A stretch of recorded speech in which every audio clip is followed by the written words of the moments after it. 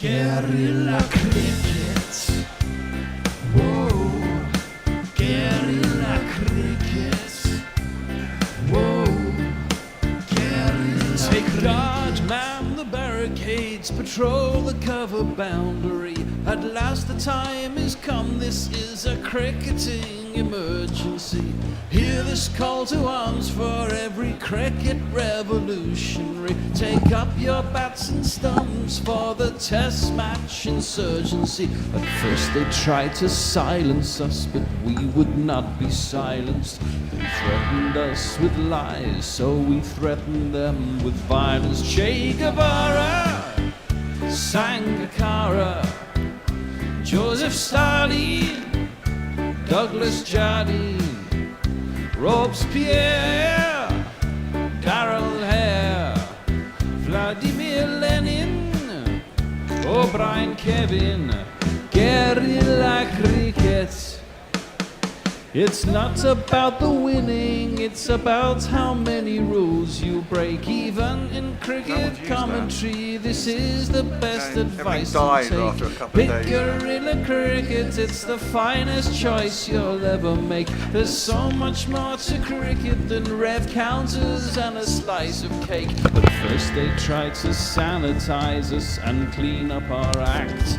But people like it filthy, and we know that for a fact. Fidel Castro, Lenny Pasco, Carlos the Jackal, Umar Akmal, Mahatma Gandhi, Grant and Andy, Brendan Behan, Austin Ian, guerrilla cricket. Stick with us, cause you know we're not the kind of thing that you see on the TV and the radio. So vive la revolution.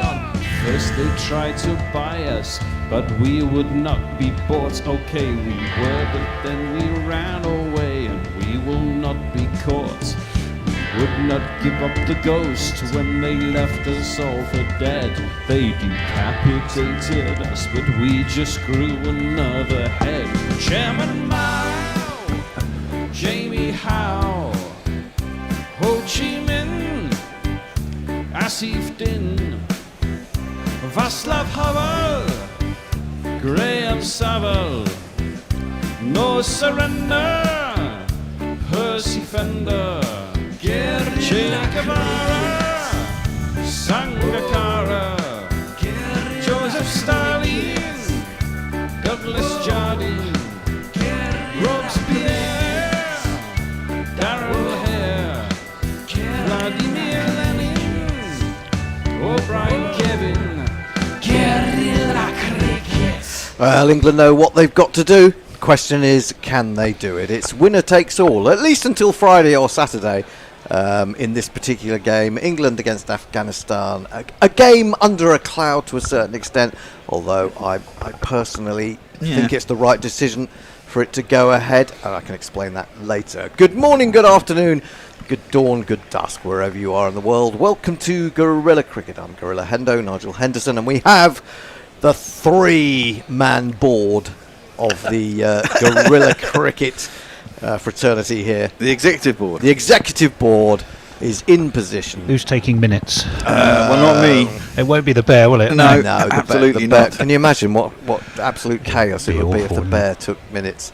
Anyway, we have England against Afghanistan. Of course, Jonathan Trott, the coach of Afghanistan, who many criticised as a one-day player, but actually has got, certainly as an average and in scores, a very good record for England in this particular form of the game. And you might even say, what would we give for a Jonathan Trott today? Well, we do have Joe Root. We do have a Joe Root. It's absolutely true. Talking of big beasts, on my left, it's none other than my personal chauffeur. It's I am. Did he arrive on time? He was. We were synced today, weren't we? We absolutely arrived. I nearly ran him over. Didn't he? Right. He literally was about to step out in the street in front of me. I thought, who's this idiot? Oh yeah. And opened the door. Okay. Well, that would have helped my back, wouldn't it? Anyway, this is Tony Bishop. It's the Bish. Hello. Hello. He will no doubt have hundreds and thousands of stats with which to regale. You've Oh, got look, there's it's a blank piece of It is at the moment a blank sheet of paper. Yeah. Ah, but it's You can't compile stats as the game goes on, Tone. Well, I suppose you can. Well, you can. Stats are but then dynamic. they're a bit late. They're a living, organic. Well, thing. they're true, They but the change all fact the that time. we've got them is probably because we've got them off the telly, which means that everyone else knows them early. Yeah, But, hey, exactly. Get your own. I'll give you a stats. stat. Go on then. I will give you a stat. Go on, quickly. England since the war, England 24 and 25 played 21, won 3. Nice. That's a bad. We only stat. lost to Afghanistan once in ODI cricket. That was in the last World Cup, I believe, though. That's correct, and it was at the and they beat us by about 60 odd runs. It was quite a decent Yes. scale of win as well. Well, the other voice you can hear is none other than the Bear himself. He's here, and he said, it's great. It's great." He said to me to be getting up, getting out here, and doing the cricket, because otherwise I'd be sitting at home doing bugger all. Absolutely. So I'm absolutely right. Well, the news is that Afghanistan have won the toss, and some people may be curious to find that they've decided to bat, which isn't something that often happens in this form of the game these days. Well, I would say that is Afghanistan's formula, isn't it? I don't think they're a big scoring side, but they bat their bowlers, and I think this is the strategy for Afghanistan. If they want to win, I think they feel less pressure trying to put runs on the board. And they back their bowlers, although they've lost Mujeeb, haven't they? But I mean, they've got a fantastic spin attack, although it's not so good in Lahore. And they haven't taken account of the other night when Australia chased down 350 and it got due with 15 overs to go, and the ball came nicely onto the bat and made it nice and easy to score. So, there's two sides to every coin. They think that's the best way for them to go, but I think I'm praying. I think England should do this thinking quite easily, but maybe that's just my eternal optimism. You're always optimistic. Anyway, we have Ready? Super chat. Oh, it's coming. Okay, go on. Do you want to do it? Oh, well, I will do. It's Jay. It's our man Jay. He says, "This is all thou getting all day, ye great fat arse mercenary bastards. Unless ye put a shower curtain with Mao as a scant-breasted Venus."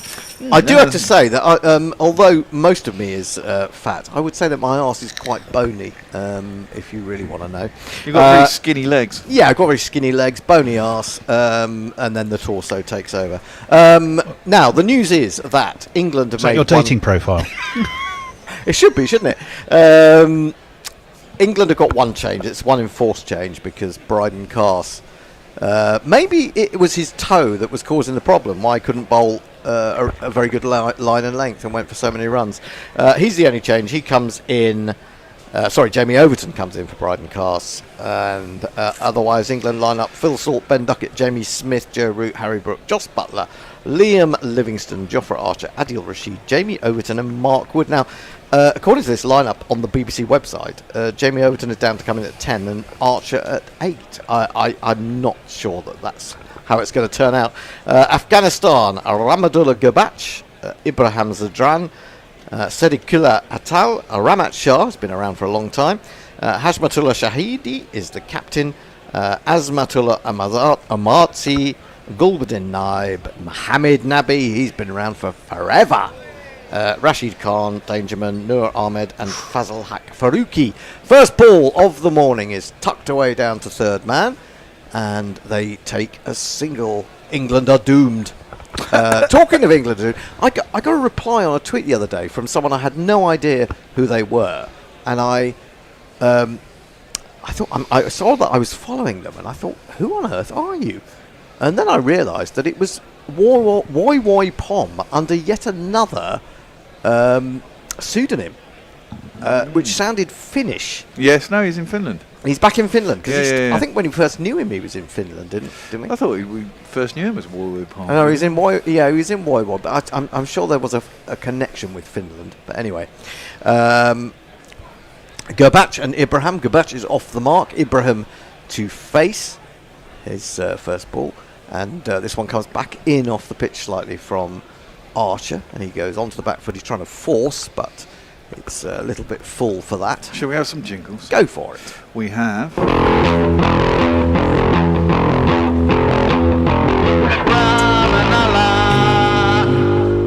your helmet, break your heart. Hotter than lava, cooler than Bogart. In your face, at your stumps, on your toes, on your mum.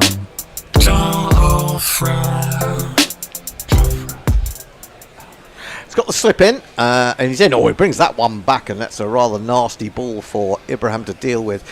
Takes the bottom hand off the bat. That wraps him on the top glove. He was flinching a little bit, turning away from it. And I suppose, you know, you're looking at this England team, and you've seen how the pace bowlers have been treated, which is, you know, not just in this game, not just in this tournament, but of course in the India series beforehand. And you wonder, oh, we're still going with pace, but perhaps against Afghanistan it is the right way to go because they're not used to it, are they? Outside the off stump, stroked into the offside. Joe Root takes it on the bounce. Do you have our last jingle? No run. Last jingle. Bow down, fool. Ibrahim zadran. Worship at his feet. Ibrahim zadran. Prostrate yourself. Oh, good one. Ibrahim zadran. He'd probably be an easy with idolatry. Say it again. Ibrahim zadran.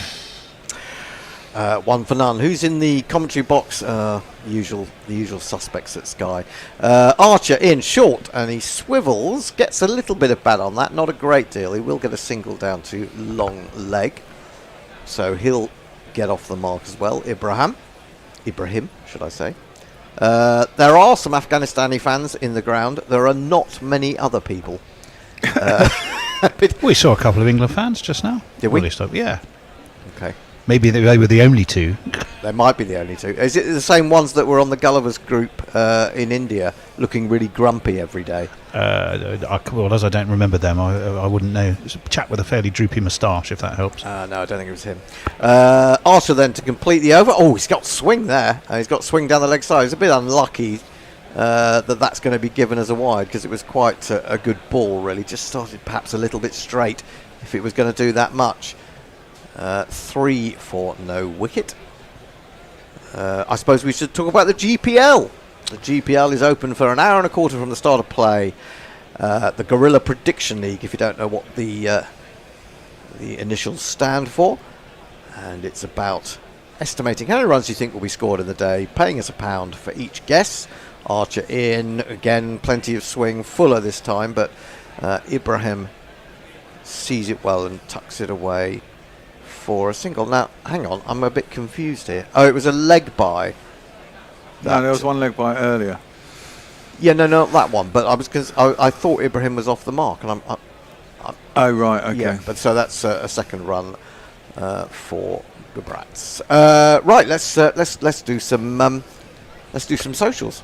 We can certainly do that for you. You already said hello to Jay, but plenty of other people. Mr. Handjob of Melbourne has said first and likely best. I think he's talking about his message. Brian in Brisbane.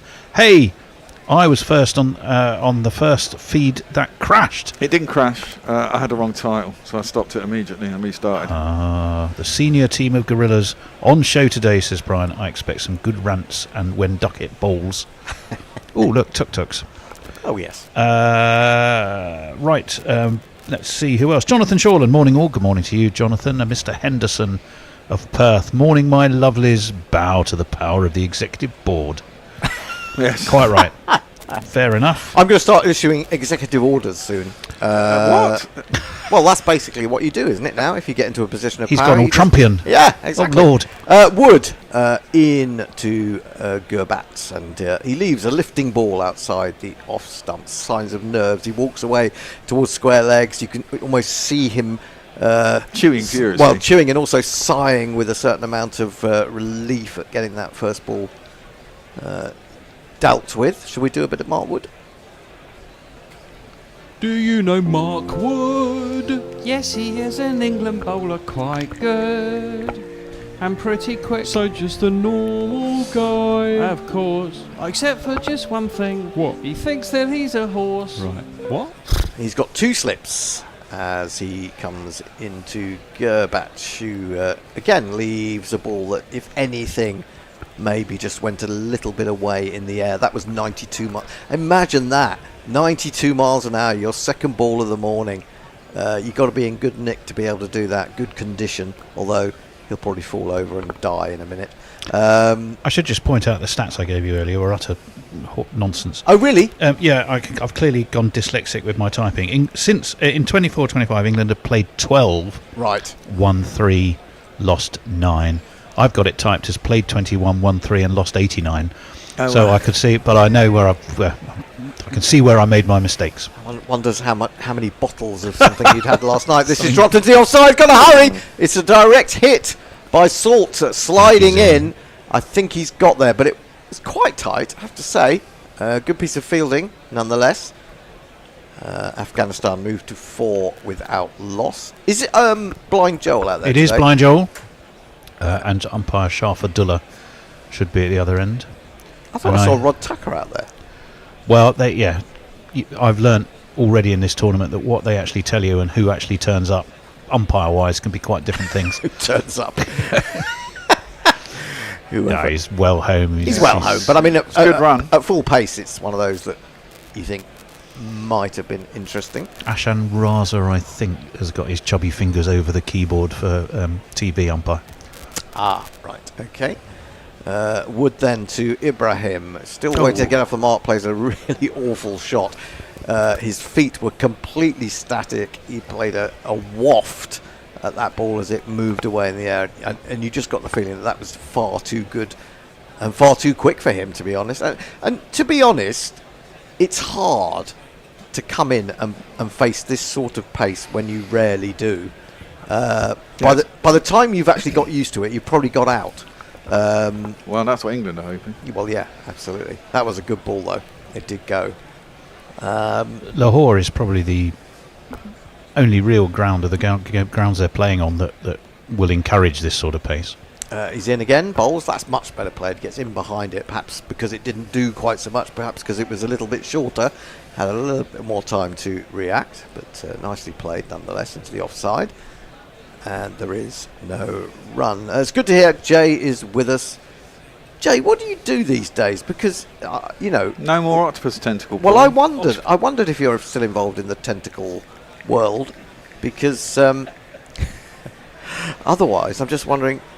I mean, I'm quite easy with the idea that the tentacle porn world is supporting guerrilla cricket financially. I think that's a good redistribution of monies. Onto the back foot goes Ibrahim, plays that nicely into the offside, Salt fields, and that's a good over from Wood. Just a single from it. Afghanistan 5 for no wicket.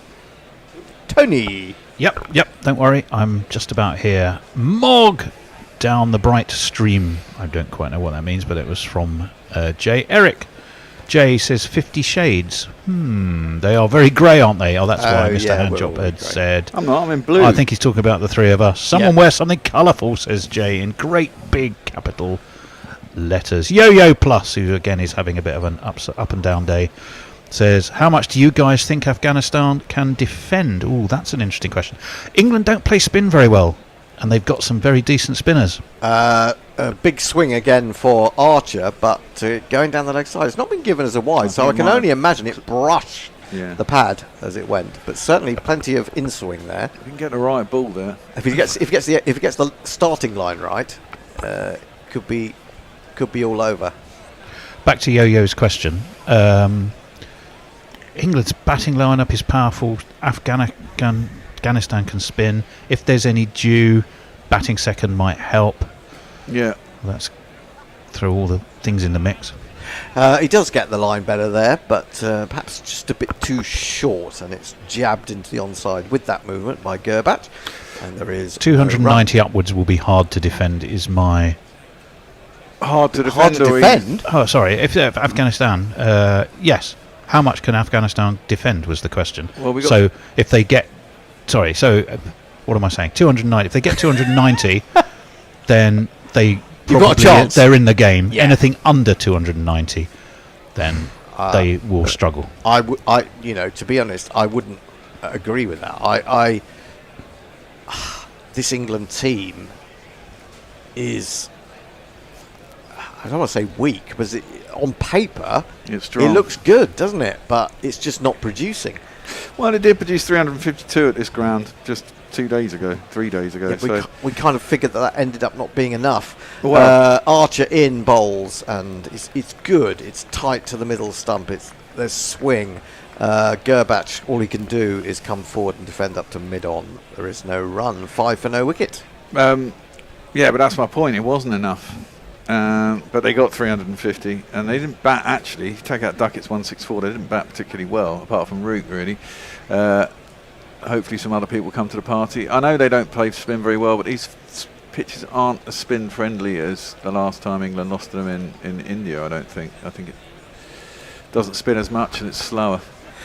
He's in again, and he's helped that on its way. He's picked it up really well. Good work by Adil Rashid down at long leg, diving away. They're coming back for the second, and he probably thought Gurbach, that's going for 4. But credit to him, because he made sure that he picked up the second, even so. It's not necessarily the worst way to play Archer. If he is getting that in swing, he needs to put it in the mind of the batsman that he can get one to go the other way as well, really. If he does line that up and he doesn't quite get the line right, Archer, then he can just pick the ball up with that swing. 7 for no wicket. Archer has conceded 5 runs from his 10 balls so far. Just the one slip. Man comes up inside the circle. It looks like a short third man.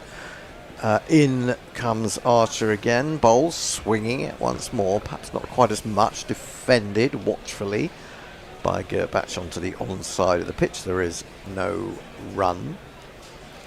He used to have one that goes away as well. Why isn't he using it? Well, yeah, maybe he will.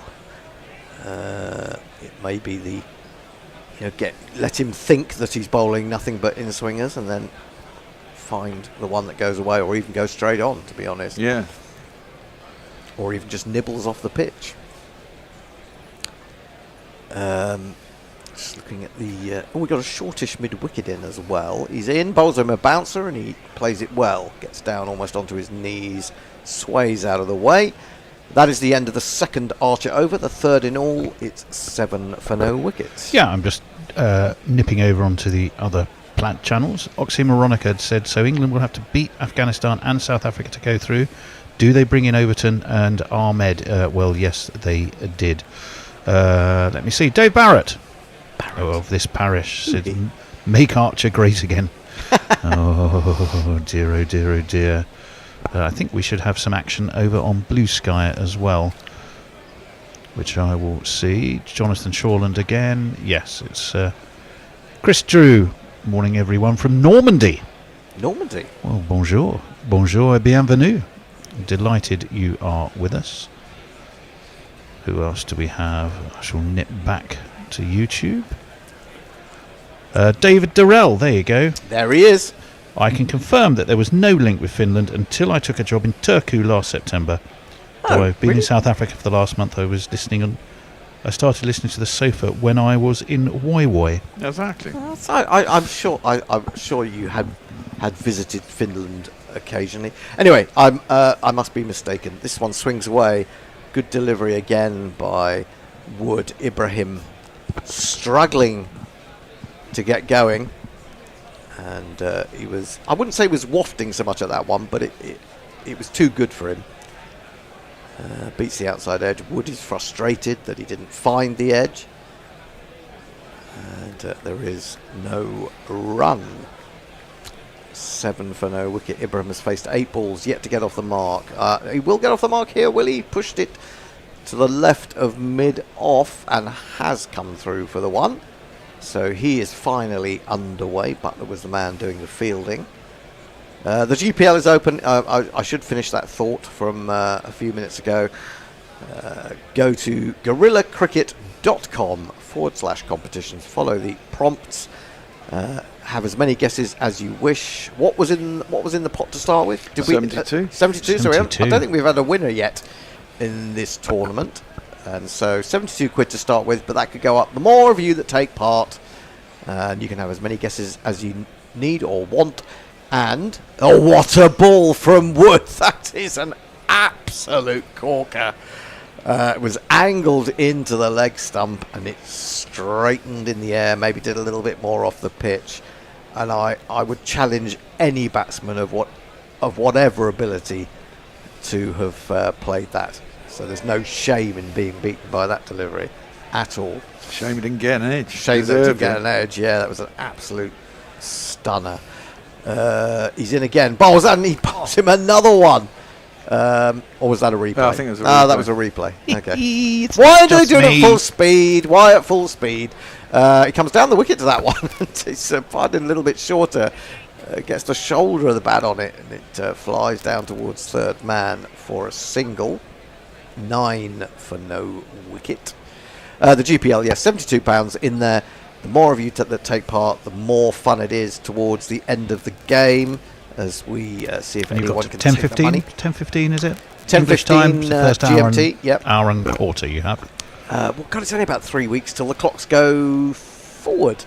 Spring forwards, fall back. That's right, that's right. It's the end of March, isn't Summer. Well, it's about the 20-something, isn't it? 21st, 24th, it? Last weekend of March, basically, I think it is. is it? Well, all right, it's a month away. Okay. Wood in again to Ibrahim. He bowls a short one. He fends it down well, actually. Would have been catchable by a sort of fine gully, but there wasn't a fine gully, and he gets a fine single down to third man. He goes to 2. Gurbach has 6, and Afghanistan, having chosen to bat, are 10 for no wicket. 1 ball remaining in the 4th over. Oh, no, a lot of silence here. Everyone's just taking in the atmosphere and the I suppose all the things that can go wrong for England. I was admiring the new, I think that a lot of that, the rebuild of Lahore's stadium, which they've spent a lot of money on. It looks fabulous. And will Pakistan get to play a game there? I'm not sure. This is turned away off his legs. I'm pretty. Almost every run so far has come behind the wicket. I think there's been 1 in front of square. That's not necessarily surprising when you consider the pace that these 2 bowl at. That's the end of the 4th over. Wood has gone for 4 from his 2. It's 11 for none. Nick Vickers says, morning everyone, what a lineup. With the Bear, Hendo and the Bishop at the helm, can we get a flurry of early wickets? Well, not so far, Nick, I'm sorry. Jay Grover is offering to lend Mog some shirts, but says I'm ducket sized, which Mr. Handjob in Melbourne says fucking tiny. Eric J, morning Eric, says improve the nut run rate. That's either a typo or something else. Well, we've got a wicket. Wow. Finally, well, I say finally, we're only into the 5th over. Gurbach has done an England, really. He's dragged Archer onto the stumps. Wasn't easy to see because I wasn't 100% sure it was out initially because he was blocking the stumps. You couldn't see the bails had come off. But the fact that he stood there with his head down kind of suggested that was probably out. That was a little bit unlucky. Inside edge, back onto pad, and then to the agony of some poor Afghani fan, he's gone, I'm afraid. The crowd says, the crowd says, the crowd says you. Super Chat Cash, Super Chat Cash, Super Chat Cash.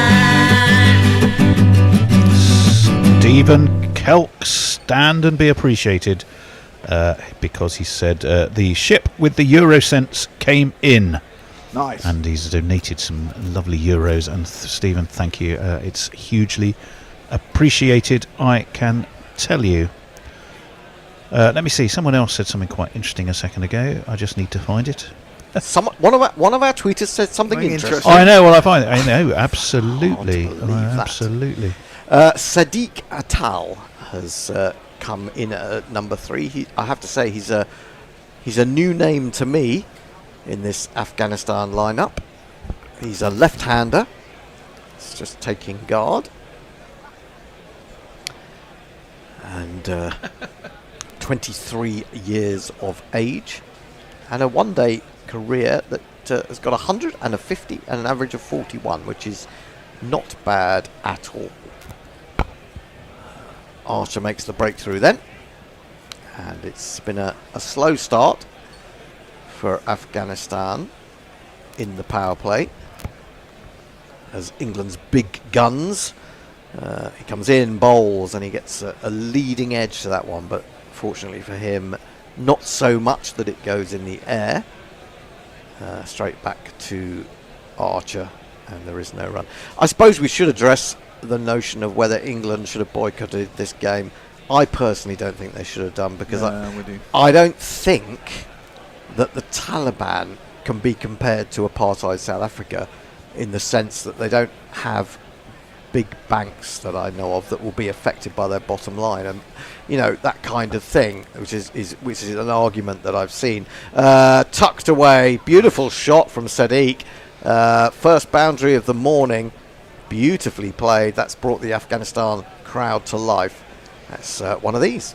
4 on the floor, and one more 4 than the 4 before. That's what 4's are for, to get funky on the dance floor. I mean, you could be super cynical and say that if England had boycotted this game, they'd be out of the tournament now. Well, they would be. And you could argue that they, that having to play South Africa and Australia, they kind of knew that might be the problems. They need to get a win against Afghanistan, but Archer in bowls, turns him around this time. It goes out into the offside. A rather acrobatic but unnecessary stop. Well, the stop's not unnecessary, but the acrobats were. Let's have a jingle. Let's have a jingle. Oh, look, it's Eddie Cooler outside. He's just a reserve, but he might play anyhow. Well, he is doing all those playing. things.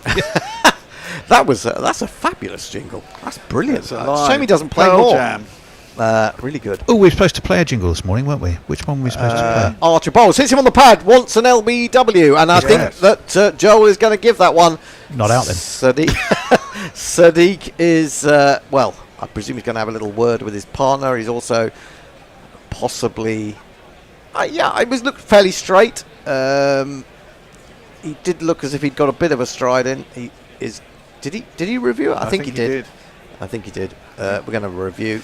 Well, let's have a jingle for a review. Absolutely. It's one of these. No, it's not. It's one of these. Better out than in, better in than out. Better out than in, better in than out. In, out, shake it all about. I think that hit in line. I think I it hit think in he line did. with about leg stump was going on to hit middle and leg pretty low. Yeah, I go along with that. Do you have pretty the what's the word? Moral victory jingle that Mog sent. That was the one. That was the one. People have paid good money for that. Moral victory's a cray. England can't win shit, so it's all they can attain. People paid money for the English moral victory jingle. Well, And there it was. there is a sign of activity on the ultra edge, but I suspect that is the bat hitting the pad. I'm not sure. It may ultimately have hit the bat, but after it's hit the pad, I would argue they're looking at it over and over again, though. I don't know. It's When you see it from side on, it looks completely different, doesn't it? Well, I From think front that, on. no, I That's think that, behind the pad, though, isn't it? no. Well, it's not actually when the ball comes past it, but I think he's hit the pad and Well, review Review lost. lost. He's out. Middle Yeah. stump. That's hitting about 3/4 of the way up. So I- second wicket for Archer. I have to say after this jingle. Another one bites the dust.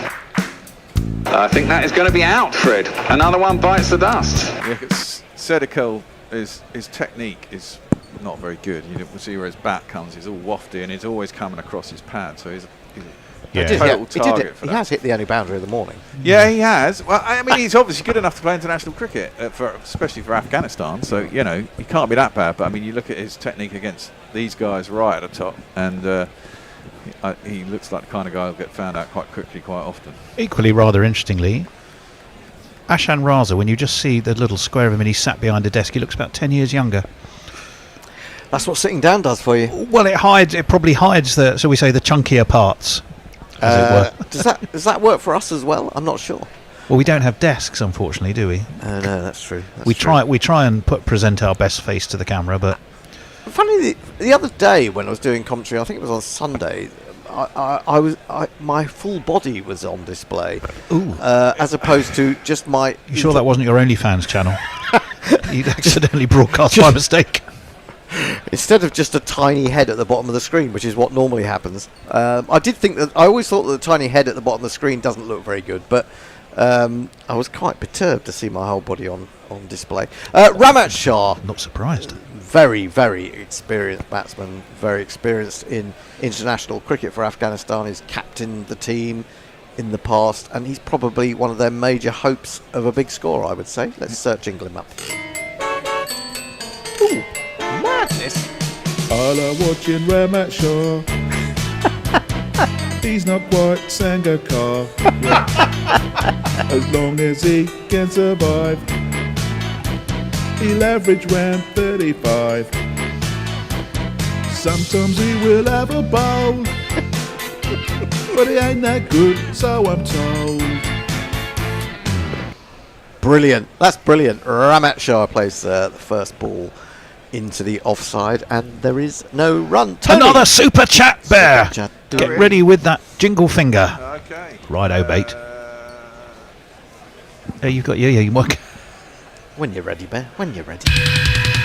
Super chat! A super chat from a huge YouTube hero. They're awesome and smart and they're playing their part. Super chat, super chat, super chat! It's Jay Grover. Who he? Generously donated money. Please, no real world. I think we might have mentioned something. No that we real shouldn't world. have I presume that's about the band. Yeah, I think so. Chat.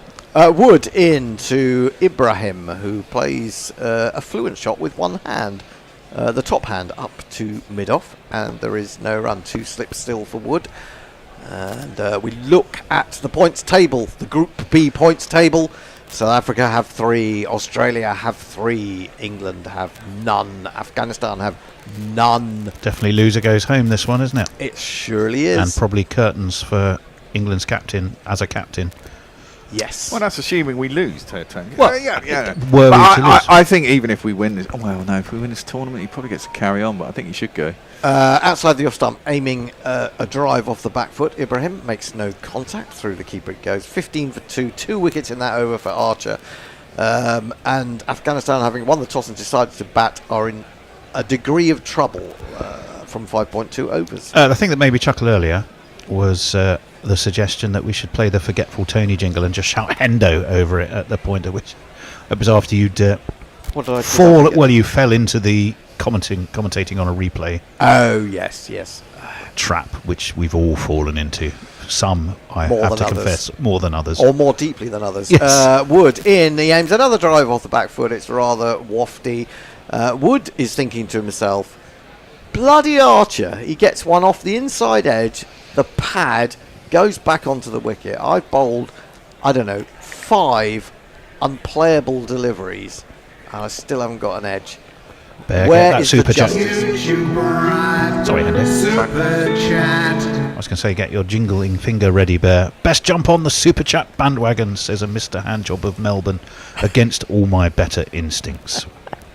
Well, he has, and your thank instincts you are so good, much. Mark. They're Your instincts brilliant are good. instincts. We love them. I do like the name. It sounds like something out of Mr. Handjob of Melbourne. He's one of these- Wood in again, gets an inside edge onto pad, loops up, but doesn't loop as far as the slips. Mr. Tickle, Mr. Bouncy, and Mr. Handjob.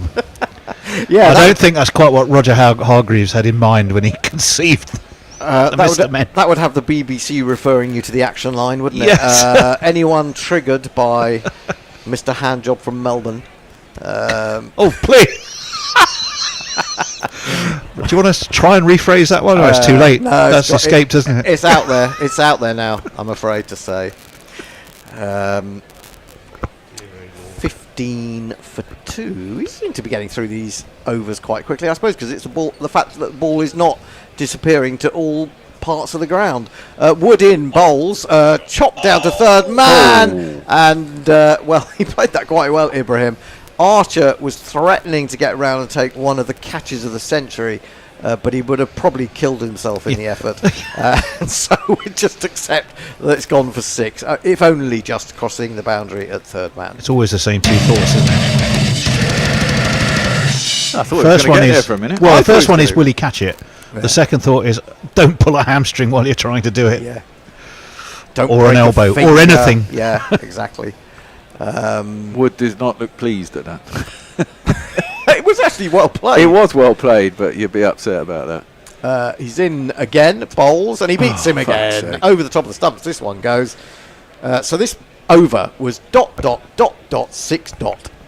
21 for 2 from 6. Ibrahim at 8. Ramat yet to go off the Loads mark. to catch up on. Jay Grover says, I'm going to send Nigel the things to reject from my inbox.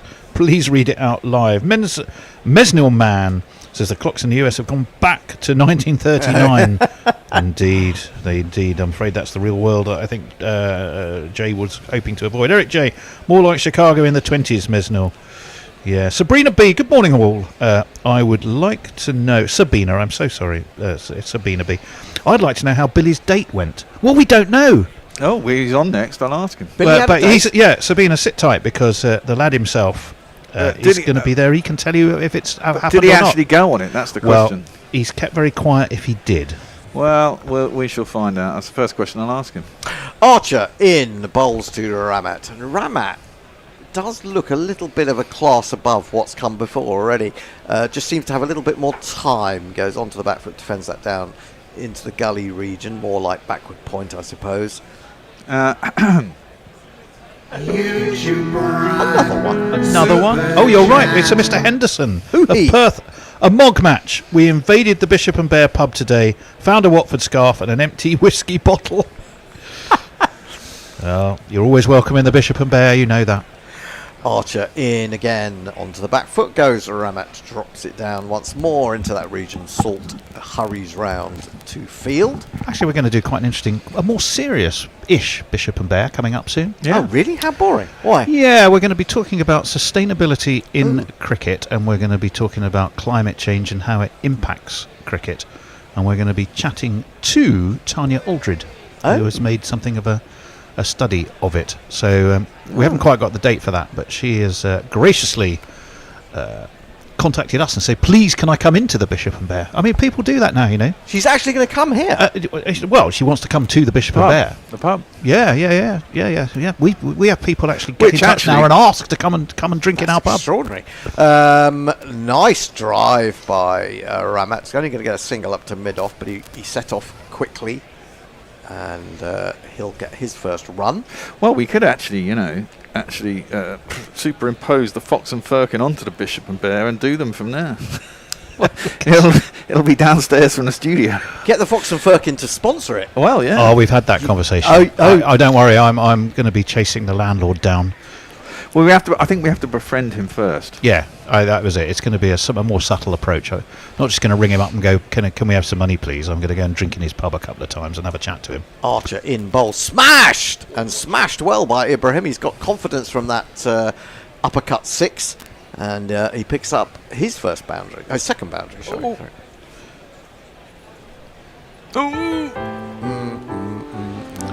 Bear. Super chat cash, super chat cash, super chat cash. The estimable artist extraordinaire Hombre Nuevo has kindly generated some English pounds. Morning, wonderful GC. How did my GPL do yesterday? What a twat, laughing face. I did notice that yesterday. 500, a couple of 500s they were picked. Archer in bowls, lovely drive. Oh my word, Ibrahim has suddenly stepped up. That's the best shot of the lot. Down the ground, straight of mid-off, on the up. Beautiful stuff. 30 for 2 suddenly. That was a lovely shot. That really was beautifully timed. It was in the air slightly for a little while, but it was perfectly safe. But gorgeously timed. I would say to Hombre Nuevo, the good news is that he was the closest of all the entrants. Yeah. You don't get anything in this game for not being on the nose. Bouncer from Archer in response, and Ibrahim ducks under that. He's suddenly gone to 16 from 19. He's gone 6-4-4 from his last 3 balls. Well, now last 4 balls. That's the end of the over. Archer's finished 4. He has figures of 2 for 18. Afghanistan up to 7. Right, Are it's 30 for 2. All happening. Jamal the Statsman. Australia need England to go big to make Afghanistan to be better when Australia play them. Sabina B, says Stephen Kelk. Sabina B. Was that the date with Kieran Roseblade's cousin? Yeah, that's the one we're all keen to know any feedback on. But I don't know if he actually accepted it. I don't think he did. We don't think he did, but we'll find out. The lad himself is going to be on very soon. Let me see. Jay Grover, Jamal the Statsman's restless, irritable and drunk. Hope thou well, lad. Okay, not quite sure about the Super to Who. If you mentioned anything of cricket, then I'm going to say badly. I think I'm jumping into the middle of a few conversations here. Played off the front foot down towards backward point. Good piece of fielding, diving away to his left by Salt, I think. Ramat, just a single to his name so far. No, it's Brook, actually. And Brook, a man who needs some runs. Just going through a little bit of a bad patch. But as I've said, I'd rather he went through a bad patch now than in the summer or next winter. There's poor Rayan Ahmed. I was absolutely serious last night in put him at 3 as a pinch hitter. Why not? Get the lad in the side. Although I typed it as Rehab Ahmed. Rehab, well, yes. He might need to go to it after the fact that he said no. He's been traipsing around the world getting no cricket. This one goes off the outside edge down to third man. For a single. I did think that was really odd, didn't it? They took him to India, didn't have him in this squad, and didn't play him in a single game. It's like, what was the point of that? You know. Well, this is whatever else you say about Brendan McCullum, and whether you agree with the approach that he's sort of asking England to have, I do think that some players under his watch get treated like dirt. Yes, absolutely.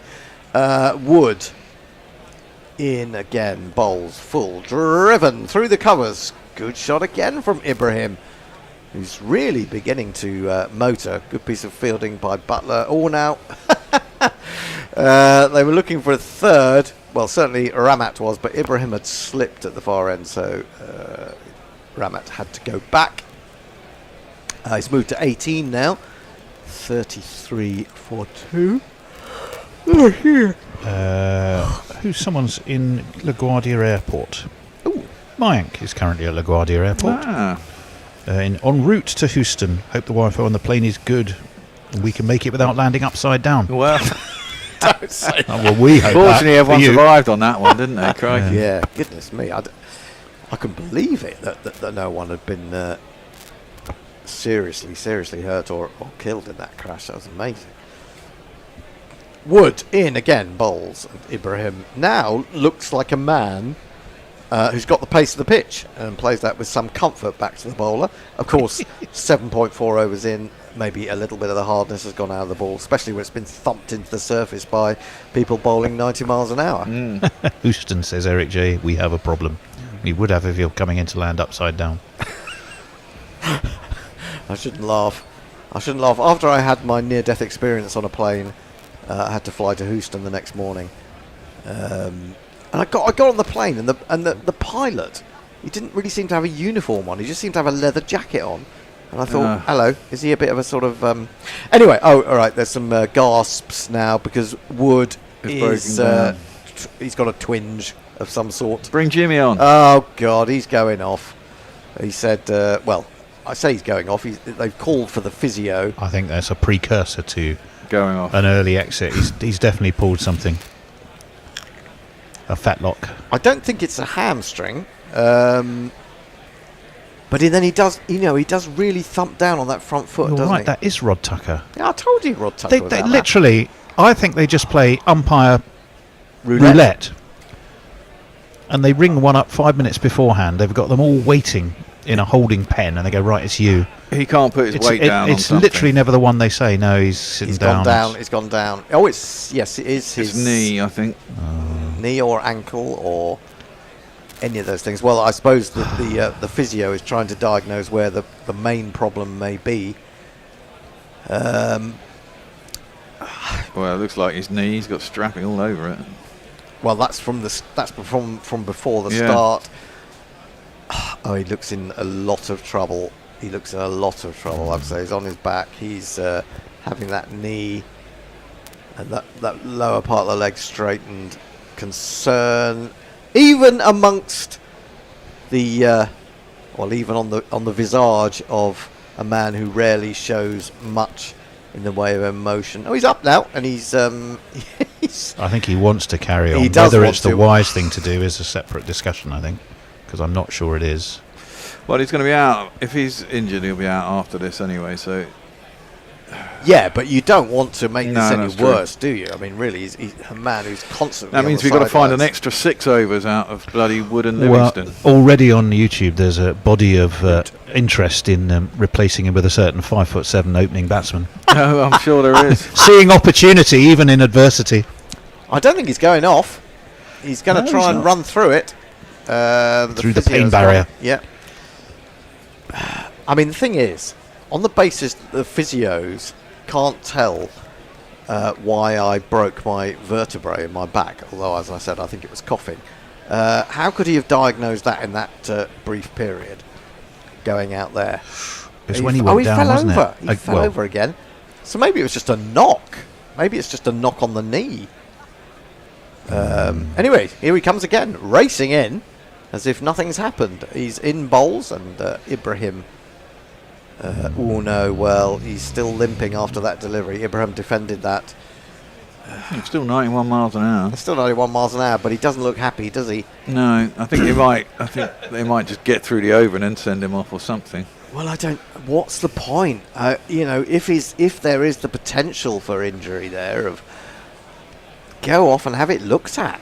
It's that front knee. More It's the way he seriously. braces it, isn't it? I mean, he puts everything through that front knee. Oh God, I mean, he does come down on it. They talk about the brace front knee and how important it is to bowling, but it also is He's gone down trouble again. for injury. He's driven up to mid-off. They come through for a single, but again he's fallen over. Falling over, though, isn't necessarily doesn't help. indicative of anything. Well, also, in regards to it's not Wood. going to help if you've got a dodgy knee, does it? Not really, I suppose. It's the end of the over. 4 runs from it. Let's have some tweets. Well, there's loads of them again. Nick Vickers says, time to give the bearer bowl, show the IPL what they're missing. Absolutely. Although I think quite I've got a bit of right. RSI in my left elbow. Yes, let me see. Ray the Real World, says Nick Vickers. I'd like to say hats off to Mohammed Nabi and Rashid Khan for speaking out in December against the Taliban's decision to ban women from training as doctors. Cricket can play a role. Yes, it certainly can, and I would heartily agree with you. do you think Nick it can play? on I don't that. think that cricket can play a role, particularly with the Taliban. I think there has to be. These are not reasonable people. No, they really aren't reasonable. You can't. You can't have a logical conversation with these people. Wood is going off. He's limping. He's just jumped over the fence at. Oh no, it's Fence at the. I'd say fence. It's not a fence, of course, is it? It's just a sponge. Defended up to mid-on. Ibrahim 19 not out. Archer continuing into a 5th over. Tony. right. Well, I was just looking for something because I was going to say morning to Hattie, who I believe is in Coventry. I saw something fly by me a while ago, and I didn't want to ignore that hello on another channel, but I'm struggling to find it now. But Hattie, if you're in Coventry and if you did send something that I missed, hello and welcome, and we're glad you're with us. Indeed we are. Archer into Ibrahim, who plays this quite nicely. Lets the ball come to him. Angles the bat down to third man. It runs. And they take another single. 35 for 2. And we're into the 9th over, of course. 10 overs in the power play when only 2 are allowed outside the 30-metre circle. I found it. A rainy day in Coventry. Nice to spend the day with GC. I'm still excited to see my name on the glory roll on YouTube. Smash the like button and subscribe. Smash the like button and subscribe. You know it's good for you. And somebody is in. I think it's our man in the waiting room there. Ah, yes. So we're going to find out. Date report. Defended by Ramat. Good ball from Archer. Straight on off stump and good length. Well, he's limping away into the dressing room. He's cooked. I mean, his demeanour is one of disappointment. Yeah.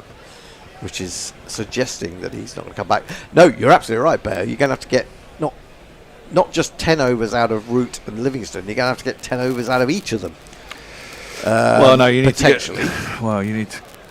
He's bowled 4, so you've got to find an extra 6 overs. That's true. Onto the back foot, nicely threaded through the offside. The ball's running as it does here at Lahore, and they'll get back for 2. And we've already got our excuse though if we lose. Yeah, absolutely. It's all because Woody went down, of course. I was saying to the Bear, I like to see a good game, whatever. The Bear was saying, how can we get them out early and, get them out for not very many. I tend to want a good game, so I'm hoping that Afghanistan get a decent total, but that England chase it down from my own perspective. However, the times that I've thought that, England have usually fucked up, and then by the end of it, I'm really enraged. He's gone for the pull shot. He's got a top edge. Will Rashid get there? Yes, he will. Ramat goes. That's an important wicket. Archer has a third. Good catch from Rashid, and Afghanistan are 37 for 3.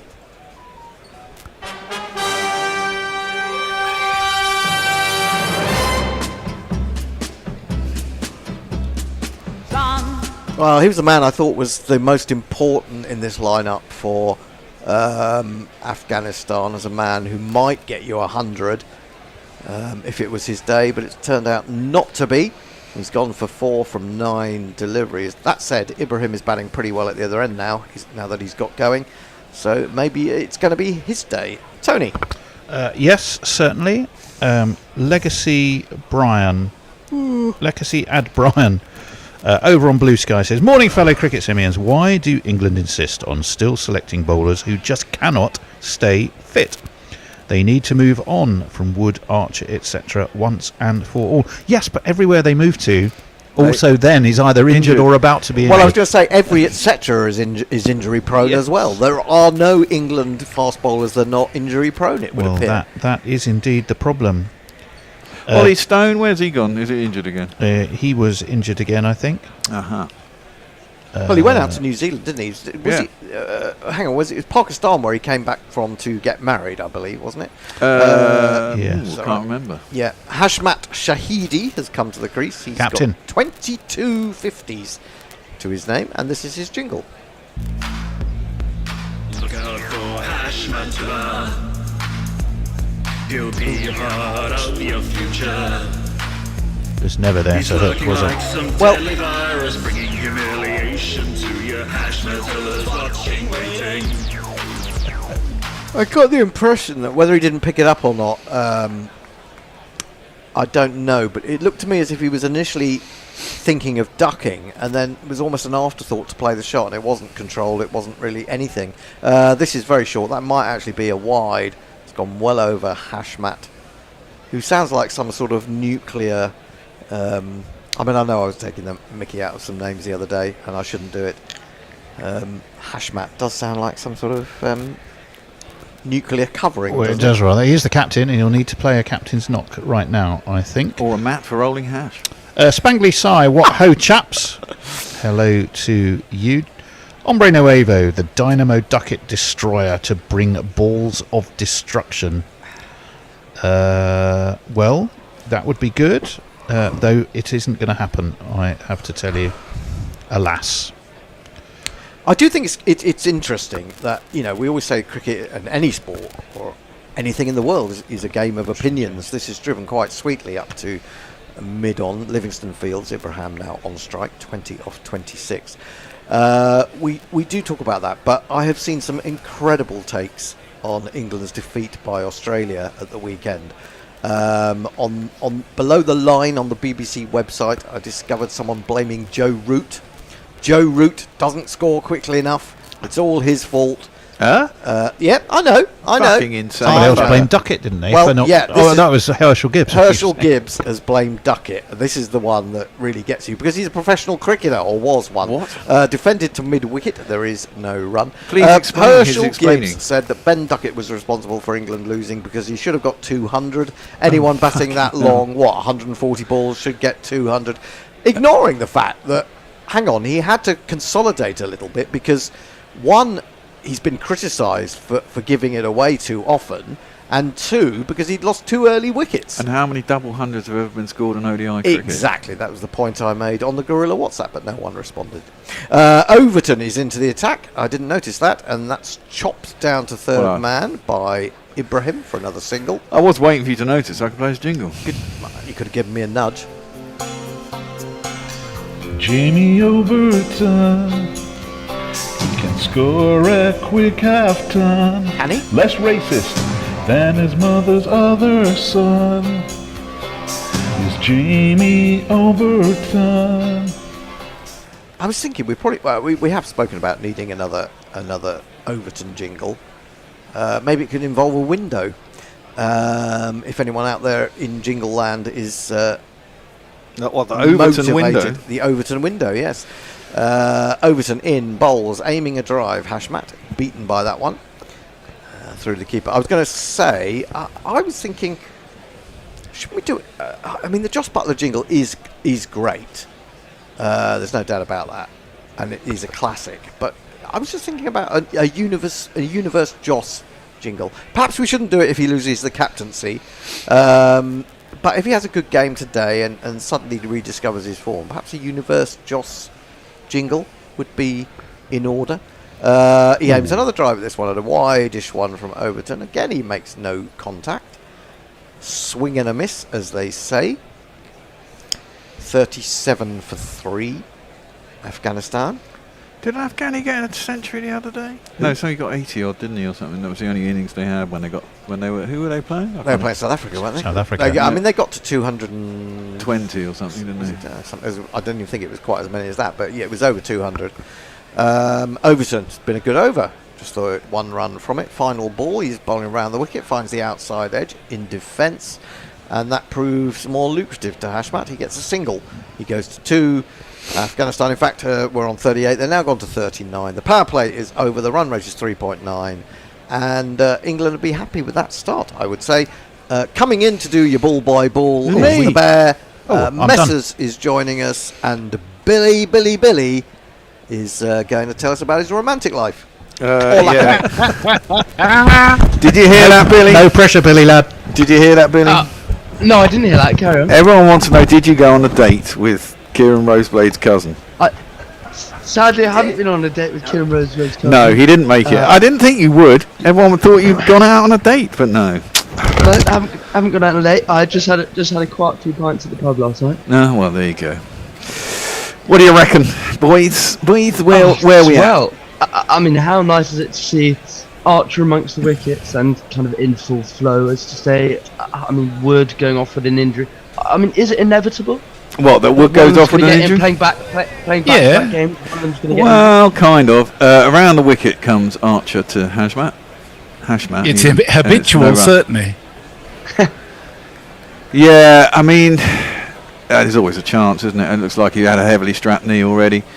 It's I guess, you know, your big name players and your big players, you want them to play the competition, don't you? I mean, there's only, you can play loads and loads of boring, meaningless bilateral ODIs, but I mean, you want these guys playing in the actual competitions, and you try and keep them on the pitch as long as you can, I guess.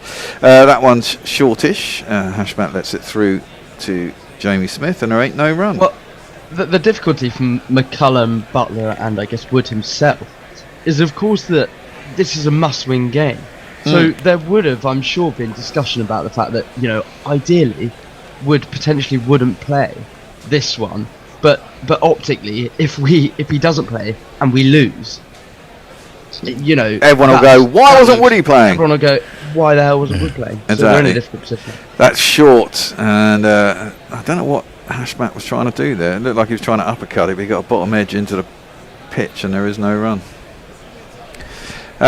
Yeah, you're dead right. I mean, I guess the pace attack, they're the experienced guys. You know, both of them won the World Cup. You know, you want them both in your side, don't you? But Jamie Overton is a pretty decent replacement for Brian Cast. He's basically out of the competition with what looks like a nasty blister on his toes. Goes back, gets squared up a bit. Hashmat defends it back to the bowler, and there is no run. Yeah, I did quite enjoy you know, it's funny when they say the word blister. Lots of people would just think it'll be, oh, you know, why the hell? I can't remember who I was on commentary with, but you know, they're saying, oh, he can't be out of the tournament with a blister. That's ridiculous. But of course, it's not going to be a blister. It'll be some enormous hole in his toe. Hole in his toe. Yeah. Well, it does sound like he needs stitches and all sorts of shit. Well, if that's the case, then yeah, that's fair enough. You're not going to be able to put any weight on it, and you're never going to bowl properly with it. Short again from Archer. Hashmat again drops down onto his knees, lets that through. It's been given as a wide, actually, that one. I think you're missing the important question, though. That is, why can't they give Jofra Archer trousers that are long enough for him? It's quite an interesting one, isn't it? He does have very long legs, one presumes. And unless they especially make some. You think they could tailor them a bit? You'd think so. Maybe he likes it like that. He's trendy. Yeah, maybe he just wants to get a bit of air. Yeah. Yeah, which is nice. Likes his high top trousers. He's around the wickets. Squares up Hashmat once again, and there is no run. England have got a slip in at the moment. We haven't seen too much movement as such, if any, really. They've left a nice little gap at kind of the extra cover, which teams so often do to try and entice the drive and maybe get an edge to that waiting slip.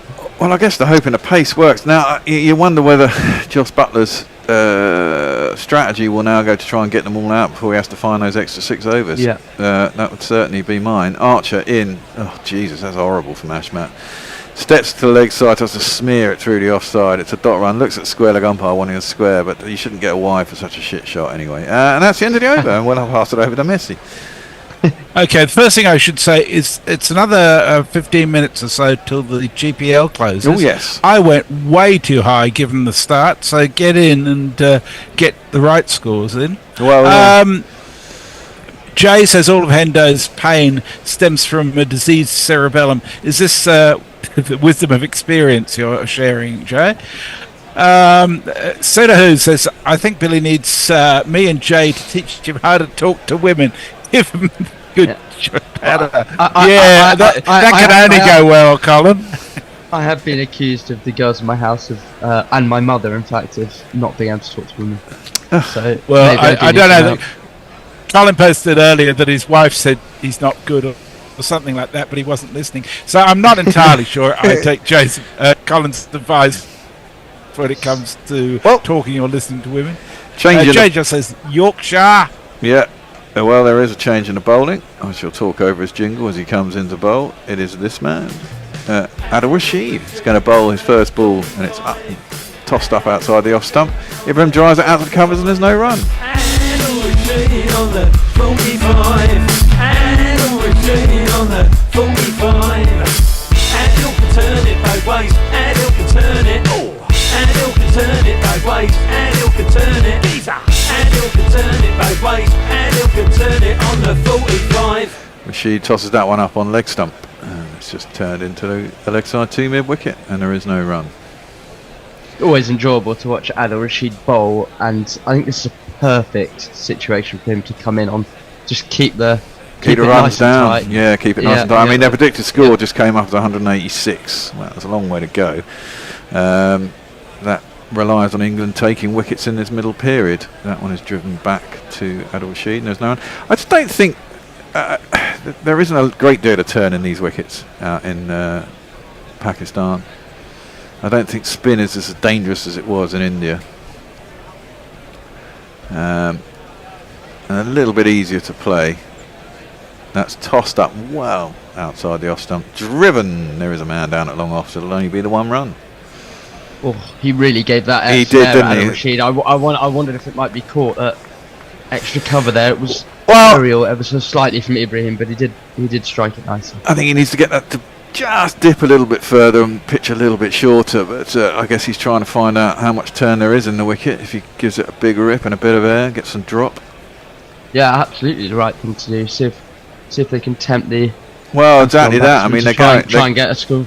They're going nowhere fast, are they? That one, standard leg spinner, comes in a little bit. It's a bit flatter, and it's defended by Hashmat. I do find it almost mesmerising watching a decent leg spinner bowl. I mean, I don't really know what it was like to watch Shane Warne bowl, but if watching Adil Rashid's this enjoyable. Well, it depends. We were on the other side when Shane Warne was bowling. If that's played up towards long on and there is a single. There were times when Shane Warne would come on, you go, shit, this is over. And you well, we can ask Messrs how, watching Shane Warne bowl, was it completely mesmerising? Was it? Most of the time. There were times when it was just flat and he just bowled and bowled and bowled without much luck. But he always had something. As Nathan Lyons says, he wasn't just bowling, he was actually trying to bowl every single ball. And that's what makes it interesting. Alana King's like that. I can't stop watching her bowl. She's just great. I mean, you knew when Shane Warne was on one, you kind of knew it. And you could see, especially playing against England, that the players didn't know what was going on, and he just had that ability to completely go through England. And he had such big rip. He used to go fucking miles. And he had the Zuda, the one that goes on, and that was the one that always got England batsmen. He'd endless LBWs. Overton around the wicket, cut out again from Ashman. He's barely laid a bat on ball so far, 2 off 13, and could have been out about 5 times, edging through the keeper. Somehow managed not to get a thin edge through.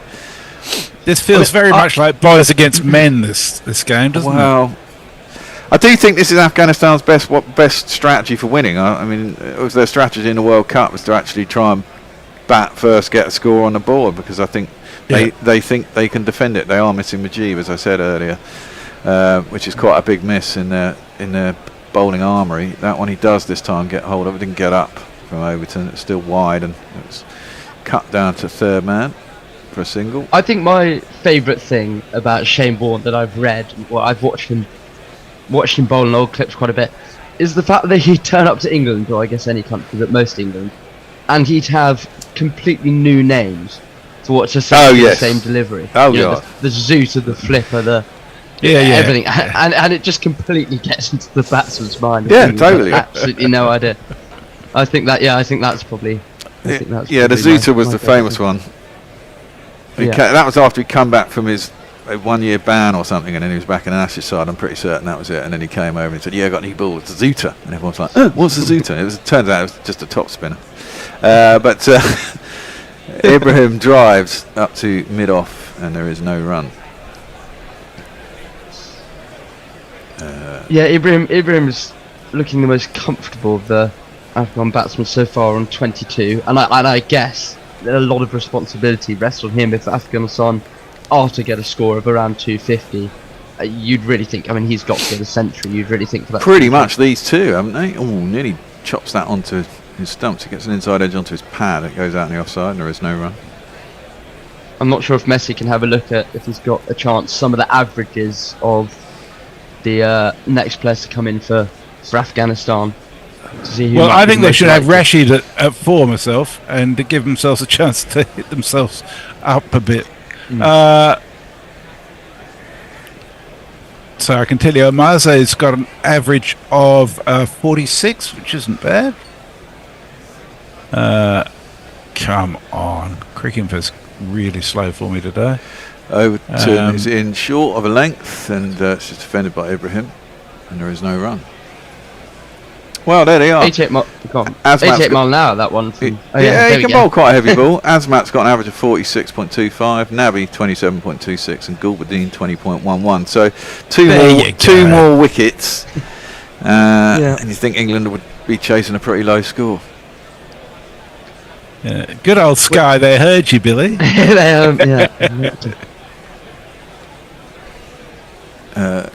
Ibrahim facing up, Overton in again, an attempted cut, and again it just beats the outside edge.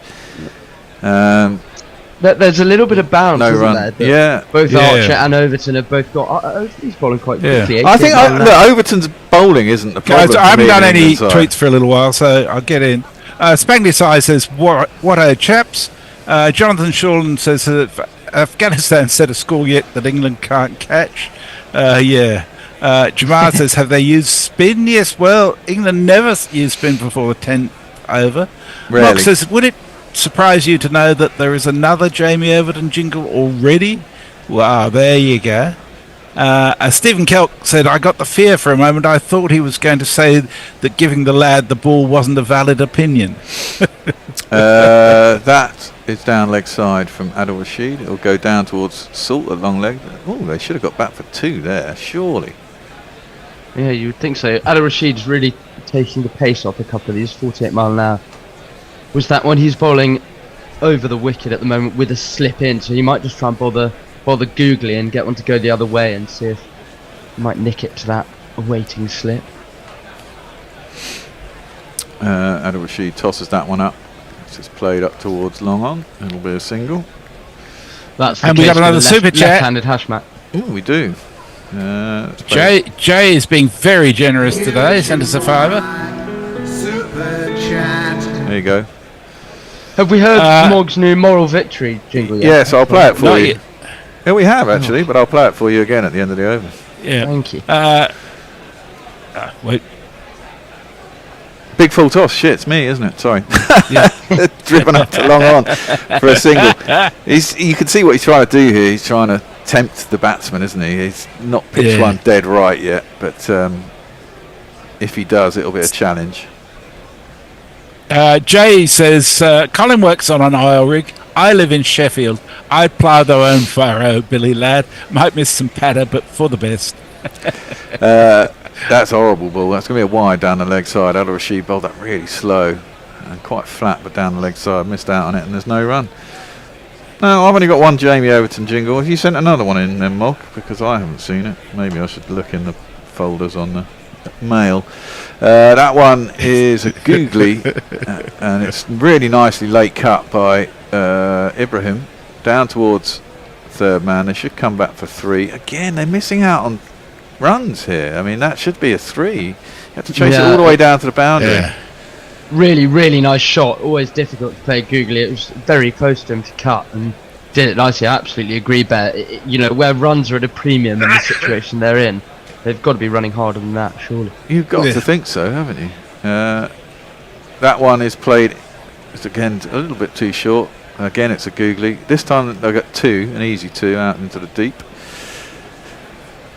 Yeah, he's just lacked control in this over, really. Adil Rashid is bowling, as you say, a little bit too short. He's gone for 7 from it, so 8 including the wide, which for Adil Rashid is actually quite a lot.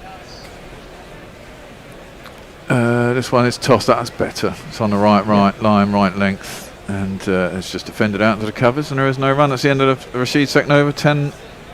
That was quite expensive. 9 off that. So Richard Purvis has got a rhyming couplet to explain Jofra's short pants. He says Jofra likes the wind on his shin because he's faster than any bowler has ever been. Jamar the Statsman says, will they go spin both ends?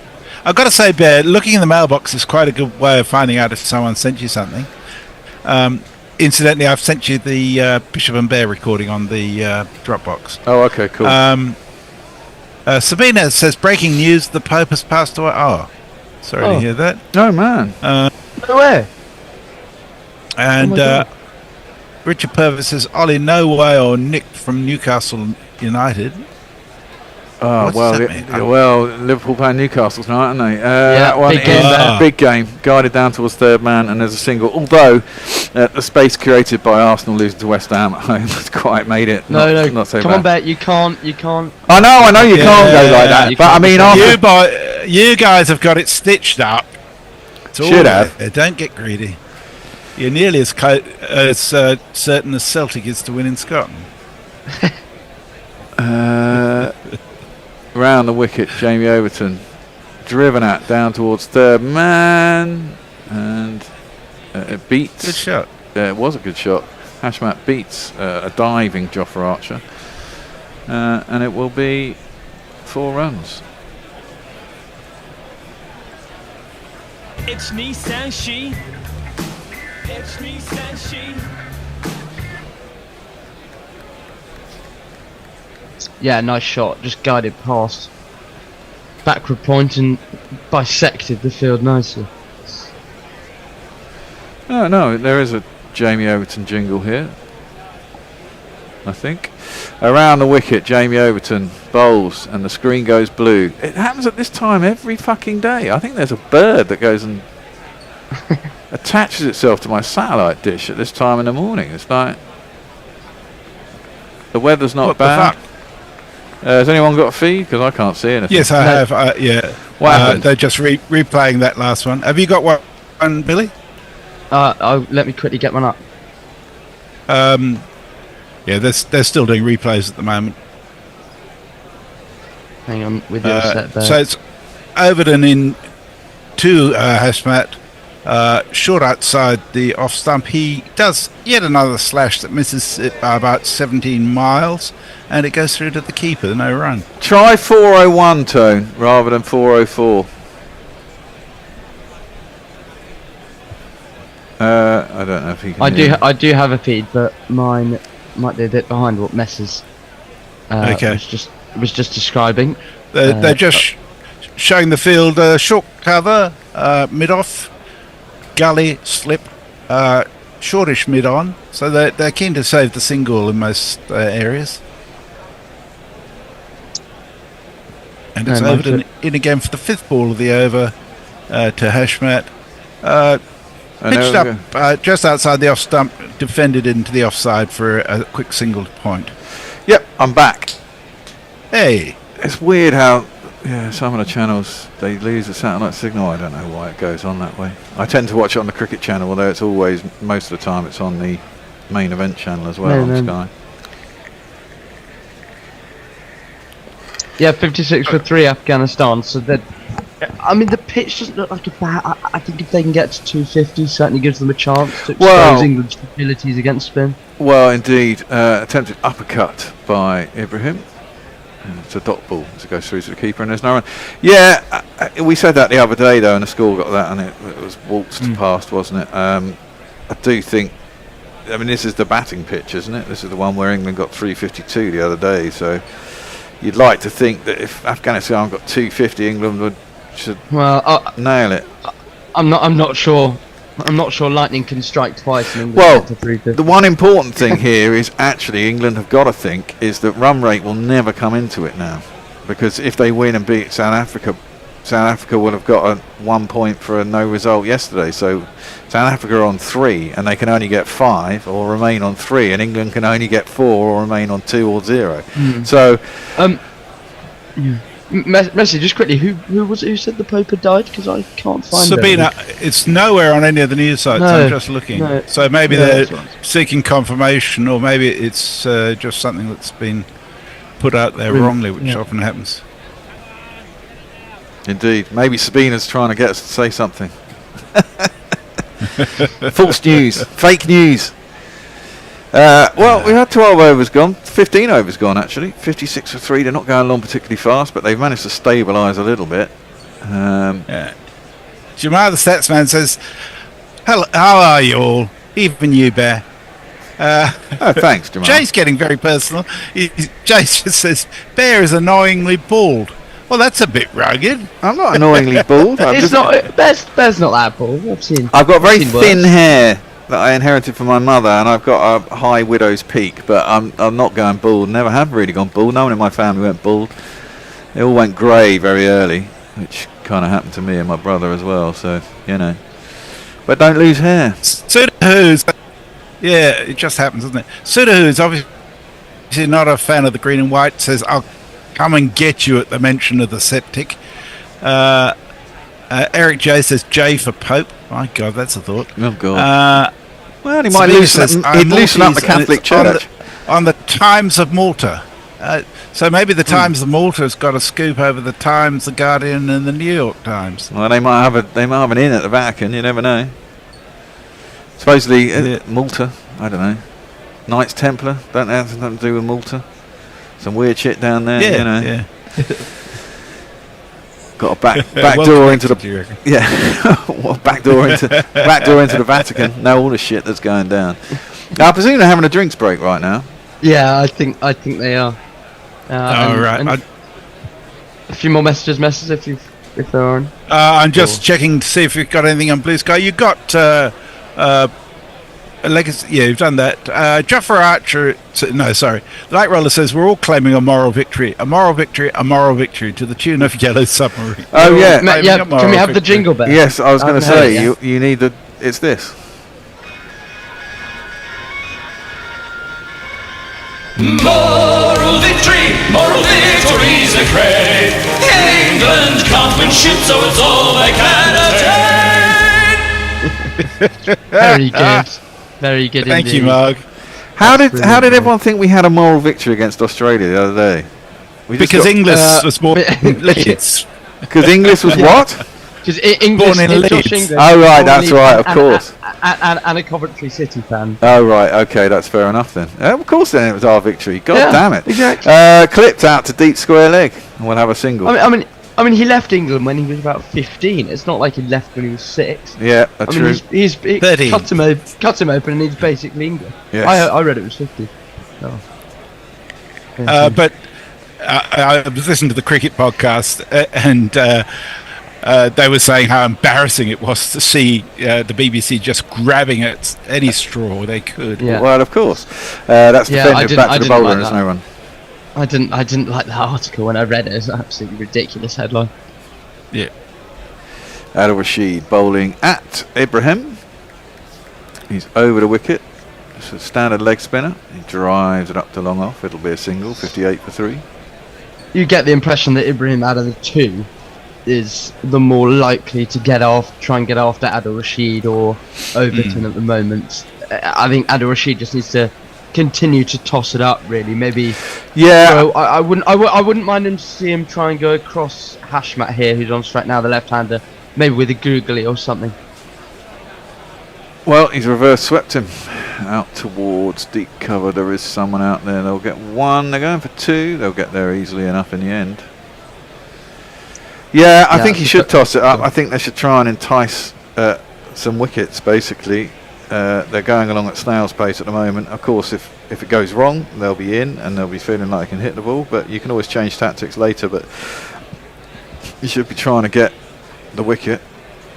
Yeah, and of course with Mark Woods off injured and we'd think won't come back onto bowl, it's more and more imperative that England really need to be bowling Afghanistan out. Exactly. That's clipped into the leg side, only as far as mid wicket. They don't get a single that time.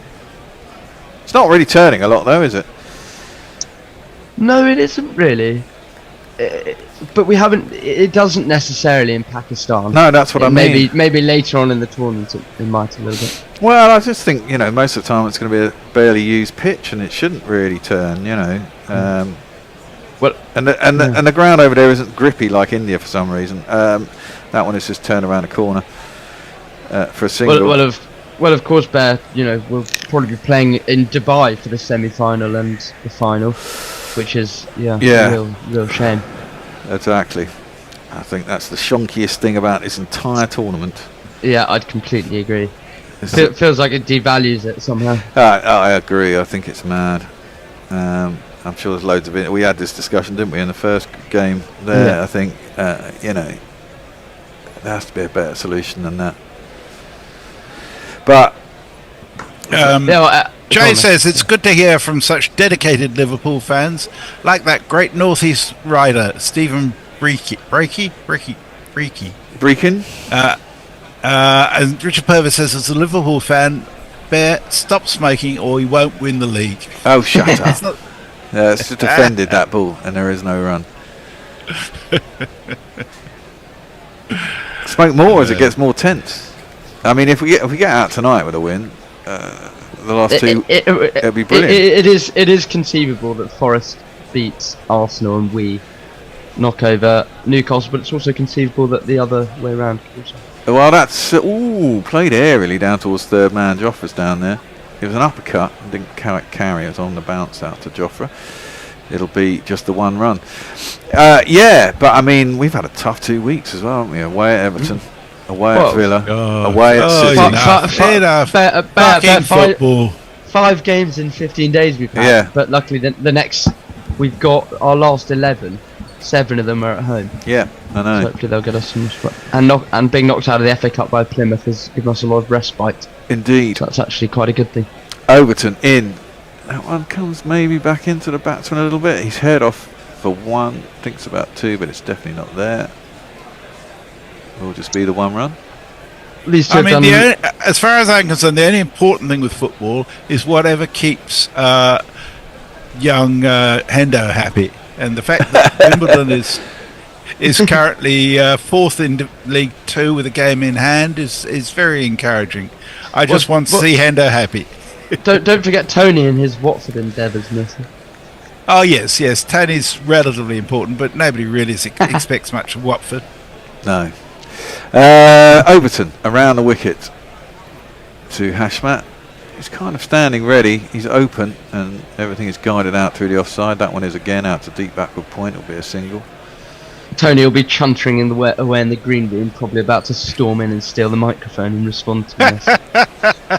He knows Watford aren't very good. Hey, well, I heard some barking just then, even though I've got headphones on. So he's not. He's unhappy with that. We have Watford have been in the Premier League recently. Yeah, they probably do a better. They do a better job than Southampton. Yeah, who are threatening Derby's record. They are kind of they're a bit one of the yo-yo-y type teams. That's crashed into the offside. Good shot by Hashmat, but straight to the man out of deep point. So it'll only be one run.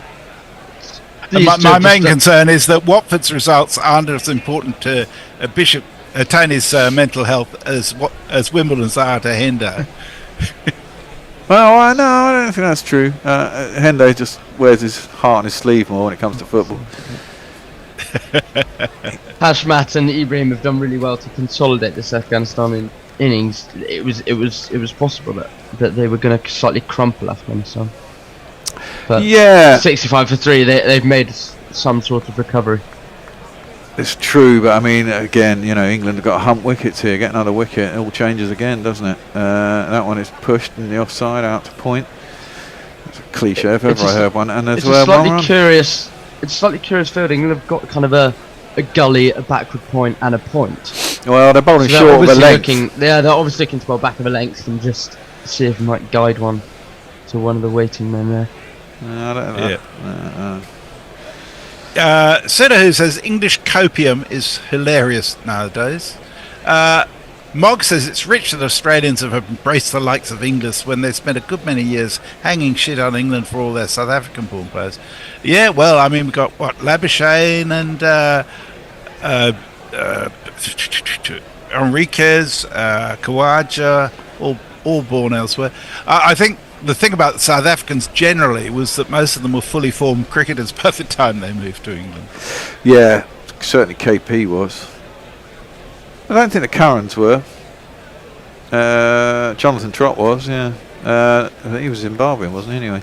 That's driven out to a very short cover. It's got a funky field here. We've got a sort of wide off Hayden and a cover is just to his left. Slightly deeper.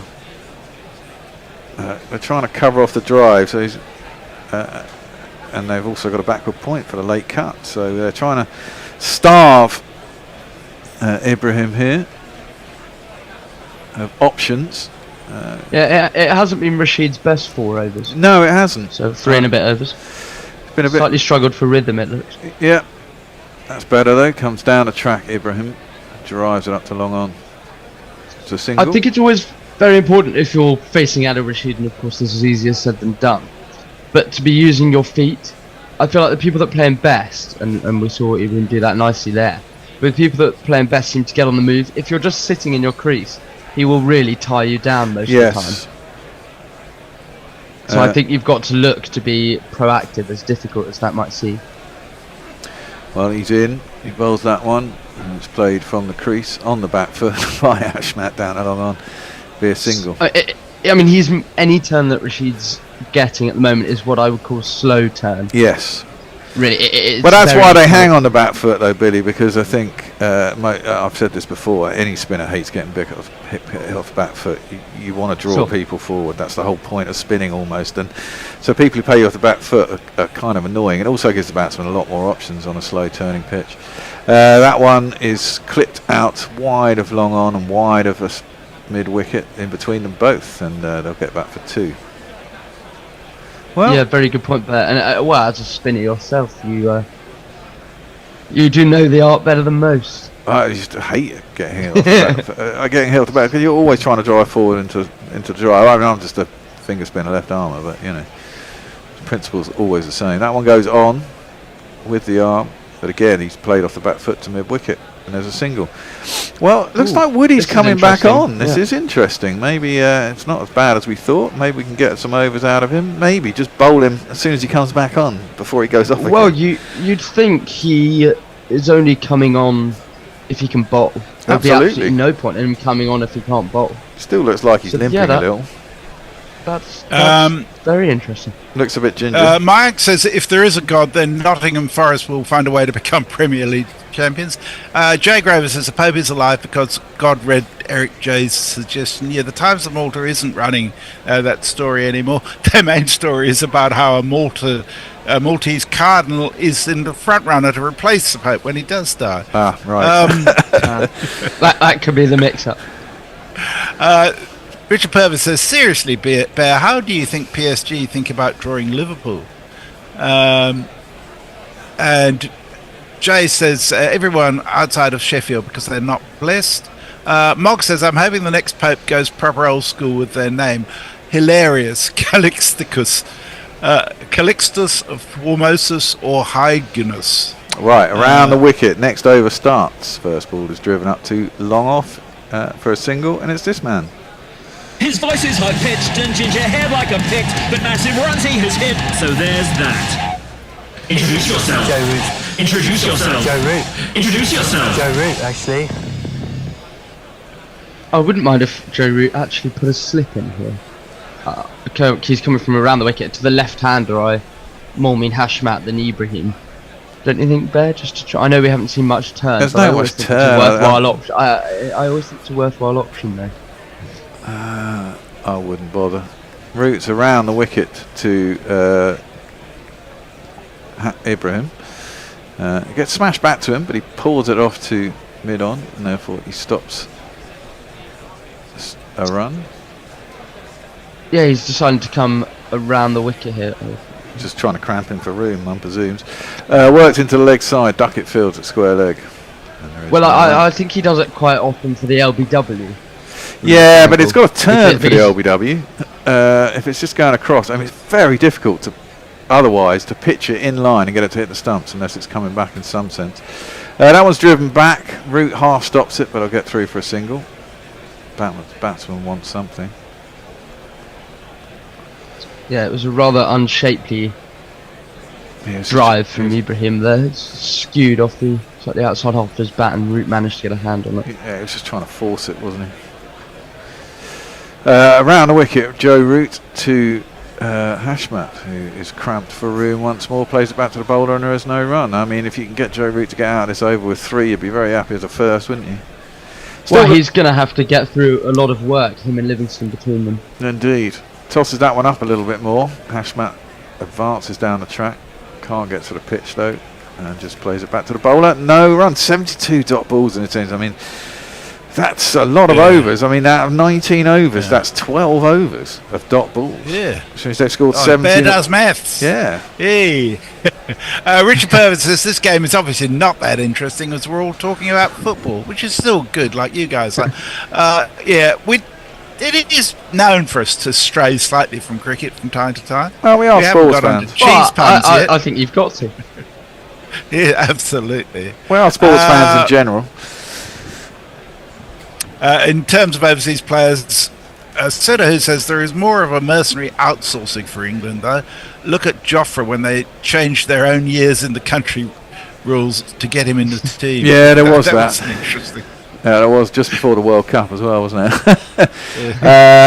Adil Rashid bowling his 5th over. It's just defended. First ball, and there is no run. Rashid hasn't bowled the googly too often in this spell, so I wouldn't be too surprised if we see it a couple of times to Ibrahim and Hashmat in this over, his 5th of his spell so far, none for 19. Well, I think he's realised that there isn't a great deal of turn. That's downtown, as Danny Morrison would say, over the top, a long off, good shot, advanced down the track to Ibrahim, smashed Adil Rashid back over his head, all the way for one of these.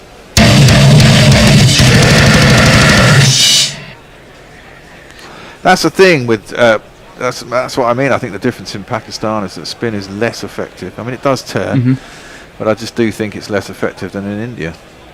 Yeah, I mean that's a wonderful shot from Ibrahim. Dances down the pitch. It's tossed that one up.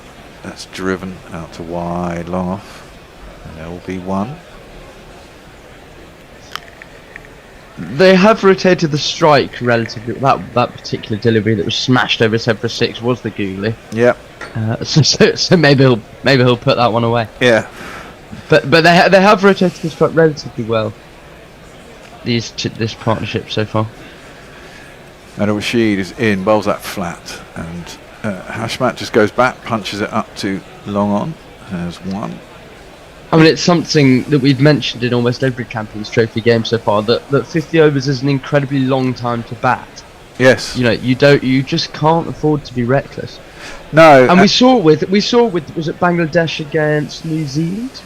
Unless I'm mistaken, that where they were really struggling, Bangladesh, but managed to cobble together a score. Yeah, it was well too low score, Yeah. though, wasn't it? Yeah. Up to mid on, and there's a single. I mean, this is it. You do have time to recover in this, but you do then have to pick it up. Can't go too slow. We're having a change at the end of this ball. Like this, where England could chase 350, Yes, well, exactly. Tony is going to come in and take over from me. Mog is going to come in and take over from Messers, and Hendo is going to come back and take over from Billy. So yeah, okay, I've got to race to a seminar at the end of the show. Oh, what joy! Seminar on what? Disappointing. I've absolutely no idea. I haven't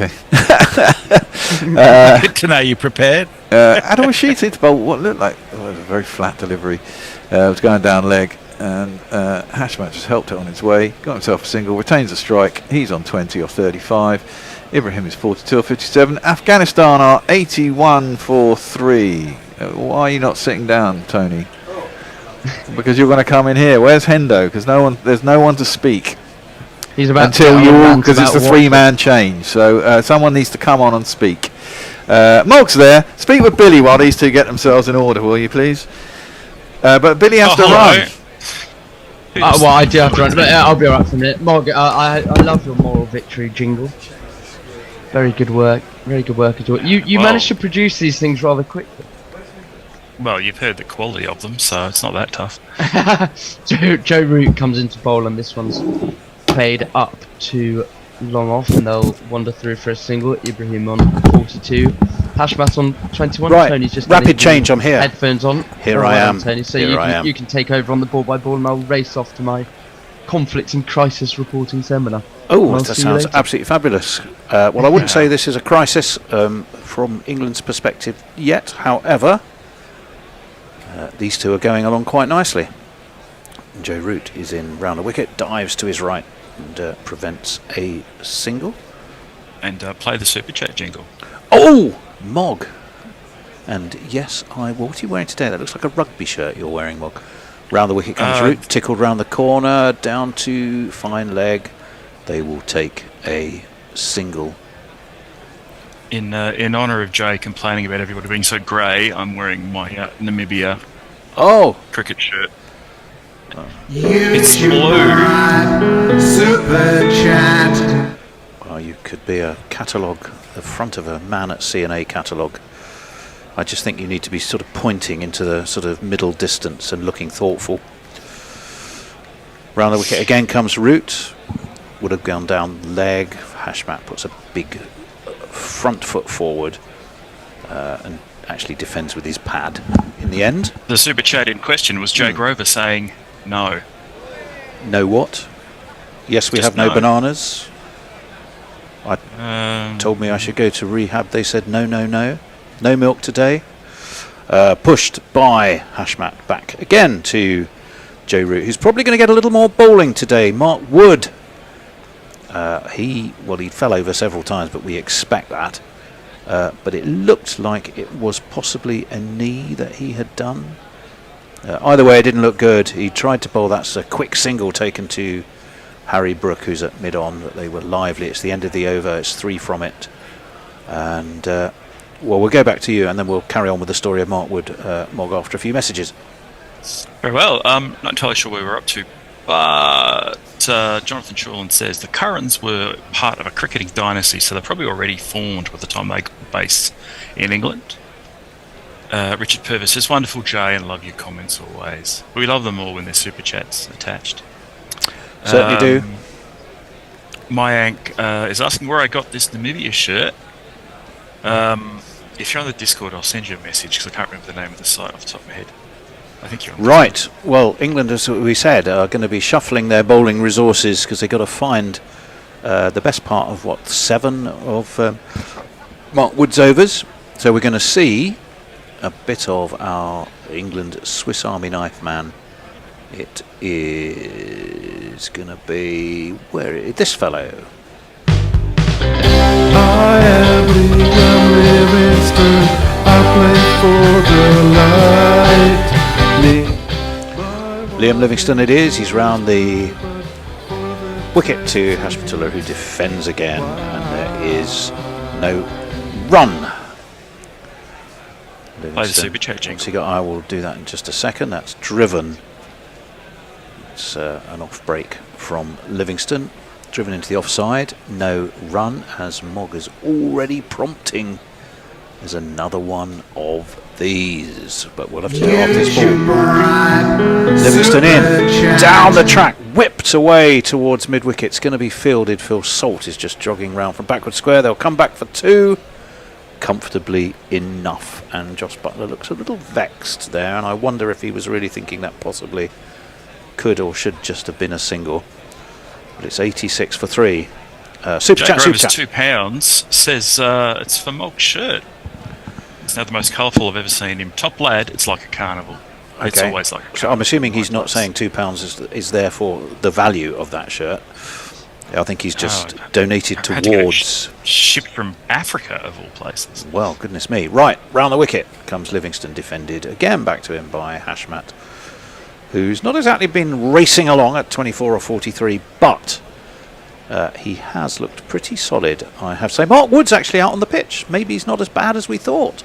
Will he bowl, though? That remains to be seen. That's driven out to a sort of a wide-ish mid-off. And they take a single, 87 for 3. The run rate under 4. Those 3 wickets have slowed them down. And Hendo clearly has finished his sandwich. Is he it was a pastry, was it? Mr. Pastry. Oh, well, of course. That's okay then. And he's going to be settling himself in, although he looks a bit bemused by the headphones. It's just Michael didn't look like he was walking very well. the consummate professional. Right, 1 ball left of this Livingston over, 87 for 3, the score. There is a man very short at mid-off. Not quite silly mid-off. But short and fine. That's not going to bother Ibrahim Zadran, though, who has just tickled it down to fine leg and finished that over with one of these. 1 and 2 and 3 and 4.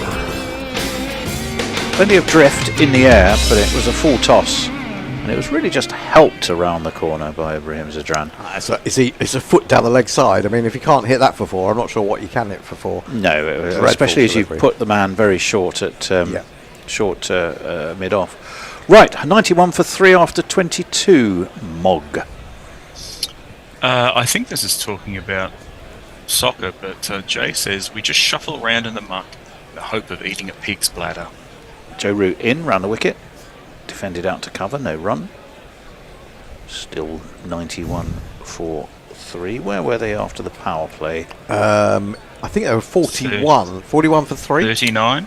39 was it? Look at that. That's misfielded by Root. They're going to take a single. That was lazy. Joe Root just seemed utterly convinced he was simply going to bend down, pick the ball up. And he just didn't, did he? You know what that was? That was Sleepy Joe. That was Sleepy Joe. I'd pay lots of good money to have Sleepy Joe back. Yes, wouldn't we all? Right, 92 for 3. He spent that before he'd earned it, is what we would Next say. 3 we got, let's see. Oh, wait. Hashmat is the non-striker. Ibrahim is facing. He's on 47. He's only 3 away from his 50. And he's going to get at least, he may get all of them there. No, Jofra Archer is at long leg. He sprints 2 or 3 big Jofra Archer strides to fine leg, and they will complete 2. So he'll be on 49. very close to that little landmark. Well, no, fairly decent landmark. 50 in an ODI. That's not belittle that by any means. Although Herschel Gibbs rather wanted to belittle 165 from Ben Duckett. Yeah. What would be acceptable to Herschel Gibbs? That should be the new sort of what would Jesus Round the do? wicket comes Root, tossed up, defended to mid-on, no run. I did look at Herschel Gibbs' ODI stats and counted how many double hundreds he himself had made. And that would be nil. And that would be fuck all. Yeah. Yes. Yeah. Oh, you mean the noted match fixer didn't have double hundreds? No, 175 was his. I'm shocked and his top horrified. score. Round the wicket comes Root, driven back to him this time. He does field on the bounce comfortably enough. So decent over from Rooty so far. If he can get out of an over with ones, twos and threes, I think he will feel very happy indeed. England will be quite happy too, although they'd like a wicket. Down the track though, on the bounce, fired back to Joe Root. He gets through him quickly. None for 8 off his 390, 4 for 3. England 23 overs complete, Mog. Pirate Badger says, ahoy old salted sea dogs, and the key question, what sort of pastry? I'm having a cinnamon swirl myself. Yeah, I'm a bit partial to a cinnamon swirl. That said, I have cut down on my pastry intake. Have you? Yeah, but I've replaced it with other terrible things. Have you put some poor Wimbledon-based bakery out of business completely by well, doing only that? only the Tesco that we stop at. Oh, I see. I don't think they're struggling for profits. My baker, I think, survives on Mrs. B's treats. This one is driven again nicely from off the bowling of Livingston by Zadran. And is that his 50? No, that's Hashmak taking a single, isn't it? Yep. Yeah, and it will bring Ibrahim on to strike with a chance to make his 50. Oh, yes, no, I only tend to go there once a week to Nathan's. If you're ever passing by Claygate, right by Claygate Stations, Nathan's Bakery, I'm going to advertise him for free because he's a fabulous lad and it's a terrific bakery. That's Just going to write that down. Drilled to... Mog's already planning his whole trip to the UK around visiting Nathan's Bakery. That's driven to long on. And that is the 50 for Ibrahim Zadran. I'm being directed by Hendo. He's signalling like a plane landing. All it is really is just playing a jingle. And I need millstones, don't I? It's one of these. Well played, Ibrahim Zadran. Stop, just cause you got to 50. Don't stop, treat it as a start. You can use this to get a better score. Driven to shortish. Mid on. Oh my word. Well, it was all happening there. Hashmak was running. He's run straight into Rod Tucker. It could have been Ashan Raza. Or in worse still, imagine if Marius Erasmus had been what he'd run into. I mean, that could have been. Poor old Rod can't get out of the way. He's thinking, well, I wasn't supposed to be umpiring this game in anyway, and I'm now being run into by an Afghan cricketer. Everyone survived with a smile on their face, and we move on. This is just driven to mid-on, and every ball of this Livingston over thus far has therefore been a single. 51 though off 66. Still there is Zadran, and that's a fine effort from him. Not going to be one this time though, because that was worked by Hashmat, but straight to short mid-wicket on that occasion, and there was no run. Yeah, a really good knock, I think, from Ibrahim. Especially, yes, cut. Oh, that's Mark Wood's out there and still limping is one thing to observe. That was just a single down to short third. It's the end of 24. It's 98 for 3. Yeah, I just want to say a really good knock.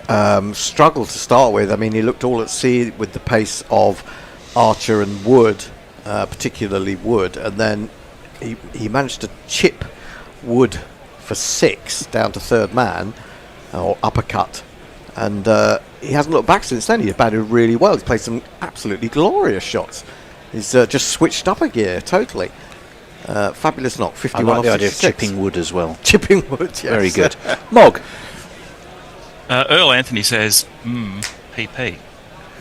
Root. Been reasonably economical so far. That's just drilled down to long on, so that'll be a single. Take the score on to 99 for 3. My mum.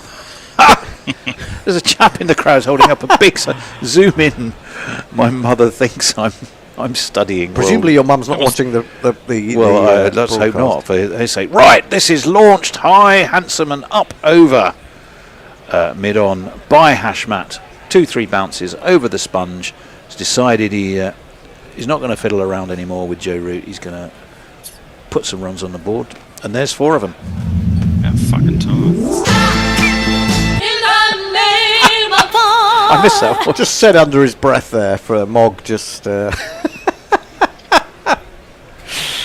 that means, of course, DP World will be delivering some more cricket kits, which is an admirable initiative, I have to say. That's a terrific ball by Joe Root. It was an off break and Hashmat was looking to cut, and he just went through a little bit too quickly and was well taken to behind the stumps by Jamie Smith. So 5 off the first 2 balls, but a welcome dot ball for Joe Root. What's he got this time? Driven back to him, so it's another dot ball. 103 for 3. Hendo, how can I help you? I'm just looking at the rotor because I can never remember what happens. I write them and I can't. Well, I exactly. forget them the second I've written them. Onto the back foot goes Hashmat. Thinks about a single, but Joss Butler, England's under pressure, I think it's fair to say, captain, is at We know all about your memory extra problems. cover. Yeah, who are you? What are you doing here? What shirt is that you're wearing? That's... Well, I think that was an off... yeah, it looked like an off break, and it did quite a quid off break. Didn't quite catch him in front, but Hashmat was looking to work it to leg. I think he was outside the line anyway. It's 103 for 3. End of the over, Mog. Eric J says, and then on to Mrs. Miggin's pie shop. Oh, yes, Reference. yes. Nathan I was talking approve about Nathan, wasn't I? My normal Nathan order would be my my loaf of bread when I go in. I nearly Joe Graham always says, get my oldest a sausage roll. Just phoned Nathan's Bakery, Esher, Tony, and they've never heard of you. Why does the bishop lie? Well, isn't that what I don't. churchmen do? That was Said the vicious to the actress. Messi says Root and Livingston may be getting away relatively cheaply here, but if they bowl this tribe to South Africa, they'll go for $1 million. And I'd like to add my addendum of score some fucking runs. Well, right, it's Jamie Overton going to continue. We've already jingled him, so we won't do that again. He's gone. He's been nicely economical, actually. Bowling, of course, because Mark Wood isn't. Oh, that's launched back up over his head, though. That should be 1, 2, 3 bounces, and over the rope it goes. And there exactly is somebody saying, if Afghanistan can do this, what will South Africa do? 4 of these. In the slot, Hendo. Yeah, lovely shot again. He's played a number of lofted straight drives. He's looking very good indeed. I have to say. I mean, you have to say also that this pitch is probably a better one for batting than some. So England shouldn't be too disheartened, but they will be a little bit worried, I think, not to break this partnership. Overton over the wicket to the right-handed Hashmat, who's guided this past slip, but only to for third man. And that should be his 50, isn't it? No. Correct? No? Oh, he's already no. Well, either way, it's a single. The clue, Tony, is that the other batsman is left-handed, and that was a right-hander. Indeed, correct. Well, I know it's Hashmat. No, I know it's Hashmat.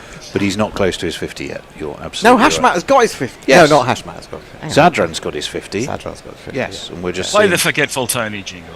Yeah! No, I hadn't forgotten anything. I'd forgotten how many Hashmat was on. He's only on 32. 32 or 55, it's 57, but it's Hashmat who's facing, swing and a miss. Just about everything wrong with that shot, although Overton pushed it through quite quickly. Hashmat's eyes lit up. I think he was envisioning the mid-wicket boundary.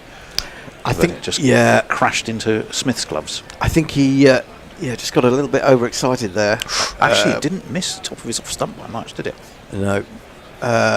It'd be silly to throw it away because they got back into this game quite well. And while they do need to play some big shots, then you've got to pick your ball, haven't you? You do. Overton in. Sort of a checked drive straight to short extra. And they take a single, 6 from this over so far. Surprised me. England and Afghanistan in ODIs had only played each other 3 times. I mean, I know Afghanistan's history at sort of the non-associate level is comparatively short. All in ICC international tournaments, those 3. They beat them in Sydney England beat Afghanistan in Sydney in 2015. Of course, they thumped them courtesy of an Owen Morgan masterclass in 2019 at Old Trafford. That's pulled wide down to deep mid-wicket by Ibrahim Zadran. They will jog 2. But then, of course, in that really disastrous 2023 World Cup, Afghanistan got their revenge in Delhi and won by 69 runs. Do you know, I cannot remember a thing about that game. I can't remember anything. Well, I'm glad you asked me that, because I can tell you. Right, I will just tell you a little bit about the field. Harry Brook is at short third, Butler at cover, Archer at extra cover. That's pulled in the air just back past square leg. You know who's going to be on the 45, although quite deeply set, so really it's long leg. It's Adil Rashid. And they take a single at the end of the overmog. And then I will tell you about that game. There's nothing new, so I feel... Sorry, I just wanted to ask, what is Earl Anthony's pp? I don't know. What was... Not a clue. Oh, you haven't got a clue either. Okay, fair enough. I just read them. Okay, you just read them.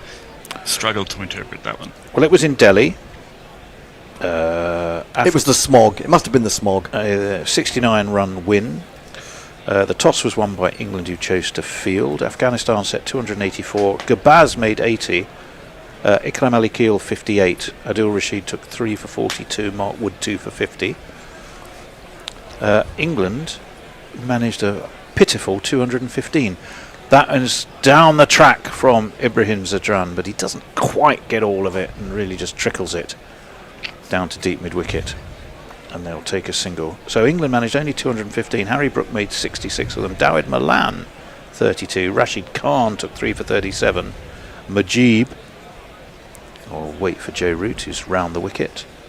It's defended, but defended short on the offside, and it will give them a chance to take a sharp single. Mujib 3 for 51. Mohammed Nabi 2 for 16. How many of this shocking effort? How many of this England team were playing in that game? Haven't got the full scorecard in front of me. A fair few, I would imagine. It might be easier to pick the ones who weren't. That's flicked nicely and fine, but Adil Rashid, no, it's actually Jofra Archer who's going to be down there at fine leg. So 3 balls, 3 singles. Ibrahim Zadran, I played that nicely, sort of a ramp sweep. Shot. Very nice. Beautifully executed. 115 for 3. They've notched up this run rate to over 4 now.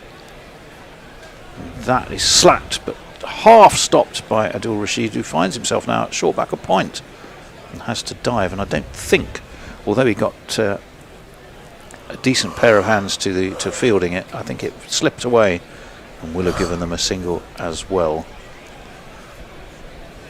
What happened to Milan? Did he retire, or was he? He's retired from ODIs and he's all international cricket. He's retired from international cricket.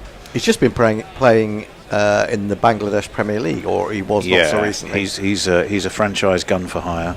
Although he was on the radio, I think the other day I heard him chatting quite articulately too. And that one's pushed down to mid-on Livingston Fields. You sound surprised. No, I've met Dawid Malan a few times. He is an articulate young man, not always the most sociable, it must be said, which is one of the things that was, often noticeably in the Middlesex games, he'd be sat on his own. As captain, I never really thought he was a bit Butler-esque actually in his laid-backness. Well, Ibrahim Zadran was half asleep there. Joe Root was looking to field, and Ibrahim Zadran just sort of stood in his way, daydreaming about something. And another collision. We've already seen a big one involving Rod Tucker, and that was a little collisionette. End of the over though. A collisionette, Mog. Luke Hallahan says, "Hey guys, hope you're well." Well, we are, and terribly. Oh, I can't keep my eyes open, to be honest, but there you go. Some of us are okay. Response is, all is joy now that Mog's wearing a pretty shirt. Is he? Because all of you grey English fuckers. Yeah, I gotta say, I'm looking. Hendo and I are looking a bit grey today in so many ways. I always look grey, to be honest. If anyone's read my fantastic book, Overton back into the attack. That's smashed by Ibrahim Zadran. Smashed all the way over long off. That was an absolutely gorgeous shot. It was another loose ball to start the over, but Pakistan won't mind. It's one of these. Pakistan, Afghanistan. Pakistan may not mind either. Got to say, Balls have been started for less. A really good shot. It was a bit short. He made room for himself outside the leg stump, and he cross-batted that over the top of mid-off. Very good shot indeed. He's looking very confident. Overton flicked off his legs down to deep mid-wicket. Might be 4 more. It It will. is. It's 10 off the first 2. Livingston can't get there. And Afghanistan are pressing the accelerator button quite successfully at the moment. Oh. Try that again. Why isn't that playing? Come on, do me a favour. You here we are. ask where I live. Here's the address I give. The phone. And Ibrahim Zadran continues to motor along in his merry way, and England are finding him pretty hard to deal with. His Hendo. timing's been beautiful. It really has. And his shot selection's been good. Right, Overton. What's he got this time? A much better ball on off stump, and that one is just defended away to point. So some relief for Overton after taking a bit of tap off the first 2 balls. Talking about my 50 Shades of Grey, which you probably don't want to, but in my book, when I was in Australia in 2007, at one of the final one-day internationals, it might have been the final actually, my greyness was spotted by an eagle-eyed Australian. Was it now? There's a grey man, grey country, grey something or other else. I can't remember exactly the Was that the Dunny Door book? Yeah, that's the one. In comes Overton. Driven on the bounce, fielded by the bowler. And the batsman realised, it was Hashmat who realised that Overton was about to unleash fury in the shape of a throw at the stumps and chucked himself down on the ground. And in the end, Jamie Overton didn't throw it. I suppose Hashmat had his bat down, even though he'd sunk on his haunches. Right, 127 for 3. So a flurry of activity at the start of the over, then a little bit of calm. But that's been flicked nicely, uppishly. It's going to beat the man. No, it's not. Deep square leg. Livingston it is, who's been busy out there. They will jog back for 2. It does mean 12 from this over. Means it's a very good over from an Afghanistan perspective. Yeah, and you got to remember actually that this will give great confidence to Afghanistan on the basis that the last time they played England in ODIs they won. So well, they did, and convincingly too. 69 is a big enough margin in ODI cricket. 129 for 3. He gets to 300. I think they could well do that. I mean, obviously it depends on them keeping wickets in hand, but England have just made a fielding change there. Did you see what that was, Hendo? I That's didn't. Pulled backward of square. That's going to be 4 more by Ibrahim Zadran, who is showing his colours here in fine form.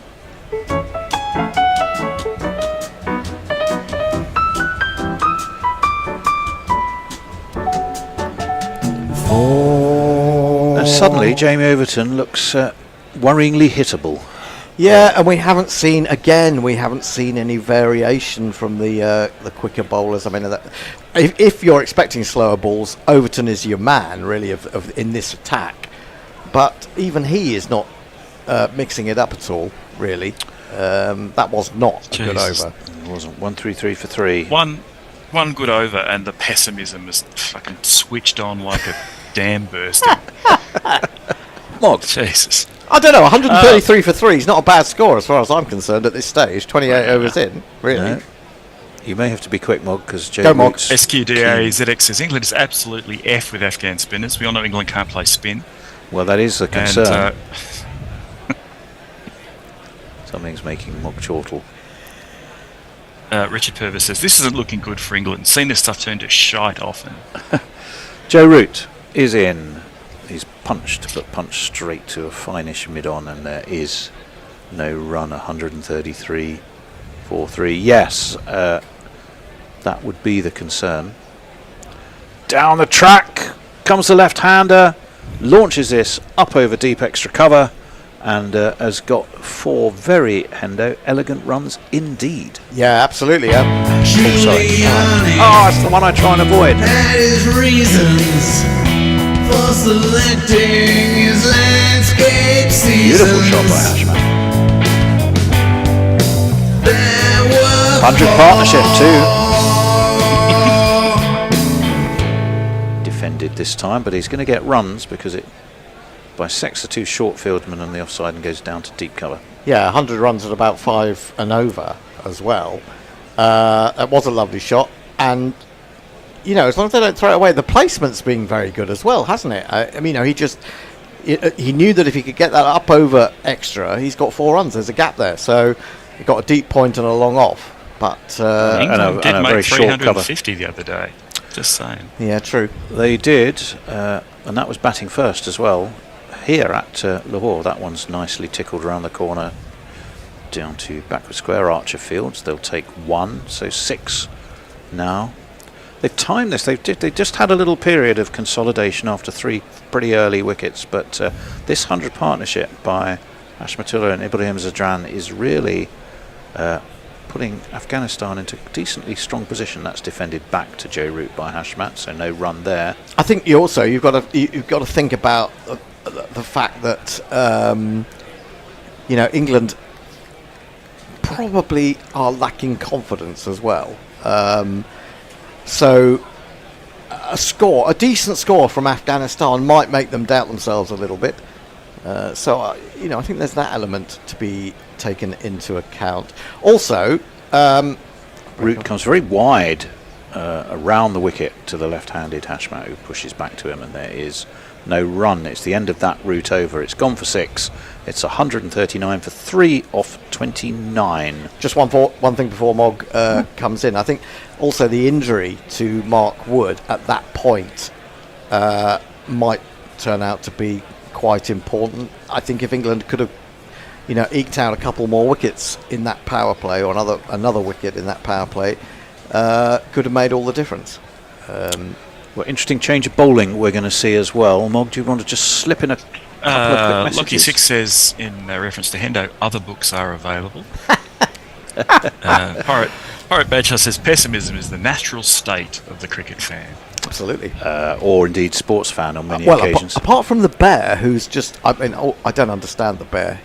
What happened to him in his childhood to make him so optimistic? Did he have such a good childhood? I think, was it chemically induced in later life? I don't know. Adil Rashid is into the attack. Let's say hi to him.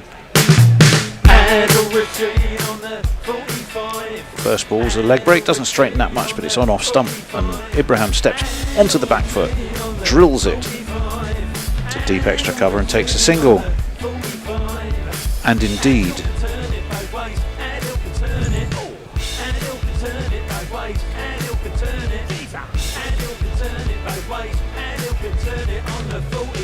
well, I was going to play a jingle to cue up Mog, but we'll let Adil bowl his next delivery before we do. He's going to be bowling it to Hashmat, who now has the strike. He had a 4-ball duck, didn't he, against South Africa, victim of Vian Mulder, but he's been in terrific touch today. That's dabbed to short third, where Mark Wood is fielding. Mog, one of these. YouTube Brian, Super Chat. Brian in Brisbane, to the tune of $5 says, I heard Tony bemoan he'd missed out on a food delivery the other day, so the doorbell should go at about 11:50. Bear has the key. Oh, he's bowled him! Right. And thank you, Brian. Thank you, Adil Rashid, because who's delivered for England as much as the delivery man will deliver the wonderful food from Brian to us. Hashmat has gone this time. He was looking to pull Adil Rashid. It didn't seem to do much, and it seemed to go on with the arm. We'd like to have another look, which we're going to do right now. Oh, it's the front of the hand. It is the front of the hand. Oh, it's not a good shot, really. Yeah, it basically, I think it caught his bum as it went through because he was sort of so low down trying to sweep. Well, he was reverse sweeping, wasn't he? He was reverse sweeping. He didn't read the ball because it was the quicker one out the front of the hand. Once he was in that position, the only way he could have stopped the ball was to have sat on it, basically. Which he nearly did. He's given that away a little bit. Before, He'll be annoyed. That's a big boost for England, I would say. It is. He's gone for 40. You flipping muppet. And well, he's in 40. That's exactly what he got against New Zealand as well. In the other ODI, the warm-up game in Karachi. It doesn't go on, does he? No. That's what we'd be saying if it was England. He just doesn't go on. He rather went on when he made 246 against Zimbabwe in Bulawayo, but that was back in December. Right. Oh, what? You mean a rare person scoring a double hundred? Nearly a 250. Nearly a 250. Was Herschel Gibbs would have been very happy with that, presumably. Well, he would. Might have even seen it being in Southern Africa. I'm not convinced Herschel Gibbs can read, to be honest. I did hear somebody say, Alan Donald, I think, once said of Herschel Gibbs, not the sharpest knife in the drawer. Hazmat Omarzai is our new man to the crease. Where is the lad? Here you are. Oh my side. Nice. Please believe me. We think you're a lucky charm. Well, will he be? We'll find out. Believe me when I tell you, hit the ball with the bat. Slip in place. Cut. Roll it towards deep cover, and he's off the mark with a single. That's is that Oh Darling or something by the Beatles originally from Abbey Road? Am I correct? Yeah. It did sound like Jeff, so there is a fighting chance it had a Beatles influence. Where's Jeff these days? I can confirm it is Jeff. It's not one of mine because I wouldn't touch that filth with a barge pole. 141 for 4. In wheels Adil Rashid. He's driven. There should be a man at long off. There is, and it would be a single. One ball left. Crikey, our spell's gone quickly. Well, your spell has. I'm still on. Oh, are you? I am, yes. Well, we make you work when you're in here. I'm going to be on with Messers and You Will, should be on with so Forthy. I'm going to have to... Shall I? Whom I will need to admit. No, I'm not on with Forthy. Messers and Will, it says. Oh, yeah. I need to admit somebody, though. I need to admit Will. Will would be the man. It's actually the final ball of the over. I'll do this because you're involved with other things. Defended. Okay, then you can do down it. to it. Long off. He's one desperate. ball left. I'm going to make sure I take it. They take a single. It's 4 runs. Crucially, though, a wicket. Hashmat finally departed. It's 143 for 4. I'm admitting the estimable Mr. Reynolds. Taking a break, and we'll see you in a while. I'll just do this last one and drag her over. I've just realised I've been watching since the sofa days, and Hendo can't dress. Maybe he'd feel more cheerful after a makeover. And there you go, Messi. Oh, dear. Thank you for that. It's noticeable that Tony won't let one ball of his ball-by-ball go. I know. It's extraordinary, isn't it? He hangs on to every one he can get. Welcome, Will. Hello. How are you? Hello, Will. Good. I see you lost your forehead, though. Yes, you're losing your forehead. Can we have a bit of... There we are. Forehead's back. Archer's back as well. He's got a decent-sized forehead as well. Onto the back foot goes Azmat. We had Hashmat. We've now got Azmat. He's a right-hander rather than a left-hander. They'll take a single out to deep cover, and I shall jingle up the returning bowler. He will break your helmet, break your heart. Hotter than lava, cooler than Bogart. In your face, at your stumps, on your toes, on your mum.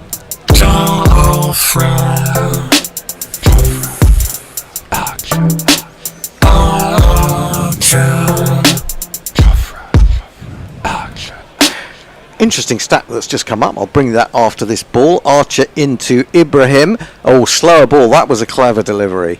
And Ibrahim came forward and did seem to pick it, if belatedly, defended it back to the bowler. The stat is about fastest England bowlers to 50 ODI wickets, and Jofra Archer tops that list. But who would you guess is second? If you're not looking at the TV, I don't want someone who's just seen that to guess. He tries to bowl him a little bit of a leg cutter there, as backward of a length, and forced up to long on for a single. Maybe someone you wouldn't expect is second on that list, and not by much either. The current day player, Hendo, or not? Well, you'll have seen it though, won't you, of Messi? Yes, I did. I'm not going to say. I think people should work on that themselves. This one through to the keeper. It's given as a wide from square leg by the looks of things. Indeed it is. An addition to the score card, 146 for 4. Ibrahim. I don't know if you can change the screen so it's just not just half me and half Will. Half you and half. I think that's enough for anyone. Half of you and half of Will, to be honest, and fully of me, because I'm such a great dresser, as you know. But I'm advertising our wares. Indeed, driven on the up out to Overton, I think it is, on the cover boundary. I've got to look for what 2-person zoom, haven't I? Yep. Let's see if this works. Probably won't, even though there, look at that. That was superb. Magic. Seamless, that was. You are a tech guru. I am. I've been trying to tell the bear that for ages. Right. Archer again. 4 runs from this over so far, and then the latest one is chopped down by Azmat to third man. He looked as if he expected that to come on quicker. Almost sensed a sort of flinch at the Archer short one, but it wasn't actually that short. And I think that was Ibrahim, actually. You're right, it was Ibrahim. It's clouded over a little bit. It was sunnier earlier, wasn't it, in Lahore? It seems a bit sort of slightly misty, if anything. Misty cloud, if that makes any sense. 148 for 4 into the 31st over run rate, creeping up towards 5. Slower ball again, slashed by Azmat out to deep cover. There's Overton again. It's only going to be a single. At the end of that over, Archer has figures of 3 for 28 from 7, and it's time for a bit of Messi. Just to say that there is a slight possibility of some thunderstorms in the next couple of hours, so that's where the clouds are coming from, no doubt. Well, actually, that's to England's advantage, isn't it? Batting second, and knowing what a Duckworth-Lewis would need. I think that it's only a low chance of rain, fortunately. Lucky Six says these middle overs are pretty boring. Well, actually, I think it's been fascinating the last 8 or 9 overs. There was plates about the window not letting people see us. You see, there is our audience wants to see Will and me. Now, Rashid starts a new over, and forward comes Azmat, and that seemed like a bit of a pad-bat combination. If it had been pad first, I think there might have been some interest. I do see that people are now complaining about the empty seat that is still on display. This is full and nicely driven up to long off for another single. 150 is up. 150 for 4. You've left your pillow there too, Hender. I have. Good, well pointed out. Because I'm glad you did that, because otherwise I wouldn't have been able to move in about 5 minutes' time. That's better. That's better. That's your Diana who pointed that out. Thank you, Diana. Thank you very much. The ugly pillow. What's right? Hang on. So you're not just criticising my dress. Well, I'm not wearing a dress, but my attire, should I say. You are criticising my pillow. Another drive to much the same area and the same result. Another single. 151 for 4. Great effort this from Afghanistan after losing 3 for 39, 3 for 37 I think it was initially. And good recovery. They played some lovely shots. That's the googly, and Azmat has to wait for that. and ends up chipping it a little bit in the air, but no danger at all, up to long on for a single. He goes to 7. Score predictor is saying they will get another 99 runs from the remaining 18.2 overs. I think they'll be hoping That's for very more modest. than that. I think they'll be hoping for a few more than that. I was gonna Rashid say, okay. in again, eased out into the offside, clever running. Butler has to run round, fires it in to the keeper, but sensible cricket. Can't hit everything, and when you can't, keep the score rotating. It's interesting. Cricket Info's forecast is 285, so there's a disagreement. Take your pick. I think at this stage, a lot of it is down to whether wickets go or not, isn't it? Rashid in. Yeah. Oh, now he's gone for the big shot there. Azmat, has he got enough? Oh, by some distance. It's landed on the. It's seemingly landed on the head of about 6 Afghan fans who were trying to get near to the ball and possibly got too close to it, actually. But it is one of these. 2, 4, 6. That was a great shot. It was end of the over. 159 for 4 from 32. Messi. Pirate Badger says, "All hail the great Hendo Mai. It's tech wisdom reigns supreme." True. And Jay says, "Hendo, let's go for a black kurta pajama and herringbone tweed waistcoat. Accessorised with a scarf of your choice. I recommend a thin yellow with flecks of blue." Jay, I don't know what your fashion sense is like, but I have my suspicions. Well, actually, I will demand photographic evidence when you meet Jay, Yes. Messi, because here he is sending out all this fashion advice, as this is chopped square on the offside, fielded by Smith, running around from behind the stumps. They'll get a single, and yet we haven't been treated to the J look. Let's put it that way. 160 for 4 is the score. After all the complaints about the YouTube feed, Lockie6 says, "Good to see no one has OCD about their YouTube feed." Indeed. Various different. 8 runs and over would get them to 298, which I think would be pretty testing. I mean, especially if England's innings gets interrupted. Flicked away down to long leg. Although, of course, you would think that if there are any thunderstorms around, that is an advantage to England. Of course, if this was to be rained out and we weren't able to get 20 overs in the second innings, then would both of these teams be out? One of them certainly would be, but yeah, I mean, no, because the other two have only got 2 points apiece, haven't they? Yeah. No, 3 points. They only got 3 points. 3 points apiece. Yeah. So it'd be very difficult for either of these teams to make it through. This is played away on the offside. They're going to get a couple. 163 for 4. If this was rained out, in theory, you could end up with all 4 teams on 3 points. Yeah. If these two win their next game, but we'll see. Yeah, well, England are always. I mean, both Afghanistan in particular, their run rate is well behind where it needs to be. Yeah. England's is to a certain extent, having lost that game to Australia. Azmat has 14. It's Ibrahim facing nonetheless, and he bowls him a clever, slower bouncer, which Ibrahim was lining up. And this is what England have failed to do.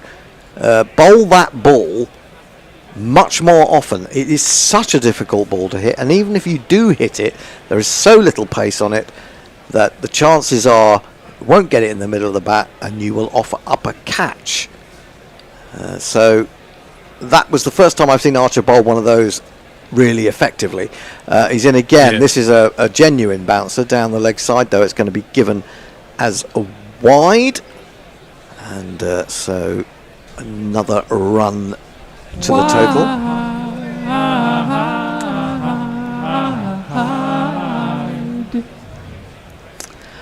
Muttley's with us. He says, "Woof, morning all. Who's Nigel's imaginary friend? Have I missed the jingle? Love and sausages." That's my pillow. Me and my pillow. Or do you mean the empty seat? The empty seat. How do I get rid of the empty seat? I don't know how to get rid of the empty seat. No one told me how to. Yeah. No one. Push it that way. In the just push it out that way. Yeah. Then we just have an empty bit. That wasn't part of the bear tutorial, getting rid of the empty seat. Short and guided down to third man by.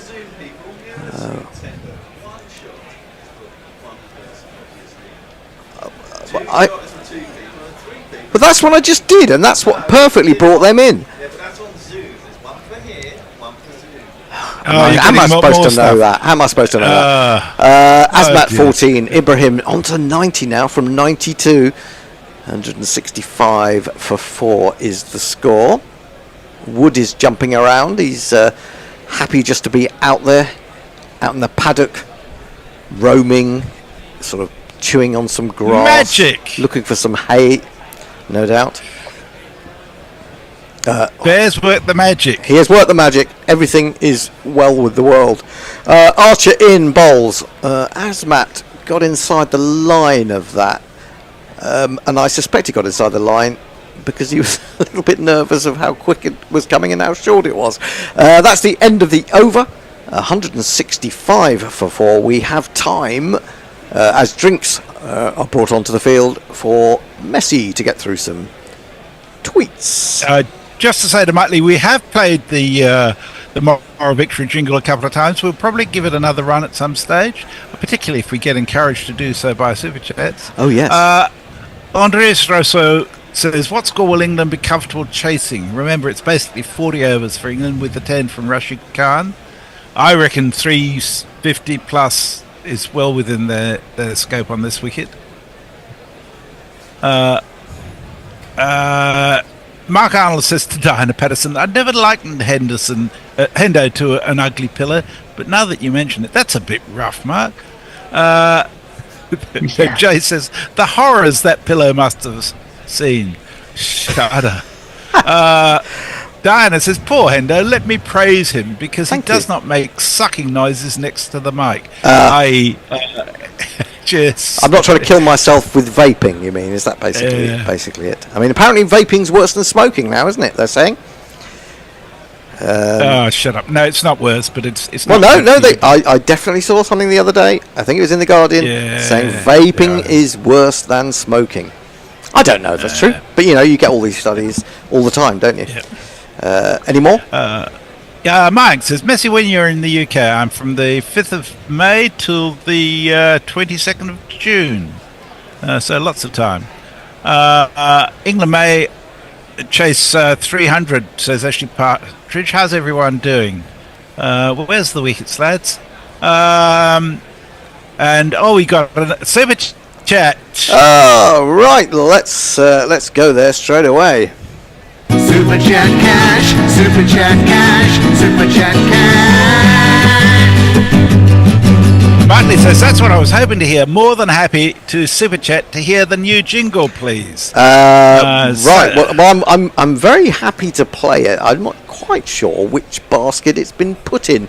I'm looking in extras, and I can't see anything in there at the moment. Marketing 2, the bear.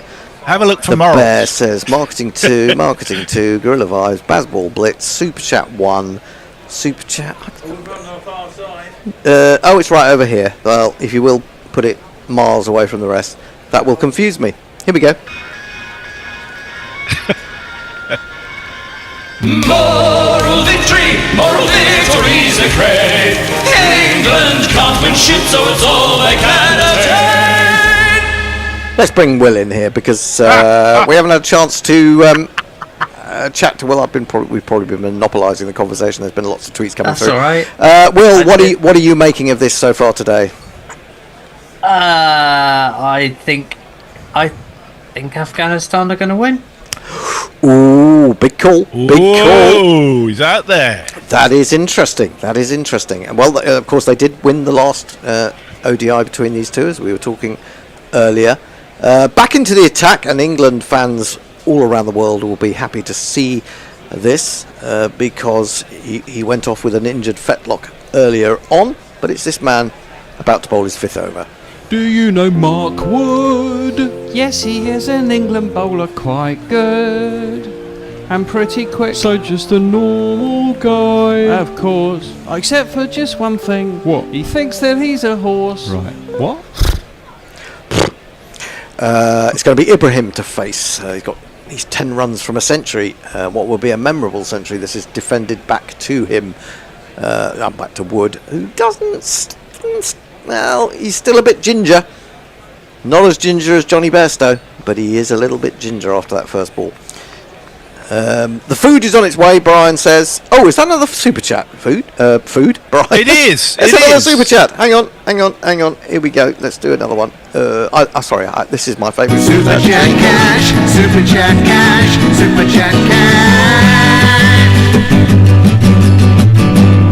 I love the fact we get super chats, extra super chats, just to tell us the food's on its way, and give us the code. Wood in bowls and finds a thick inside edge as Ibrahim defends that one towards mid-wicket. You would feel that Ibrahim is probably seeing the ball a lot better than he was at the start this morning when Wood was getting a little bit of a way swing as well and bowled 2 or 3 absolute jaffers at him. But he's since switched up a gear or two.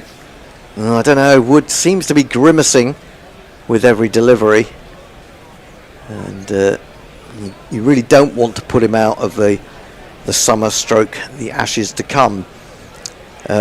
In he is, bowls looking for the Yorker, ends up being a full toss driven up to mid-off, but they can't get a run. So 3-dot balls. He may be grimacing, but he's stopped the scoring for the time being, and he's still up there at 91 miles an hour. I do hope, Brian, that you've sent some coffee with that. I'll start getting demanding now. I desperately need another coffee. You know, I was absolutely flabbergasted to discover that I've got to come in for tomorrow's Dead Rubber because apparently I agreed to it and I'd forgotten. I thought I wasn't on again until Sunday, but I've got to come in. But I have negotiated a late start because I watched Pakistan bat on Sunday morning, second game in a row. Jeez, that was turgid. Wood in bowls. Oh, now that's scooted off the outside half of the bat in the air, but the backward point is not square enough, and they've got back for 2, fielded by Phil Salt, running round on the cover periphery. And Wood went down again, fell over. He fell over. Think about it, if he ever does get a caught and bowled, Mark Wood, he's never going to be able to catch it, is it? Because he's always on the ground. He's always on the ground. Yeah, absolutely. Brian has said, "Oh, just Pepsi Max today." Oh well, that's all right. That's got caffeine, hasn't it? That'll work. Wood in again. Defended out on the offside. Well, defended. He was looking for a single because he guided that quite nicely, but he does pick out Ben Duckett, the boy, as Farong calls him, and there is no run. 167 for 4. I've no doubt that the first person to be given the official address of the new studio will be Brian in Brisbane. What makes you think that? Of course, we do have a pub. We do have a pub right round the back of the studio. So can you get the pub to deliver to the studio? That's the question. That would be an interesting one. Wood in bowls. Oh, clever slower ball. Hello, Wood's discovered a slower ball, and it's a good over at the end of it. It doesn't get scored off there. Just the 2 runs from it. Still limping. That was 78 miles an hour. I have been saying you would have thought someone of Wood's pace bowling a slower ball would be a good delivery, and that actually turned out to be one. 34 overs bowled. Afghanistan 167 for 4. Messi. Jay says you actually have seen him, Hendo, 11 years ago, wearing a thrifted Hawaiian shirt, a worsted brown waistcoat and wielding a baby. I looked dashing until she kicked me in the nuts, which were a funnier photo. So there you Well, go. actually, I mean, I've obviously erased that from my mind because I just couldn't cope with it. The bear is off for a little bit. Is he coming back later? Yeah, he's going. I don't know what he's doing. I'm not sure what he's up to. How dare he? I know. Mark Arnold says, Hender, consider yourself schooled on the art of hiding empty chairs. Billy says he's made it to his seminar, but there's going to be a whole lot of strikes. What a shit show. But more chance to watch and commentate on cricket, I guess. Bring on the strikes. That's what I say. The more Billy we can get, the better. I'm happy to say. Livingston is back into the attack, and his first ball is eased out on the offside for a single.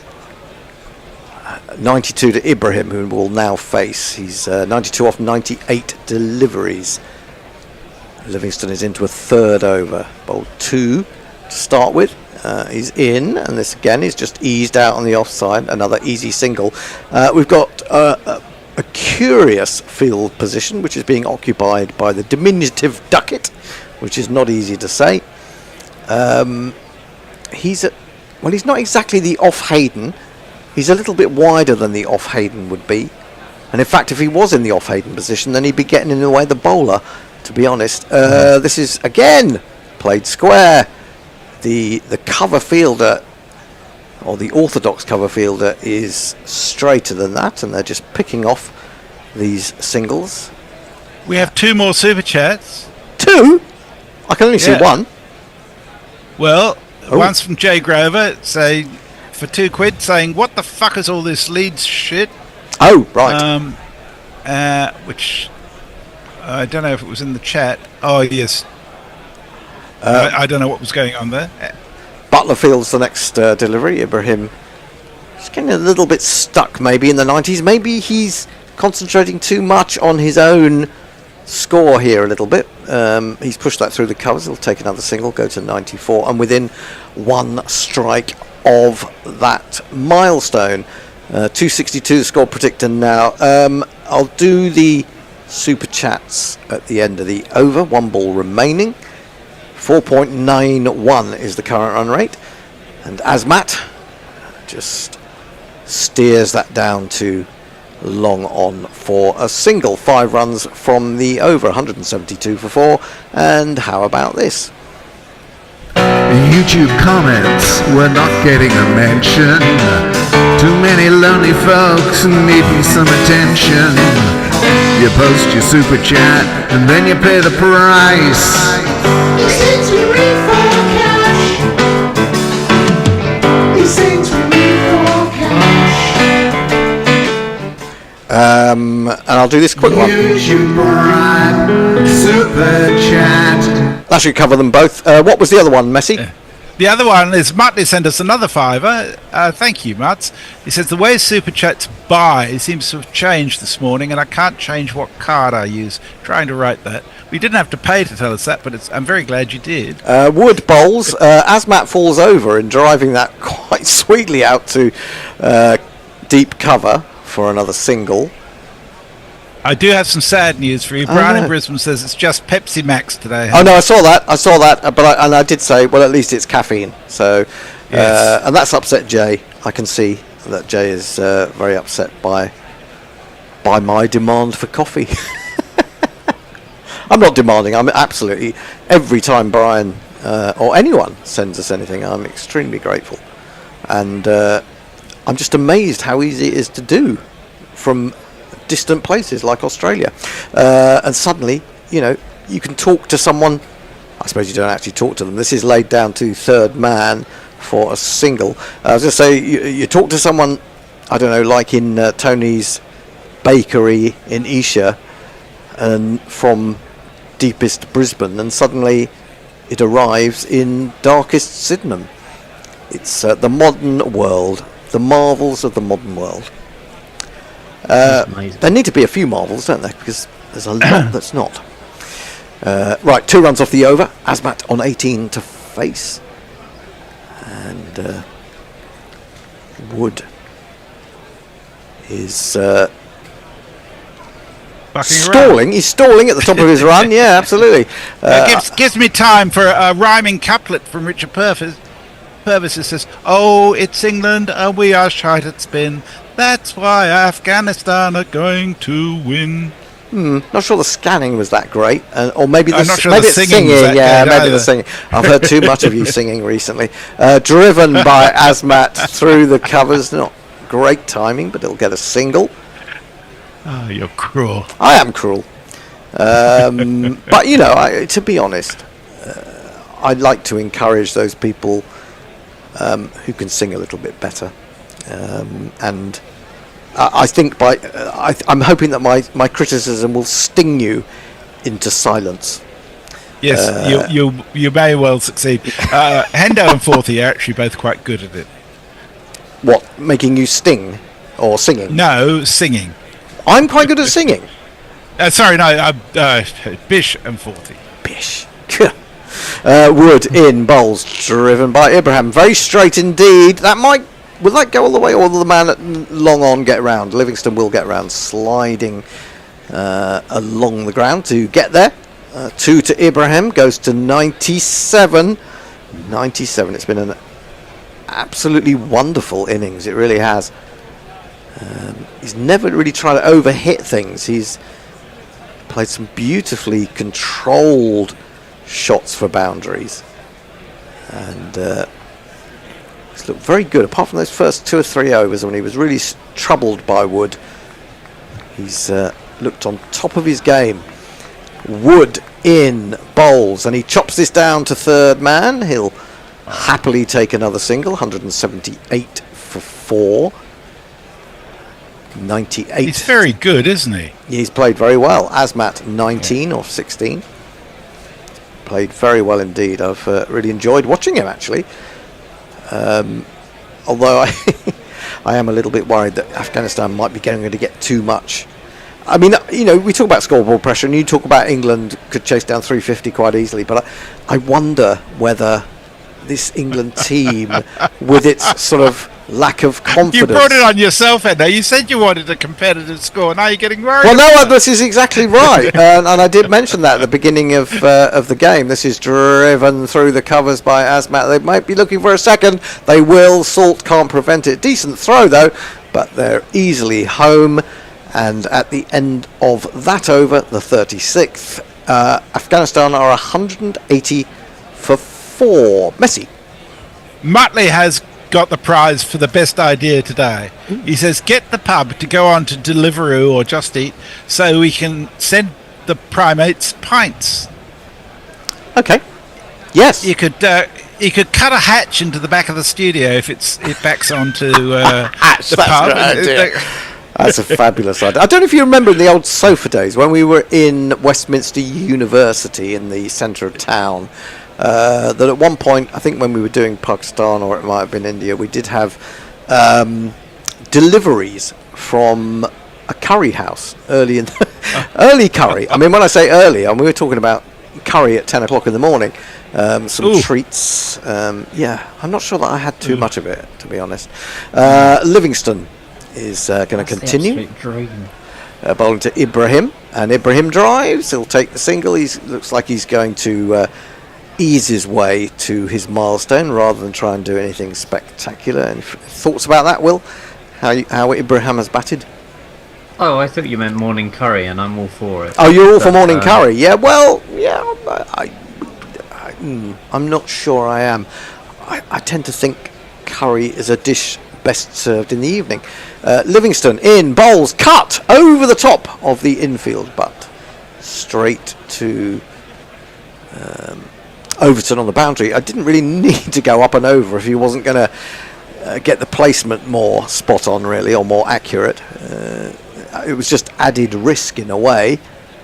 Ibrahim now, can he go to 100? Livingston is in, and he turns it gently onto the onside. Going to have to hurry. The throw comes in from Root, running away to his right, and it is 100 from 106 balls for this man, Ibrahim Zadran. I would never have thought he was capable of getting 100 after seeing him in the first 2 overs this morning, but since then he's batted absolutely beautifully, and even the players. Harry Brook is giving him a good round of applause. A lot of joy in the Afghanistan dressing room. Nabi is up, applauding, leading the applause.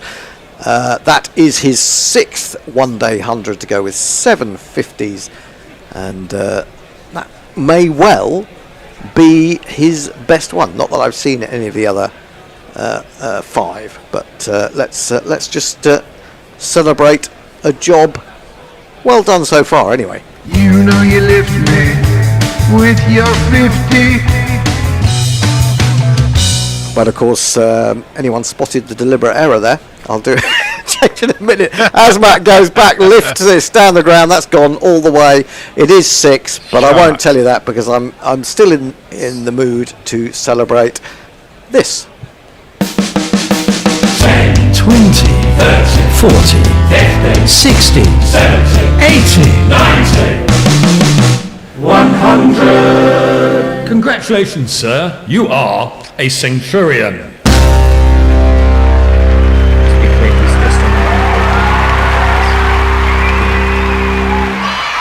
Sorry, Will. I could hear you. I could hear you mumbling in the background, but you probably couldn't hear the jingle, so we couldn't hear you. This attempted cut shot by Asmat, but hits underneath it, if anything. Goes through the keeper. Come back to you in a moment, Will, to voice what you were going to. This is short, horrible filth, but he gets away with it as it's forced up to long on for merely a single. It's the end of the over 10 runs from it. Afghanistan after 37 are 190 for 4. Yes, Will, was there speak? I was just saying, to be clear, he's only got the 100, not 150, despite the jingles. yeah. Fair enough. Yes, indeed. I could have played the 50 jingle twice, but there you go. Go on. Mike says, I'm tempted to be in Leeds for the first test versus India. I might bump into you, Messi, right before you leave. Let's hit town and get absolutely sloshed. Well, could do that. But I need to apologise. There's a lot of messages coming through, so if you're not getting read out, I'm sorry, but it is a lot to get through. It is. I mean, there are a couple of... Ashley's has been in talking about various things about people drinking, which is always an interesting topic of conversation. Wood starts his 7th over, bowling to Asmat. No slips in attendance. Smashed in the air, but finding the gap between extra and mid-off. Brook was chasing after it, won't get anywhere near it. 4 more. Asmat has put on the afterburners, and Afghanistan are on the charge. Now my innings going, great guns, I hit the ball. 4 runs, I hit the ball, and it went for 4 runs. He stood up on the back foot and gave it everything. Retained his shape, that was the important thing. 194 for 4. Remember that Afghanistan were 37 for 3. This has been a really good performance from them, I would say. And well, look, they were bowled out for 200, just over 200 by South Africa. Wood in again, bowls down the wicket. He comes. That may have gone too high. He might be in trouble here, or has it gone all the way? No, it's gone. I don't know how that went all the way, but it has gone all the way. He came down the wicket. He cross-batted it straight and high. I thought for all the world someone would be able to get underneath that, but they weren't. It went 10 yards back beyond the boundary. 6 more for Asmat. He's really getting going.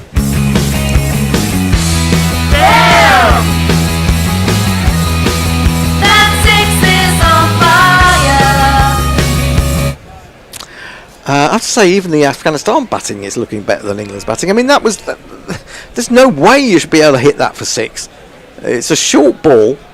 To get down the wicket to it and then still be able to cross-bat it takes some doing. I mean, have you seen the bloke's shoulders? Well, yeah, even that's why you can do it. Well, you've got to have great shoulders, I'm sure, but it's the length that it makes it so difficult to really swing through that. You have to play it cross-batted. There's no way that you can hit that with a straight bat and hope to get runs. But 200 is up with that 6, 200 for 4. And Wood is taking a little bit of treatment. 10 runs off his first 2 balls. And he's in again to Asmat, looking for the Yorker this time. Nearly knocks him off his feet, but they will get a leg by. 201 for 4. And Asmat, has he got an injury of some sort? He's taking off his gloves. He now seems to be taking off his pad. Did he get hit on the ankle or something there? Yeah, may well have been. Oh no, on the instep, really. Oh, that's painful. Yeah. Well, it is with the kind of boots that players wear, which tend to be lightweight these days. Yeah, there isn't a lot of protection in the old as there was in the olden days. Yeah, you remember those bloody great hard leather. Well, I mean, important for bowlers in one respect, weren't they, to support the ankles? But from a batting perspective, although having lightweight footwear does help you, when you're trying to run between the wickets, it doesn't help you if you get a ball of 95 miles an hour directly onto your instep. So that is why he is down. The sock has come off. The magic spray is brought out. He's being sprayed liberally, and there will be a little bit of a delay. We may have unintentionally caused a little bit of offence. Jay actually compliments not Fred on his good voice, and then Mog says distinct lack of praise for the jinglers and their voices, which in my case is quite understandable. Yeah, fair point. But yes, it is true. There are wonderful voices on jingles. It's just the a cappella stuff that's either horrendous or reasonable. In my case, horrendous. Luke Hallahan says Butler should be sacked immediately if they get anything more than 320 from here.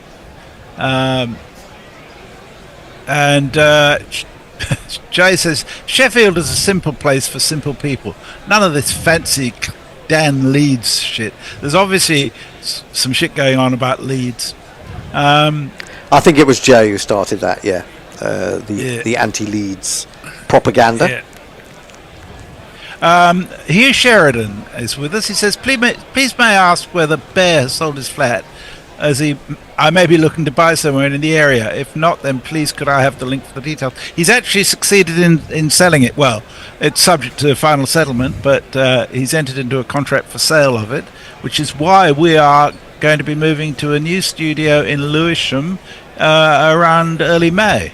You're not going to be moving anywhere, Messi. Well, you will be. I say we. You get to stay where you are. I'm going to be there for a week. Well, that's true. That's true. I think Asmat is almost ready to resume.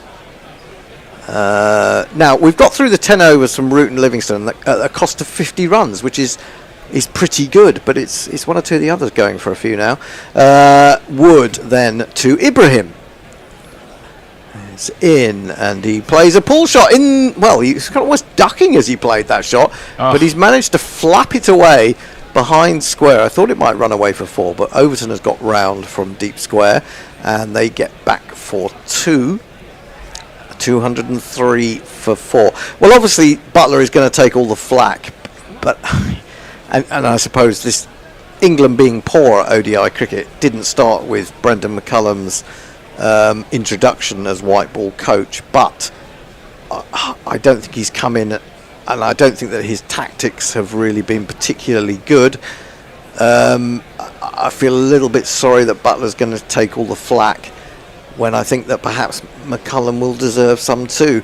Wood in again to Ibrahim, looking for a Yorker, but it ends up being a glorious half volley for Ibrahim to just stroke away through extra cover for the most glorious, sumptuous of 4s. It's another of these.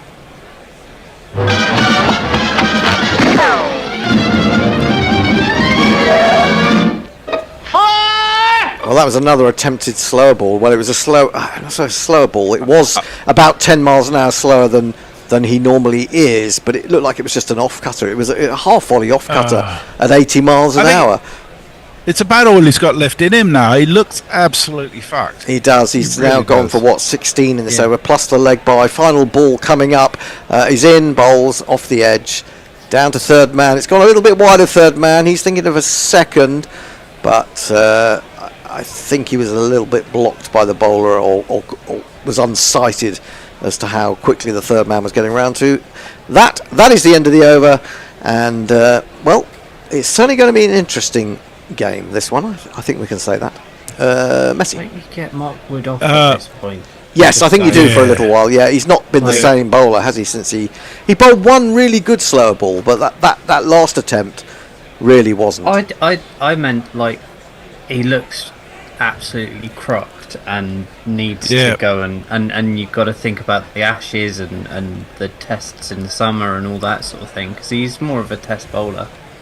I suppose it shows the nervousness in this England camp about the lack of bowling they've got in this team, that they are rushing him back out there. And the same happened, I think, with Archer, didn't it, against Australia, as he went off and seemed quite badly injured for a little while, and then he came back again. Anyway, Adil Rashid is going to come into the attack. I won't jingle him up. We've had his jingle a couple of times today. He's going to be bowling to Ibrahim, who's now on 107. Rashid is in. He bowls him the quicker ball out the front of his hand, and he's wise to it on this occasion, and he just punches to mid-wicket. There is no run. Rashid into an 8th over. 1 for 43. Not his best day. Comes down the wicket to this one. It's quite short. Has to wait for it and then plays it up to mid-off. I mean, I have to say, technically, Ibrahim looks as good as anything in the England side, really. I mean, perhaps not Root, but really, his technique has been very good. He was hurried by Wood when Wood was bowling exceptionally this morning, but since then, as I said, he's batted beautifully. That's a good ball from Rashid, and all Azmat can do is force it back to him, and Azmat has really got going now, 39 off 25, so a really good rate of scoring from him. Here's Rashid again, who throws that one up a little bit more slowly with a bit more air, and looking to land it around about leg stump, turn it across the right-hander. He has to watch that, and all he can do is plant the foot, defend it back to Rashid. In comes the leg spinner again. He's down the wicket trying to smack that one. Now, Rashid got a hand on that and deflected it onto the stumps. He's appealing, but no one looks terribly excited about having run Ibrahim out at the non-striker's end. We'll have another little look at this. No, he's back. I mean, he didn't slide the bat in, he just placed it back. And it was a split second, but it was enough. 69, this fifth wicket partnership now worth of 57, but 3 really good balls from Rashid in this over. 3 dot balls. In fact, he's only gone for a single so far. Can he finish the over off? England will be grateful if so. He's in to Azmat, and he bowls short, but again, it's one of those short ones that just doesn't come on, and Azmat tries to overhit it. He'll still get a single, but would have preferred more. Just 2 runs from the over. 210 for 4 from 39. Now, Luke Hallahan has another ditty, which I suspect goes to the tune of Hey Mickey, but out of deference to you all, after Hendo's advice, I'm not going to try and sing it. It just goes, Captain Butler, he's so poor, let's oppositions make a massive score. Awful leader, no ideas. When he leaves, there will be cheers. Ooh. And Billy says everyone always picks holes in England's performance. Azmat and Ibrahim are batting beautifully here. I think that's actually very true. Well, it is true, and I think it is a decent wicket to bat on. And I think there was a little bit there in the early overs for the really quick bowlers. That said, I don't think there's a hell of a lot more in it for the bowlers now, and they need to bowl skillfully, really, to try and prevent Afghanistan getting away. They've got 11 overs left. They're on 210. 300 is on with wickets in hand. Overton back into the attack. Absolutely. He takes the pace off that one, and it grubs through to the keeper as Azmat was trying to cut 75 miles an hour. That one from just responding Overton. To you, Hendo. Good God, no, please not. Says, sadly, I feel Butler does need to take the flak as captain. He was clueless before Brendan. which is a fair point. Yeah, but then again, he had Matthew Mott, and maybe it was the joint cluelessness that did it. I mean, one of the things that I find curious as Overton comes in again, bowls lifted. It's going to be 1 bounce, 2 bounces down to Rashid at long leg, just the single. One thing that I find curious is that before Jos Buttler was made captain of the white ball team, we were constantly being told what a great cricket brain he had, how good he was in the dressing room, all these things. He was hyped up to be the man that we required, and yeah, he's been disappointing. And I think, captaincy has possibly had an effect on his batting as well. Short, he tries to help it on its way down the leg side. I thought that might be given as a wide, but doesn't appear to have been. 211 for 4. Yeah, so I think, we read so many things in the press that are just total bollocks. Yes. People want to big people up, and they want to be the first to notice. They want to be the first journalist to say, oh yeah, he's got this great cricket brain, he's going to be brilliant. And then, of course, we're all disappointed. This is just dab to backward point. There's a man at backward point. There's also a short third man, and a very pensive Jimmy Anderson sitting up there watching from the dressing room. He could probably do a job. Oh, and that takes me back to this question of who... Nobody answered the question about who is second on the list of being fastest to 50 ODI wickets. And believe it or not, it's Jimmy Anderson. So there you go. In comes Overton bowls. Pulled through mid-on. They'll get 1. Will they get a second? I feel as if the floodlights are beginning to take effect. Banton is on, and he was running around to his right there. And you felt that there was a shadow, and it's definitely not sun, because the cloud has come in. 2 runs from this over, 2 runs from the last over from Rashid. If Overton can get away with perhaps just another single here, then England will feel as if they've put the brakes on a little bit. But, here is Overton to Azmat, and Azmat has smashed this, but I'm not sure that's going all the way. He's going to be caught. Banton is the man who takes the catch, and this has ended up being a really good over from England. Actually made that look quite simple, did Banton. It was quite well hit. It was away to his right, and it would have gone for 6. Quite comfortably taken, just outstretching his arms. And that's a good catch. That's a really good catch on the run from the substitute fielder. England get what might be a very important wicket. The crowd says, the crowd says, the crowd says you're out. I just want to compliment you, Hendo, on doing what a really good comic does. It introduces a hook at the beginning of their set, and just at the end of it comes full circle back to it. Like you did with the Jimmy Anderson question, and finish off your 10 over set with the answer. Nicely done. Well, it's the journalistic thing. I'm not keen on that sort of stuff. I mean, you often get features which you start something with the intro, and then you come back to it at the end, and I find that that's all a bit too sweet and lovely. But anyway, that is the end of my stint for the time being. 212 for 5 from 40. Rashid will continue. Mohammed Nabi has come to the crease, and it looks like the Bish is going to come in and join Forthy. I've got to admit, Forthy quickly before before the next delivery. Hang on, where's the oh, there it is. Hang on, here we go. Forthy, are you ready, Forthy? Are you there? Is the Forthy? May the Force be with us. Is he with us? I believe he is. Forthy! Hello. Hello! It's all over to you. Adil Rashid in. The start of his 9th over. Flicked off Ibrahim's pads down to long on, and they come through for a single. There's a couple of characters I recognise. Well, actually one. Namibia's number 1 supporter. That's Mog. Hey there. And Tony has joined us, and that's the fall of a wicket that would have been described by the previous triumvirate, and now we have the second triumvirate. Well, not which one are you?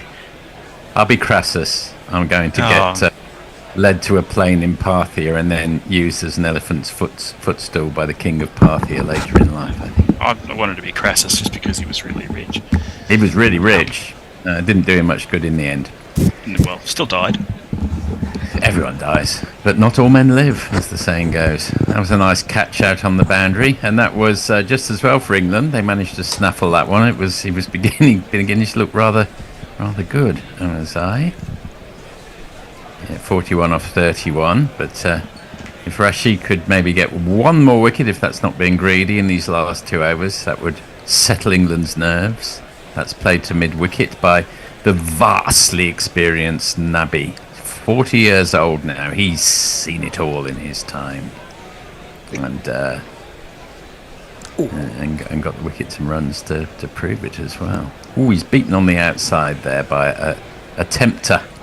He was not to be tempted, but it still beat his outside edge. Nabi from Rashid, the two wily old war horses going head to head here. Who's on socials? Can't tell. That's me. Combined age of you're on social. 76, isn't it? I have no other skills. I think I mentioned that to you earlier. Hello, Tony. How are you? I'm very well, Forthy. I was Sorry, trying I to work. hadn't realised that you looked like you were doing your homework and you were a bit late on your homework. You're doing it at the back of the bus there. So Not that I've got a face like at the back of the bus. That's cut for a single by Nabi, who's off the mark, 1 off 3. By contrast, Ibrahim is 112 off 116. So how old is Adil Rashid? He's 37, is he? Am I right? Either 36 or 37. Nabi's 40, so you do the math. 77 then. 77 Maths. combined age. Turned round the corner. It makes Guerilla cricket when we have Billy on commentary look absolute spring chickens, doesn't it? Well, it's like, and that's the end of the 41st over. I'll hand over to Morg to see if anyone's dialed in. Dialed in. Jamie Wilson says, "Come on, England, for fuck's sake." Ashley Partridge said, "England should let more young players play, not old players like Wood." To which Luke Hallahan says, "Younger players are fine if they're good enough." Yeah, depends whether they're any good. If you're good enough, you're old enough. Six says, "Why is Duckett not bowling? This is a farce." It was a little bit of a farce, but not big, perhaps because Duggett's not bowling. We done? Is that us done? Right. I was just going to say, Australia, England needs someone with a bit of experience against Afghanistan, so maybe get William Elphinston in there to teach him how to get the job done. A little bit of an Anglo-Afghan reference there for you. Very nice, very nice. And that's chipped off his legs. Has it gone all the way? No. It falls short of Jofra Archer, who's at deep square leg. First ball of Overton. Jamie Overton's over. Let's have a look at that one again. He didn't really attack it, it's fair to say, Jofra. I'm not sure why not. I don't know whether he didn't pick it up. If he'd have, if he'd just kept almost walking in, he would have had a chance of catching that. He might be remembering his mishap against Australia. Yeah. If he takes off fast, he'll break something. Oh God. England's increasingly fragile bowling unit. Nabi gets inside the line of that one. I think rather kids umpire rifle into giving that as a wide. I'm not actually sure it was. I think it actually went to the top of leg stump, but he got over. Spread your wings and call wide. But so what? So check the scorebook. It's a wide. Oh yeah. It certainly wasn't head high. It could only have been sort of outside leg, which I don't think it was. Jamie, maybe sorry. Yes, Mog? No. Yeah, I was going to say maybe the appeal made the umpire overreact and call it a wide. I think that does happen, doesn't it? It's like when there's a massive whoa, like from a home crowd, try and get a penalty, and some referees get whistle happy. Excuse me. There's the drop we're seeing from the other night from Jofra Archer. At this level, we're obliged to say at this level. That should always be taken. I would have dropped it, but it's not my job. It's my job to commentate. Your job is to catch other things to commentate on. Yeah, exactly right. Gentle breeze, isn't there, at Lahore? Yes, I was just gonna say. fluttering from Flags are rippling right to left. on top of the stadium. And that's a slow floaty one from Overton, deliberately bowled as such. And Nabi just sort of throttles down on it and they come through for a single. Junior caption operator is operating again today. Yeah, Quite slow moving there. Good. Across. Just cannot get the junior caption operators these days. They're all interested in other things. Their attention ruined by the TikToks and the. And they've got side hustles. Importing, I don't know, essential oils or something. Their Etsy shops. What a generation! What a generation we've created. Well, right. Well, we were tutting about the younger generation. So someone scored a run there. 2 runs. 2 runs. 2 runs. Overthrows, I think, is it? Sorry. I was tutting away like Major from Chipping Sodbury. 1 wide, 1-1-2 so far from Overton, which is broadly acceptable at this stage of the innings. We're in the 42nd over.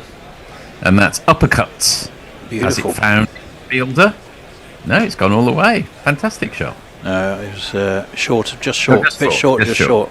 But he certainly found the gap in the field superbly and lofted it through point for one of these.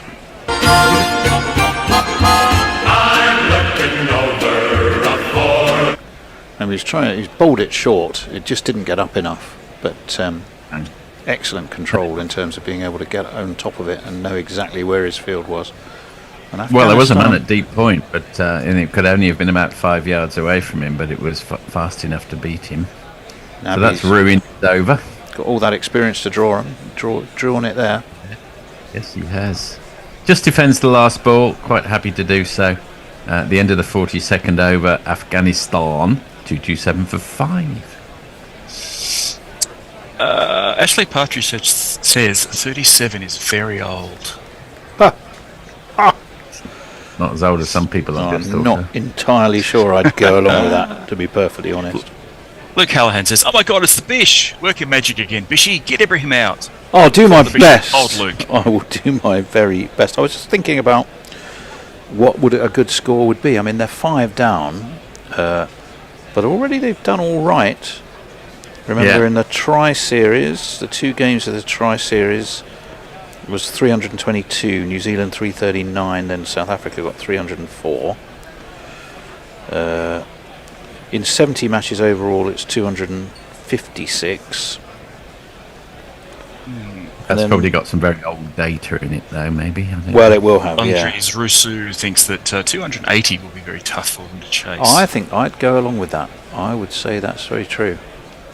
Hobbling Mark Wood is back into the attack. When the ball was played down to third man by Ibrahim for a single. When he actually gets to the crease and delivers, it's kind of okay, but I do not like to think of the damage he's doing to his knee as he hobbles he's back. He's walking like he's actually proper fucked.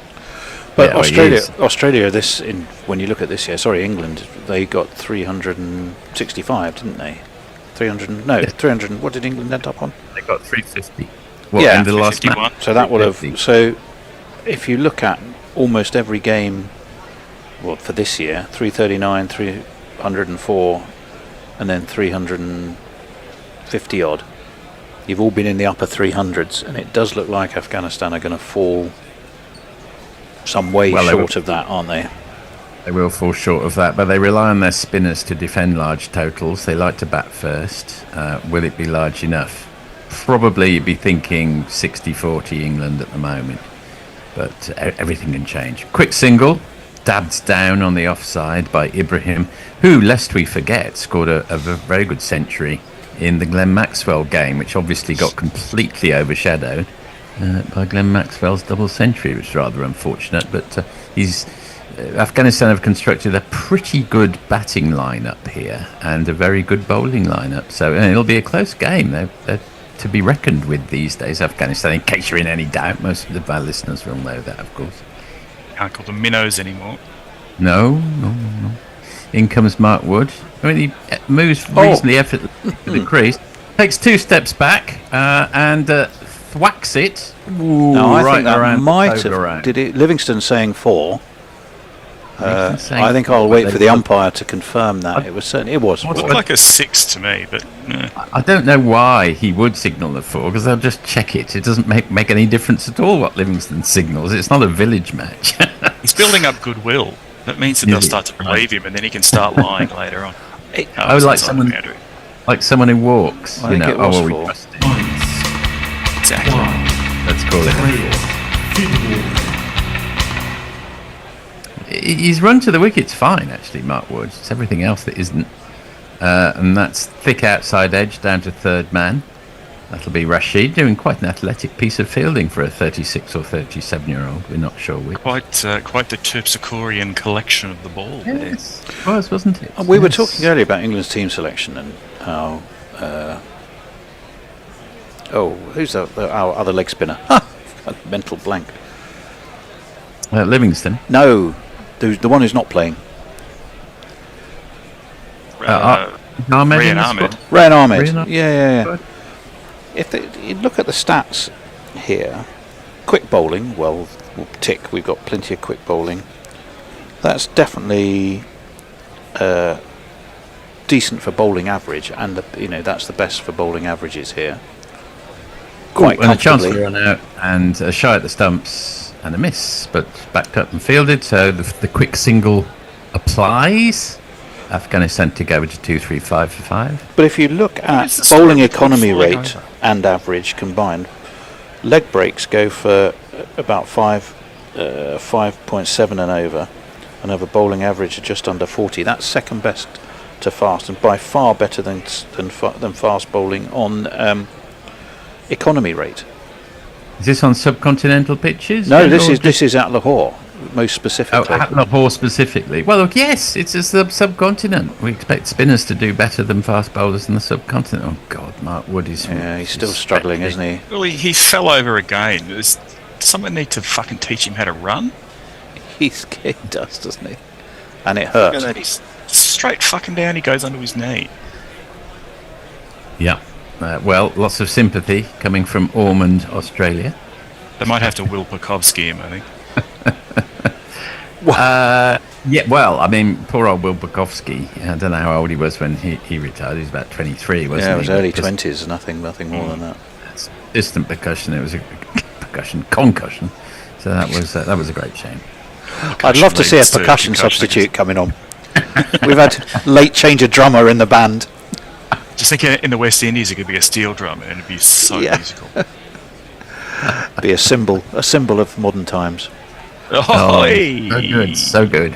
And in comes Mark Wood for the last ball of the over, and it's just played to mid-on. Would they think about going for 2? Were they going to risk it? No, they're not. They didn't. They turned back. There was an occasion when the Marquis Smith had the full sacked his drummer on the service stations on the way to Glastonbury, I think it was, and the Chemical Brothers manager had to learn the entire set that afternoon. They found him and said, you can drum, can't you? And he said, what? And he did indeed drum for the fall that night. Wow. And then the original drummer was reinstated the following day. Over to Mark for messages. Where are we?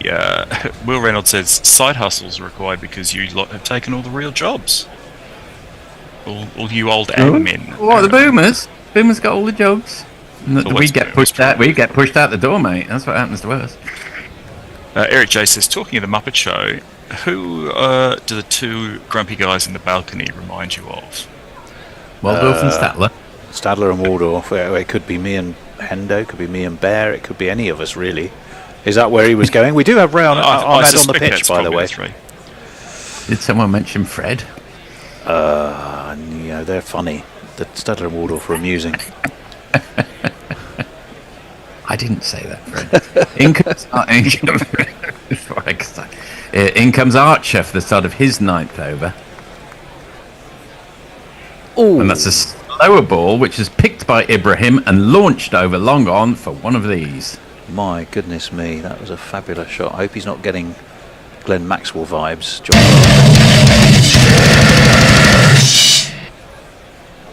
So if they're going to charge, now's the time for the charge. And only That's 5 exactly wickets down. Say 300 plus is to be expected, really, if you look at current form, and they're going to struggle to get to 300, let alone beyond it. But that will help. Yeah, I mean, just to be clear, Ibrahim Zadran's got an average of 47 in ODIs. He's got 5 centuries and 750. He's no mean player.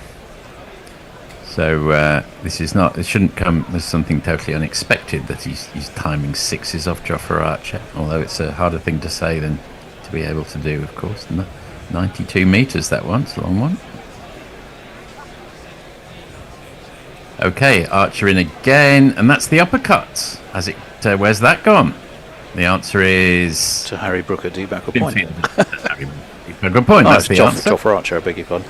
Yeah, his previous highest score, 162, or his current highest score, which he got against Sri Lanka in Kandy in 2022. Although in a Duckett-esque manner, Afghanistan still managed to lose that game. They did, but I think they were chasing 380 odd, and it was a miracle they got anywhere close, because I think they were 19 for 3, and I think he came in and got within, cooey of it. That's cut, and this time it will go for one of these, thick outside edge, in fact, from Ibrahim off Archer.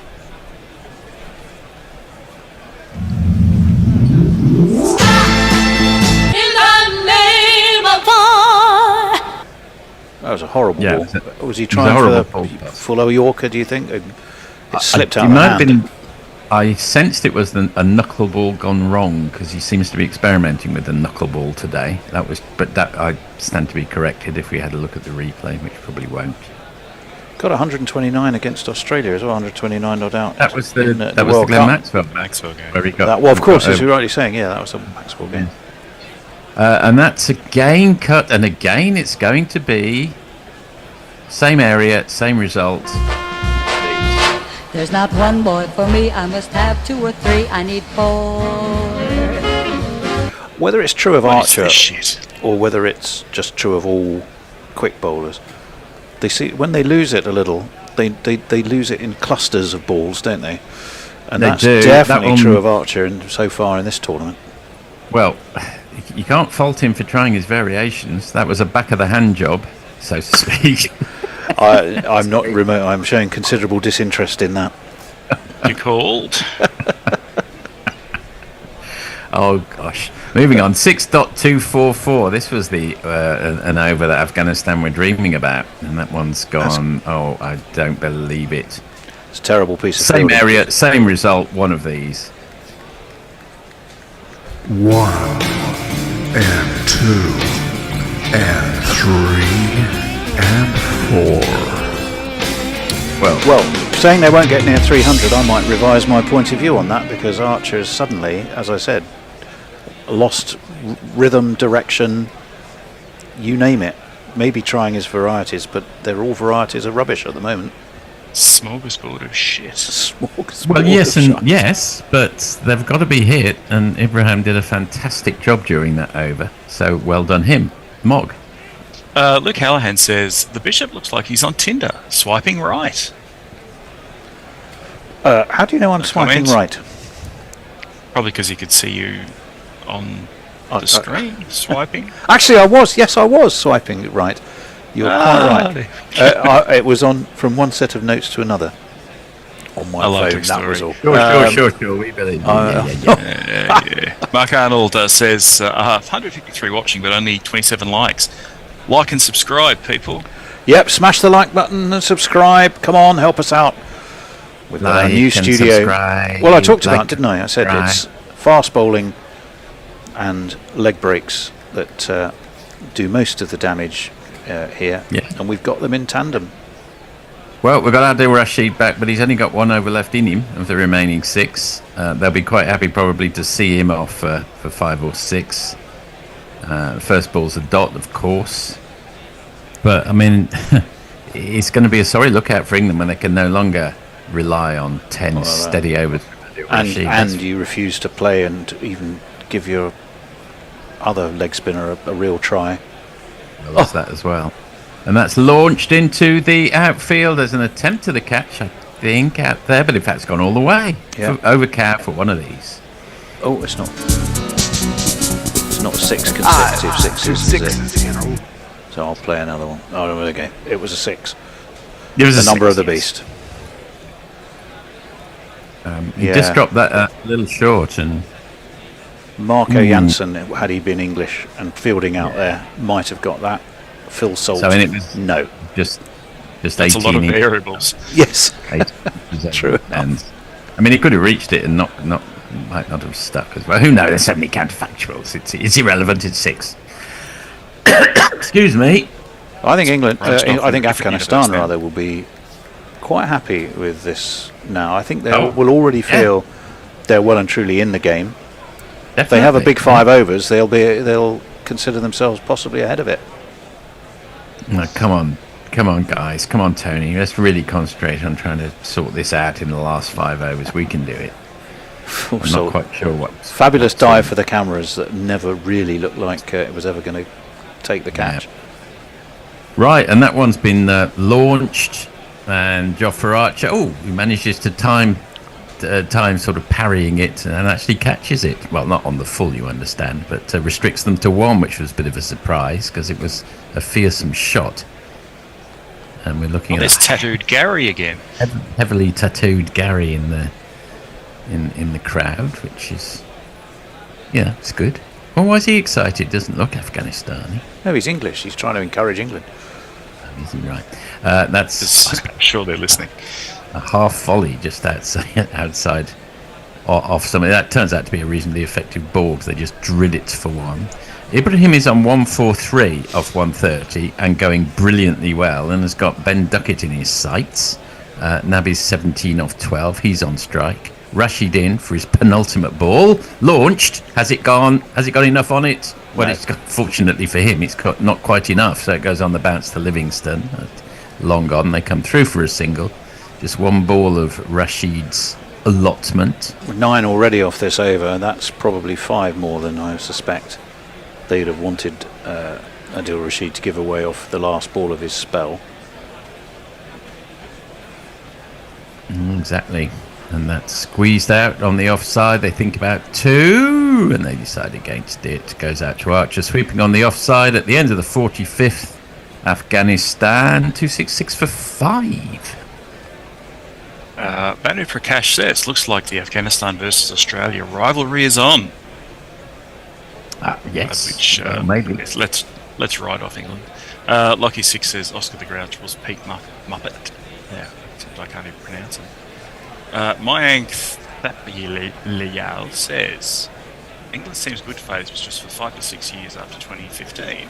Today is again become an average team like it used to be. Sure, we get it. Yeah, no argument here. We're looking at what I can only assume would be a kite, perhaps? A vulture. More than likely at the moment. They've already taken Mark Wood out the back. Anyway, it's Overton, 149 off his first 8. Not disastrous. That's turned round the corner by Ibrahim, who's seeing it like a football at the moment. And they come through for a 6. 4 short of 150. It's been a fabulous knock. But we know he has it in him. 160 odds, 165 was it highest score. 162, I think. That time in the World Cup, we've seen him do it before. Yeah, those are his 2 most famous innings for certain. But just trying to think of it's rather like that's a quick single. They're thinking of 2 and they come back for 2, and it's is that a hobbling Mark Wood? No, it's Livingston who tripped over his own feet. Well, so England finding ways to quite literally, not quite literally shoot themselves in the foot, because that would be literally shooting themselves in the foot.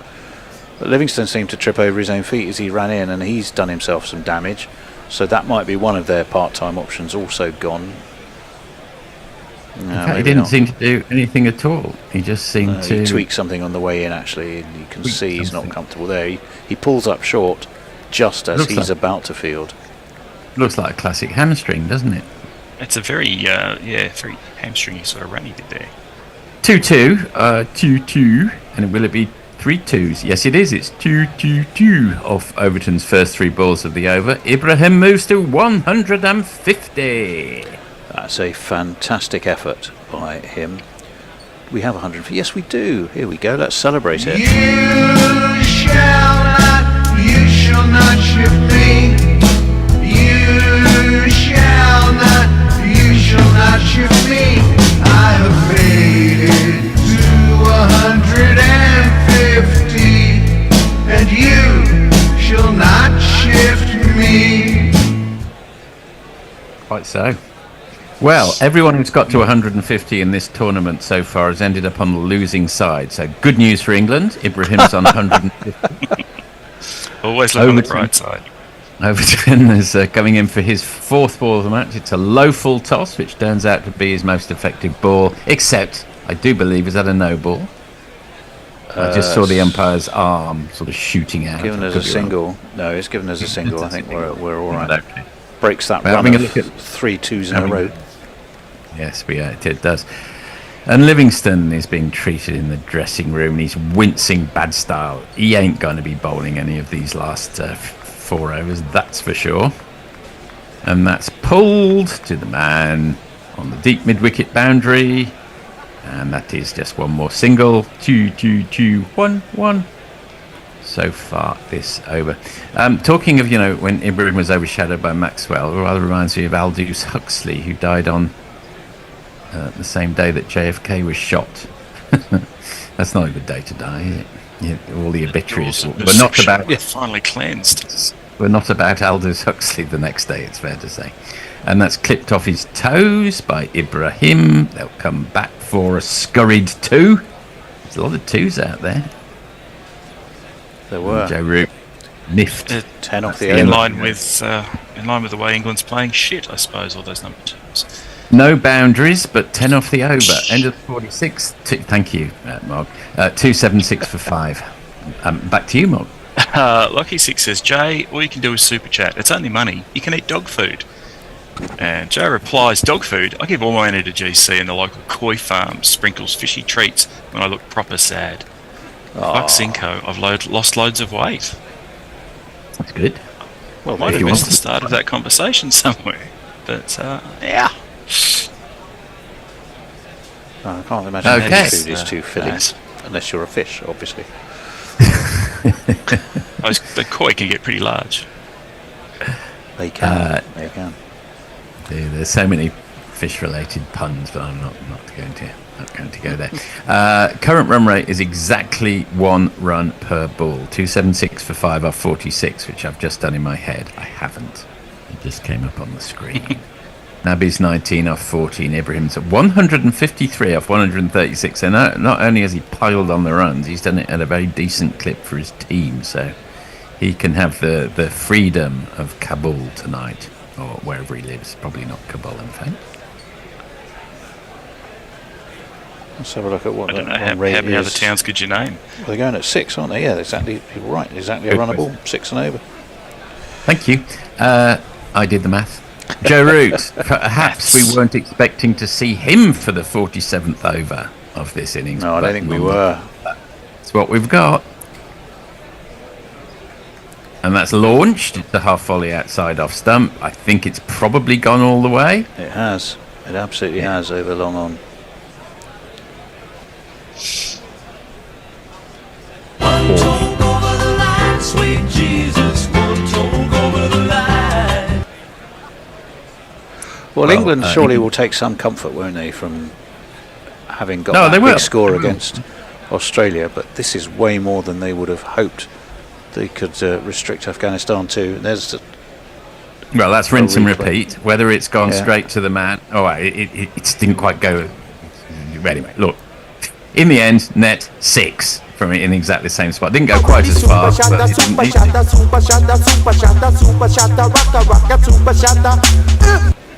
I think they've decided Joe Root's the man to attack. Well, they're going to attack all of them, I think. And why not? Poor Joe Root didn't deserve this. Not bad for a 40-year-old, belt and nose. You've got 3 men out deep on the leg side. You've got a backward square, deep mid wicket, and a long on, who's pressed also quite wide. Oh, Lord. Last balls have gone for 68, and that's a terrible misfield, which has gone for 4 past point. Sam, was that Duckett? It was, and he's got the lower centre of gravity to reach down as well. Yeah. There's not one more for Only me. I 4 must foot have 8, 2 so or 3. I need 4. And the camera lingers on England's all-time best point fielder, Paul Collingwood, who decides to hide his emotions, probably wisely for the camera, looking at that misfield. I mean, there is England's ability at the death is one of the telling factors in this sort of horrible run that they've had really in the last couple of years, and certainly, I mean, including and since the World Cup, they simply haven't been able to exert control at the death, and if you can't, you lose, and that's why they've lost 9 and won only 3. Low full toss, smitten down the ground, but only for a single, which breaks the sequence of boundaries. 6-6-4. Useless. The last over finish with still 17 with 2 balls left. It's 17 with 2 balls left. I hear you. Another low full toss, and that one, what do you know? It's been hit for 4. And there's no one at deep extra cover. There's a big gap between cover and a very finely set mid-off. And it has been exploited by these excellent Afghanistani. Actually, it's not Afghanistani. He's going to get told off for this. Got to get the nomenclature right. I think it's, or maybe it is. Actually, there is a man at short extra, but it was past him before he even had a chance to react, really. And you've got to say, these twos, not only, I mean, they're just, it's been an exemplary display. Yeah. Certainly by Ibrahim Zadran, of course, who's been quite superb. But tellingly, other batsmen have collectively managed to back it up, which is where England also rather failed against Australia, bar Joe Root. Well, indeed, it's not all about England's weaknesses. This has been superb batting by Afghanistan, which should not be overlooked. But they're a very, very good outfit these days. That over has been completed. The last ball went for 2, and it went for 23. So Joe Root, who started with rather nice figures, has conceded 47 off his 7 overs now. Biggest over of the innings. 299 for 5. There's definitely a pattern to the Manhattan skyline on the Afghanistan. It's getting bigger and bigger and bigger as time goes on. those skyscrapers. Well, Ashley Partridge says, I need over 300 for my bet. I think you're probably going to get there, all right. Yeah, they need Brian in Brisbane. Brian in Brisbane says morale in the England team must be appalling if the players are throwing themselves about to injure themselves. Yes. Archer in again. That's clobbered to square leg. They just settled for the single. And I think Ibrahim has now got the opportunity to out-duck it. He's on 159. Bit of a 6 here. Yeah, that's also right. England's 351. Wasn't that a record score for the Champions Trophy? I think it was. And I think Duckett's innings was a record as well for the Champions Trophy. So if Ibrahim scores 2 more runs, he will therefore have the new record for the Champions Trophy by my calculations. Yeah, that's why I was sort of edging towards. You're right. I mean, if they get 10 off each of these overs, 320, that's a very competitive score, I reckon. Yes, both are competitive, probably make them favourite, you'd think. And that's clipped to deep square leg. They come through for a single. They're looking a little bit tired now. I would be a bit tired if I was hitting this number of runs, which I couldn't. I was just going to look. Let's have a... Mark Arnold says, give the ball to Duckett. Well, not they to bowl, obviously. Just that's a third member. I think we've got 3 or 4 members of the Duckett Must Bowl Club now. It's taking the piss. Okay, so that's attempt at the uppercuts, but it was the Archer slow ball. It's gone right up in the air and completely evaded 2 fielders scurrying away underneath it. I do feel that should have been taken by one of them. Yeah. Win predictor's gone from 1882 to 50-50 according to Lucky 6. Yeah, and what I although was this just feels gonna- awful, Afghanistan started slowly. So, yes. And England's strength is their batting. Afghanistan, perfectly good bowling lineup. So it probably is about 50-50, but it just feels as if Afghanistan are in the ascendancy. Well, they are for the moment. 1-1-1 for Archer. And that's launched. Has it got the legs on it? You bet. Crikey.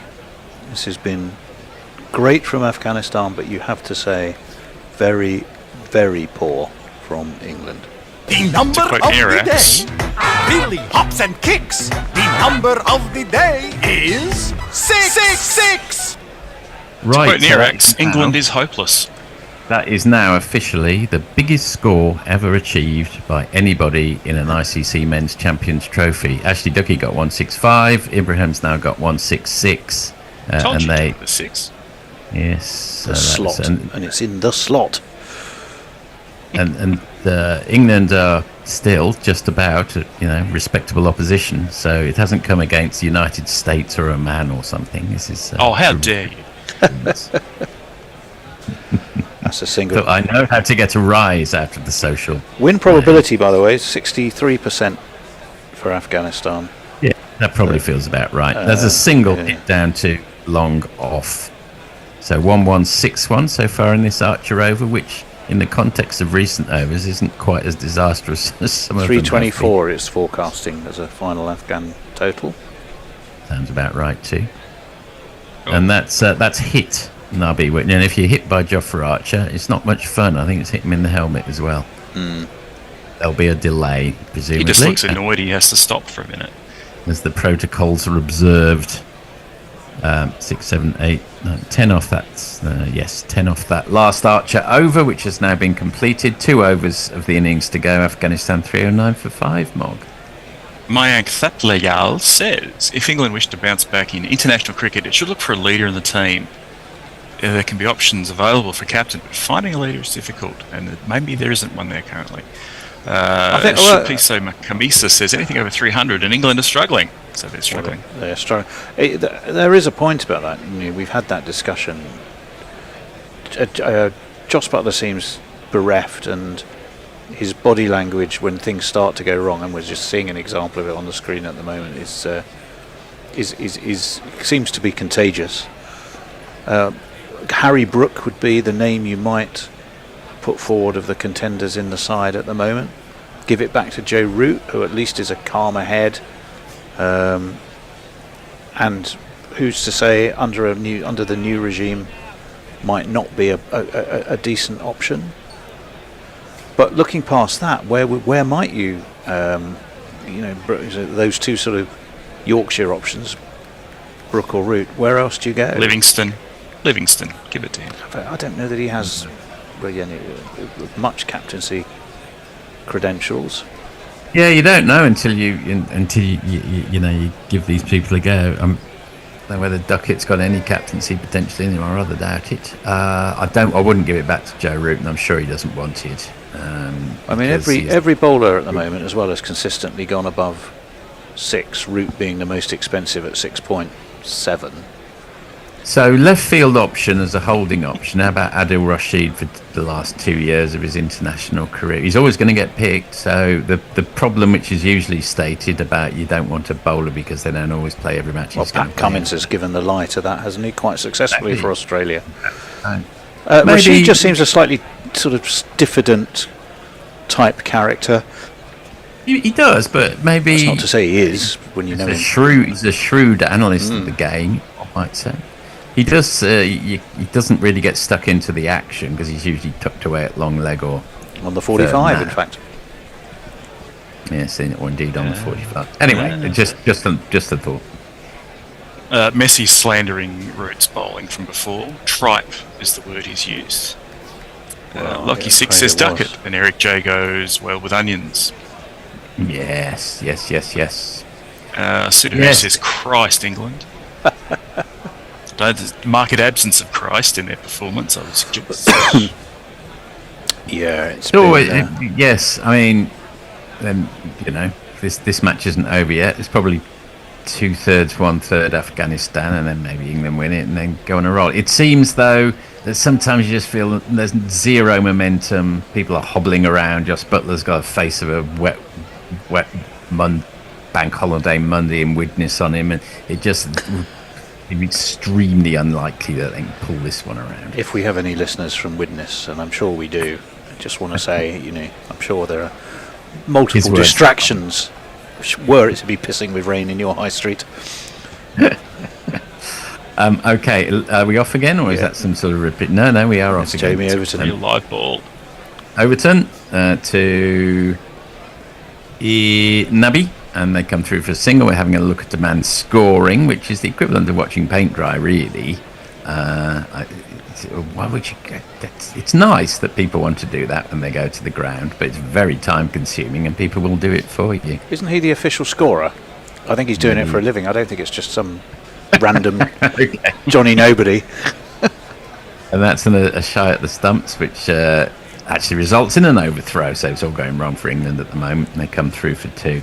I sat behind a boy who was scoring when last time I went to the MCG for the test match of the Australia-India test match. He was in heaven. He was in clover. He got all the different colour pens.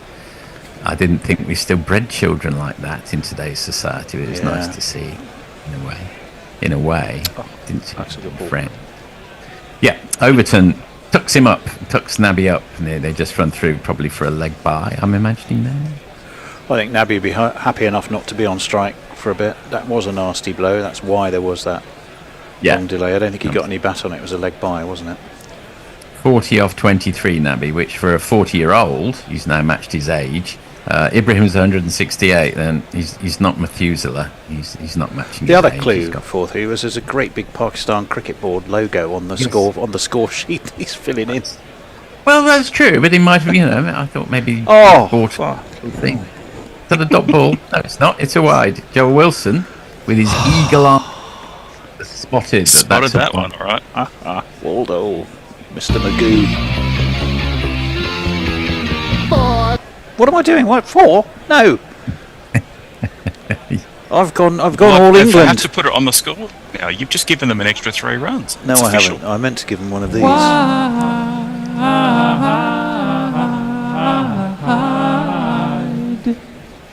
Well, this is, apart from the wide, this isn't too bad an over from Overton, although they have managed to get 2 off that delivery.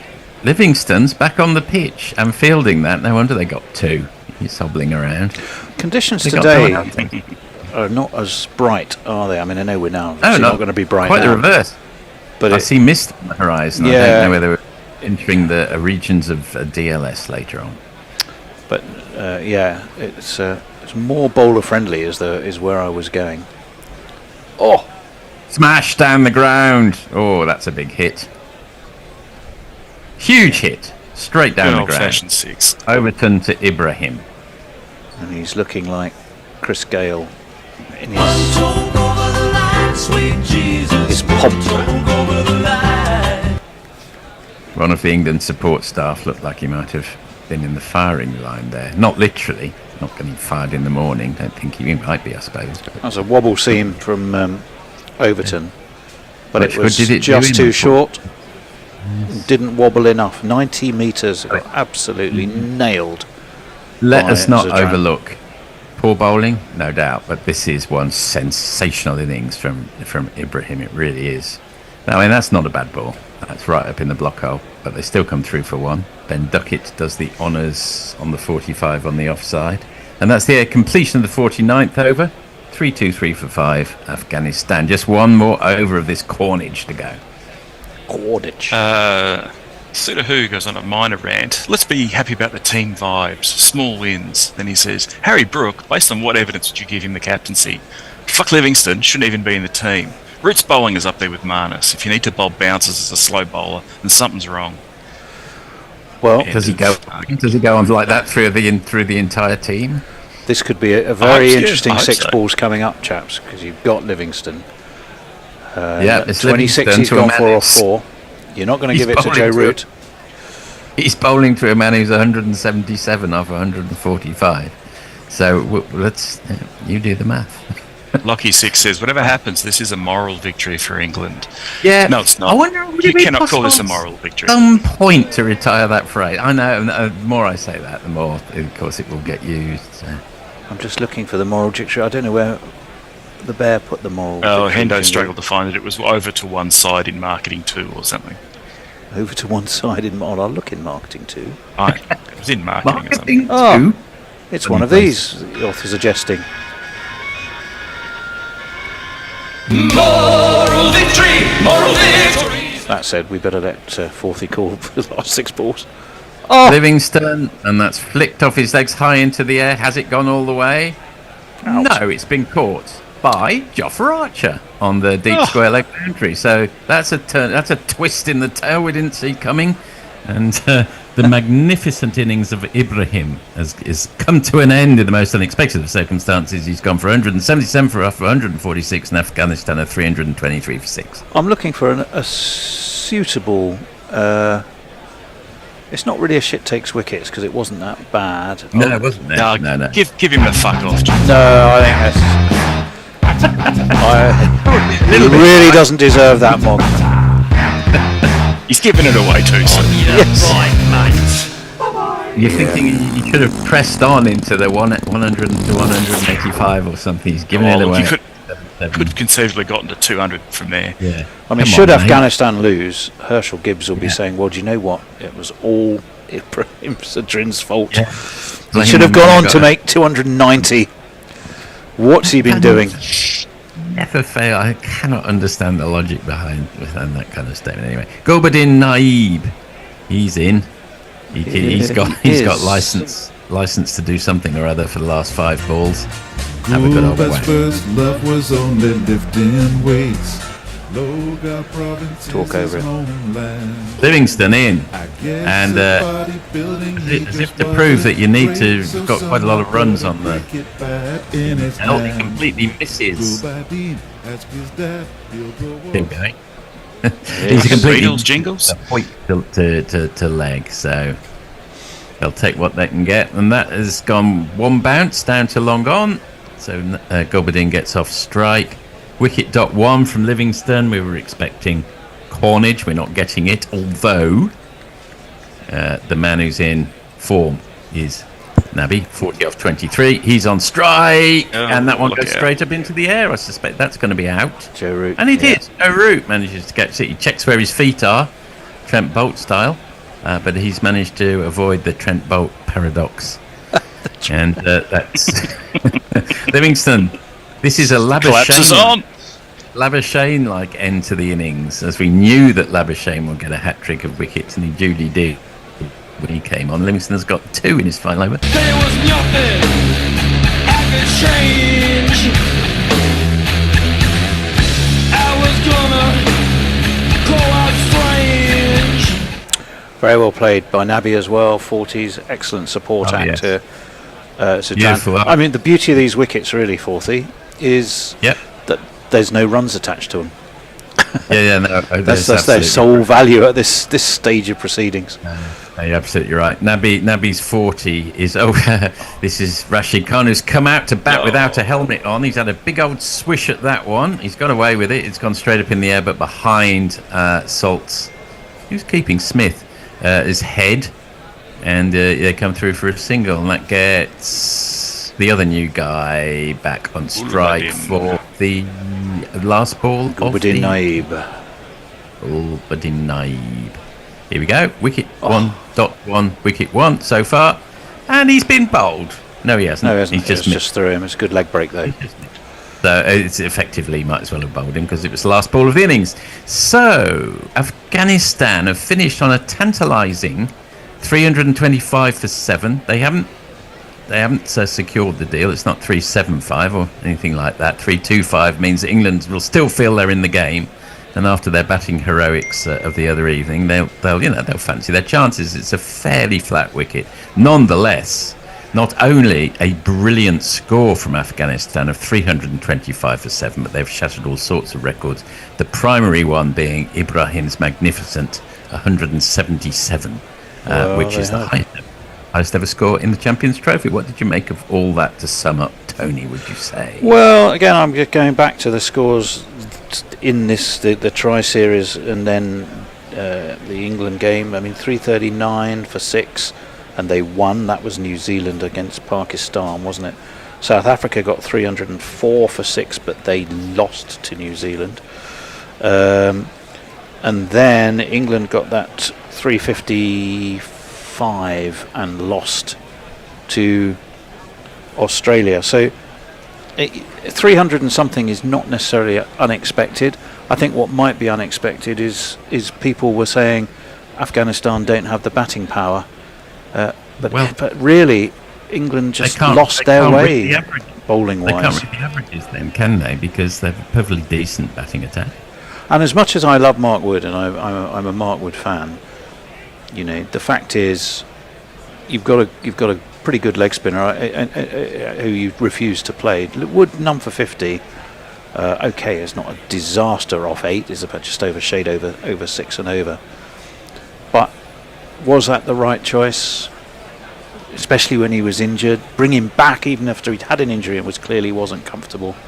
You just feel that at the moment, when a side is on a full-blooded assault against this England attack, they don't have the answers. And that's always going to be, you know, and there's better teams out there to not have the answers against than Afghanistan. Which is not to throw any slight on Afghanistan. Not in the least. No. One of the 4 best teams in this competition. Let's be clear about that. I think even more reprehensibly would be if Wood then suffers some injury which has been wildly exacerbated by carrying on bowling in this match, and that sees him out for 6 months with stress fracture, and then he can't play in the Ashes, then that really would be reprehensible. You are quite right. Anyway, that said, I think we should go and have a break, and we should entertain you in some capacity. Mog, any final messages? Drape Mongrain says losing is so hard. We now think losing is a moral victory. LOL. Bloody hell. Mog, Messi and me put together a little podcast for everybody. Probably it's not ready yet for airing, is that correct? I haven't got it here, if you did. Right. Yeah, okay. Which is a bit of a shame. Tell us more. What? No, we just did it like 2 or 3 hours ago, so probably it hasn't arrived in your folders or files yet. That will need to be the bear. We're going to play you a bit of a Bishop and Bear, which I think is our chat about the 1926 Ashes series. Fascinating it was with Stephen Brenkley. He's very entertaining. The Bear is quite entertaining. I'm there as well. And we shall see you after the innings break, where England have a task on their hands if they're not going to wave goodbye to Joss Butler's captaincy and the Champions Trophy at the same time. Exemplified the deference that by and large still existed, certainly in cricket.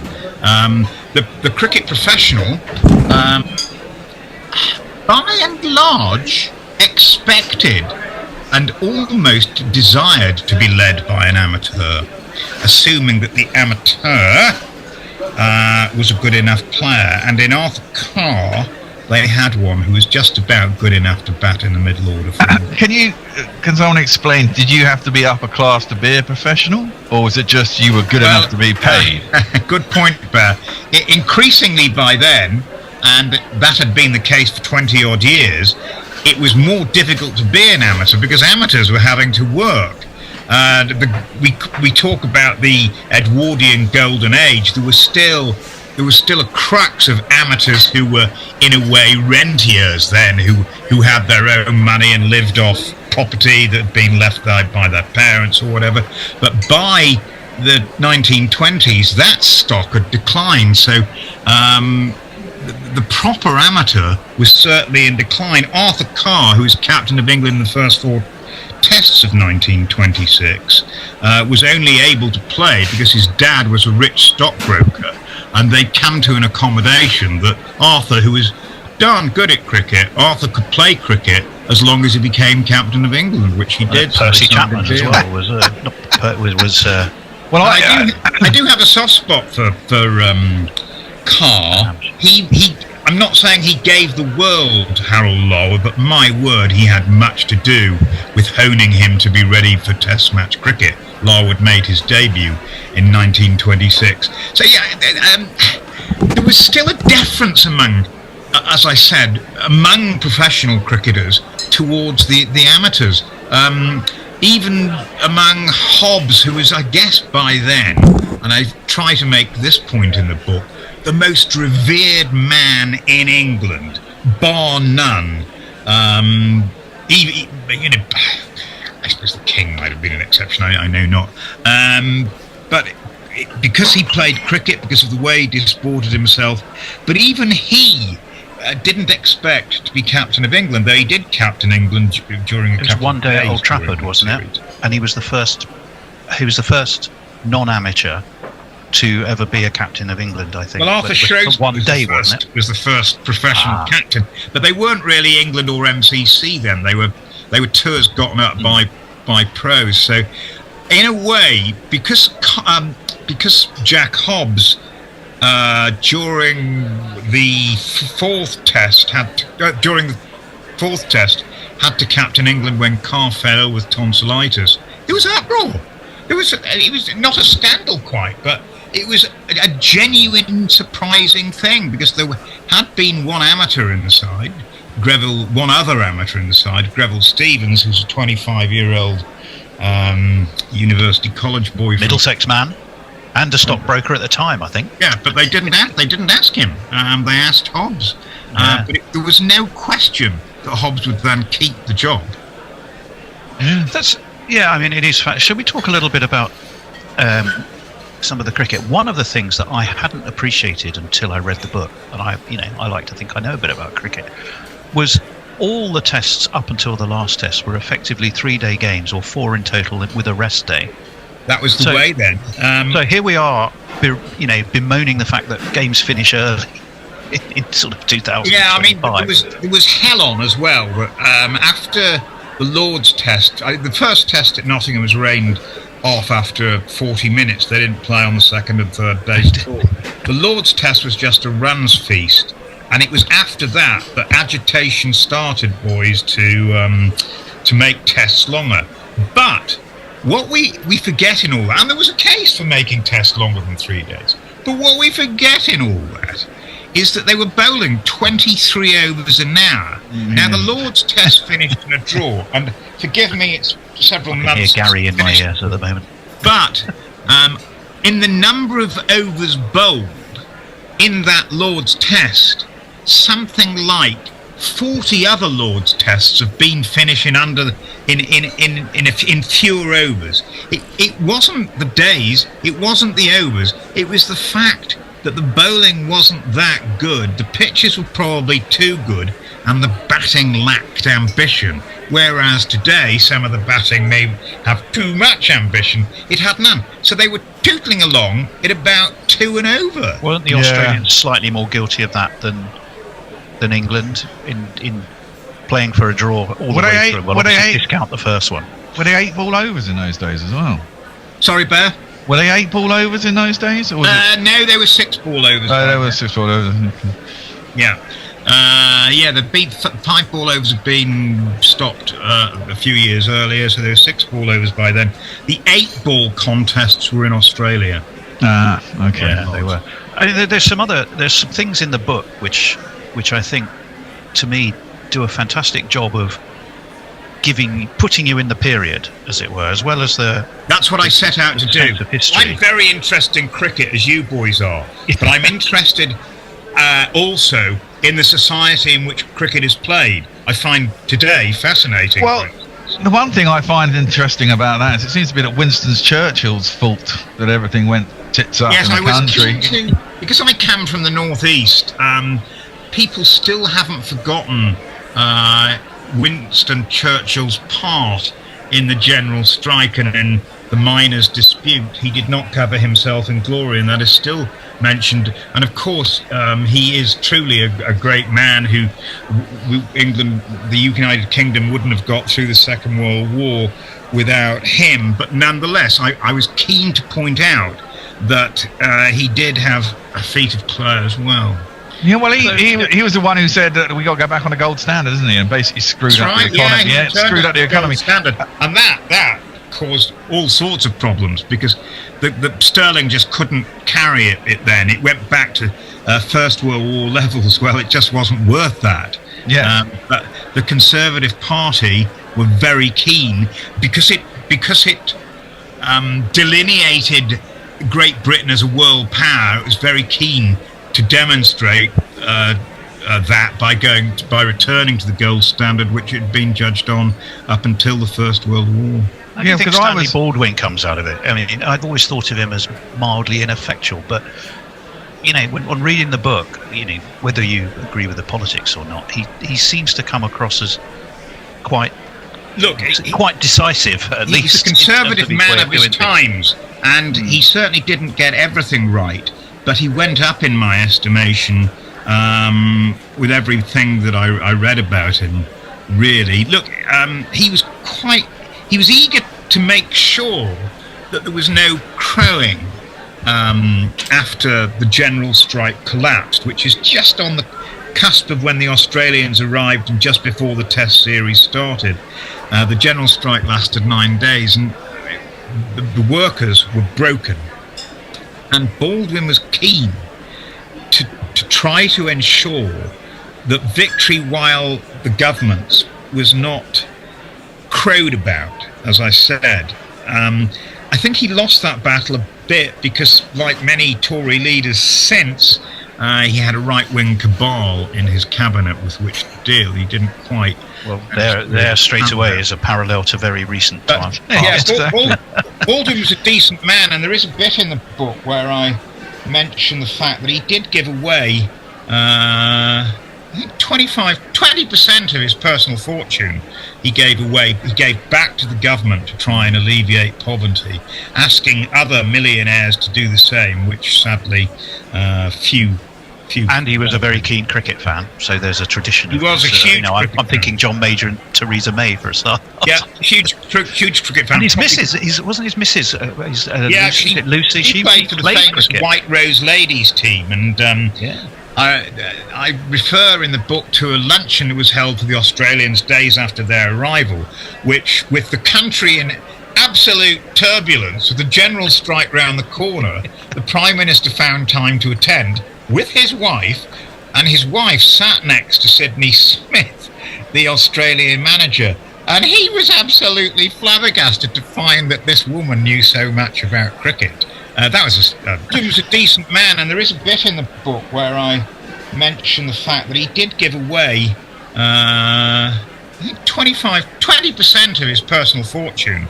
He gave back to the government to try and alleviate poverty, asking other millionaires to do the same, which sadly few.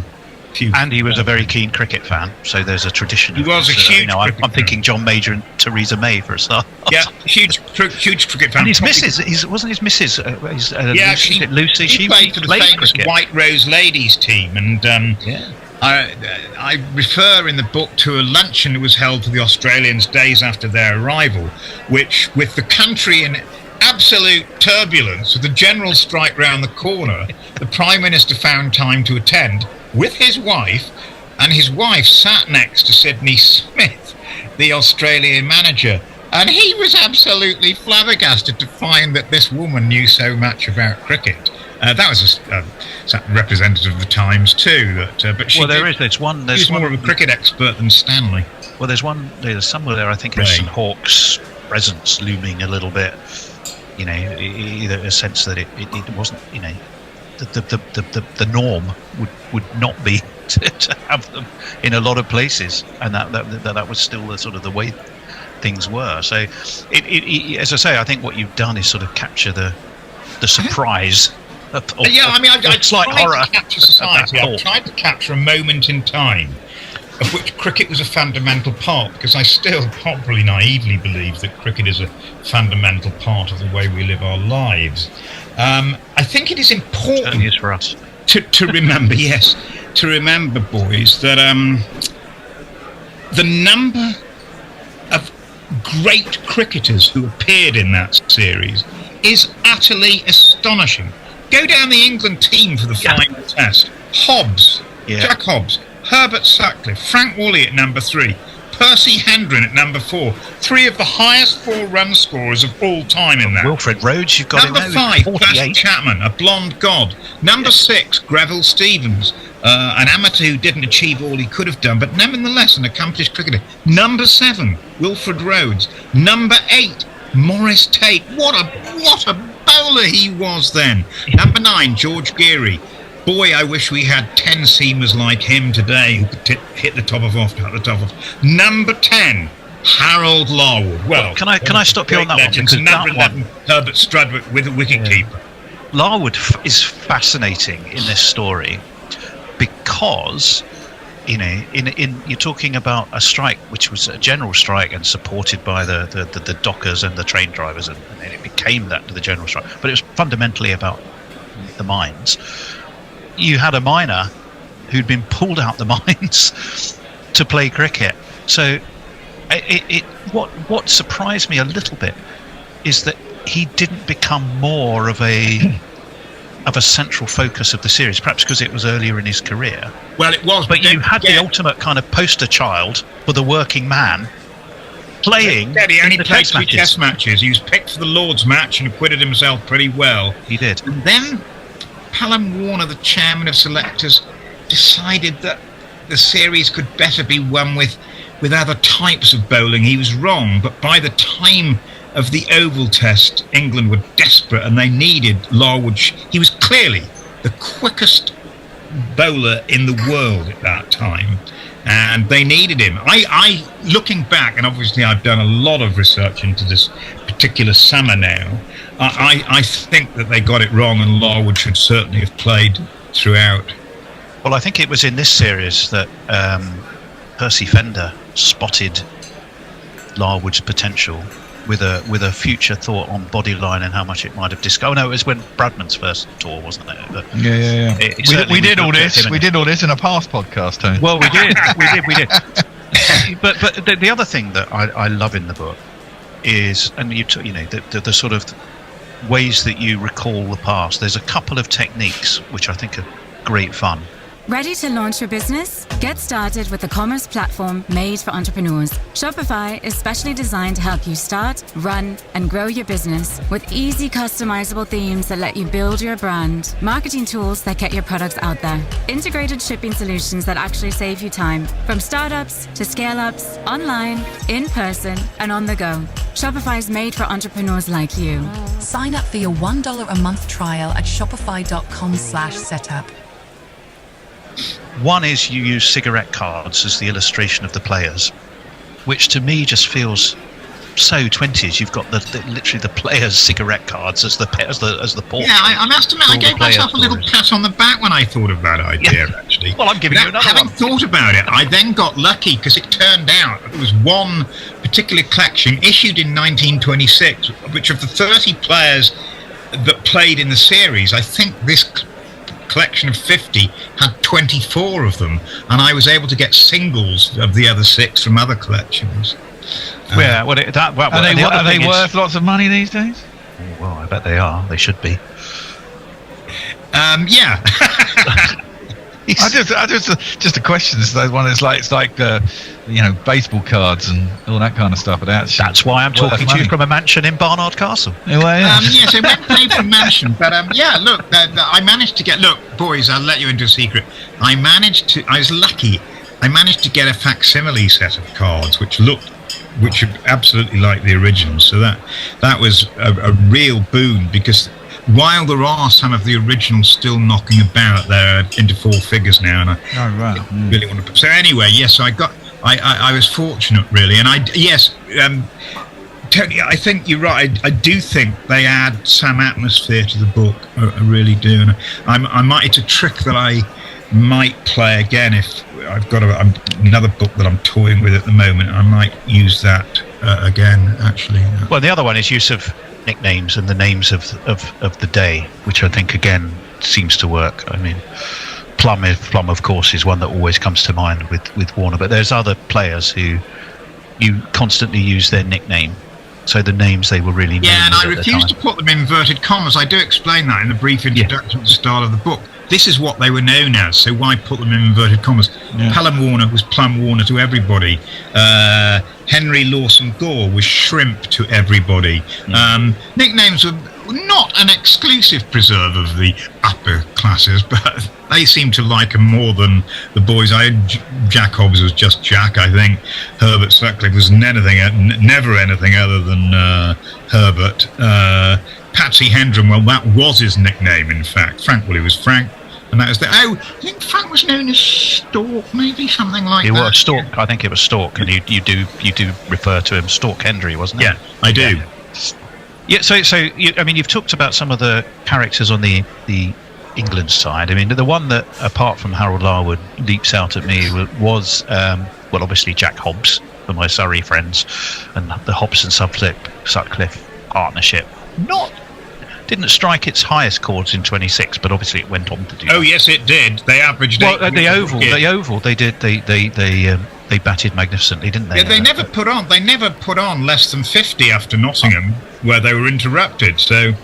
Yeah, they were at their peak then. They really were. It's because the matches were actually unalluring matches because of the weather and the Australian desire for draws. The nature of the fear with which Australia played. Australia played almost as though they wanted to get to the final match when they knew it was likely to be timeless, and that they put all their eggs in the basket. I was going to say, because when I was looking at the scorecards, exactly that. All the previous tests are 4 days, and they were 3 days plus a rest day, and then the last test, obviously, on the scorecard, it's a day longer. So was the last test a timeless test? Yes, it was a time. It only took 4 days, but there were jokes going around at the time because of the nature of the way the cricket had been played. That the match would still be going on in February, and 1,015 would play 1,023. In fact, it only needed 4 days. Matches in that summer started on a Saturday, so you had 1 day's play, rest day on a Sunday, Monday, Tuesday. But this was going to go on for as long as it took. And there were, it only took 4 days, but there were jokes going around at the time because of the nature of the way the cricket had been played, that the match would still be going on in February, and 1,015 would play 1,023. In fact, it only needed 4 days. Matches in that summer started on a Saturday, so you had 1 day's play, rest day on a Sunday, Monday, Tuesday. But this was going to go on for as long as it took. And there were fears that it would take 6, 7, 8 days. 6, 7, 8 day test matches were common in Australia during that decade, if you look it up, boys. Literally timeless tests. Yeah, they were all except the one in South Africa where they all had to finish it early. 70 years. And just briefly on again, I've been through the England team and the great stars that there were, but the Australian side, had some tremendous players. Herbie Collins had been just about the best cricketer in the world in 1920-21. Charlie McCartney, what a cricketer he was. The 100 he scored at Leeds before lunch, having been dropped third ball. Gee whiz. Well, it was batting, as I think I write in the book, in Excelsior. So he was a fantastic player. Bertie Oldfield, the wicketkeeper, still has more stumpings in test matches by far than any other wickie. Clary Grimmett comes to mind for me. Just some top players. And no series, I believe, before or since, has had as many great individual cricketers. And so one or two names, I'm pretty sure, who go on to feature heavily in the Bodyline story. Not that we'll get sidetracked into that now, but I think wasn't the likes of Woodfield and Oldfield. Yeah, Woodfield, that was his first Ashes tour. In fact, I think he made his debut, didn't he, in that series? I think it was his first Test series. He was a late addition to the squad, Bill Woodford, but yes, of course, he became schoolmasterly in every way, Bill, but an admirable man. And yeah, he of course played an extremely significant role in the Bodyline series 7 years later. You used Punch cartoons as well, which were very much the the more sort of I thought that was of its ironic time. commentary on They it. took Well, it back absolutely. down. There is the one you talked about, the draws. The one that struck me amongst all of the ones you use there is the two miners looking at a poster which says England versus Australia, another draw, and they say, why don't they work longer hours? Which seemed to me a nice way of sort of. I'm sure they didn't say it in quite that accent. But I thought I liked that cartoon, and that's why we used it. Yes, it seemed to unite the sort of the political situation and the sporting situation very well. Let's talk about, just very quickly, probably about a couple of the matches that struck me. I mean, you had the 46 minutes of the first test. You had draws up to the final game. Yeah. But there are certain things. It seemed to me that some of the more interesting things started happening at Headingley. One of them, well, Lords first of all, there was a mystery of a pitch flooding, which seemed to be somehow great story. Yeah, tell us a little bit about that. The groundsman had just cocked up, but a guy called Harry White, but because he was under a bit of pressure, he just cocked up and left, or one of his staff had, and left the water running, the hose running, and he was lucky that it didn't go on to much of the pitch, or not the business area of the pitch. And I reckon, nobody can prove this, that groundsmen don't sleep during matches, and he was turning over in his sleep. He thought, "Oh my God, I've left the hose on!" And he went down and managed to retrieve the situation to the extent that play was only delayed for, I think, 15 minutes or so. And hadn't he just got an nonetheless, it was MBE or hugely something? embarrassing. And Harry tried to bluff his way out of it by making up this great story that some blackguard had come over the wall and made his way to the centre of Lords and turned the hose on. Anyway, MCC launched an inquiry and found that Harry was telling porkies. And he got away with it. He got away with it because he'd just been put him on probation. But hadn't he just been made a lord, or he'd got some kind of well, the award? MCC secretary had just been knighted, and I mischievously suggest that he was well disposed. He was knighted about 5 days earlier in the King's birthday honours, and I was happy to show a bit of largesse. He was so pleased with this that he let Harry off effectively, but the committee did want to sack him. Let's pick out another before we move on to talk about the more current things. There's a couple of incidents in a couple of the games. Obviously, we want to talk a little bit about the Oval. Before they got to the Oval, there was some interesting goings on at Headingley.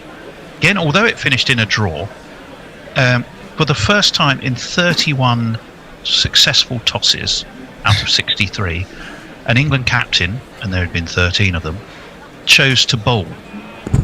They brought into the side, or they brought into the squad, Charlie Parker, the Gloucester left-arm spinner. It was a pitch that looked like it would become an absolute sticky dog by a drying pitch under sunshine. And not only did, and this might have been what sort of finally accounted for Arthur Carr. Well, we are back, and England, as we do return, are going to have to chase a reasonably sizable total, and I would say certainly more than they would have anticipated when they set off. 325 for 7 Afghanistan made, and they really accelerated towards the end as England seemed to lose an element of control.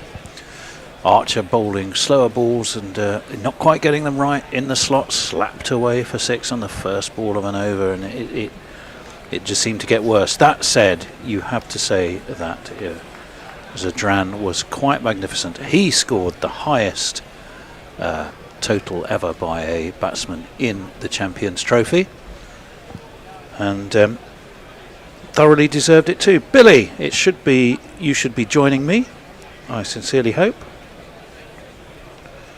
Is he calling all Billies, or just one in particular? Calling all Billy, he should be there. I've just admitted him to the room. The other voice, of course, is the unmistakably urbane tones of Ian Forthy. Hello. Hello, Tony. I can hear you now. Oh, good. You are there. Just Fantastic. connecting my headphones. Splendid. I'm just sorting out our picture so we can actually see people. Should be 2 of you on Zoom. It should be 1 of me here. And if I click those buttons, everything in the world will be right. Right! It's going to be Faisal Faruqi. Not everything after England's slightly poor display. I've got a question. It was poor. I've got a question. How poor was it?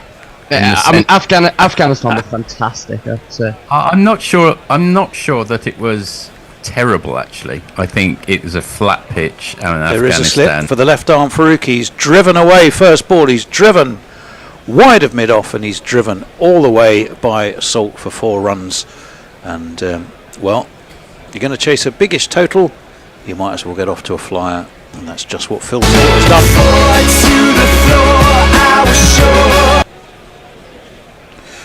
But if you look at the structure of that innings, it was the way it was built very much on Zadran, of course, but he had enough support to keep him going, and the way it's accelerated towards the end really suggested England just had somewhat run out of ideas or technique. In comes Faruqi, and it's cut straight to gully. But Tony, I also think it's in part the mental your brain, I think, on a cricket field can get, especially when you're in bad form like England, can get very scrambled very quickly. So to have them kind of blazing all around the park, I think, yes, it is running out of ideas. Yes, it's poor execution, but it's mostly the mental toll and fatigue, I think. Certainly, England gave that impression. I think they have to travel. Is it to Karachi they have to travel to after this game? Where they play on Saturday, don't they? So today's Wednesday. Presumably they'll travel. They won't get a lot of practice time in Karachi. I don't know when they would choose to fly out. It may be for a dead rubber. There are 2 men deep on the off and leg. And we've got fielding restrictions in play, so they're looking to stem Phil Salt, who likes to drive down the ground.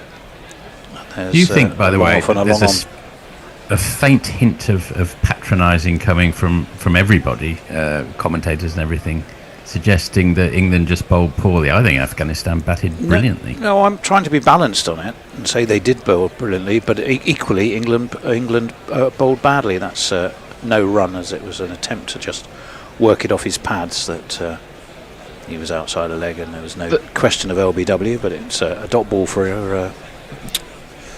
Afghanistan. Faruqi. I sway more to the camp that it was a fantastic display from Afghanistan, but I think you always, in that kind of situation, you need, like, both things can be true. I think Faruqi round the wicket to the right-handed Salt. He stands tall, he angles the bat, he drives out through extra cover, and that's his second 4 of the over. Little squarer than the last one, same result. 4 on the floor, and 1 more 4 than the 4 before. That's what 4s are for, to get funky on the dance floor. And because yes, Afghanistan were magnificent, but England certainly were, as they were against Australia, slightly erratic with their line length, I thought. Fair enough. And Rashid had an unusually, I thought, slightly off there, pretty off there. Well, and they had to juggle an unfit Mark Wood, who just seemed to continually throw himself onto the ground, and not surprisingly seemed then to have a knee problem. In comes Faruqi's beaten Phil Salt. Just a shade, Billy, I thought, of movement away from the bat. And Phil Salt, did he leave it?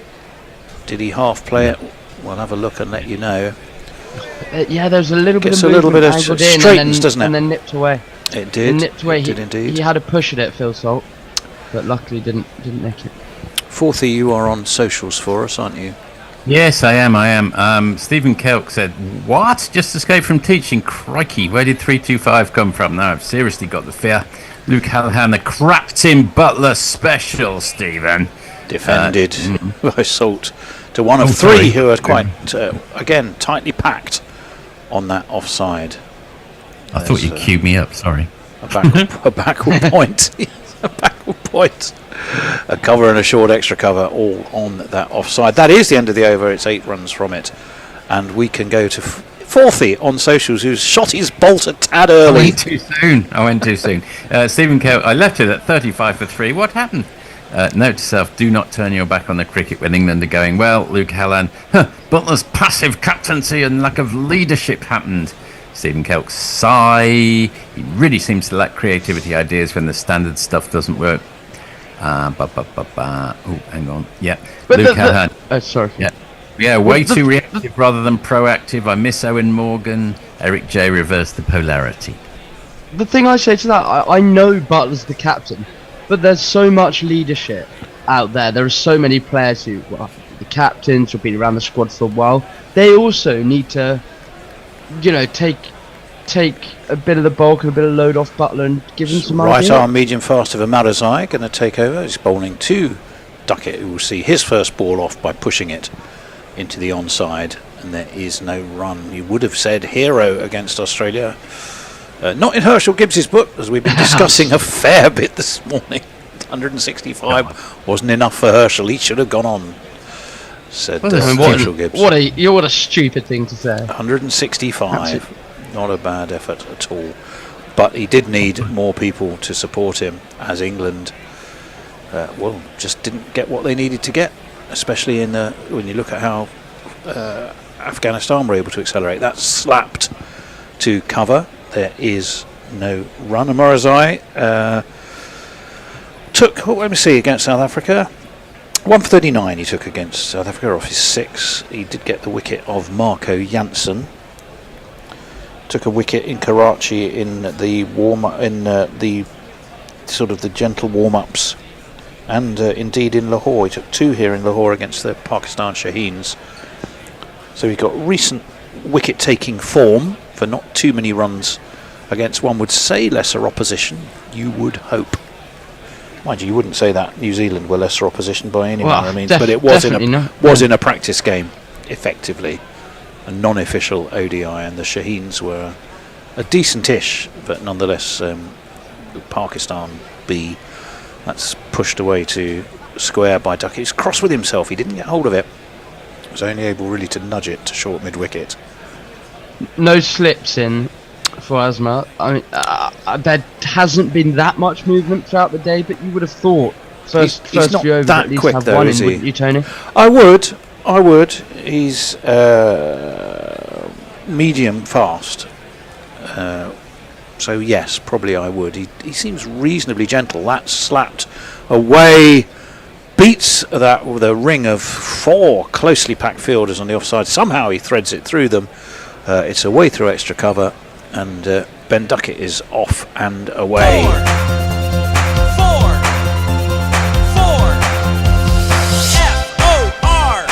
Played that very nicely indeed.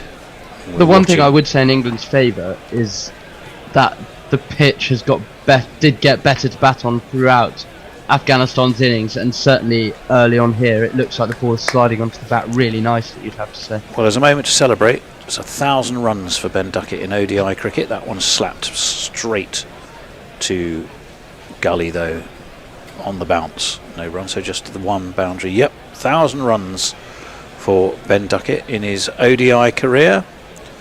If Farong's listening, I'm sure he'd be raising a glass of rum or something to celebrate the lad. When will he get the ball to bowl with though? Probably in Karachi. If it's a dead rubber as far as England are concerned, frankly, you might as well. If indeed you play him at all. 12 without loss. Round the wicket comes Amarazai. Duckett slaps to point, and there's no run. It's the end of 2 overs. 6 and over England are going at. 4 off that Asmat over. 12 without loss, Fourthy. Yes, well, it's funny you should say that, because Stephen Kelk says it's all a bit late now, but I see that the Duckster didn't get a bowl. Another chance missed. Extra cover says, did I hear the batter hasn't played ODI in a year? Stephen Kelk, the one that hit 177? Stephen Kelk, YouTube is not on yet, which is now. Tony, harbinger of humour, Fourthy architect of the eternal melodies, Billy Noah of cricket far beyond his tender years. How was the date, Billy? Oh, he's poor. Yes. Have you ever actually answered that? I answered in my innocent. There's been no formal contact. No one's initiated. There's been no. I think it's incumbent upon you to do the contacting, isn't it? Faruqi, in he comes to Phil Salt, who pushes to short mid on, and there's no run. Tony, I take the very modern view that both parties can start it off, and undoubtedly that may be true. But you're one of the both parties. But you are one of the two parties. Well, difficult for me to set up a date while I'm commentating. Liverpool are playing don't later. actually have to do it right now. It's still a very tightly packed, heavily offside field, Billy. Let's get you back on brief. Commentate on. Tell me about that. Faruqi round the wicket, driven, half stops it with. I thought it was foot, but he's shaking his hand, so I'm assuming it must have been his hand. He means it's another dot ball. So after an expensive first over that went for 8, 2 dot balls to start his second over for Faisal Faruqi. 12 without loss still. England, remember, 326 the target. They scored more than that against Australia. New Zealand scored more in the Tri-Series tournament. Just having a look in the commentary box with Ian Smith, Ian Bishop and Michael Atherton. I bet Michael Atherton's glad he's not on a plane sat next to those two. He wouldn't have any room at all. Well, certainly not in the middle seat. That's worked nicely by Salt off his hip. Down to square, long leg. They take 2.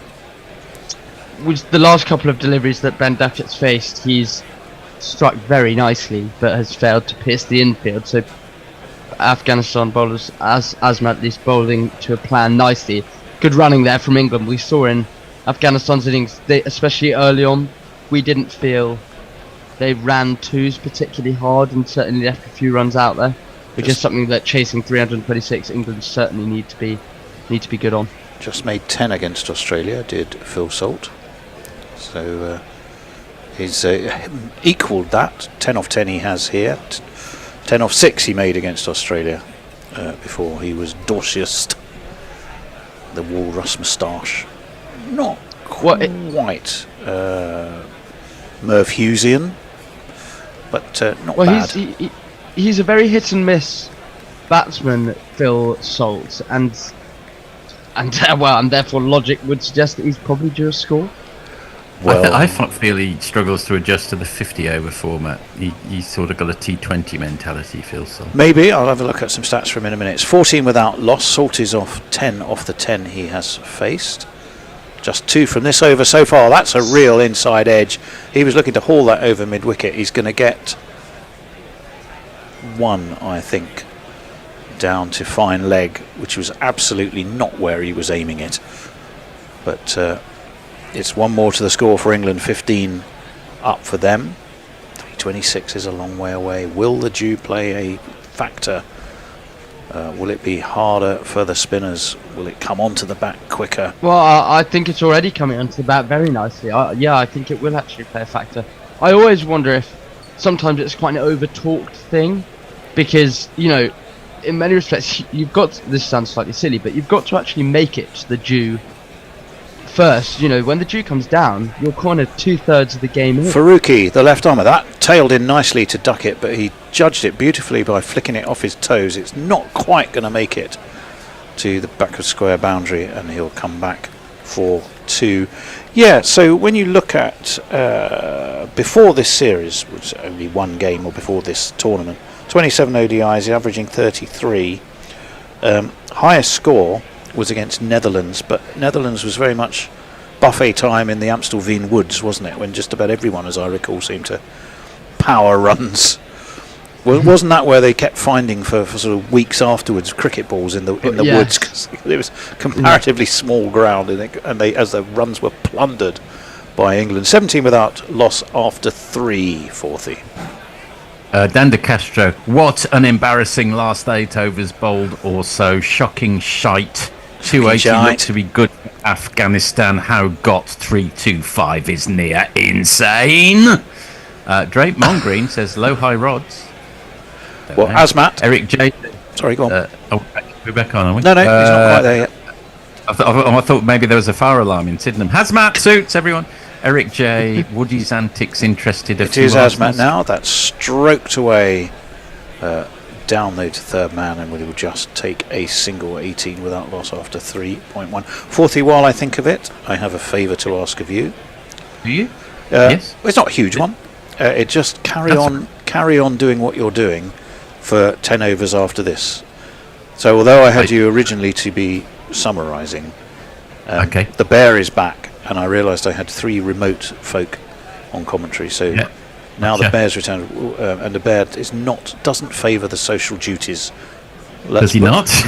You could have fooled me. Well, I know it's hard to tell. You know, who would ever have thought that? That one is a decent ball, and it's under-edged really by Duckett, but it will get him a single. They move on to 19. So the upshot of all of that is the bear will come in, and instead of because no one will be in here to poke him with a stick every time a tweet needs reading, we'll leave that duty with you. 19 without loss. Salt, well, he's beaten his previous highest score for the tournament, having played just one and got 10. And he's the camera panned to a man on the balcony in Harry Brook who desperately needs a score, you'd have to say to him. Certainly does. That has got the wicket. Salt has done it again. He's swung and he's missed, and I'm pretty sure he's got himself bowled. Was he bowled, Billy? Yeah, I thought he was. Split the top of the stump. Looked a loose shot. Horrible hack. It was. Horrible hack across the line, and yeah, he's been cast with a nice back of a length delivery. Yep. Took the bail off. Kept ever so slightly low, maybe in his defence, but yeah, woeful shot to be possibly. playing. It's a wicket for our friend Hazmat, and I'm afraid Phil Salt has gone. He's been bowled by Hazmat for 12 and chasing 326. England haven't made the best of starts. Afghanistan, of course, will point out. It must be pointed out. They didn't make the best of starts either. But they had the magic ingredient in Zadran, who played that monumental innings to get them to very, very competitive score. So often you see when a batting side has flailed it around to all parts of the ground at the back end of their innings and has got loads of momentum, they always seem to make a decent start with the ball. Momentum is such an important thing, especially in the longer format of the game. Well, here's a little goodbye for Salt. You flipping muppet! Surrey's Jamie Smith. He's taken the gloves. He's batting at 3. Not where he bats in any form of domestic cricket, so far as I know. Opportunity to just read 1 2 tweets, or do you want to jingle him up? I will jingle up Jamie Smith, if that is all right. Here he is. Hey there, Jamie Smith. Are you a good keeper or batsman? Either way, all your hopes of getting a game are fucked. Well, they're not, because here he is. I think I mentioned I've mentioned throughout my time at cricket that I thought Jamie Smith had the potential to bat at 3 in the Test side. So I think this is a good run out. Well, he's another one who got a bit of a start against Australia. Again, there is a tightly packed, there's a slip for Hazmat this time. You were saying there should have been one, there wasn't. That's 2-1 of that ring on the offside. There's kind of a point and almost a second point. They're that close together. I suppose you'd call it cover, but cover point maybe, a very short cover point. The two lovely are very tightly packed. Beautiful seam-up delivery to get that wicket of Phil Salt and literally flick the top of the bail and only took that off without disturbing the stumps at all. It was, but I still say it was a loose shot. This one is driven nicely by Smith, but again he finds that the man very short at cover on the offside, and packing that offside ring as Afghanistan has done so far is proving a bit of a frustration for Smith, who's yet to get off the mark. It's interesting, the mentality of the England dressing room, because I mean, if I'm Butler, McCullum, you know, I'd be absolutely livid with Salt for playing that kind of shot. But I just don't think, you know, there's so much, play however you see the situation. Hazmat in, beautifully driven again out to the offside. He keeps finding that field, which is not that surprising when you could barely slide a cigarette paper between them. They're that tightly packed on the offside. They clearly have their game plan, Billy, I think, for Jamie Smith, and it's working pretty well thus far. Yeah, England were very erratic with their bowling plan against Australia. Too much short, wide fill when they were bowling to a bit more of a leg side plan. Well, Azmat and Faruqi carved for 4. have been on the money so far. 19 for 1, off 4, 40. Drake Mongreen has got a rather inelegant question to ask of you, which I won't read out on air. And Stephen Kelk says, "Oak to you, Billy." And Stephen Kelk follows up with, "Hello, young lady. I am Billy, knower of all things cricket. I understand you'd like to read some back issues of wisdom with me." A massive. What girl could possibly say no to an offer like that, though? I mean, right. And he adds all Faisal Faruqi, he's got a slip, the left armour, to Duckett, who I think that may be leg buys. Duckett was looking to nudge it square. Did he actually get bat on it? They're not going to show us, so we can't say. I'm now intrigued by the comment that cannot be read said. You have to have a look. It's just a little. Oh my lord! Right, I've had a look, and I think fourth is reticence to read was founded. I think is what we can say as single. We do have some standards beyond which we don't. 20 for 1. The one being Salt, who's bowled by Azmat for 12 and defended by Jamie Smith again into the offside. As Billy was saying, while he's looking, and we'll probably go, what? That's if he hasn't turned bright red and who sent the? Who sent shocked? Drake Mongreen. Seen it. Yeah. Good. Glad you didn't read that one out. Yes. Right. Well, I'll tell you what, folks. Ibrahim, Sadiq, Nabi, and Hashmat. It's Ibrahim, Sadiq, and Nabi who are all pretty tightly packed on the offside. That's driven. This time Smith has penetrated that ring, which I already regret saying. But nonetheless, it is 4 runs out into the offside. Very on kids can't listen and you bound to see the way you get shot for crossing a boundary. I mentioned this before. There's only so many anecdotes, but I went to see one of those radio shows, and Stephen Fry was on. They were taunting him with the fact he hadn't got an invitation to a particular royal wedding. I think it was Prince Harry's, and he said, "No, I have to assure you, I've failed to penetrate Prince Harry's inner ring."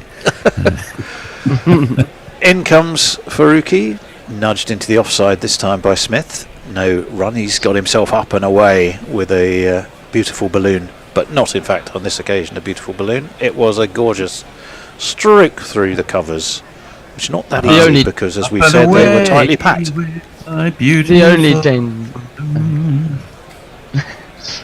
The only danger with Afghanistan employing that ring field tactic is, of course, if it does get pierced or penetrated, as Tony said. Pierced was the word I should have gone with. It's going to go to the boundary. I must remember to say, if I'm talking about rings in pierce future, the inner field. We will pierce them. Yes. Bisected. I mean, there are many other words. Faruqi, in he comes to Jamie Smith, who defends, and there is no run, and we don't have to worry about describing any piercings, penetratings, or anything else on that occasion. He's just bowling quite back of a length, and it's seeming to get a little bit of movement off the seam. Of course, this is something that we haven't really discussed too much, or at least not while I've been on sit. What do you guys think about? Obviously, each end in 50 over cricket, you have the new ball. So the ball only goes through 25 overs. Correct. I just wondered what your guys' opinions on that were. Does it take out the reverse swing element, or do you think it's ultimately a good thing? I think the answer can be yes and both. It can also potentially a decent thing that is pushed towards Rajid Khan, who's at mid-on. There was no run. I think it absolutely does negate reverse swing. On the other hand, that white ball can get very soft and ploddy 30 overs onwards, and I think to keep the contest more balanced between bat and ball, it's probably on balance a good thing. But you're absolutely right. Often good things come at a cost, and the cost, as far as particularly in somewhere like here in Lahore, is that the cost is that you won't get the same reverse swing as you would with an older white ball. Yeah, I'd agree with that. 24 for 1 after 5. Azmat again, worked off his legs by the Duckster. Chased down by Gabaz, and it's a leg by, says Mr. Magoo, aka Blind Joel. Ooh, and 40. What have I done? Well, you haven't done anything. I'm just I've priming you for a piece of action, because it's going to be one of these, but you can deliver it just after this, the next delivery. Actually, no, you can't. You can do it now because Azmat's going to take his time. It comes from someone we haven't heard from before, called Jay Grover, for £2, and he says, "Now everything is filth." Give us your £2. You can say what you want. The reason Mr. Mondran didn't pay at all, and his was pretty filthy, but we didn't. But we didn't read that one. 25 for 1. Chasing the moral dilemma would be if Mr. Mondran had paid for it. Yeah, well, that would be a moral dilemma. That would be one of those philosophical dilemmas you get in philosophy lectures. Defended down to backward point, no run. Yeah, seems to me Jamie Smith continues, bar that one occasion when he famously did find his way through that tightly packed ring. Everything else has found the fielder, Billy. Yeah, it has. They fielded nicely so far, Afghanistan. And, they bowled nicely. They're slightly back of a length ploy. Has seemingly worked. They haven't strayed many deliveries at all down the leg side. In comes Azmat. That's beautifully played out to leg this time. I'm not sure it's got the power to get to the boundary. Oh, yes, it has. It's being chased. But the chase was given up. Stroke through mid-wicket. And 4 more for Jamie Smith. 4 on the floor, and 1 more 4 than the 4 before. That's what 4s are for, to get funky on the dance floor. It's quite interesting this pod. So you have an Ashmat and a Hazmat, and a Hashmat and an Azmat. There's another Matt in the team as well, isn't there? 3 Matts in a row. Where's the other one? Welcome Matt, Doormat, and not sure. Not Doormat. Azmat it is on this occasion though, and it's defended by Jamie Smith back to him. 5 off this over, 1 of them a leg by. 29 for 1 with 2 balls of the 6th over left. Both Smith and Duckett both on 8. Duckett hasn't faced that many deliveries since Smith's come in. England do need to make sure that they rotate the strike nicely. Duckett is not a person who should be kept away from the strike for too long, I always think. 39 for 3 Afghanistan were. Not many people would have bet on 325 odd when they were 39 for 3 at the end of the power play. That one is angled down to third man by the Duckster, who's happy to take a single. Yes, there's Ramat Shah, Hashmatullah Shahidi, and Azmatullah Amazai. 3 Mats in a row. There we are. Well, Messers was getting nervous about his GPL bets early on. I don't know if he's in the YouTube comments and can tell us what he actually put on the GPL, what number he went with, because he was thinking when Afghanistan were floundering that he was going to be way off, but he might not be so far off there. Ben Duckett is going to face Azmat. As you said, is just 8 for Duckett. That one's defended into the offside. Again, they're finding it hard to find a way through. No run. End of 6 overs, 34-1. So they look nailed on to pass Afghanistan's score, but you have to allow for the fact that Afghanistan went sailing on largely on the back of that superb knock by Zadran. Yes. And it rather skews the look of things. 40. Yeah. Sutuhu, the pitch got easier, or did ball shine come off and stopped moving? So we can come back to that question in a moment. Sanyik Data The middle order of Brook, Butler and Livingston is a great middle order lineup to have, but they have under-delivered. Suter who, I'm going to edit that one as well. I'll tell you what, I'm in editing mode, so I'm not going to read that one out. Eric J, my advice, Bill, get some etchings. It worked for me. Drake Mongreen, he's back. No, not going to read that either. Steve Kelk, FFS, Salt. Jay Grover, make Bear do his social duty. And Stephen Kelk, say to Bear, no taxation without representation. Right, change of bowling. It's Mohammed Nabi. And straight down the track comes Smith. He's going to be caught. He's caught at backward point. I think that was Rashid Khan. No, it wasn't. It was Hashmat. But nonetheless, Smith has perished with the very first ball from the wily old fox of a campaigner, Mohammed Nabi. And it skewed off an outside edge. It was the easiest of catches. And well now, England are not looking in tidy order at all.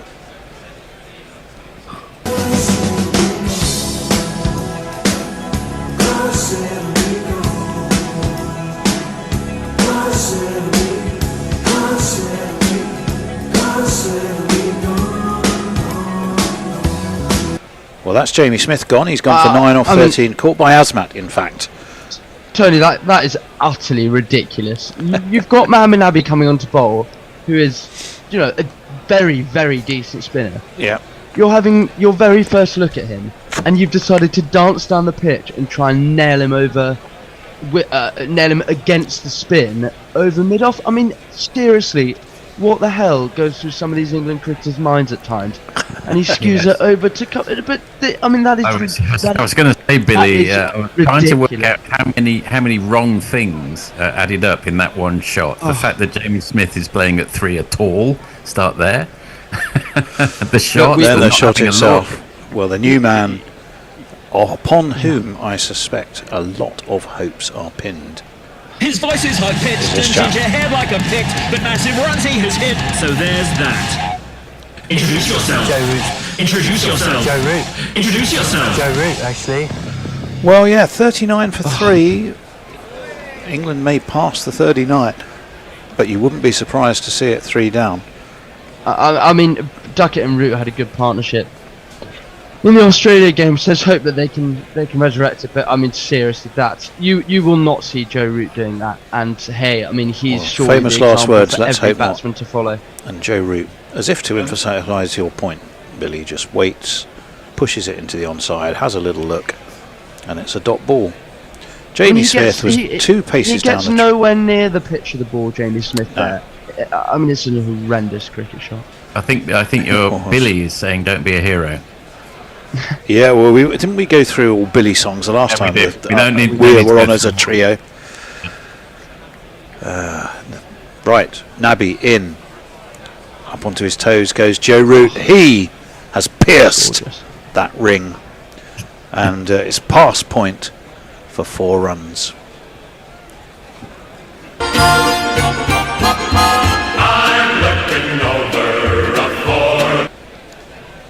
That's almost an identical delivery to the one that Salt decided to dance down the pitch to, and Joe Root, just as he does, rocks onto the back foot and with a beautiful high elbow pushes it through cover for 4. I mean, there's no fearsome spin out there. It didn't really. It was a gentle off break, but almost imperceptible movement off the pitch. If you're this angry at 20, Billy, what are you going to be like when you're our age? Carrying the Guerilla flag. When we're long gone, as that's pushed away down towards mid-wicket, they take a single. Can you imagine what will it? Will the world even be here, to be honest, when he's our age? I worry that it won't be. I'm all for putting pressure back on the opposition, but not when you haven't had a look at. This is going to annoy me the whole innings now, isn't it? Yes. 35 for 2. I better let it know. Afghanistan says win predictor are 87%. Does win predictor allow for England being mentally in some kind of turmoil, or is it just looking at the stats and probability? The latter.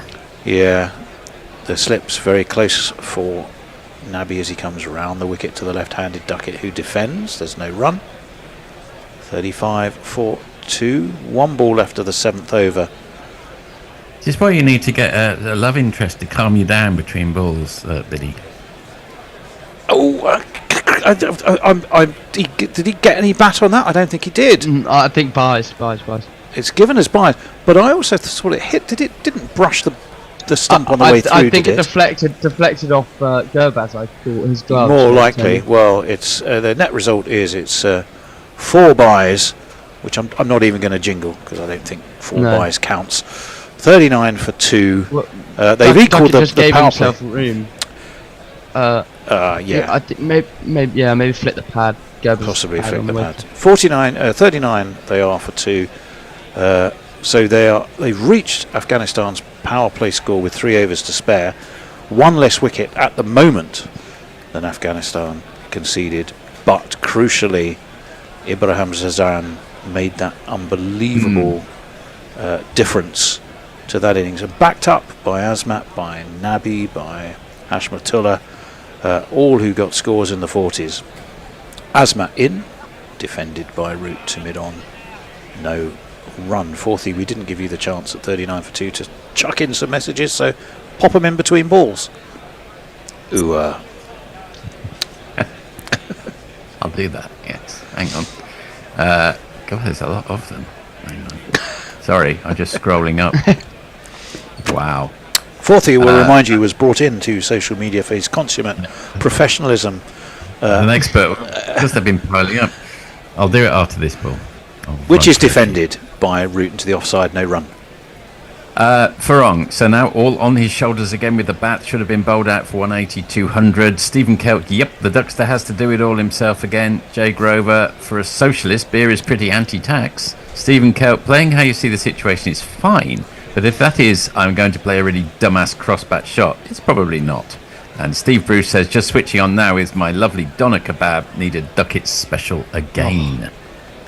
Doner kebab for lunch, unreal. Azmat is in, Root defends towards Gully, and there's no run. Talking of lunch, Brian in Brisbane, if you're still listening, and I do hope you are, thank you so much for the Taco Bell delivery. Ooh. The Bear and I tucked into our tacos with relish in more ways than one. Quite delightful, and thank you. And that was clever. Thoroughly enjoyed. I thank you, Fourthie. Oh, that sounds coming from a man of letters delicious. such as yourself, and I don't mean the fact you work as a postman. That is very kind. That was defended by Root on the walk back to Azmat. That one just moved ever so slightly away in the air. I think Azmat 4 dots so far, just building the pressure on England. Although Joe Root's not necessarily someone who usually succumbs to a bit of pressure. He did well to get down. It was a Yorker, wasn't it? But he kind of rather turned it into a Yorker by being so far down the track to meet it. This is the thing about chasing a score, especially this side. You know, wickets are so important to keep in hand. That's beautifully whipped by Joe Root. Past square leg. Is there a fielder there? No, there certainly isn't. And, well, you look up and Joe Root's on, 9. But he's got 4 of them there. 1, 2, 3, 4. So if you want some crumbs of comfort as an England fan, they're well ahead of Afghanistan at this point in the game. Well, is that? I think that screams of a moral victory, Tony. Therefore, really? Well, I've just got to remember where it's been hidden. Here it is. Dave Grover says, I'm no longer the filth-edited pariah. Moral victory! Moral victory! Azmat in, defended by Root. No run. 8 overs completed, 43 for 2. The man of letters will read your letters. Fourthie. Steve Bruce, hi to our young Guerilla Billy. Hey, Billy. Steve Bruce, must be nerves in the green room. Lockie 6, dew may play a role or it may be a factor, but it will not play a factor. Jesus. Steve Bruce, how is Ian allowed to be so loud in the library? Are they different up there in Australia? All the books behind you. It's my library, I can do what I bloody well want. It is a real library as well, not a backdrop, isn't it? As we know by the number of times you've played Select the Book. Read a passage. Hang on, where was I? Suitor who... Billy isn't allowed to be in the studio in case the Guerillas... Nabi round the wicket, short, it's hauled by Duckett. down to deep mid-wicket. There is a man down there, and he'll come back for 2. Fourthly carry on. Oh, yes. Billy isn't allowed to be in the studio, says Sudahu, in case the Guerillas remove his blood to seek being younger. Well, no, you've been in the studio, Billy, haven't you? I've been Absolutely, in the a studio few times. Yeah. Yes, you have. Yeah, you have. We haven't slit your throat and drained you in a bath to try and drink the blood of eternal youth. What a great defended nicely by Duckett. I find this a very perceptive comment from Steve Bruce. I'm going to read this one out. Definitely, I'm not going to edit this. Just to clarify, this isn't the Steve Bruce, is it? No. Can we fact check it, please? No, most definitely is not. Just as we have another listener who isn't the Jeff Thomas. Yeah. Yeah, it's very true. Oh. Going to cue you up, Fourthy. After this over, I think. Yes. I'm going to read Steve Bruce's and then I'll do the super chat. Okay, defended. Back to the bowler. Steve Bruce says, "Love your commentary, Ian. You're a real stalwart of the Guerilla panel." I find that very incisive and perceptive. That's a great comment there, I thought. Now, more importantly... Right, do you want me to jingle it up? Here it is, the short version. YouTube Prime Super Chat. 45 for 2. Have you got time, Fourthy? No, you haven't, because it's quite a long one. It's quite a long one. Hold it to the end of the over, and we'll celebrate it then. do- That's up in the air, and it's up and over. Extra cover by the Duckster. Nice and wristy, beautifully directed. 4 runs. Just 4. So plenty of celebration.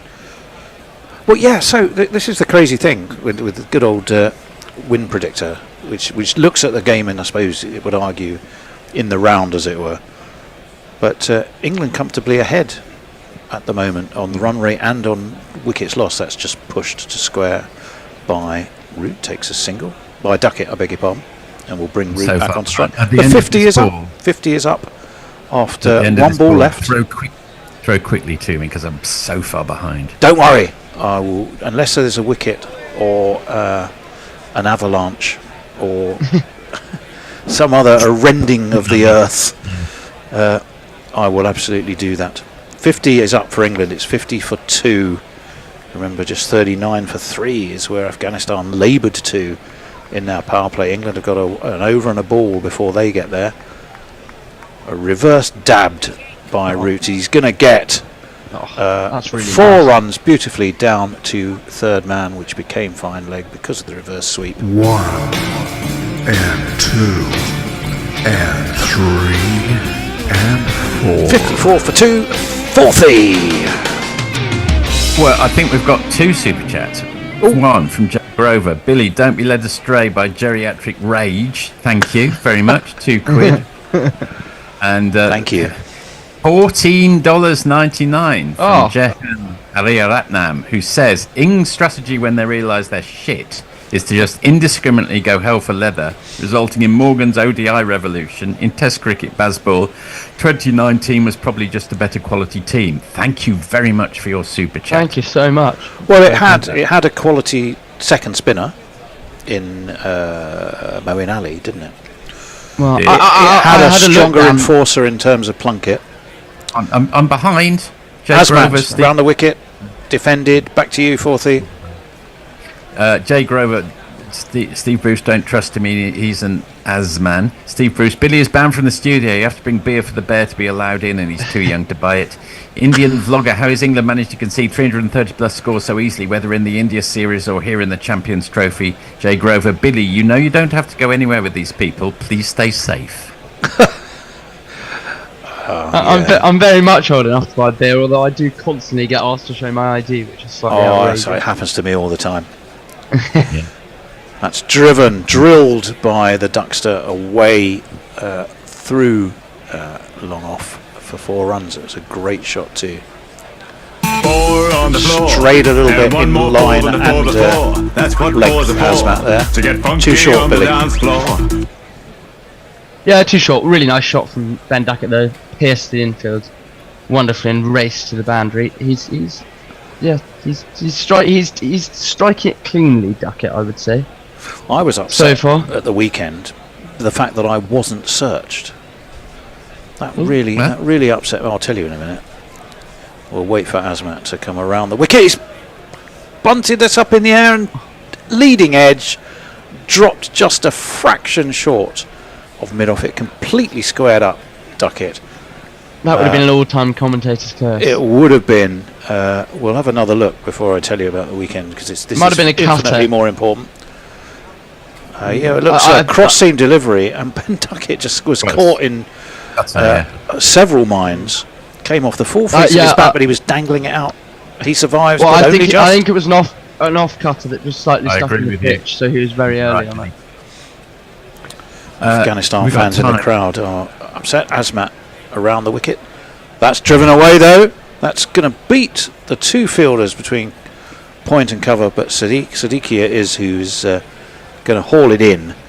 So it will only be worth a couple. 6 off the over, 60 for 2. Yes, so there I was. In grudge match of the season, big local derby, always a nasty atmosphere, can be on occasion spill over into violence. Was this Luton and Watford? Yes, heavy security.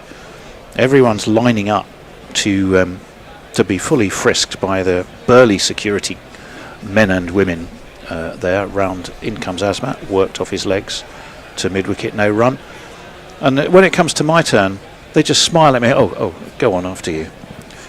And never searched me. I thought, how harmless do they think I look? Don't they know I'm hard as nails? But no, they obviously thought, well, this guy's utterly harmless. He's fine. he comes there every week. Literally the only one they let through. 60 for 2, 1 ball left of our little spell. England, you might say, if you looked at the power play score for Afghanistan of 39 for 3, at 60 for 2, and you might want to make that note, it's still going to be 60 for 2 after 10.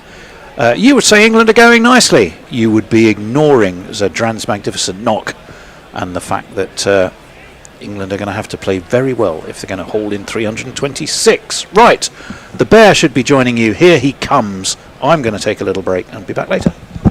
Thanks, Tony. I'll do some go on, 40, yeah. Is that okay, Billy? Thanks. Oh, Harris.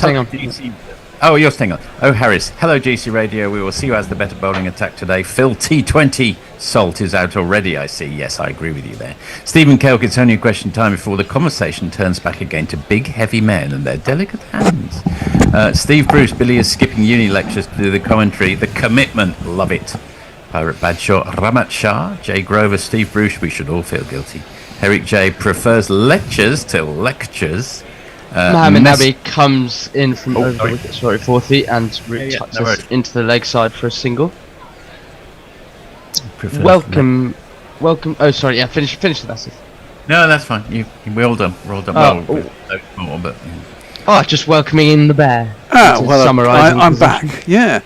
I don't know. Everyone's so fucking pessimistic. You're a bunch of pessimistic bastards. Oh, but Bear, that shot from Salt is just. No. I don't get on that. But I just in terms of England's possibility of winning this game. Nabi's coming in from around the wicket. This is back of a length and pushed off the back foot by Duckett for no run. I think England know how to play. I mean, we do have problems. Let's be honest. It was an unnecessary problem putting Jamie Smith at number 3, I think, which was created by its own ball. But Salt's not been getting run. He's very inconsistent. Nabi round the wicket once more. This is swept hard and powerfully by Ben Duckett, but will not reach the boundary. It'll be cut off and they'll trot through for a single. I think we got issues in the side. There's no doubt about it. And it was a fantastic innings by someone. This pitch looks like a really good batting pitch, to be fair. It does. What Harry Brook, who loves batting in Pakistan, will hopefully refine some form when it root faces up this time. This turns a little bit from over the wicket from Mohamed Nabi, but Root sedately pushes it down to long on for a single. So Brook averages 35 in ODIs, Butler 39, the ever prolific Butler Livingston 32. Do you think Butler and Brook might switch round there, or do you think they'll come in as? No, I think they'll come in as Cardiff. Because I personally wouldn't mind Butler. I quite like Butler now that he's not keeping to bat 3, to be honest. Nabi bowls and this is splashed away by Ben Duckett, but out to the deep cover fielder for a single. I don't know. Butler is a finisher. You give him 20 overs, he's fine. He's our best batsman. Yeah, but you can do that in 20 overs. I mean, the whole point, you do need you need rolls in the side, and you do need finishers or people who can go harder. Jamie Smith's not done his very well today, has he? Well, no. I mean, he's quite an odd pick, isn't he? I mean, they shoved him into the white ball side out of nowhere. I mean, I don't know what his T20 record's like. I don't mind him in this side. I just think as you say, you have to have defined roles. You cannot have a number 3 that goes and tries and slogs the first delivery from a decent spinner, Nabi, who comes in once more. This is reverse swept really nicely by Joe Root. Once again, he's going to get 4 from that reverse sweep. Wonderfully played and timed. And well, it's a 4 for a boundary run. Here's a rope. The bowler won't like it, but it has to go. Yeah, you have to have defined roles, as I say, and his at 3. You know, he's not going in there to score at 150. He needs to be scoring at 90. Well, not only that, he's never played 3 in his life anywhere. No, he hasn't. In any format. I'm so far behind. If that's okay. Messi says I may well be too low in the GPL. Drape Mongreen. If you say Matt repeatedly, you sound like a Taiwanese riverboat. Matt. Ian Logger, if your bowlers are leaking runs like a broken tap, don't expect to drink from the trophy. Stephen Kelp, for fuck's sake. Smith. Steve Bruce, for fuck's sake. Spangly side, I don't think England have won a game since I started my new job. Should I quit? Don't do that. Please do. Well, if England win, the score will be 6-5-3, which would have been a Messi number, but the highest pick in the GPL is 5. The left arm Faruqi comes from around the wicket. This is on the bounce into the offside for a single. Over the wicket. And over the wicket. So England would have to be 70 runs short probably for the highest GPL pick to come in. Which is it's possible. An eminent possibility. Yeah, I mean, this England side, it is eminently possible. It annoys me that we all expect it, though. We shouldn't expect it. We should expect them to be able to win this, and they should be able to win this. It's against Afghanistan on a pitch. The other night, it got dewy. It looks like the atmosphere is heavy. It looks like it probably will get dewy. The ball should come onto the bat and negate some of the spin. We've got some class players in there, quite capable of chasing this down. Well, if we're going to do it, the man on strike now, Joe Root, is probably going to have a big part to play, and he defends this one. Back to Faruqi. 19 Root, 24 Duckett. They're just building a little partnership bet. I mean, you'd agree, I'm sure these two need to do the bulk of the runs. Well, yeah, I mean, they probably... I mean, these two... Exactly that. This isn't an ODI now. These two need to bat till 30, right? Another 20 overs at 5 or 6 and over, and then we're within sight, and you've got some finishes. You only need to get 150 of the last 20, and you'd say that's eminently doable with 8 wickets in hand with the type of batsman they've got. And if the Afghanistan got 120 odd off the last 10, so it's definitely doable. This is Fuller from Faruqi and clipped into the leg side by Joe Root, where it's defended at short mid wicket. And exactly that. And you look how it was coming onto the bat as well for Australia at the end of that game there. I mean, they were loving it. That you couldn't bowl anything that wasn't getting splattered out of the park, basically. I was interested actually. You were talking about the 25 overs each end. Billy, of course, you probably weren't born before it used to be that way. Well, when was it introduced? I can't remember exactly when it was introduced, but it's quite a long time ago. But yeah, and it was mainly because the problem with you lost so much colour off the whiteboard that it became green at the end of the game, and no one could see it. Interesting. Well, this next delivery is off the back foot from Root, clips into the leg side, and he'll come through for a single. I think it was about 2009, maybe it was changed. Maybe it was about then, yeah. But I mean, the point was that essentially what happened was that the ball lost so much of its colour that they ended up changing the ball constantly towards the back end of an innings anyway. And then in the same way as what happens in a test match, you get another ball to come in and suddenly it would reverse swing, or it wouldn't do anything, and then, so they decided to basically say, right, 25 overs from each end, which does. I mean, Pakistan were very upset. It does work because they were very good exponents of reverse swing. Faruqi bowls over the wicket to Duckett, and this is defended back to him. Yeah, it does negate that part of the game, but I completely agree with Tony and you that it's probably for the best, and it does make it more entertaining because the ball just comes on quicker to the bat, and ultimately, you know, cricket's an entertaining sport. Or tries to be. Two off this Faruqi over so far. He's got a really nice action, I'd say, Barrow. I quite enjoy watching him bowl. I enjoyed watching him bowl. I mean, in the tournament, and he's coming into Duckett here. This is down the leg side and comes off Duckett's hip and is really well kept by Gurbaz diving to his right, and there will be no run. End of the 12th, England 70 for 2, 40. Stephen Kelp, Baz and Butler should watch out. Billy's on the warpath. And Stephen adds, and he has some frustrations that need to be vented. Lucky 6, Billy rant. Steve Bruce, Billy is raging, watch out. Well, Hendo's definitely ranting next door, so you'll enjoy that next up. Yeah. That'd be fun. Muttley is embracing his inner Manny. Steve Bruce, Billy the young Hendo. Eric J, Billy Goat. Jay Grover, Billy has been possessed by Hendo. I now have the proper fear. Steve Bruce, Billy fan club. God, Billy, never had exposure for lots of messages. Amazing stuff. Well, if anyone wants to hear more of my ranting, you can read an article I wrote for the Guerilla website, which previews a bit of England's chances. Messi, was that Jamie Smith deciding that he's likely to follow Stoinis into ODI retirement? Stephen Kelk, is that a hairdryer I see flying across the screen? Rape Mongreen, I was joking when I would say they get bowled out. Jay Grover, Steve Bruce, lads, a hardcore boss. And Steve Bruce has messages watching on with his suit on, giggling at these. Now this is one of those pivotal moments, isn't it? It is. Rashid Khan in the 12th over comes onto the ball. This first delivery slides into Root's bat nicely from back of the length. And his jingle, it sounds like this. Rashid Khan, yes please. The best off-stump bowler in the whole silly world, yeah. Rashid Khan, yes please. What you gonna do when he bowls to you, yeah. He's the dream Afghanistan shares. He's the hope for tomorrow. Rashid Khan, yes please. Oh, Rashid Khan will come in for his second delivery. This is really nicely swept by Ben Duckett, and it will go for 4. It was short from Rashid Khan and probably got the treatment it deserved.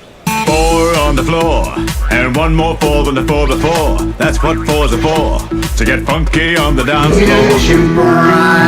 Super chat. Can you see that? Another one. Yeah, there it is. Got it. Yeah. We've got time to read it now. Yes. Yes, go on. Jay Grover, £2. Force the weed and wine crazed bear to do socials. No. Refusal. Yes, I am celebrating the fact that I'm ending my fucking antibiotic course today. Oh. So I've got a glass of wine to celebrate. Very good idea. Rashid Khan in once more. This has turned off Duckett's hip. They might push for 2 here, England. We'll have to see. Throw comes in. No, they stick at 1. Joe Root will be on strike for the next delivery. Rashid Khan.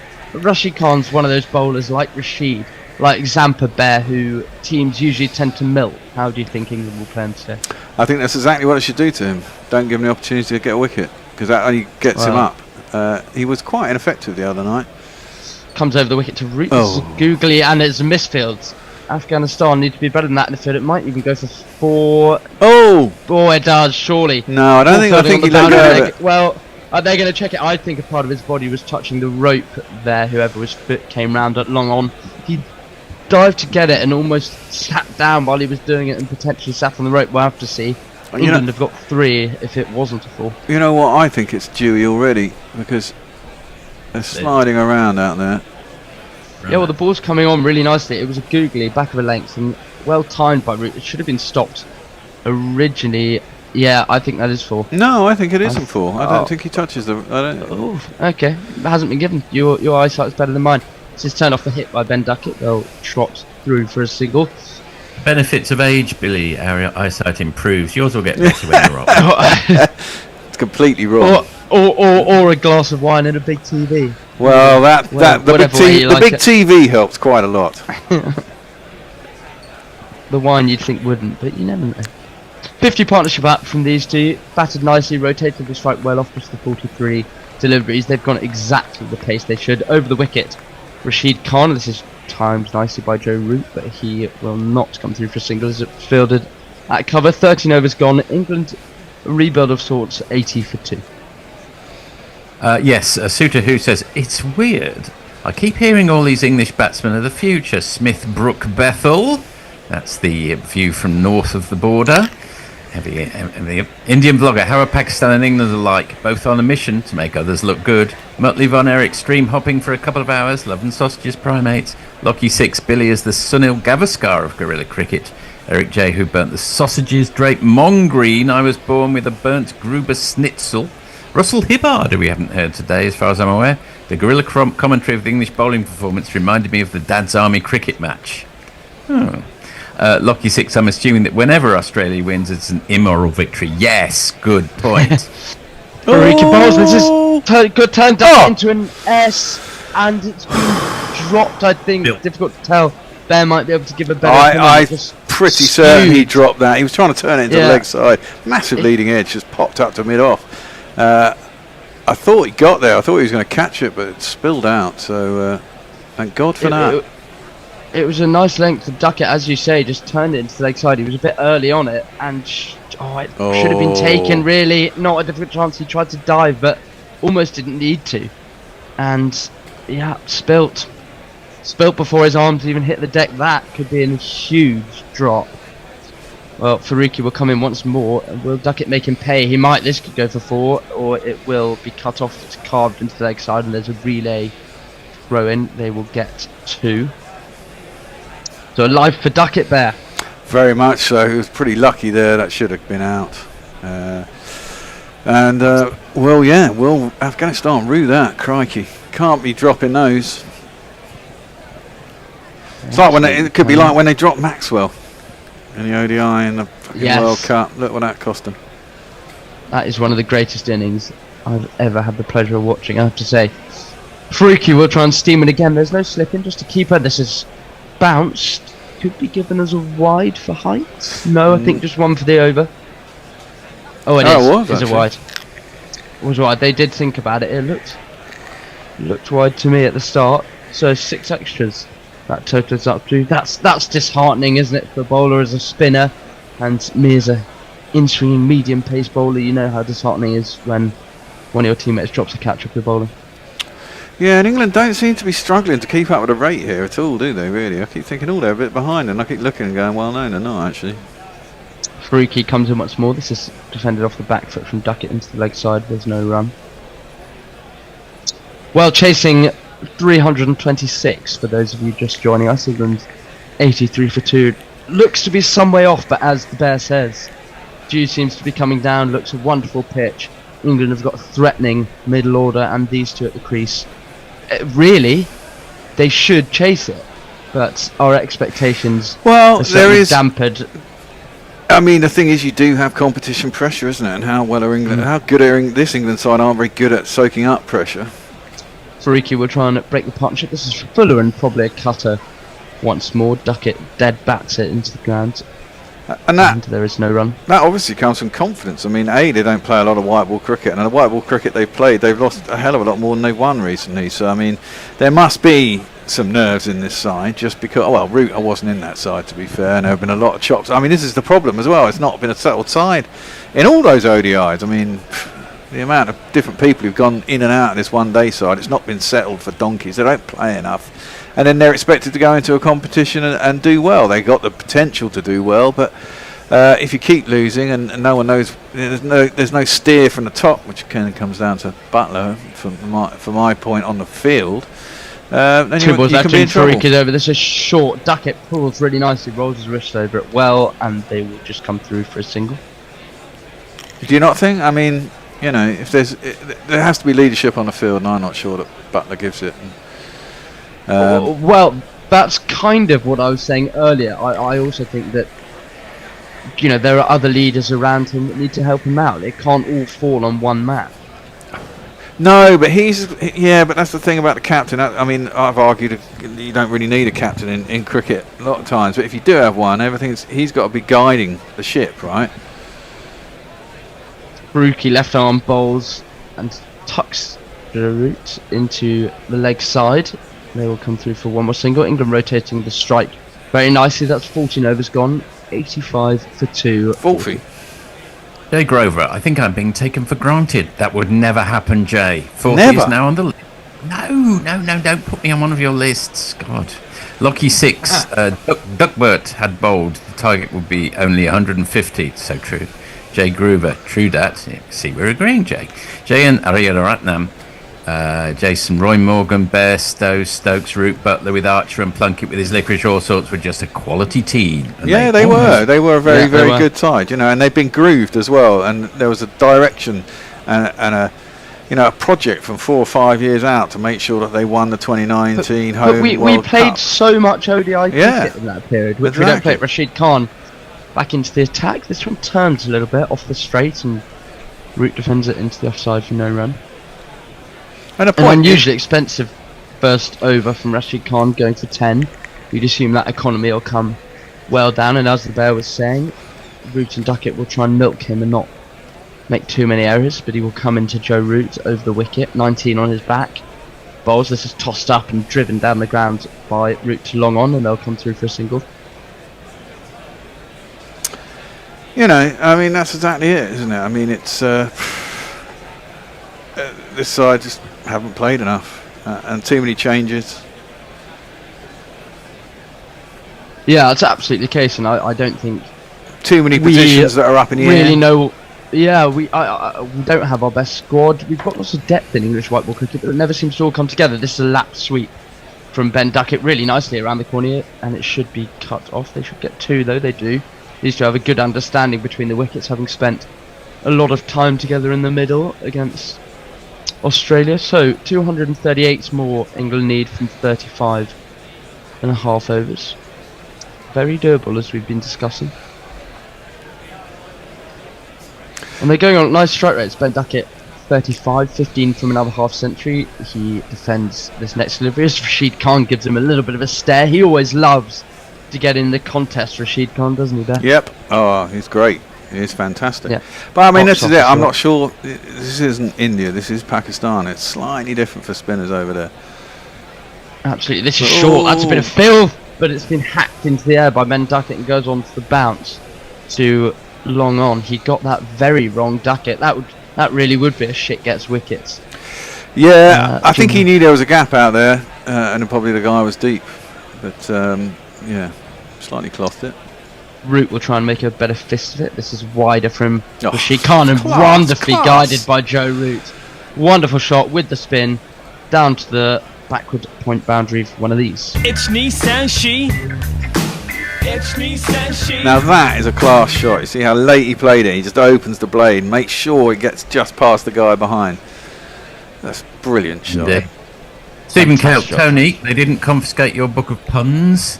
Eric J, cruel fate for a pundit.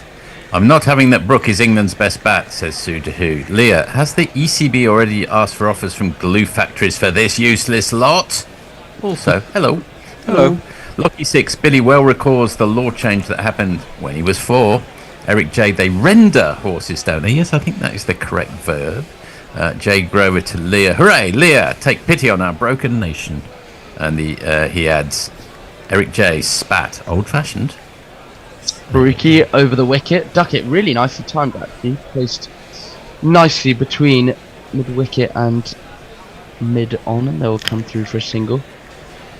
Strike rotation is incredibly important in a partnership like this, and as you say, just a replay from that Root shot, it's how he keeps his eyes on the ball so late, and he's literally playing that almost as the ball's at the stumps, really. Yeah. I think he's going to get a ton, and I say that because he's got you can't say things like that there. Yeah, I can't believe I just said that myself. But I mean, he's batted so well recently and got out in really kind of odd ways, or been unlucky with his LBW in the last game. I mean, he's got 70 to go. That's a very early call. Let's Lewis played down the ground. It's Joe Root. And there's no run. run. He was given out on Saturday against the Aussies with a ball that was just about hitting leg side. It shouldn't have been given out by the umpire, but of course it was. So it stood, and he did review it, and it was kind of right to review, I suppose. It's very interesting you said this, because I'm also of this opinion. So for me, that goes down as a poor decision by the umpire, because there are lots of umpires' calls that look out, and it happens to be umpire's call. But there are ones like those that just don't look out, and it's kind of clipping almost by smoking packet paper. This is driven by Joe Root into the offside. They will come through for a single. But I agree with you, but his timing's looking good. I would add to that sometimes when a player is right back on his crease, like a couple of inches in front of the stumps, sure, it might have clipped and the umpire doesn't give it, you think, well, that's out, isn't it? Whereas sometimes a player is well forward and you're just guessing, and it's umpires and it's clipping, you think, well, you're just guessing. And there's a big difference between where it hit had. Yeah, I thought it was unlucky on Saturday to be given out. But he got 60. He's got 60 in a few games in a row now, or 40s and 60s. without this going is a on. bouncer by Faruqi, and it's mistimed into the leg side by Ben Duckett, who's on 37. Dropped on 30, of course, we have to remember, need to keep that in mind. Will that come back to haunt Afghanistan? From an England point of view, you'd hope it would. So difficult, as the saying goes, to climb Everest twice, though, isn't it, Forthy? Well, some people do, I suppose, but what's the point? It's just a mountain. It's not even the most difficult mountain, actually, Everest. I think K2 is far more difficult. Well, Duckett trying to follow up that 165. Pushes this one into the leg side. They'll get a single. England edging towards their 100, 96 for 2. It would be horrible for. Well, it would be statistically. It'd be quite weird that if Afghanistan did lose today, the 2 highest scores in ICC Champions trophies by individual batsmen would have been on the losing side. Yes, indeed. And the other batsman who did well today, who got a ton. No, he got a big score. Sorry, the guy who got 177. Last time he got a century, he lost out to Glenn Maxwell's once-in-a-lifetime performance. I don't think it will take a once-in-a-lifetime performance from England. I think it will take a good team performance, and they should get there. Agreed. Well, Faruqi to end the over. This is short and pulled once more. They're deploying a little bit of a short ball tactic here. Afghanistan, England will come through for a single to end the over. 98 for 2. 97 for 2 drinks are coming on, so we've got a big break for you, Forthy, to get messages on. Excellent. Sabina B, come on England. Stephen Kelp, Duckett's order of protection will keep him safe until he has fulfilled his destiny with the ball. That's quite eloquent. No worries. Drake Mongreen, Earl Anthony is the zzzz, the wear black and white pointed hoods and robes, lol. Actually, I don't necessarily understand that. Jay Grover, serious question. Is Rashid's relative paucity ODI average due to people playing him out? I'll come back to that after I've read the messages. Lockie 6, this is getting pretty boring. Drake Mongreen, boring as a Shakespeare play. Eric J, get thee to a nunnery. That's a euphemism for a whorehouse, in case you haven't read Hamlet. Jay Grover, Drake Mongreen, I bite my thumb. Stephen Kelk, if this goes down to the last over and Rashid Khan bowls it, but England knock it off, can we say Rashid can't? Yes, we can. Drake Mongreen, Nuns on the Run. Nuns on the Run, classic. I think that's Eric Idle. That is... Eric Idle's not always terribly funny outside of Monty Python, it's fair to say. Rav Pyridine, Jay Grover is the most generous GC patron. He needs special recognition every game and every broadcast. Why can't the rest of you guys listening to GC make Super Chat donation to the retired GC fund? Well, I agree with the first bit about Jay Grover. He is the most generous. I'm not sure I fully understood the second part. Drake Mongreen, don't bite your thumb, my guy, lol. Jay Grover, Mog does more. Yes. Oh, that's nice. Oh, it's a loving. Jay Grover, Stephen Kelp, for fuck's sake, thou driving me to drink. Drake Mongreen, the shower scene shaped my childhood. Messi, what did K2 do anyone to not deserve even getting a proper name? It does seem like a poor name for a mountain, K2. Umpiring is guessing. The only decision that isn't guessing is fucking bold. Colin is in feisty mood today. You want to know? Court's not guessing either, really. Lucky 640 found K2 a bit of a chore. Everest was a stroll. I didn't quite say that.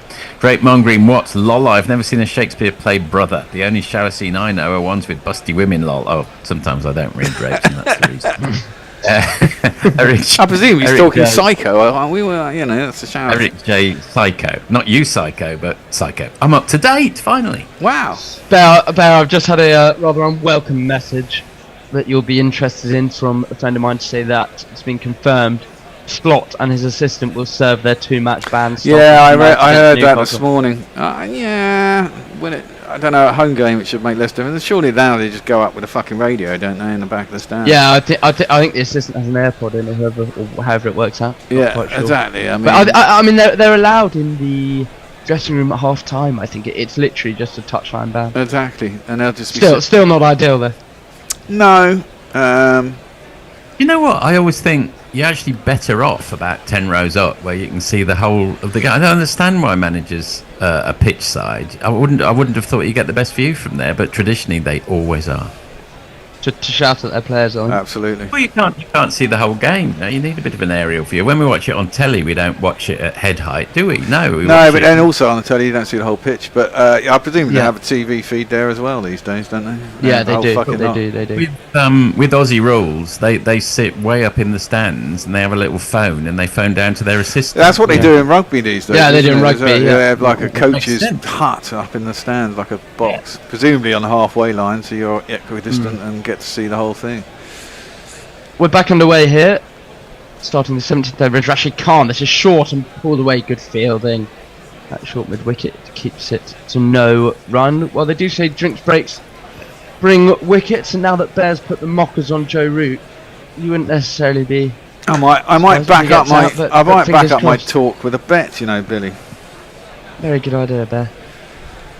There could be something to. Well, it's a false start from Rashid. The odds on a Root tongue can't be very good there.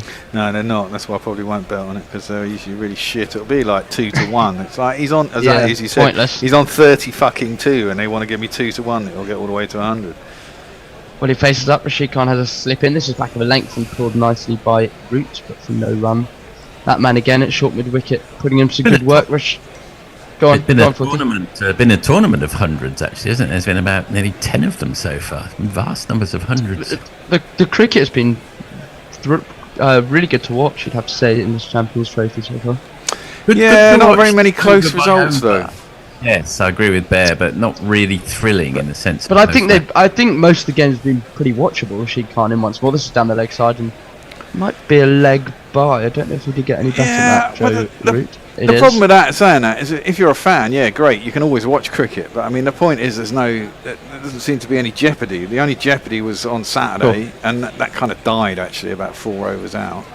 And on all the other games, whilst it's been, there's been some good cricket played, it's not been thrilling in the sense that nothing really has happened. Oh no! Rashid Khan, and again, this hit stuck it on the pad. I think it was too far down the leg side and potentially pitching outside the line. Though they're having a look. I think they're looking at where the ball finished, because it went down to third man, which quite often suggests that. Yeah, I think have they done a review? They have. They have. I thought it maybe pitched outside the line. I thought it pitched outside line. I thought it was a top spinner and it pitched outside the line and was going on to hit leg stump. That was my initial thought. In which case it should not be out. But we will have a look. This is perhaps a touch more nervous than you guys, but I hope you're right. This is a really pivotal moment in the game. I don't think he's nicked it. It's close to the bat, definitely worth. They'll get the ultra edge up, of course, but certainly from this angle, it looks like it will go on to hit the stump. So this is all about where it's pitched. Duckett could be in a lot of trouble. Has an inside edge. Saved him. No, it hasn't. So pitched outside the leg would be my bet. I mean, you look at that was my gut instinct, and it wasn't given out. But of course, pitching is there's no umpire's call. It's going to be out. Yeah. Fuck me, that's tight. That's a great call to review that. Yeah. I was nervous. 3 reds. 40. Very good decision. You're the only one that can become an umpire. Out of us. Finger is raised. That is a really pivotal moment. Rashid Khan, as he so often does, has his say once more at a vital moment. England heading towards the 100 partnership, and Duckett has to go 98 for 3. Another one bites the dust. I think that is going to be out, Fred. Another one bites the dust. Well, that's trouble. If Brooke carries on like he has done, then we are kind of in trouble now. But if Brooke gets a innings together, then who knows? We need. He's absolutely just scored 40. I don't know if you want to get a message in. Well, yeah, will do. Farong, 108 runs of the final 9 overs. Yet the excuse club continues. We haven't got any bowlers. That's a bollocks. Farong's upset. Eric J. Fark had a good view of the cornage at Bramall Lane. Lockie 6, England well on top. Well, okay. Stephen Kelp, no, I refuse to believe that the lad is out. He is. Jay Grover, I live next door to the ground. Everyone were jolly well behaved, apart from some no away fans, roided the bouncers, which made me feel proper old. Jay Grover, York here. Lockie 6, it's a right stitch up, and Drake Mongreen, oh my god, all of the G's. All of the G's, indeed. So next man in Oh. is... Rashid Khan, 199 wickets. Hold on. Unless he bats away Simon Kerrigan bowls. Now someone should tell Harry today to just fucking get your head down, mate. You're more than capable of catching up later. Get your head down, his get best yourself score of in. 100, his best score of 110 not out. Boy, do England need a piece of that today. Duck it. I mean, He might can be he call, helpful. can he call himself unlucky there, Ben Duckett? No. I don't see how he can call himself unlucky. It pitches fully in line and it's going to hit middle and leg 2/3 of the way up. I think that's just he's been done. Yeah, personally. I'd agree. I'd agree with you there, 40.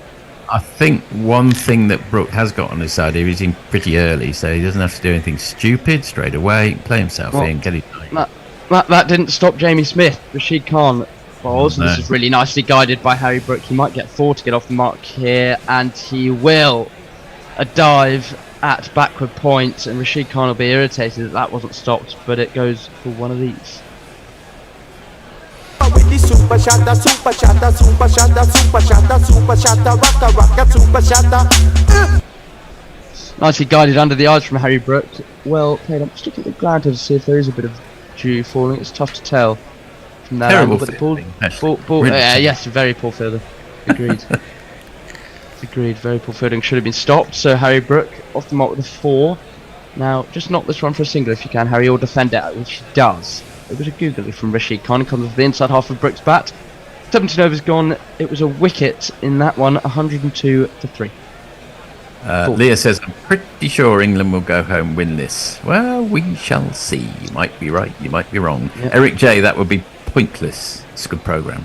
Lockie 6, is this England or Sheffield? Jay Grover, Brooke will fail whilst he remains clean shaven. Lesson to you, Billy. And Stephen Kelk says, just wanted to add, Billy, your surname would be even better if it was spelt with a V instead of a PH.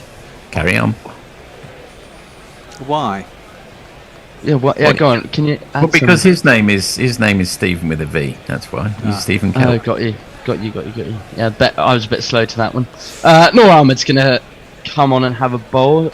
It's gonna be spin at both ends. So, got to find a jingle for him. Here it is. While Imran Tar is in a cage, exploit someone who's underage, spinning savior or child labor, nor armored, which are you? Well, he bowls, and this is pushed into the offside rather easily from Root. He had a lot of time to play that one off the back foot, and he will get a single. Now, Noor Ahmed the other night was I thought was a bit inconsistent. I was going to say exactly the same, Bear. He bowled one excellent over, followed by an absolute piece of shite. It was 1 on, 1 off, wasn't it? Yeah. But then, they didn't have a total on the board, did they? It's amazing. It's amazing. Yeah, well, go on, Bear. You're about to see. You're about to see what I think. Pressure does funny things. That's what I was kind of intimating before, isn't it? You know. And so often you get a fielding side that are up, and just everything goes their way. They all start to bowl better. I mean, this is a great situation for him to come on. New batsman Harry Brooke, who faces up. Now this one slides on with the arm. Well, whether it was an edge or whether it was guided is up for debate. I think that was guided. It will go for 4 down to the third man boundary. 1, 2, 3, 4. This is what I think I mean about what happens when a dew comes along. It doesn't really turn, does it? And it comes onto the bat quite nicely. You can play those kind of shots and let the pace of the ball do the work. Lovely shot, actually. Harder to grip for the spinners as Yeah, well. exactly. We will see if that comes to fruition. He's just changing the field around Noor Ahmed. It was a really nice shot from Harry Brooke. I've done him an injustice by saying that he might have edged it. I mean, I think genuinely... He taps his hang on Bear after this delivery. Noor Ahmed comes in once more, slightly more leg sided, and Brooke defends nicely back to the ball. I think you kind of tell in these when it's... I know the atmosphere is very heavy anyway, probably because of the pollution, but you kind of get that sense that when it gets misty in the stadium under the lights, which it looks like now, it's generally when you see the dew come down, because it seems heavily laden with vapour, so that's what I suspect. This is leg side from Ahmed, and Brooke clips it to square leg, and they'll come through for a single. Yeah, once very the water, important inning. Gone for them. Well, once the water gets into the seam, then you're buggered really as a bowling side. You just have to deal with what you've got, but it just becomes so much harder to bowl and get any movement or anything. Root on 33 faces up for the first time to Ahmed. This is pushed down the ground and they will come through for single. Strike rotation going to be important as always in these partnerships, and Root and Brook, both decent runners between the wickets, have a good Yorkshire understanding which Jay Grover will enjoy. They've got a deep square leg, deep point, long on and long off. Mohammed to bowl. This is pushed into the offside by Brook. Really nicely timed actually. They might get a couple if they're quick. They think about it and ultimately decide again. So that ends the 18th. England 110 for 3. We've got a Super Chat cash, Super Chat cash, Super Chat cash. And it is fourthy book, please, 1930 to 1970. Well, I have one just such here, which I've plucked from the shelf. You have to guess it, the author. Don't think you'll get the title. Duncan and Ellen proceeded to church, unconscious that it was the only occasion in the week when they were seen abroad together. Grant followed with his cousins, adapting the bearing of his uncle and somehow contriving that the sisters appeared to reproduce his aunts. Ellen went first into the family pew and was followed by her husband. Sybil sat by Duncan, Nance by Sybil, and Grant took his place at the end of the line in readiness to emerge and hand a plate, a duty imposed by his uncle. Ooh. Rashid Khan is going to come in. Brook off the back foot, flips it into the leg side for no run. No, I think most of my books are most of your books fall well out of my genre. Well, I gave such an easy one the other night, which was Great Expectations, that I've decided to go to the other end of the spectrum and give it a really, Rashid Khan gives this one some air. It was googly. Brook watched it out of the wrist and played it nicely into the leg side there, come through for a single. I'll be very impressed if anyone gets it. Root's always a very good judge of length with a spinner, wouldn't you say, Bear? Yes, very much so. Oh, he's just a class batsman, isn't he? You know. Yeah, absolutely is. Well, he's facing up to Rashid Khan now. This is a full toss, which he whips Viv Richards style back down the ground for a single. What was Viv Richards like to bat there? He from all the things I've seen and read, it sounded amazing. Oh yeah, he was fantastic. I mean, I was just probably not old enough for 1976. I have vague memories of it. I was only 5. Driven beautifully by Harry Brook, but he will only get a single. Oh, they'll come back for 2. This could be tight, but no, they do well. Good running. Yes, I remember 1976. I think he scored 291. Yeah, oh my God, it was incredible. It wasn't a disastrous England bowling lineup by any means. You know, it wasn't cannon fodder. 212 more England lead. 114 for 3 at the moment. Go on, there. Oh, I don't remember him being fantastic in the 80 with the Malcolm Marshall series when they just kept bowling us out. But I don't remember sort of being quite in it sort of back end of Rashid his career. Khan bowls again. This is driven nicely by Harry Brook. They might look to get 2 more, which they do comfortably. They've got a very deep cover. Go on. He had an annus mirabilis. He had an incredible year in 76. I think he scored about 1,700 runs, something off the scale. He never quite matched that again. No. But, he was imperious to watch whenever you saw when him. When he was on form, he was fucking fantastic. He scored that 190 in a one-day match in 84, I think, wasn't it? Yeah. And Michael Holt at the other end was about 3 not out. It was incredible. Rashid Khan tossing the ball to himself at the end of his mark. This is driven again by Brook. This will surely go for 4. Wonderful timing. Brooks moved on to 19 from 11 very quickly. That ends the 19th over with a 4. There's not one boy for me, I must have 2 or 3, I need 4. Well, no takers on the book. Jay Grover, no clue. Bother. Lucky 6, Mexican. No, definitely not Mexican. I'll just go... Something to do with gangsters or inbred families. Something to do with inbred families. Absolutely Could be correct. both. Oh, really? That is. So That's English really... literature of the 18th century? No, I think it was about 1936. I'll check. 1933. Grapes of Wrath. Well, that's about the right year, but it's not American. It's an English author. That's true. It's quite it's reasonably obscure. You may not have come across this author, but I was shaken by everyone saying Great Expectations, far too easy. So I'm sorry, I've gone to the other end of the scale, as I say tonight. Hang on a minute. Other messages. Sheffield is Britain in all its glory, says Jay Graver. Naby comes into pole. His first delivery is turned into the side by Root. There will not be a single. Ashley Partridge thinks England are on top here. Let's keep going.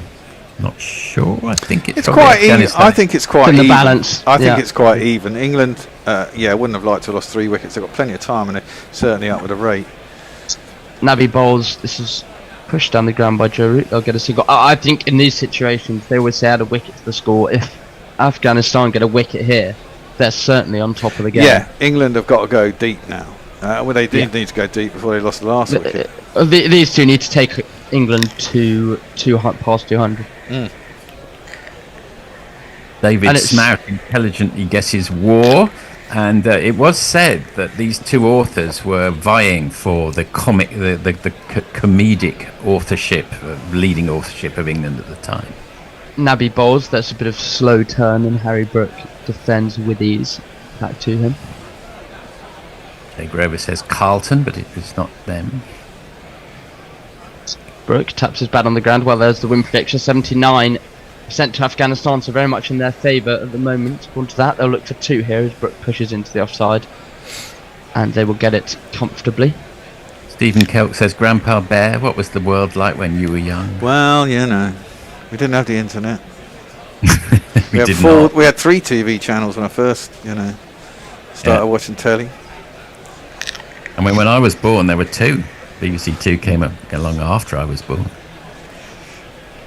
Brook faces up. He's moved to 23 very quickly. This one does turn, and you'd think would be called a wide by Mohammed Naby unless it clipped Brook's pad on the way through. Hit the pad. Okay.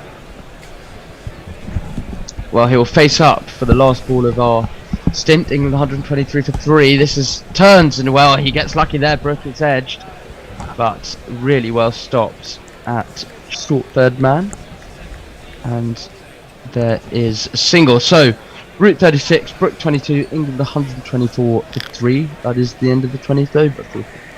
Yes, that's probably the end of our stint together, isn't it? Well, it is. I've just seen Tony's nestled David Brook should be somewhere. The chair he next to the Bears.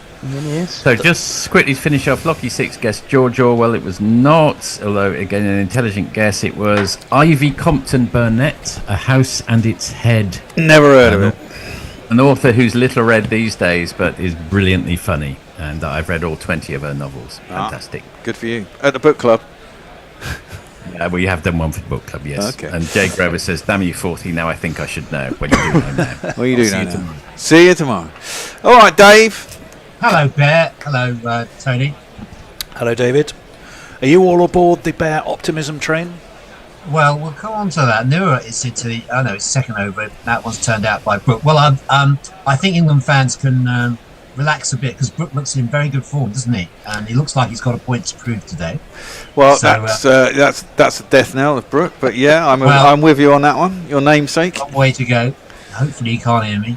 Nura bowls outside the off stump. That's played out nicely by Brook. This time he doesn't find the boundary, just gets a single. But I have to say, we saw one of the best sort of ICC trophy innings of World Cup innings, for that matter, from Ibrahim Zadran. I mean, that was fantastic innings. 177. I mean, take a bow. Yeah, I mean, I didn't see the second half of it, but I mean, England's bowling once again looked fucking anemic. It was. And he did bowl. I thought he batted brilliantly, and that's out to mid wicket, and there's no run. And given where Afghanistan were, it was an astonishing recovery, wasn't it? But you do wonder whether this wicket is just a pure batting wicket, and it's difficult to get wickets without batsmen making mistakes. Afghanistan are away to this ball. Just that's played out. Just taking a single there by a Root. I need to turn my volume up slightly. Thank you very much for that. Afghanistan were 100 for 3 after 24. 100 for 3 after 24 overs they got there. England got to 102 for 3 in 17 overs. I know. That's 7 overs ahead of Pakistan. Afghanistan. Yeah, this one's just tickled out by Brook. They're going to run a single. There was that passage of play, wasn't there, towards the end where the wheels really came off the wagon as far as England were concerned. I mean, it was just runs aplenty. The sixes were raining down there. You loved it. Yeah, but that's what I mean. I do wonder whether this wicket is a bit like that. And if you get in and the field is spread towards the end and you've got your eye in and it's slipping onto the bat quite nicely, whether runs will come. It's a quick outfield. It certainly, by far, looks the best batting track out of the lot. Oh. No, that's full toss down the leg side. Sure, Root's going to help himself here. And he does indeed. Down to the boundary. That was wasn't one of his better balls. 2 + 2 is on man. You talk about wheels coming off the wagon, David. Yes. Thinking of 3 wheels on my wagon. Do you know who wrote that? Let me guess. Glenn Campbell. No, it will surprise you. I'm not going to keep you in suspense, but it's a surprising. Burt Bacharach. Right, well, on the right lines. I was moving towards that. I didn't know Burt Bacharach. I thought I had. I should have known that because I regard myself as a Bacharach disciple. Well, that's what I thought, and that's why I was surprised you didn't get it straight away. Oh. 21 overs, gone, 131 for 3. Right. Well, Stephen next Cook. over. Oh, already. You missed your opportunity, mate. Naughty. Didn't give you much chance to get in there. It's a near over from Nabby, and Brooke plays the first one outside, just down to square leg. No run there. I'm not sure where we got to. Stephen Coke was saying only on GC can you get the gentle crackle of beeps consumed in real time. Yes. Go on, Dave. This one has just got up to long on, and Brooke just jogs through for a single there. So he goes on to 25 off just 20 balls at route 41. What happened to your headset when you had a headset, by the way? Are they all broken on you? Have you lost them all? No, I was just getting a slight dodgy connection. So is this not so good on the sound then? Well, no, it's a bit basic. It's okay, but we do like a headset, Dave. I know. I'll fish that one out for the second stint. It's like listening to you orate in a church hall. Yeah. Ah, Steve. Apologies, listeners. Apologies for that, listeners. I'll be digging my headset out. Well, Reach just handed his towel over to the umpire, so he's got a towel out there. Presumably, he thinks it's going to get sweaty. He's facing Nabby now, and that's played again down for a single. So the one's coming in ones off this over. Thought Nabby's innings was a good knock as well. He came out, just gave him some acceleration at the right time. 40 odd. He's always capable of that, isn't he? I mean, it says something. I mean, I don't think there is a lot in this wicket for the bowler, especially as the ball gets older and older. Here's Nabby again. And, this one's hit straight back to the bowler. You're joking. And Harry Brooke, after I did put the curse on him, I mean, that was a facile dismissal. In the end, he just sort of toe-ended it back to the bowler, caught and bowled Nabby. He's out for 25. What the fuck was that shot? What was he doing? I mean, he just literally played catch back to the bowler. Just tucked himself up for room, didn't he? Oh, for fuck's sake, Harry Brooke. Nabby's struck again. Oh, mate, I'm fucking sick of this England side. Fuck off! Just fuck off! On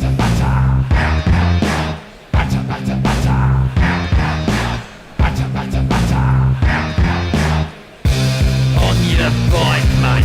What was that banging noise?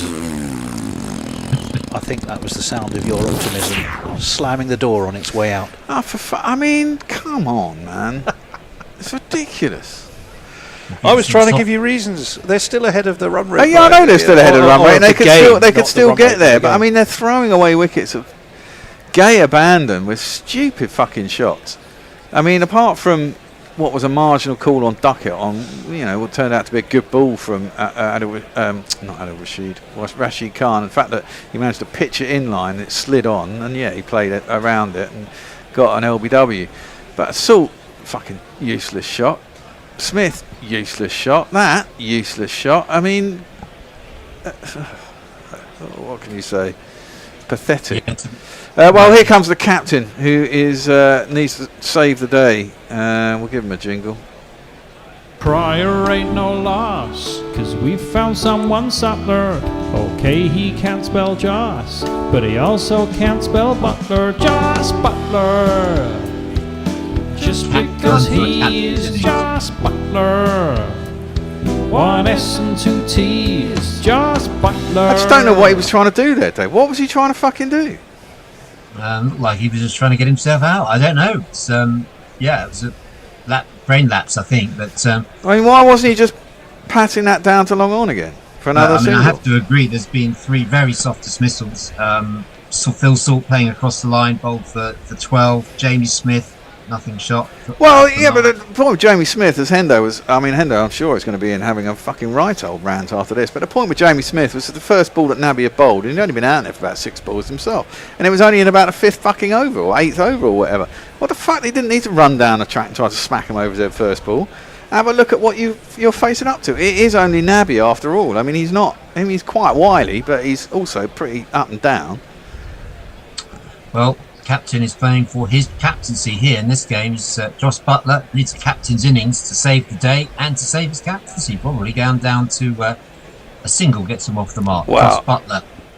I think his captaincy should be fried. I'd still have him in the side any day of the fucking week, but we need a better captain than this. As you say, keeping up with the run rate hasn't been England's problem. It's giving away wickets. It's fucking ridiculous. Yeah. It's pathetic, really. Yeah, I mean, look, Root's 42 off 38. He's hardly broken a sweat. I mean, he's one of the best batsmen in the world, admittedly, but, Brooks pretty good. Make that 43 as without any sweat. He places up to long on. Quick shot of Baz McCullum. They're still in his customary pose. Maybe slightly more upright than usual. Has he just gone up a few? Well, you wonder what goes through his mind. I mean, this is obviously, he's now taken over the team. Swishes in, Baz ball. We're going to bring it to the ODI side, and Hendo's very down on him. I like him. I think. He does need to, have a bit more insight. Really, I mean, I'm sure he does behind the scenes. I think as much of it is partly to play up to what's expected, but just got to play more intelligent cricket. It's fucking brainless. Yeah, you'd have to say his partnership with Stokes has been more profitable so far than his partnership with Buttler. Yes, I don't think Buttler can stay on as captain. I don't think it's working. No, I agree with that. No bowls, and that's Joe Root runs the first one hard. There's only a single there. He moves on to 44 and the score to 136 for 4. Tony, I'm going to let you get in with some messages. I know we're running a bit behind. I can do that for you. And there's quite a few of them. In fact, there's loads of them. Right. Raindrops keep falling in my head, says Eric J. For fuck's sake, Brooks, says Stephen Kelk. Yorkshire, oh bother, says J. Brook the future, says Sutahu, which he isn't. Back to the net, says Eric J. Drake Mongreen. Why would Dave need to clean his headset unless he's... No, he's lost it. No, probably not. Great batting. Jay Grover, don't care. I just want to envisage Bear in gay abandon. Eric J. Should be a cruise from here. Well, that's a wide. Lurth bowls that very wide of the off stump. Stephen Kelk, you mean you can't hear the pop of Tony's crack pipe? Sorry, that's Jay Grover says that. V No Name. Is there too much fog in Pakistan too? Was this also a practice game like 8 in India? Not quite sure what that relates to. There we go, we're up to date. Here's Buttler facing Nur now, and he plays that completely convincingly, but just drops the bat on it. There's no run. The big difference in England, I think, to other sides, and this is why I think Josh Buttler isn't a good captain, is that game, England-Australia on Saturday. If that had been the other way round, I think England would have fallen in a heap. Australia, even though they got fucking B team out there, the Australian psyche says we can win. It's the old enemy. We will win this. Yeah. Hazen misses Buttler outside the off stump. West went on with the arm that one, but close to getting an edge on that, wasn't he? Let's have a look at it again. He wasn't far away from that. And I just think that there's no fucking backbone. There's no backbone in English sides a lot of the time. I think that's what Stokes and McCullum bring to the Test side, actually. But Buttler doesn't bring a backbone to this side, and that's what Owen Morgan brought to the side. They were never down and out, They could recover from these situations quite easily, and you had confidence that they would, but you don't in this side. No, that's true enough. Played out to mid-wicket by Buttler, and there's no run. So pressure's on Josh Buttler. Can he produce one of his great one-day innings here? Because he's going to need to. Be nice. He's going to get anywhere near this 327 target. Be nice if he could, wouldn't it? I haven't seen anything since the first couple of the T20s in India, really. No, it's been a while. And this one, again, Butler's taking his time. He's having a good look at Noor, just plays that one down. And there's no run. 189 more required. 23 overs after this ball. So a lot of work to do. That's for sure. It's definitely up with a rate, though, aren't they? Yeah, it's been, as you say, it's been wickets. That's the problem. We keep seeing Rashid and Archer having to bat. Yeah. Probably faced as many balls as anyone. Noor bowls, and this one is defensive by Butler. End of that over, 137 for 4 off 23. Yep, let me see. Right, Luke Hallahan says, time for the two captains, past and present, to stand up and be counted. Your country needs you. Well, we did talk about potentially Root stepping back in. Duckett said he saw 8 games in India, just like practice games. V No Name explains. Okay, that's right. Yeah, true enough. At least the practice did him some good. He made some runs. Baz is shite. Clueless says for wrong. Perfect candidate for the next Man United manager, or manure manager, as he calls them. I mean, we said those two had to get over 200, and they managed to get to 137. I mean, they've got to get a partnership together. I mean, the wicket doesn't look. Oh, there's the Gary lookalike again. Oh yeah. Right. What else? Mad old bat. All-rounder Duckett for captain, batsman, bowler, and what the hell part-time wicketkeeper if he's not bowling. They seek him here. They seek him everywhere. There. The ECB play him everywhere. Scarlet Pimpernel Duckett says Rashid to continue bowls, and Root just turns that one round the corner. Rashid has bowled 4 overs. He's gone for 8 and over, but he took that important wickets, 1 for 32. Josh Butler's record against Rashid Khan, 55 runs. He's got him out 5 times, so he averages 11 against Rashid in all formats. Afghan crowd getting their voice back now. A lot of dancing going on in the crowd, but it's too early for victory celebrations. A lot of cricket still to come. That one's played out mid-wicket, no run. So, bit of calm descended. Not many runs for England at the moment. But as we were talking, wickets are the key thing to keep them intact. Here's Rashid. And this time there is going to be 1 or look for 2 now. Just 1 out to deep mid-wicket to Root, who's moving towards another half century here, 45, just over a run of ball. I mean, these two got experience of winning a World Cup. You think they should be able to get through this, shouldn't they? Well, of course, teams that underestimate Afghanistan. There's a shot of Jonathan Trott on the boundary having a word with his captain. Interesting to see that Ibrahim paid tribute to Jonathan Trott when he was interviewed, middle of the game, after his innings.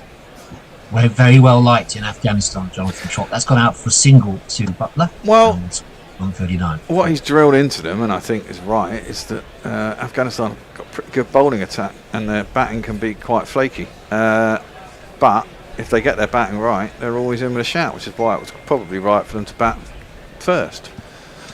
This one's just a bit leggy, but Root turns a bit, and Root is able to get that away for a single.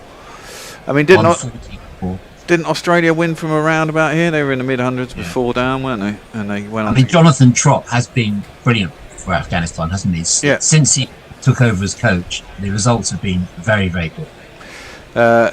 He's never stepped foot in the country, though, has he? Which is probably a wise thing.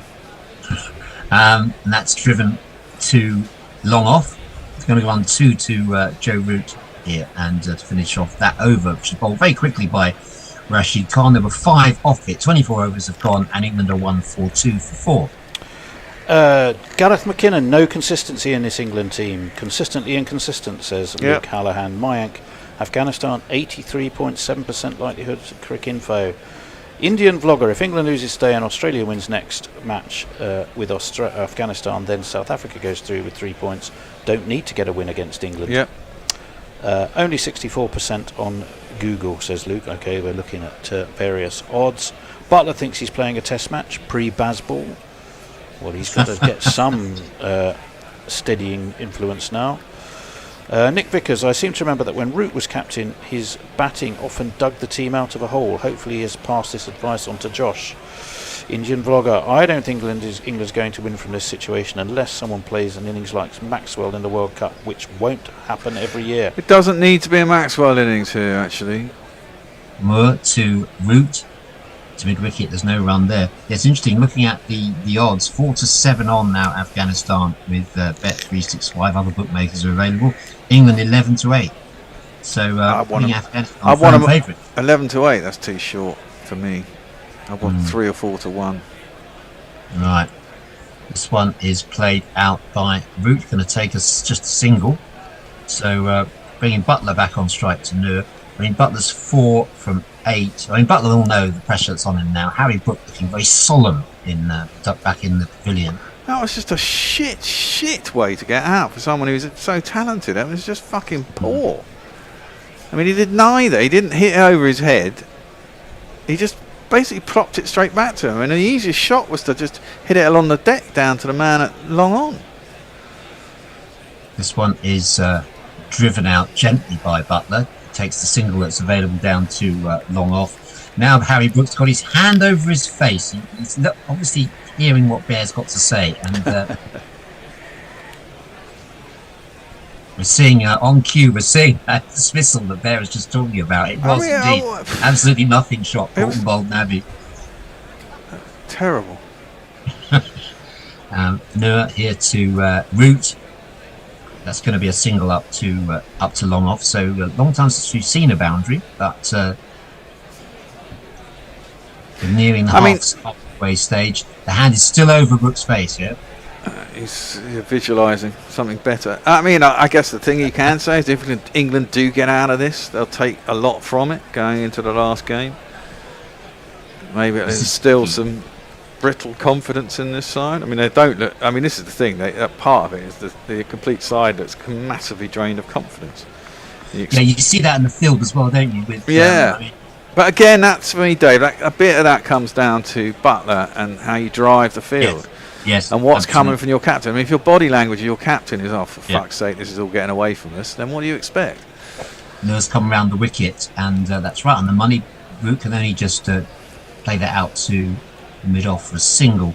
So another decent over from Noor. He's going to finish off the over by going back over the wicket to Butler. Sorry, to Root. That was a single to Butler. He's on 6. Root's on 48. Noor's obviously got a plan of attack here as far as Root is concerned. More specifically, probably targeting Butler. Playing around the wicket to Root, and he plays that one too long on. So Root's going to get to 50 in singles. He's on 49 now, end of the 25th overs, 147 for 4. Which is dead on nearly 6 and over, isn't it? Just short of, which is where they need to be. So they're in good stead, as you said, with 1 rate. It's just they've just got to fucking stick their head down here. I mean, it's still winnable. There's no demons in the pitch. Ball seems to be coming onto the bat quite nicely. The outfield's reasonably quick. At this point, if you're one of these England players, you've got to believe. If you don't believe, you're not going to make it, right? I mean, I'm sure Root believes. I'm sure Root can think that here I can bat until the end of this and get 150. Rashid to Root. Good bit of fielding by Rashid off his own bowling. So yeah, we've reached the halfway stage. 179 required from the last 25 overs. So what's that? The maths is failing me at the moment. It's marginally over 6 and over. It's This one is going to be Root's 50 here because he's touched it out to mid-wicket. And that's a half century for Joe Root off run a ball. 50 balls, 50 runs. Well, he's got one of these. Long drawn out grinds and flashing cameos. Quite accumulation that just grows and grows. Plucky or lucky, inducing reverie. These are a few types of half century. Single to Butler whilst we were listening to that, and that's 50 number 42 for Joe Root. 16 centuries as well in ODIs. No wild celebrations as you can expect because he's reached that landmark so frequently, and there's a lot more work to do. But these two are going to have to get the bulk of them. I think that's down to long on, and there's no run. Do we know if Livingston sustained an injury? He was limping around in the outfield. Oh, that I don't know. Yeah, you were talking about that, weren't you? Livingston got an injury, do we think? He did seem to. He seemed to do it. Looked like a hamstring, which would make it very difficult to run. Yeah, there were a couple of sub-fielders on for England at the end when the wheels were coming off. That's played defensively by Butler, and there's no run. We had Rian Ahmed and Banton on the field, and I think Wood was hobbling around in his second spell, wasn't he? He was off the field for quite a while, and then Livingston. It looked like he'd hurt his shin or something in the outfield.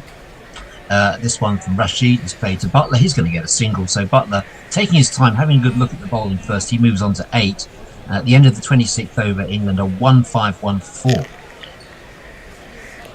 Yes, over to you, man, doing the socials. Right, yes, thank you. Right, I can do that. Ice Cream says cloudy out there. It is. Ice Cream said no dew, it's overdue. Clifford Bradford said, despite the poor wickets, why the pessimism? England's worm is still rampant. Well, that was the point I was making. Although one extra wicket hasn't necessarily helped. John Yelton, run rate up at 7 and over. Indian vlogger, careless mindset of coaching staff making England team look spineless. Luke Halloran says, required run rate not a problem for now. It's the wickets, quite right. Stephen Quelt says, well played, Mr. Root Hero. Well, he's still there. He's still there, and that's played out to extra cover. Nice bit of fielding by the skipper, and there's no run. Was that Root? Yeah. That was Butler, I think. Butler took the single off the last ball of the over and plays that first ball. Good shot, but straight to extra cover, short extra. Noor again, over the wicket to Butler. Butler plays this out to mid-wicket. This time they do get a single. I mean, I don't think England's batsmen should really take any chances on anything that's on the stumps, really, and they can milk singles at will, and there will be bad balls, and you can put them away. And once a partnership builds, that's when that's what happened to England. They couldn't get Ibrahim out, and he got one partnership of about 100 odd or something, didn't he? He did, yes, that's right. This one is short though. This is one of those balls that is there to be hit, but they're only going to get a single. Root leant back and smashed that down to long off, just a 1.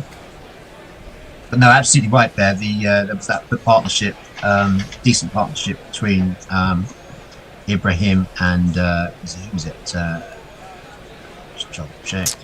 Two good partnerships. One with Nabi and one with Marzai, wasn't it? Ashbatulla, yeah. He got 40 and 67 balls.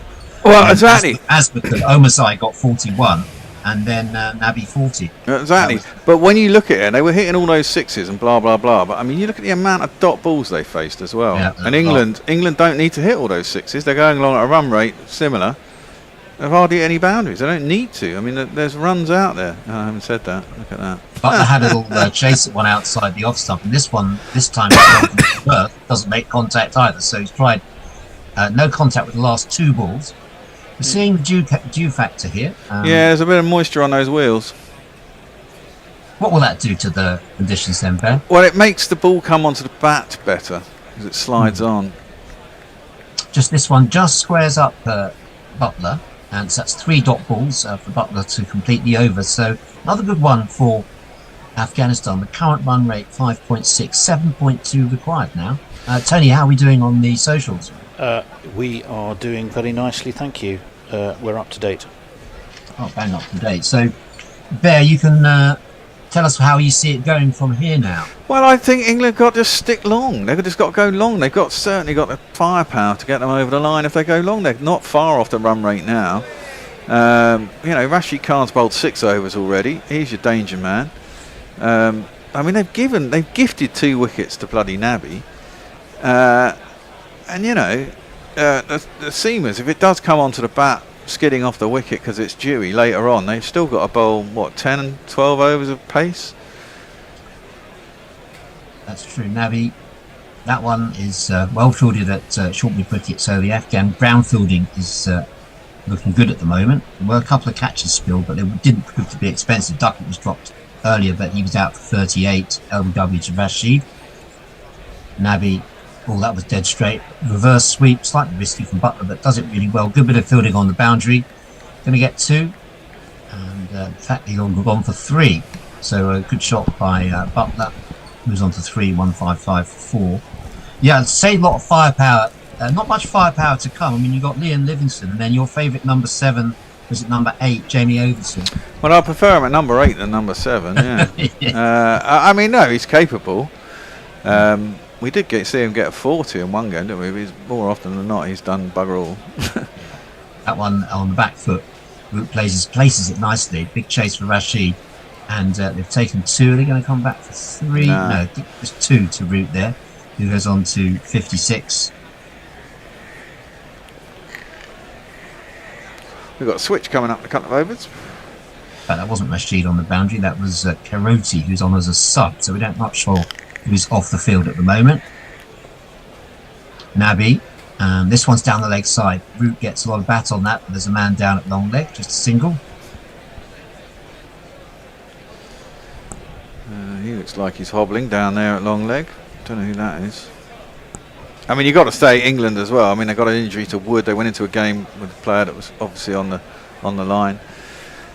He got injured. That fucked up their plans. You know, he went off, couldn't bowl probably maybe when they wanted to come back.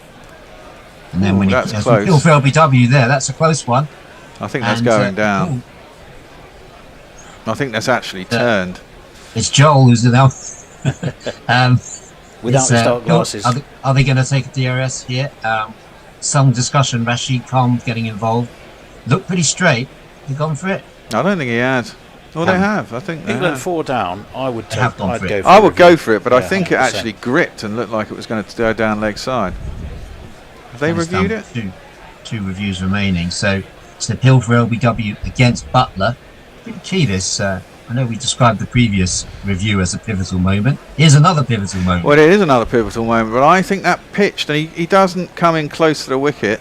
He certainly didn't hit it, I don't think. But I think it turned quite sharply and looked like it was going down. You think, well, Hendo's giving it out, but I don't think so. I think it's going down. I think umpire's call possibly on the top of leg stump. It's bounced a bit as well for once. And it's quite It is high. given not out by the on-field umpire. No, I thought my initial instinct was it was going down anyway. It's turned. I mean, it's turned Joel Wilson's quite a given lot. It's Joel Umpire's Wilson's call on leg stump. It wasn't given out. So, got away with that one, eh? He did. One thinks in the Australia when against Australia, of course, Root was out to one like that, wasn't he? So, yeah, lucky to get away with that. Joel Wilson's done England a favour on this occasion. I always said he had cracking eyesight. That Yeah. And it's a bit of displeasure from the Afghan fans there. It's not just cricket, it's passion, say the Afghan fans. We've seen a lot of that from them today. Huge amount of interest in this match, of course, from the Afghan fans and all over Afghanistan and the diaspora. This one, a bit of a hoik from Butler. And as if to say, I got away with it, so I'm going to make hay now. That's gone for 2. And first real aggressive intent from Butler, but he slightly lost his shape there as he did that. You must realise it's quite lucky to still be there. We're just seeing that replay again. It turned. It did come in, didn't it? I mean, it bounced and it turned. One that's turned reasonably sharply. Just seemed a bit too short, and it always seemed to me to be going down leg. And well, it was clipping the top of leg stump, but mine. It didn't look out. It was one of those things that Billy was talking about earlier. Sometimes they look out, sometimes they don't when they hit you a long way in front of the stumps, and that just didn't look out. Hence probably why the umpire didn't give it. Yeah, just did a bit too much, didn't it looked like it had done too much. Looks like it bounced. First time he's done England a favour. Of course, we're well, no, when he does everyone a so. favour, doesn't he? Depending on what side you're on. Well, he did England one very particular favour in 2019, which most. Oh, what, the LBW that wasn't? Yeah. There's a new over from McNur. That's played by Root right off the back foot. Joel Wilson making some notes in his book. Lahore, where the warm hospitality meets the spirit of cricket, says a banner in the crowd. Maybe that's a special braille reader he's got in his hand. I don't know who comes up with these things they put on banners. It's very strange. This one from Nur is played into mid-wicket. Just run a single to Root. Tony, how do you see it now? Do you think is that fair? I think it's Afghanistan's game to lose, because I just think their slower bowling is going to be harder to hit for England. and England don't hit slower balling that well, particularly if it's spinning. This one is an attempt to reverse sweep by Butler. Again, doesn't make contact. Hill for LBW. They won't review this one because that was missing, wasn't it? But what? It wasn't spinning, mate. It was sliding on well past the off stump. Yeah. Yeah. Captain looking for a sign from his players. There isn't one forthcoming, so no review taken there. As Red Bear said, it was missing. I think that's a fair ball to try and hit the reverse sweep, because I think he judged quick enough that it wasn't going to come back and hit the stumps. He was outside the line of leg, wasn't he? Because it was a reverse well, he sweep. wouldn't. He would have been outside the line off, but it doesn't really matter because it was never coming back to hit the stumps. So he's punched the next one down to long off. Good attempt to stop it by bowler from by Nur, but they get a single. Yunus Khan up there in the dugout, the batting coach in this tournament for Afghanistan. He's a good one for them as well. I mean, yes, Trott's quite calm, but Yunus Khan's quite a fiery man as well. You can imagine that he sticks some fire into them. And he certainly enjoyed Ibrahim's innings earlier, and he gave him a lot of encouragement. Nur giving this one some air. It's played nicely by Butler, but it's straight to mid-wicket, and there's no run. It's a 7.7. Run rate is creeping up a bit, but it's the wickets that will interest the fans. 163 for 4. That run rate won't scare England. No. Not in the modern era of T20s. This is true. Nur looking to finish his over well. There's only been 2 runs off the bat in this over. And, oh, God, that nearly missed. I don't know how that missed the stumps. I don't either. Talk us through that one, Ben. End of the over. Well, he went up to drive it and it was floated up there. He completely missed it. And I'm with you. I don't quite know how it missed the stumps. Oh, just almost a shave of varnish off the off stump there. Just didn't have enough turn. He's living dangerously here. He is living dangerously here. And he needs to screw his head down here. Just fucking take an over off and just pat the ball back. Get yourself back in the game, you know. Tony, what's anything to report? Yes, quite a lot of things to report. Well played, Mr. Root Hero, said Stephen. My prediction from Indian vlogger, England all out in the 47th over, because 15 overs of spin left with Nabi, Rashid and Nur Ahmed. This one from Nabi's played out to just behind square, no run from Root. Luke also says, also harder to grip a wet ball as a bowler, trust me on that. Once ended up having to bowl a 10 ball over because I just couldn't grip it properly, kept slipping out my hand and going wide. This one is played out to square leg, and there is 1 run to Root. I mean, at some point they are going to have to get hold of it, but I don't think you need to go from this far out. Although, you know, I suppose if you take 1 bowler down, you might create... I mean, there was a time in the middle of the innings where actually Afghanistan decided to go, didn't they? When Amarzai was in. As McCullum oozing confidence there in the pavilion. Nabi, or nonchalance, I should probably say, rather than confidence. That's played out to mid-wicket, just dogged through for a single. Hello to James Knight, who's in Hanoi, our Vietnamese contingent. Hello to you, James. I know your money is on Afghanistan, but I'm sure that's not going to skew your judgment. 165 for 4. England about to have, this is the 30th over. And Nabi, that's a reverse sweep by Root. Again, he didn't make much contact with that either. Got under edge onto his pads. Little under edge, yeah. A little change up in a couple of balls. I'm going to move into the summarisers chair. Hendo is going to come back in. And no doubt we'll have a rant every bit as convincing as yours, Ben. I'm pretty certain he will. Yeah, and that one from Root is played out. So Root's just happy to keep it ticking over. Not many dot balls with Root, that's you have to say. Imperceptibly, he's moved on to 61, as our jingle always says. What does it say? Glides. You don't even notice the scoreboard's ticking over with Root. He's kept it moving. Still going on at a run of ball. Butler, though, is only on a strike rate of 50, 12 off 24 balls. Can he do something with Nabi's last ball? Comes down the wicket, goes for a big one. Has he got everything onto it? Yes, he has. Into the crowd. Joss Butler makes his first big move. Out for, goes off, cross the boundary for 6. He moves on to 18. That'll make him feel better. Right, I'm going to make way for Hendo. Hendo. I'll just read some socials while everyone shuffles about. David Smote says the banners are actually coded messages for sleeper cells. No one reads the time, says David. Luke Hallahan says Butler's head is fried. What's he doing? George McPherson says England need to get a move on and get boundaries quickly. Well, they just did. It's slow going by the batters, says George. Luke Hallahan says send Josh Butler to the circus. They are missing a clown. Oh, that's a bit ragged. That's a bit ragged, isn't it? That's just not kind. Well, I mean, I'm not going to rant because I've cooled down a bit. But until that last shot by Butler, he just looks like a walking wicket. He looks like a man who's carrying a number of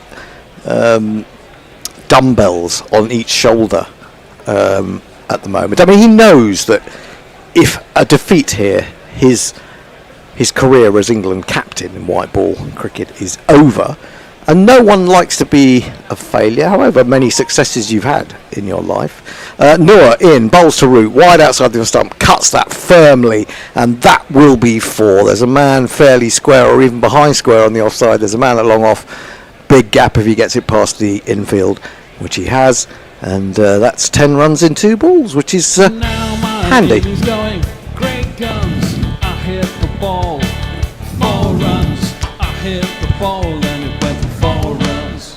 Yes, to be knocked out of 2 tournaments is fine. To knocked out of 3, that would be curtains. And in comes Noor again, and this is nicely worked off his legs by Root. He's got 1. He's going to come back for a second. The ball just seems to keep running, despite the efforts of the mid wicket to haul it in. Score moves on to 178 for 4. My feeling was I wasn't so much annoyed with Brooke the way he got. I know the Bear was sounding off about that, but actually the ball can stick in the pitch a little bit. You can get caught like that, especially when your form has gone a little bit for the time being. This is chipped down to long off by Root, I think, for a single. But I'm very annoyed with Jamie Smith. I mean, I'm still not convinced by Jamie Smith. I really am not. He's a talented stroke player, but I'm not sure he's got a lot up top. Anyway, 179 for 4. Noor, and he's going to try and play a reverse sweep Butler from way outside leg stump. And I'm not sure that that's a great gainful shot in a sense, because he's only going to get 1 anyway. He's dragging it from a long way outside leg, and I'm not sure that he's reading Noor. He's been past the outside edge a couple of times. It just doesn't seem to be quite with it. Now that's turned into Root, hit him on the pad. There's no peel from the wicket keeper, but I was going well past the leg stump, I think, turning into Root. So what have we had? 8 from this over. Root 68, Butler 19. I think the biggest jeopardy for England, as Noor comes in to complete the over to Root, who's going to take an easy single down to long on. Rashid does the fielding. I think the biggest jeopardy for England is losing another wicket before too long, and before Butler playing that shot for 6, I thought that was coming any minute. It may still do. The thing is that England have got players that can bat pretty much all the way down, but they don't have experience of getting England over the line from a long way out. Partnership batting, it's what it's all about, isn't it? Yeah, and I mean, you've got the intelligence of someone like Adil Rashid. I mean, if they were to lose 2 quick wickets and Livingston or one of these 2 had gone, then I would definitely look at getting Adil Rashid in 8, because he's got intelligence. He works the ball around well. And then maybe Overton at 9. Archer really is. He's a hitter, isn't he? Archer. He's not necessarily going to rotate you over the line. Onto the back foot goes Root, pushed up to long on for a single. I've forgotten my pillow. Damn it. Big. I'm in pain. My hip, my back. England aren't going to do their run rate a great deal of good here, are they? I'm just thinking to myself, what happens if South Africa gets washed out? England aren't going to be affected by run rate one way or the other unless there's another washout. Yeah, that's it. There's a washout. There's always a washout. Now, Butler's got hold of another one from Nabi. He may feel that he's gaining confidence, and that's gone way over square leg for one of these. The number of the day really hops and kicks. The number of the day is 666. This is encouraging for England fans. Butler looking like he's getting in now. That's Steady, Dave. Steady. In fact, Hendo, England aren't going to be affected by run rate at all because they've got to win this game and the next game, and if they do, then they'll get through because one of Australia and South Africa has to remain on 3 points. So net run rate won't be an issue for them. Oh, because we haven't got any points at all yet anyway. Yeah, that's right. He's in. I thought we had 1 point for some reason in my head. Well, no, we would have... if it got washed out, we would have a 3rd point if we won this game, wouldn't we? That's the point. They get a single here as it's tucked away off his legs. So well, if Australia and South Africa got washed out, they'd both be on 4 points. That's true. No, so hang on. No, this isn't right. You get 2 points for a win and 1 point for a no result, yeah? Yes. So Australia and South Africa are both on 3 at the moment. Yes. Onto the back foot goes Butler, drives to extra cover. If Australia beat Afghanistan, which they probably will, they will then be on 5 points. Yep. If England South Africa is washed out, England pick up 1 point, South Africa pick up 1 point. That's what it is. South Africa go through. That's where I was missing out. I wasn't adding the extra point to South Africa. This is forced up to long on for a single. Root goes to 71 off 71. Butler 26 off 28 now. A couple of sixes in the last couple of overs off Nabi. Final ball of his over. He's down the wicket. I felt that he was going to launch into that, but he realised he wasn't quite at the pitch of the ball, pulled out of it. Abort, he said, and defended it back to the bowler. So what was that? 9 off that over, 8 off the previous over, a 6 off the final ball of the previous over. So a much needed impetus for England. They needed 136 off 108. Messi. Sabina B is going above and beyond. She says, every time I get up to do some hoovering, England lose a wicket. So I've packed the hoover away until the match is over. Well, I got to say, I'm not hoovering either. I think it's the thing to do is not hoover. Eric Jace is enjoying the cruise as Luke Hallahan says, well done, Sabina. Warren Thornton says, England are on a knife edge here. Eric J says, somebody dag Dave. He's very nice, isn't he? And Warren Thornton says, I missed the first thing. How good was Ibrahim's innings? Great batting or poor bowling? Bit of both, but I thought he batted beautifully. Oh, extraordinary innings. Whipped away by Root. Start of a new over from Noor. Out to deep square leg. They'll take the single. I think it was a brilliant innings. I really do, because he struggled in the first couple of overs, and I thought that Wood was going to have him, and nearly did a couple of times, because Wood's first couple of overs were superb. He was getting the ball to swing away. He was bowling at pace. He was bowling a good line. But once he played that shot for 6, it was like an uppercut off a short one from Wood, and it wasn't that far away from Archer at third man. This is again clipped by Butler. It's only going to be a single, keeping that man at square leg busy. But once he played that shot, he seemed to just switch up a gear and started playing some glorious drives and some lofted drives off the spinners that were excellent. And he, at no point did he try to beat the cover off the ball. He worked out the ball was coming on well enough for him to play controlled attacking shots, driven by Root. He's hurrying through for the first. He's hoping they might get back for a second to long off. He's not always on, or very rarely on, in fact, to that position. Isn't on this occasion either. So just the 193 for 4. So I think it matched Duckett's innings, which is appropriate given that it was similar amount altogether. Onto the back foot goes Butler, chops away through the offside. Again, that man at backward points had to make a huge amount of ground round to deep extra cover. They've only got 2. They might have got back for a third, although the throw is pretty decent. 195 for 4. Well, I think it was... I'd have to say I think it was more fluent than Duckett's, but then I think Duckett was batting against more skillful more skillful bowling. I know it's England. England were just putting, they didn't really take pace off the ball very well, did they? Even though they did try a little bit more today. Flicked into the onside, and they'll take another single. Man at mid wicket in the circle does the fielding, and it's Rashid again. 196 for 4, and 1 ball remaining in the 33rd. It's going down to the wire, or is it? We shall see.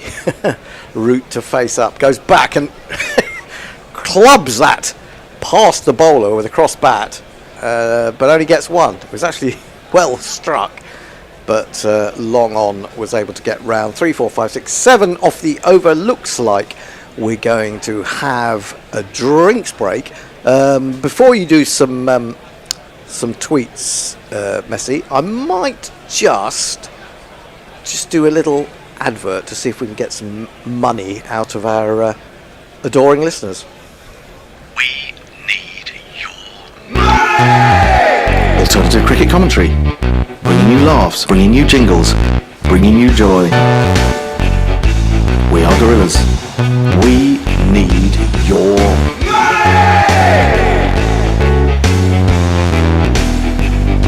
Patreon.com/Guerilla Cricket.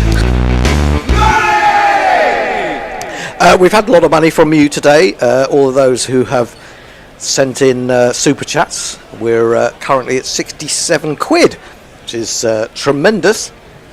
Can we get up to 100 by the end of the day? That would be fab.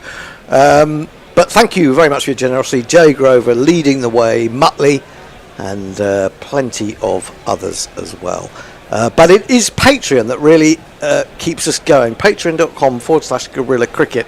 If you can pledge us a monthly amount, it enables us to plan ahead and know that there is enough money to pay the rent for the new studio that we will be moving into. Messi. Farong says something that I don't actually think is correct. He says that if Afghanistan beat Australia, and he says would be stiff to lose it from here. I think he means if they beat England, and the Safa-Pom match is washed out, then Afghanistan and South Africa go through. Well, if Afghanistan lose today, they're out, so they'd have to win today, and if they beat Australia, they'll definitely go through anyhow.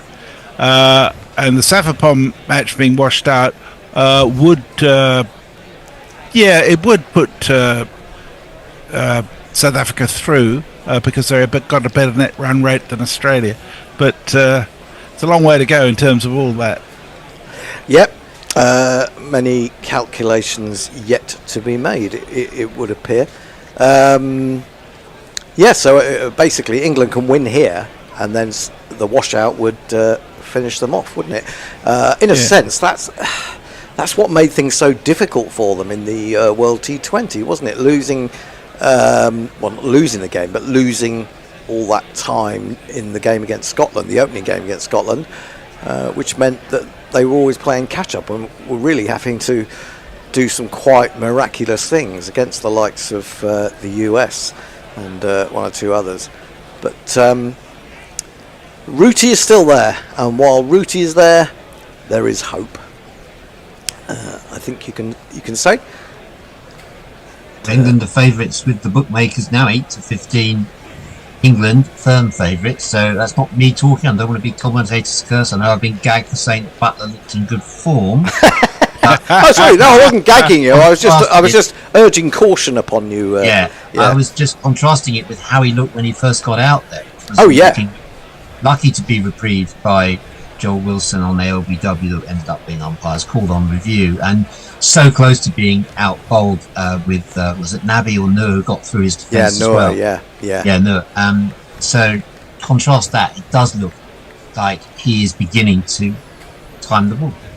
And I you know, whatever you say about his leadership, you get the impression that Jos Buttler is a thoroughly nice chap, and you would I'd like to see him be successful, you know. Yeah, very good batsman. He's brought us a lot of entertainment, hasn't he, over the years? Although maybe long term, you know, you could argue that it might be the best thing, but they're not exactly crying out with replacements for him as captain. Rashid in to bowl to Root, who pulls out to deep square leg and will get one. A new spell for the mystery spinner. Rashid Khan, yes please. The best off-stump bowler in the whole silly world, yeah. Rashid Khan, yes please. What you gonna do when he bowls to you, yeah. He's into Buttler now. Buttler goes back and forces. Lovely shot again. Should get back for a second here. Will do. And the England double hundy comes up 200 for 4. Root 75 off 75. Buttler 32 off 33. Rashid Khan has this over and 3 more to bowl. They could be crucial if he can wheedle one of these out. He's into Buttler. Buttler goes back, defends, and in fact he doesn't gather that cleanly, and he should have done. Rashid Khan, and they will get a single. Buttler up to 33, 201 for 4. Now, I thought Ibrahim Zadran batted beautifully, wasn't it? One of the best innings, certainly the best innings of the tournament. Oh, I think so. In lots of ways. That's hit him on the pad route as he was going back. It's probably going down the leg side. So although there are hands on the head from Rashid Khan, I don't think he seriously thought there was a chance of a wicket there. So look at Rashid Khan bowling to Root, who was done by that one, who just kept low. It held up in the pitch, and he was trying to pull it from just outside off stump, and well, he did well to actually get enough bat on it to get a run. He sort of carved it in the end, didn't he? Have to carve it. It was another single to the Yorkshireman, man of Sheffield, like our very own Jay Grover. Where's Jay gone? For a lie down. Onto the back foot goes Buttler, forces through the offside, and they'll take a single. 1, 2, 3, 4, 5, 6 off that over. England 203 for 4 from 34. Messi. Warren Thornton says, thank you guys. Eric says, Oz and South Africa playing for washouts already. Well, Australia's certainly not, although if the Australian game against Afghanistan was washed out, which there is some rain forecast for Friday in Lahore, that Australia would go through, along with whoever... Oh, anyhow, we'll sort that out later. John O'Gorman says, thanks for the tasty lunch, guys. A beautiful fillet of pessimism served with mashed pessimism, seasonal pessimism, and a wonderful sharp pessimism jus. Can't wait for the pessimism pavlova to follow. That's a bit harsh, John. Warren Thornton says, I am a 7A and over approximately from here seems doable. Yeah, very much. Oh, yeah, yeah. Change of bowling. Azmat is going to come back into the attack. 5 overs, 1 for 21. Earlier, right arm over the wicket. Bowling to Buttler. That's got big on him. He's pulled it, and it's dropped into the space between where an orthodox square leg and a deep square leg would be. Noor is the man at deep square leg. There is no actual orthodox square leg. And they get 1. Yeah, he got a bit lucky there, didn't he? It was on him before he realised, and not really in control of that shot. Just as well it bobbed between the two fielders. I guess he would have known there wasn't an orthodox square leg. Now Root has pulled away, which will not please Azmat. He apologises to Azmat. 2 people walking down the steps just above the top of the sight screen. One with a bright orange hat or cap on. 71, this partnership now worth from 76 deliveries. 204 for 4. The target is 326. He's done it again. He's pulled. Now this is Asmat. Hang on. Now this is someone with a baby. This is someone with a baby. A couple with a baby have now wandered up the steps, and Root has pulled her out again. Completely oblivious to anything, aren't they? You'd have thought people would know. People who like cricket, you would think would know, wouldn't you? But there you go. Asmat is signalling now. Please, I don't want to have to run up for a third time, and then have to stop. So that maybe they're just going to wait till they've disappeared inside the building that they were trying to get to. Here he is, and Root accepts this one. This is just outside leg stump. He turns it neatly enough out to deep square, and they come through for another one. Was that Faruqi hobbling off there, wasn't it? Fazal Faruqi. Yes. Oh, it did look like it. Yeah, absolutely. So they might have to find another bowler. I mean, England struggle to find another bowler because they've gone in with the smallest attack you can imagine. Or he comes again, and Butler aims a pull at that one, gets a bit of an under edge, will get a single out to deep square again, running around to his right. There's also a long leg out, so he was running around as well, just in case of a misfield. Faruqi's bowled 6 overs for 29. They've only used 5 bowlers so far, so if he wasn't able to bowl those 4, I don't know what are the other options. A question that we're all asking ourselves because we're not so knowledgeable about the Afghanistan side, I guess. You've got Gulbadi and Naib. He's an all-rounder. 73 wickets in ODIs. Isn't he keeping? Oh, that would stop him from bowling today. Well, not necessarily. I mean, based on the fact that almost every team seems to have about 3 batsman wicket keepers these days. Root to face. Asmat running in again. Bowls to Root. Oh, he's tried to pull that. Has he got an inside edge on that? Yes. Oh, well, the wicket keeper thinks so. No. Bowler's not so keen. This could be a crucial moment in the match. They've still got 2 reviews. I would use it. Why not? I think surely they will. Now the wicketkeeper is saying calm down. having made all the noise, he's now saying calm down, everybody. I think it may have just brushed the back leg, but also hasn't missed the top of the stumps by a hell of a lot. Again, it didn't get up as much as Root was expecting. Yeah, it's just brushed the back thigh. So Afghanistan. You're right. It was only about an inch above the stumps, wasn't it? It makes a good decision in the end. The skipper short again down the leg side. Root looks to the square leg umpire, hoping to see the signal that will produce a wide. But and he has got it. Yep, it's been given. Although we didn't see it, it's just gone up on the scorecard. So it must have been judged to be going down leg side rather than over the head. Yes, good point. But we didn't see the standing umpire actually signalling it, so couldn't be sure. There are a number of Afghanistan players struggling with injuries, as there were England players who'd gone in the fetlocks. Here is Asmat again into Root. Root goes back and then forces on the front foot. He takes that step back into the crease, gives him that little bit of extra time against the quicker bowlers. Nice shot, but no runs accrued. It's Gurbaz behind the stumps, isn't it? It is Gurbaz. Oh, yeah, the bear was coming in and saying. Gulbadi Naib's definitely.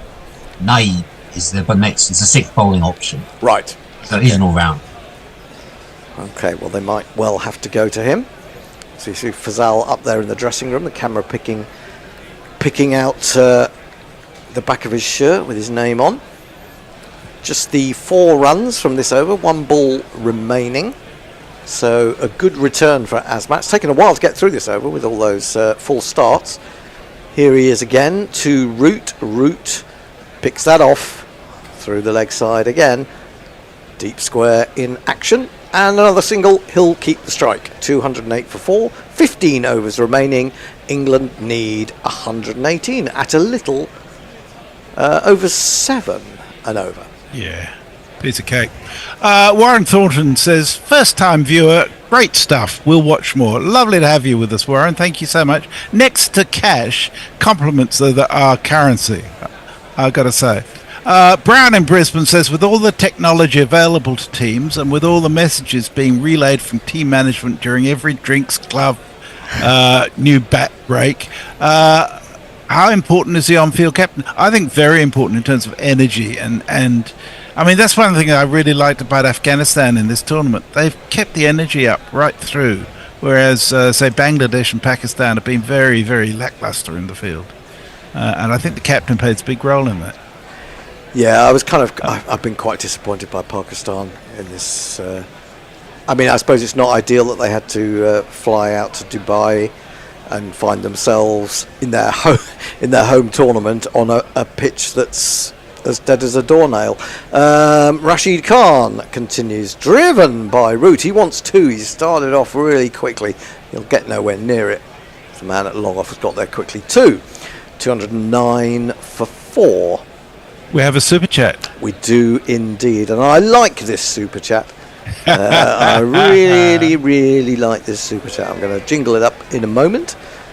Rashid in, driven by Butler, wants again to that man. It's wearing a wide-brimmed sun hat, which isn't necessarily needed under floodlights. But there you go. Here we go. Super chat cash, super chat cash, super chat cash.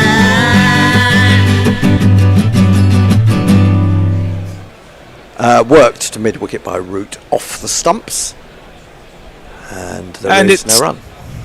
£2 from lovely Joy Grover, just because I like calm Hendo.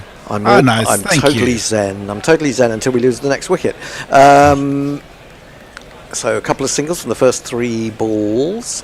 Back goes Root, forces back straight to mid-wicket. Frustrating for him. 96 dot balls from the 35.4 overs that England have received. That's perhaps a few too many. The run rate has now just shifted up above 8. And when it gets to that point, if you're not picking up these singles as well, you're more likely to go for the big shot and lose a wicket. And England really don't want to have to do that. Now this is all swipes almost across the line by Root. Took that from outside off, but his placement's got to be better for a man as experienced as Root. There is only the mid-wicket inside the circle on that leg side, and he's picked him out twice in successive balls. 79 off 85 for Root. Slip is still in, goes back to that one and pulls! Well, that's the way to get it past mid-wicket. I was a little bit worried he was in the air, and if it had been at the man at mid-wicket, he might have been in some trouble, but he has actually placed that one well, and he picks up one of these. It's Nissan She. It's Nissan She. Ooh, I do like Rashid Khan. Actually, Rashid Khan has bowled that from about 24 yards, and I like that. Nice. I like that. You don't see that in professional cricket very often, and maybe that fooled Root a little bit. And he did toe end it ever so slightly. Rashid seemed to think it should have gone to hand. Didn't quite. It was just wide of the man at mid-wicket. That's the end of the over. It was very short-hander. It was very short, but I think that might in itself have been a little bit discombobulating. Now, Butler has tried a pull shot, and there's another big appeal from behind the stumps. I'm guessing that might have been the attempt to distract the umpire's attention. There's the DRS timer ticks down. Hashmat's not interested. And so presumably was that given as a wide or not? It was one over the shoulder, I think. It's over the shoulder. It's not really a wide, is it? It was a good ball, actually. It was a slower, shorter one. And I think Butler Endo, was can a I bit give through. a quick shout out to crabbers listening to us in southern Spain? Wi-Fi's working now. Absolutely, you can. Driven on the up by Butler's having no dive! Put the dive in, the throw came in from mid-off. It was Rashid. He's a good fielder. Butler knew he was under threat there and really had to get a motor on. Had to put in the full length. And, wow, that would have been Good commitment tight. there from the captain. Put it all on the line. Full length dive. Would have been in. I think he would have been in, yeah. Absolutely. He looks a bit relieved, though. Yes. 215 for 4. The win predictors has Afghanistan still as favourites, 59%. 111 required of 82. The bookies would take issue with that. England firm favourites with the bookies at the moment. Yeah, Afghanistan are 2-1. He's in again. I'm getting a little bit worried about the way he's dragging the ball from outside off stump in an attempt to make things happen. He's going to get a single to mid on, but he does risk, if the ball is a little bit slower off the pitch, if it keeps a little bit low, he does risk edging onto the stumps. And we've seen England players perish too often in that way. He's on to 84, Butler 38. But Asmat has only gone for the 2 runs from the first 3 balls. He's in. Oh, now Butler was looking to come across his stumps and lift that over his shoulder and down to fine leg, but he failed to make contact, just got hit on the pad. The fancy shots are coming out now, Butler, but he was still on the move when he played that shot, wasn't he? He was still walking over towards the offside. Yeah, he's just missed it by not very much. I think he might have taken that rather painfully on the inside of the knee. Anyway, Asmat in again. No, he's pulled that up in the air. He's going to be in trouble here. One hand came off the bat, and Butler has gone. Asmat has struck. And that could be the nail in England's coffin. That Winviz will have shot up with that one particular stroke. Asmat has a second wicket. It was a poor shot from Butler, and he's gone for 38 from 42. And, well, he got that very high on the bat, didn't he? That's gone straight up. And easy catch. And, well, that's what I was afraid of. And that is what has happened. England lose a wicket they could ill afford to lose at this stage. 216 for 5. You silly little boy, what on earth were you playing at? Oh! Yeah, it was almost as if, Hendo, the two of them had a little conference route, and Butler decided that they needed to up it. Yeah. They both started playing less orthodox shots, and there's really no need to go after that one. No. I you mean, get the feeling, although he had to run a ball 38 or whatever it was, Butler was never really comfortable, was he? Well, he hit 2 good sixes, and that was really about the only good batting that he did, to be honest. 2 good shots in an innings of 38 from 42. It's not great, is it? It brings to the crease possibly England's last hope. It's this man. I am Livingston, I play for the Lightning.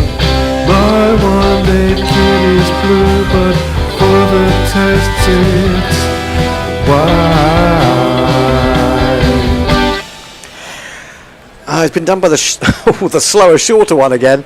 No pace on the ball. That nearly escaped, I have to say, from the hands of Ramat. Who took the catch. It sort of bobbled almost out of his hands, so he'll be mightily relieved.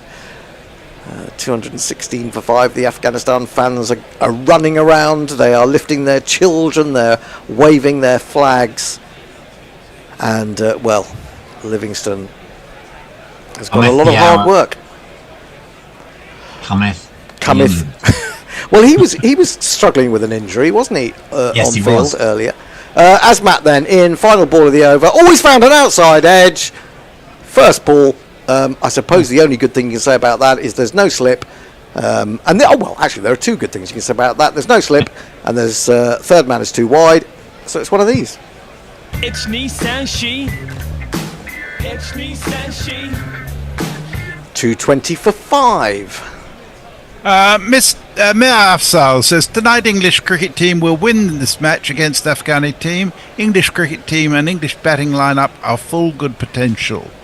Lockie makes the reasonable point that a baby is more important than cricket.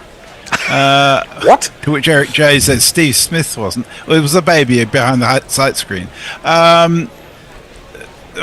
Sorry, I'm going to have to... It wasn't the baby I had an issue with. It wasn't toddling up there on its own. It was being carried by... Because there's been a lot. Father and mother. Suda, who says, angry Hendo gives me the horn. Ooh, that's a bit of a worry, Carl. That is. For both of us, I have to say. More responsibility on the shoulders of Joe Root. 84 not out off 87. I would just say to Joe Root, stop swinging balls from outside off stump. Noor is going to come back into the attack. He's bowled well. I thought he bowled well. 8 overs, none for 42. Probably deserves more than that, and he might well get it before the end. He's in, bowls to Root. Root jabs down on that, and they'll get through for a single. That, though, exposes Livingston to the mysteries of Noor, which sounds like a very good book. C.S. Lewis book. Yeah, The Mysteries of Noor. 221 for 5. England still need 105 from 77 balls. It's getting very, very squeaky bum time. So squeaky that even Brendan McCullum has had to move position in his chair. Yes, he's gone. Yeah, he's sitting upright. Yeah, he's sitting upright. His bum is beginning to squeak, and England are in a little bit of a pickle here. So Noor to Livingston, left arm over the wicket, and he's in. It's outside off stump. He's given him width, and he's chopped that well, but only for a single. I think that was Asmat out there on the boundary edge. What's tickled you, Messi? You got your fans nervous. Stephen Kyock says, I find the idea that Hendo will switch from Zen to Doom with the fall of another wicket very stressful. I'm here to stress you out. That's all I'm here for. This is eased through mid-on for a single by Root. More or less jogs the single. 223 for 5. I mean, they do need a couple of boundaries here and there. The problem is that they're getting ones, and then they're going 2 or 3 balls without getting a run at all. If they were getting 6 runs for a couple more overs. Oh, now Livingston has followed that one. It was wide of the off stump. It was a nothing kind of a shot. I'm not sure what he was going to get from that. There is a slip as well as the keeper, and he could have edged it to either one there. So we've seen Noor bowling that one across the right hander, and Livingston just had a good old poke at that. No real idea where it was going. Looks a good bowler to me. Full toss this time, which is squeezed out wide to long off, but Rashid Khan is very intense and very quick, and they will only get the 1. So we've had 4 from 5, and really set up. Yeah, it is set up for Livingston in terms of the target, 102, 73 balls, but he's no Michael Bevan. He's no Michael Bevan. That's absolutely true. And we don't know whether he's hampered at all. We're just seeing the injury that he picked up when he was running in from long on. Whether it's a hammy. Reverse sweep from Root, and he's found the gap. That's really well done. Sure. There wasn't much of a gap there, and it ended up being a bit of a reverse pull. He wasn't right down on his knees, but England needed a 4, and their main man has obliged. I mean, credit to Joe Root. He's just kept the ball ticking over all the time, staying around the one ball, and when just beginning to place the ball very nicely. 90 for Joe Root. 90 for Joe Root from 90 balls. There was just 8 from that over. 98 required off 72. Oh, there's a man down. Who's that? Oh, dear. Who's in trouble? The injuries are coming thick and fast today. Is that? Yeah, certainly. Yeah, that's Hashmat, isn't it? The captain. Yeah. Yeah, Messi, go ahead. Jay Grover says to Sudahu that his arousal at your anger is the reason the civilized world makes him work offshore. Mike says England need to figure this out ASAP. Required run rate is over 8 again. Yep. Yeah, it's Suda who says that's fair enough to what Jay says. Mike says Grit needs to strike for at least 80% of the remaining innings if England can win this. Don't trust Livingston or anyone else. Yeah, there's certainly a bit of that, isn't there? Well, and you wouldn't want to be Joss Butler, who's he really looks like a very depressed and worried man sitting there in the dressing room, willing England over the line in a game that they ought to win based on their pedigree. Anyway, they're struggling. Messi. O'Neill Harris is with us. Hello, O'Neill. He says, is this going to be a repeat of the ODI World Cup? Whose Bears money on? I don't know. That's a good question. Winning predictors even more fickle than England fans, says Eric J. Yes, it went straight from 59% to 70% with the fall of that wicket. Wow. Yeah. Okay. I know Bear Messi was going to bet Afghanistan, but he wanted better odds. So yeah. Well, I mean, that's the secret, isn't it? Finding the right odds at the right moment. Well, we're going to the extra bowler now. It's Gulbuddin Naib, who he said might be needed, and Livingston plays his first dob back to him, pretty much, or into the covers at least. And there is no run. Yeah, Naib's a pretty handy bowler to have as your spare bowler. I think he's better bet than a lot of teams would have as a sixth bowler. Let's jingle him up. He's got a very long jingle by the looks of things. I'll see how much I can get through. Gulbad's first love was only lifting weight. Great tune. Logar province is his homeland. I guess at bodybuilding he just wasn't great, so someone put a cricket bat in his hand. Gulbuddin, ask his dad, he'll go on. Whoa, la la, Mr. Knight goes on. It's worth hearing that jingle all the way to the end. Just wide of the off stump, and that's actually a very cultured shot from Liam Livingstone, who didn't try to overhit it. He played it with a straight bat, backward a square, picked the spot, and it was that Sadiq was trying to get round but couldn't. 4 runs. I love that England. He looks like he's trying to play the shot again. This time he tried to hit it harder, but it hits it straight at the point. And England now needs 94 off 69. I mean, I love that Naib jingle. Yeah, what is that tune? Naib was an amateur bodybuilder, wasn't he, before he went into like Mr. Simon Crabtree, listening to us in Spain. Hey! Always good to hear from people around the world. In comes Gulbuddin again. Bowls a short, slower one down the leg side. Livingston was going to give that an almighty heave and then thought, actually, I can get a wide out of this. Maybe I'll take that and the extra ball. And so he does. Important innings for Livingston this as well. You know, Butler's sort of captaincy is on the line. Surely Livingston's place in the this ODI side. Well, I actually think that Livingston's place in this side would be an extreme doubt without the fact that we haven't got any bowlers. But he's caught behind. Awful shot. Gulbuddin, the bodybuilder, has a wicket in his first over, an over that he may not have bowled had Fazal not gone off injured. And it's all going Afghanistan's way. England are a mess. And that was just a horrible, horrible shot. As good as the shot 2 balls ago was, that was as bad. It's a massive thick edge through to the keeper. And, that could... Well, I said the nail was in the coffin. I think the coffin's in the ground now.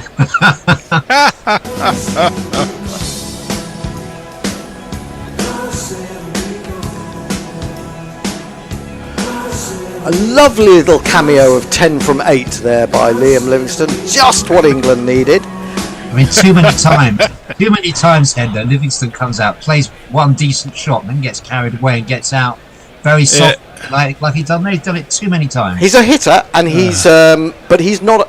He's not a hugely intelligent batsman, in my opinion. He doesn't place the ball very well. I mean, if the ball is coming onto him and he can clear the ropes, then he looks good. If it's not, he looks horrible, in my opinion. So Gulbadin 1 for 5. England are almost done. If they hadn't got Root, where would they be? Jamie Overton. It's a time for Jamie Overton to spread his windows and see what he can do. Everyone's favourite number 8. It is everyone's. Well, you mustn't underestimate the value of a good number 8. I don't know what sort of accent that was. Yeah, I was going to say that was not Gary. It went all over the north of England, I think, that one. So it is indeed Jamie Overton coming in to the wicket. Jamie Overton can score a quick half-ton, less racist than his mother's other son. Is Jamie Overton. First ball is played into the offside, didn't time the shot, was looking for a single, but now what does Root do? I mean, it's not his game to go for the really big shots. He's a good placer of the ball, but if pace is being taken off it, it's not so easy, is it? Gulbadin into Overton, who flicks this one into the onside. They're looking for 2. They're going to get it. That's good placement from Overton. Overton's not the fastest man between the wickets, but he does have big strides. And he gets back. End of the over. 39 gone. England 235 for 6. Who was it who was saying England will be bowled out in the 47th over? I think I heard that earlier from somebody amongst our listenership. And you may well be right. 91 needed of 66 with 4 wickets in hand. Messi. Tahir Mohammed says, Mystery of Noor sounds like a fairy and goblin book with talking trees. To which Sudahu says, fairy and goblin, you say? Root and Livingston. Yes. David Smart says, this isn't getting my marking done. You've got nobody to blame but yourself. In that case, oh bloody hell. Sorry, my lecture isn't getting prepared either, says Stephen Kilk. Bear won't help, he's made this very clear. John O'Gorman says, here in southeast of Ireland it started to rain, it's hammering it down, so that's on the way, bear it in mind. It's on the way to Lahore, there's a chance. Noor continues, and Root goes back and pulls once more to that one individual inside the circle on the onside. I mean, this is Root on 90. He's got to be doing better than that. I don't want to criticise Root, because without him, where are England? But I mean, you asked the question, what does he need to do now? He needs to take the majority of the strike. Well, he does, but he's also, but not if he's going to keep hitting it straight to mid-wicket like that. He's going to get a single here, nothing more. Rashid scampers round, runs in. He can see an Afghanistan victory on a not too distant horizon. It's just the one. Overton against Noor. Of all the players that have represented England at number 8, Jamie Overton's not the one you want to see coming out now. Who would you like to see coming out at number 8? I'd have Giles. What? Ashley Giles? Really? Anyone I could think of. I think I'd go with Overton on that basis. I mean, not Giles wasn't terrible at all, but again, he wasn't a hitter, was he? So, slips in, Noor is in, left arm over the wicket, and forward defensive played by Jamie Overton. I don't think that's the worst thing for Jamie Overton to do for a couple of balls, just to get an idea of what's going on out there. But, which is something that Jamie Smith might reflect on. And you have to look at that and say, whose idea was it to put Jamie Smith, who hadn't played a game for ages, at number 3, and tell him to go out and smack everything as far as he possibly can. This is defended by Overton. The pressure mounts. The Afghanis in the crowd, which is pretty much most of them, I would say. I haven't seen too many England fans, although maybe they're keeping a low profile. Another tremendous day for Afghanistan. In comes Noor, it's wide of the off stump, dies, and Overton can't really get any power or timing into that cut shot. 3 dot balls in a row, 4 dot balls in this over, I think. Just the one from it. It's just the pressure is mounting massively on England. They don't have the wickets in hand, which of course Afghanistan did at this stage. In again and defended straight back to the bowler. And that is Liam Plunkett, and though I'd rather see. Oh, Liam Plunkett, yeah, possibly. 90 off 60 required. So it's 9 and over now for England. Root's on 91 from 92. Overton on 2 from 6. And the Bear is going to take England home. The Bear is fucking growling. It's this is so annoying. It's so fucking England. It's just we're just so hopeless at the moment. Well, I did say that. I just felt in the field that England's heads had dropped in that last few overs when they were bowling. Yeah. I'll just do one message that'll make you chuckle. Mayank says Livingston out has made Cricket Info change the win percentage from 61% to 58% for Afghanistan. They clearly believe Livingston is shit. Where did you get to, Messrs, on YouTube? Are you up to date? So that is 14 minutes past the hour. Mayank, I've just read out. I've had to be selective. There's so much stuff there. Well, okay. Gulbadine Naib, who is a third bowler. Well, you know, I don't think is that great. Root pulls out towards mid-wicket. He is going to get a boundary. First one for a while. And I think you do have to try and take some runs off Naib. You do. Now my innings going. Great guns. I hit the ball. 4 runs. I hit the ball and it went for 4 runs. Now, what could be interesting actually is England lose, right? Mm-hmm. So Afghanistan then beat Australia. And then we beat South Africa, and then it would be a net run rate between South Africa and Australia because they both only had 3 points.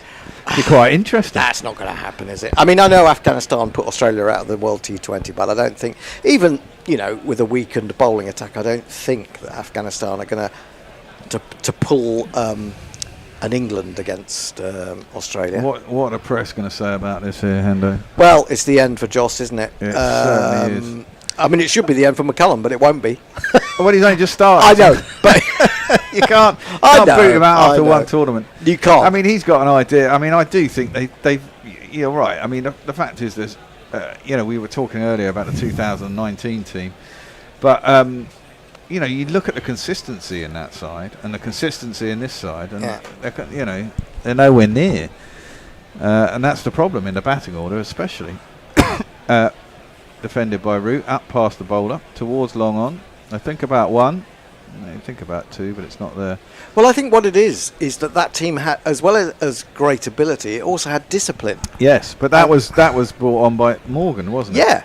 Yeah. And that's where your captain comes in. Well, it is where your captain comes in, but, you know, if he's got a sort of laid-back character in the dressing room as coach telling you to go play golf and maybe put a bit of money on the horses in between rather than practice. I mean, it might, you know... Yeah, it might not go down too well. Yeah.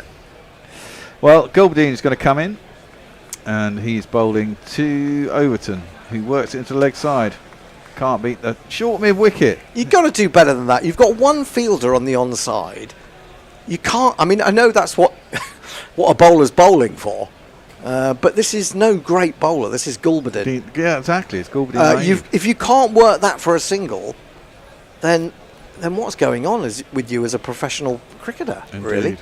Well, that's a slower ball, just drops into the offside. They will go through for a quick single, and as we all sucked in breath as he reached the bowler's end, but the throw was pretty off, and there was just the one run. Super chat cash, super chat cash, super chat cash.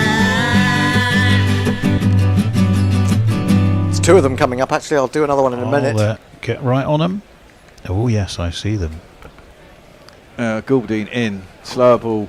Root works it round. I think he's got a 4 there. No, he hasn't. Great effort. Really good bit of fielding out in the deep, but I can't see who that is. I think it's yeah, Ramat. Is it they got through for what, 2? So Root goes to 98. We've got another one of these. Let's do it.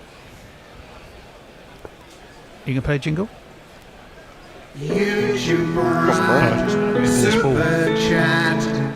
it after this ball, yes. Yeah. Absolutely. Well, Root faces up. 98, he's on off 95. And drives that. Ooh, it's a bit airily for Rooty. Out towards third man. Get himself a single. Retain the strike, though. A go for it tone. Right, well, Jane Francis, there's a name I recall, has sent us $10 US. England stumbling, black cap surging, gladdens my 2019 heart. Hashtag never forget.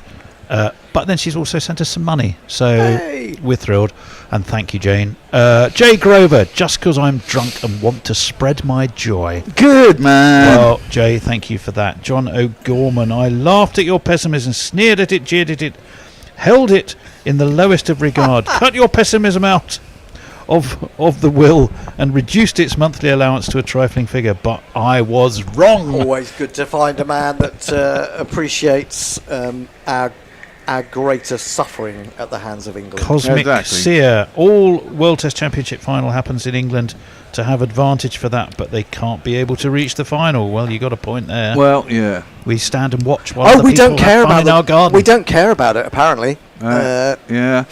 Well, Rashid is in for his last over, and Root tries to work it back past him for a single. He can't get there. I mean, England's only hopes to go deep, isn't it? 25 off the last two. Yeah.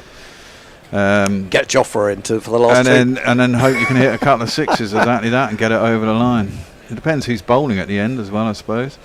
Root does get this one around the corner. He'll want two here, and I think he'll get it, you know. That's a really... Oh, no. Back. Did send him back. Might have been a good decision, actually. Well, it is Joe Root's 100 though for 98 deliveries. Fantastic innings by Joe Root. I said he'd get 100. Shit, I didn't put money on it either, did I? He hasn't even really acknowledged it, has he? He knows. No. Well, it's quite right. Quite right. 40. Yep, that was it. 60. 70. 80. Well, 100. Congratulations, sir. You are a centurion. Number 17. Yeah, and I guess that's the one good thing Baz did, was bring him back into the one-day setup, because I never understood why the fuck he was even out of it. It's fucking insane. That's Googly. Oh, nicely This played. time he is going to get two. He might even get four. Nice, because there's no Overton. one down there. Was it Overton? Yeah, Yeah. it was, because only got single. But they should get back for two. Oh, they're going to come back for three, in fact. That's good. That's Is good running. Yep. Looks knackered though, Root. Well, I'm not that surprised. third run. Afghanistan 76% now. Win predictor 77 of 51 balls. Amazing. Cricket. Well, Root is good enough to take them over the line. It has to be said from here. He is one of the best batsmen in the world, if not the best batsman in the world, especially in the longest format of the game. He knows how to score. He can score quickly. Works that one across the line. There's another googly, I think, from Rashid Khan, and it goes down towards long on. Get himself a single. Quite contrasting centuries we've seen today. Yes. I know he is up above a run a ball, but it feels like he's had to work a lot harder for it. Well, that's how Root bats. I mean, you know, but you need. I mean, no one really, apart in this tournament, apart from Duckett and a little bit of Butler today, has really come around and battered around the batsman who's been there. I mean, Root did in the last game as well. He got a 60, didn't he? As that's played down to long on for a single. He's the only one who's really showed up. Yep. You know, you've only got 3 games. Josh Butler got decent innings today, but he always looked like he was going to get out for that short ball, didn't he? He played 2 good shots. Apart from that, Well, I thought he was woeful. Well, okay. Well, that's what I mean. His bottom hand kept coming off on that pull shot, didn't he? That's a reverse sweep from Root. I think it was an under edge. It is risky, but I think you've got to take some risks here. He's got 100. Must be seeing it like a football. Yeah, but you know that was quite a lucrative over for England in a way. They've gone past 250, 251 for 6, 8 overs to go. Run rate is 9.3. Right, loads of stuff. Right, Stephen Kelk says, well batted, Mr. Root. Hope it's not in vain, but the fear suggests otherwise. Kenneth Hughes, I went to bed last night with Afghanistan reeling with 30ish for 3, so I was very surprised when I woke up and saw the state of things. He's on vacation in Hawaii. If you're wondering about why, so I hope you're enjoying that, Kenneth or Ken, whichever you prefer. Root gets a ton. Freaking personal glory tart. Let the side down. says Lockie 6. Yeah, I mean, if he was really a team player, he'd have gone for a 6 to go to. Well, he's from 99. to be fair, if you look at Root when he was just taking those drinks, he's the only person out there I think who believes that England can do it. And if that's the case, he's the one who's got to do it. But he looks like he's up for it. I think he's the only person inside and outside England who thinks England can do it. Well, and the funny thing is, Hendo, he's the one who's there. Well, that's true. That is true. And that's what I want to see. That's what I want to see in my sportsman. You know, Root's demeanour of celebrating or not celebrating that 100 tells you everything you need to know, I think, about what's going on in his head. Yeah, exactly. Punjab Kings 2025. Where is Piers Morgan's moral victory tweet? Question mark with loads of smiley faces. Let me see. No way Liam Plunkett could do this either. Basically, no number 8 could finish this off, said Mayank. I think Imran Khan might give it a go. Overton, just hit the ball or else you're going out of the competition. Well, true. Dave Donuts. Who said that? I disagree with them. I just think you've got to go deep and then try and hit it. There's no point in losing wickets now. You might as well just get to the last 2, give yourself a fucking shot, because it's a long way off still. And you can get within 20 or 30 with 12 balls to go. Lockie 6 sees shades of Tottenham. Can't argue with that. Dave Donuts was saying, so true. Champions Trophy, Mickey Mouse Cup anyway, lol. Yes, just as well we did so well then in the World Cup, wasn't it? Which is the grown-up tournament. To be fair, look, we had a great team in 2019, and we compare it all to that. But before that and after that, we've been shit anyway. So we've had a golden 4 years. Yeah, exactly. I mean, this notion that we were ever, we've been a regular, dominant. We got to a few finals. We got to finals, but we weren't very good when we got to them. Yes, exactly. Sherry J is harsh but wise. Livingston is a great finisher. He will finish England cricket one day. Well, I think he could be finished. Well, I mean, this is there. I think this is Baz's first tournament. He's got to look at this, and he's got you know what Baz wants in players. And there's going to be a bunch of players here that he's just going to ditch. And Livingston for me would definitely be one. But if he's the man who said, right, I'm going to put Jamie Smith up to number 3, and I'm going to tell him to go out and hit as soon as he can, and he runs down the wicket to a first ball in a 50-over match, and tries to smash it. Is that the player's fault, or is it the Jamie coach's Overton's fault? pulled that really well down behind square on the leg side. He's got himself 4 runs. Good shot. 1, 2, 3, 4. Yeah, need that off the first ball of an over, don't you? Yeah, you do. When he's coming over the wicket into his hip, he's a tall lad, isn't he? Who is this now returned to the fold? I don't know. Is it Fazal Faruqi? It is actually. I thought he'd gone off. Is he back out there? He Yeah, must be back out there. Yep, he's out there. Let's find his jingle. Oh, he's already out. He does need it again. I haven't heard it though. Where is it? I'll do it in a minute. The moral victory one we're looking for again, or something else? No, Fazal Faruqi. He's coming around the wicket to Root though. Who pulled? No, it's Overton obviously. He's got 2 falls in a row. Oh, that's a really good shot. That one out through Beautiful Cow. Shot. Very, very good indeed. One of these. Well, he looks like a farmer, and that was pretty agricultural. Well, hang on, it's a short ball, and he's pulled it really well. Yeah, it's still I think that's harsh. I thought it was a great shot. That's a really good shot. It was there to be hit. Yeah, but it was a mile across the line, though. It's not a mile across the line, but pull shot is naturally across the line. It has to be. All right, look, my line works. Fuck off. That's good. He's from Devon. He's a farmer. It was agricultural. It all worked really well. Yeah, and then you're going to have to pick fucking holes. How many times have we used that with regards to someone from the West Country? I think you are. I'm being West Countryist. You're being West Countryist, yes. Or homosexualist. We were talking about earlier. Homosexualist. When he went homophobic. Yes, I didn't hear it. What was the context of that? I wasn't being that. Let me point out. It was the advert. It was the Bruno thingy. Oh, it was the Bruno. Yes, Stephen that's advert. right. Yeah. Round the wicket, Faisal in. Just put into the offside by Overton. We got 9 off the first 3 balls, so we're all good here. 66 required of 45. Yeah, don't do anything stupid now, Rooty. The last thing you want to do is see Root do something stupid.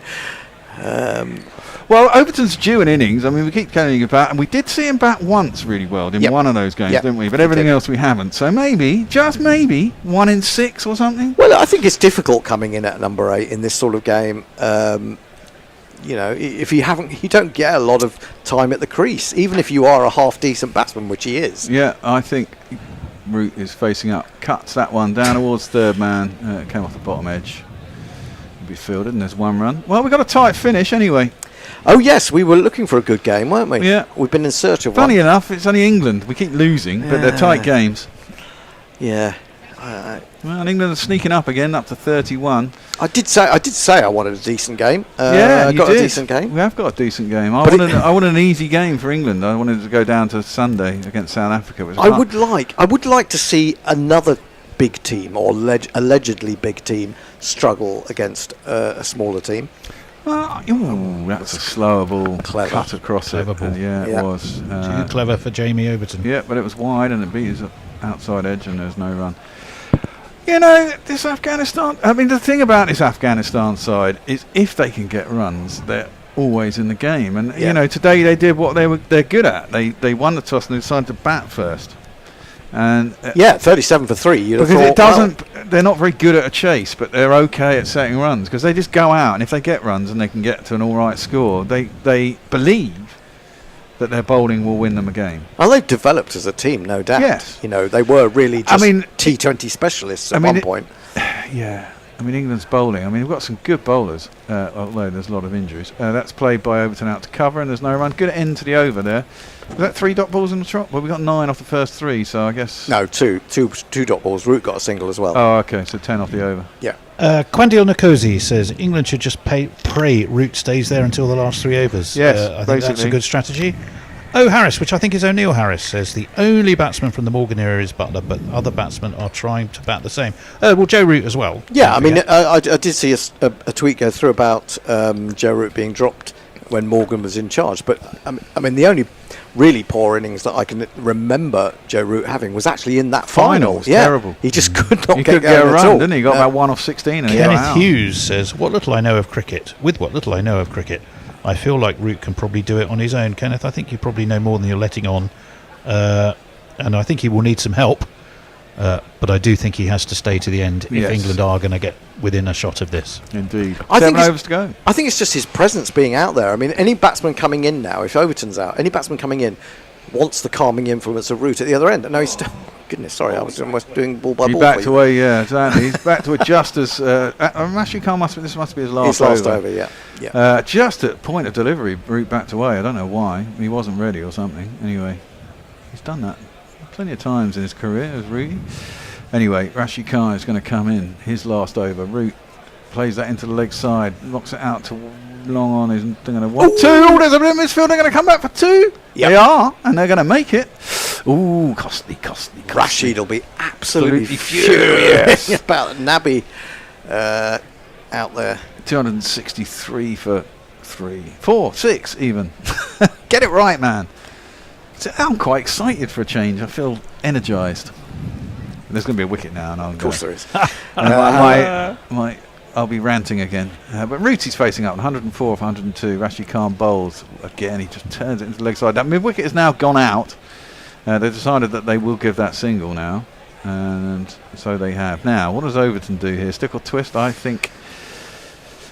Wouldn't surprise me if he tries to swing him over cow corner. I'd stick for now. I think he, a bit more pace on the ball. He likes that. I don't think. I mean, who's got overs left? Nabi, and has Nabi got overs left? But this is Rashid Khan's last over.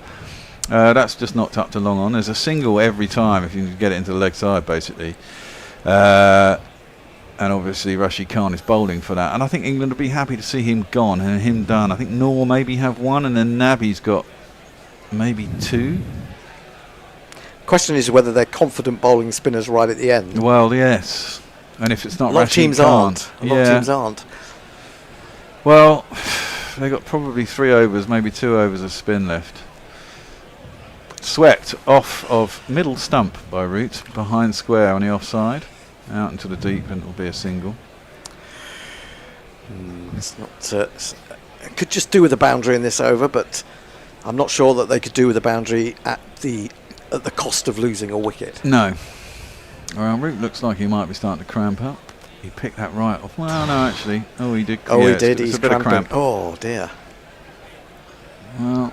Well, down the track has come Overton, and he's tried to go big. Fortunately, he's not got big enough, and it's bounced out just before Ramat, who's down at long off. And it'll be a single. Rashid Khan with his frog-like eyes. is looking intense, as he always does. Where was he trying to put that? I wonder whether he was trying to go over extra cover, get it wide of the man there, or whether he was actually trying to hit that straight. I think, straighter. wasn't he? Yeah. Root's facing up, and he again goes across, works it out to wide mid-on. I think he's trying to find the gap just wide of that guy, isn't he? He's trying to be able to get the second, isn't he? Yeah. Yeah, either that or he times it just right and gets it right in the gap and gets a 4. I think also that they're thinking. I think maybe the guys at long on are coming slightly off the boundary anyway, because they're aware that he's trying to find that angle to get the second, and so they're trying to cut it down as well. Right, Lockie 6, Root and Jesus are interchangeable. That might be an overclaim, but he's certainly he's going to have to do something approaching a miracle. Extra cover K, Overton's batting ahead of Rashid. Yes, he is, and I think that's probably the right thing if he does okay. Future vision, 1 wicket of Root and the match will become more entertaining. Well, I think if 1 wicket of Root and the match will be over, near enough. Eric J, both unjustifiably crucified, says Eric J. Yes, I can see what you mean by that. It's the hope that kills you, says Stephen Kelk. Clifford Bradford, England's worm about to be dominated by Afghanistan. Sabina Bear, what flavour vape are you vaping? She wants Sabina Tobacco. B. I'm just a tobacco flavour. RY4 generally. I make it myself, and it's mainly because I did give up smoking. Well, apart from weed. Root goes over the top of the keeper. He's going to get 6. That is an outrageous shot. That is fucking outrageous. He's gone down, only even looking at the ball. He's so swatted it. If you're watching on YouTube, he's just gone down and gone like this, and he's not even looking at it. And it's gone over the keeper. I thought it was going to go out for a catch. Yeah, but no, it's gone all the way over the keeper. He's got right across very quickly. That's just very clever. Oh, amazing. I mean, you must be seeing it like a fucking football to hit that. I mean, Jesus. Let's have one of these. It's outrageous. Let's talk about 6. Let's talk about 6. He's quite relieved, isn't he?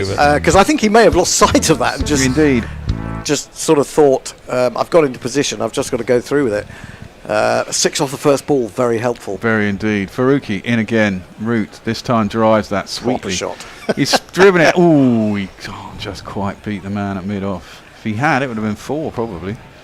But 7 off the first 2 balls. Good stuff. Good stuff. Dave Donut said, I'm not sure if I'm enjoying this edition of The Last of the Summer Wine. I tuned in for the cricket. What? Watch out. Nora Batty will be around any moment. Not Jonathan Batty. With her wrinkled stockings. Gareth Batty. And his Gareth Batty's wrinkled stockings. 51.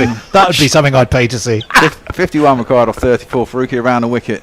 Slower ball, I think. And Overton goes back and just plonks it out to cover, and there is no run. Yeah, he was looking for the single there, but it was a slower ball, and that kind of caught him out a little bit. Couldn't get the placement right. It's clever bowling. Well, we saw Kohli mind you, that was a much easier game.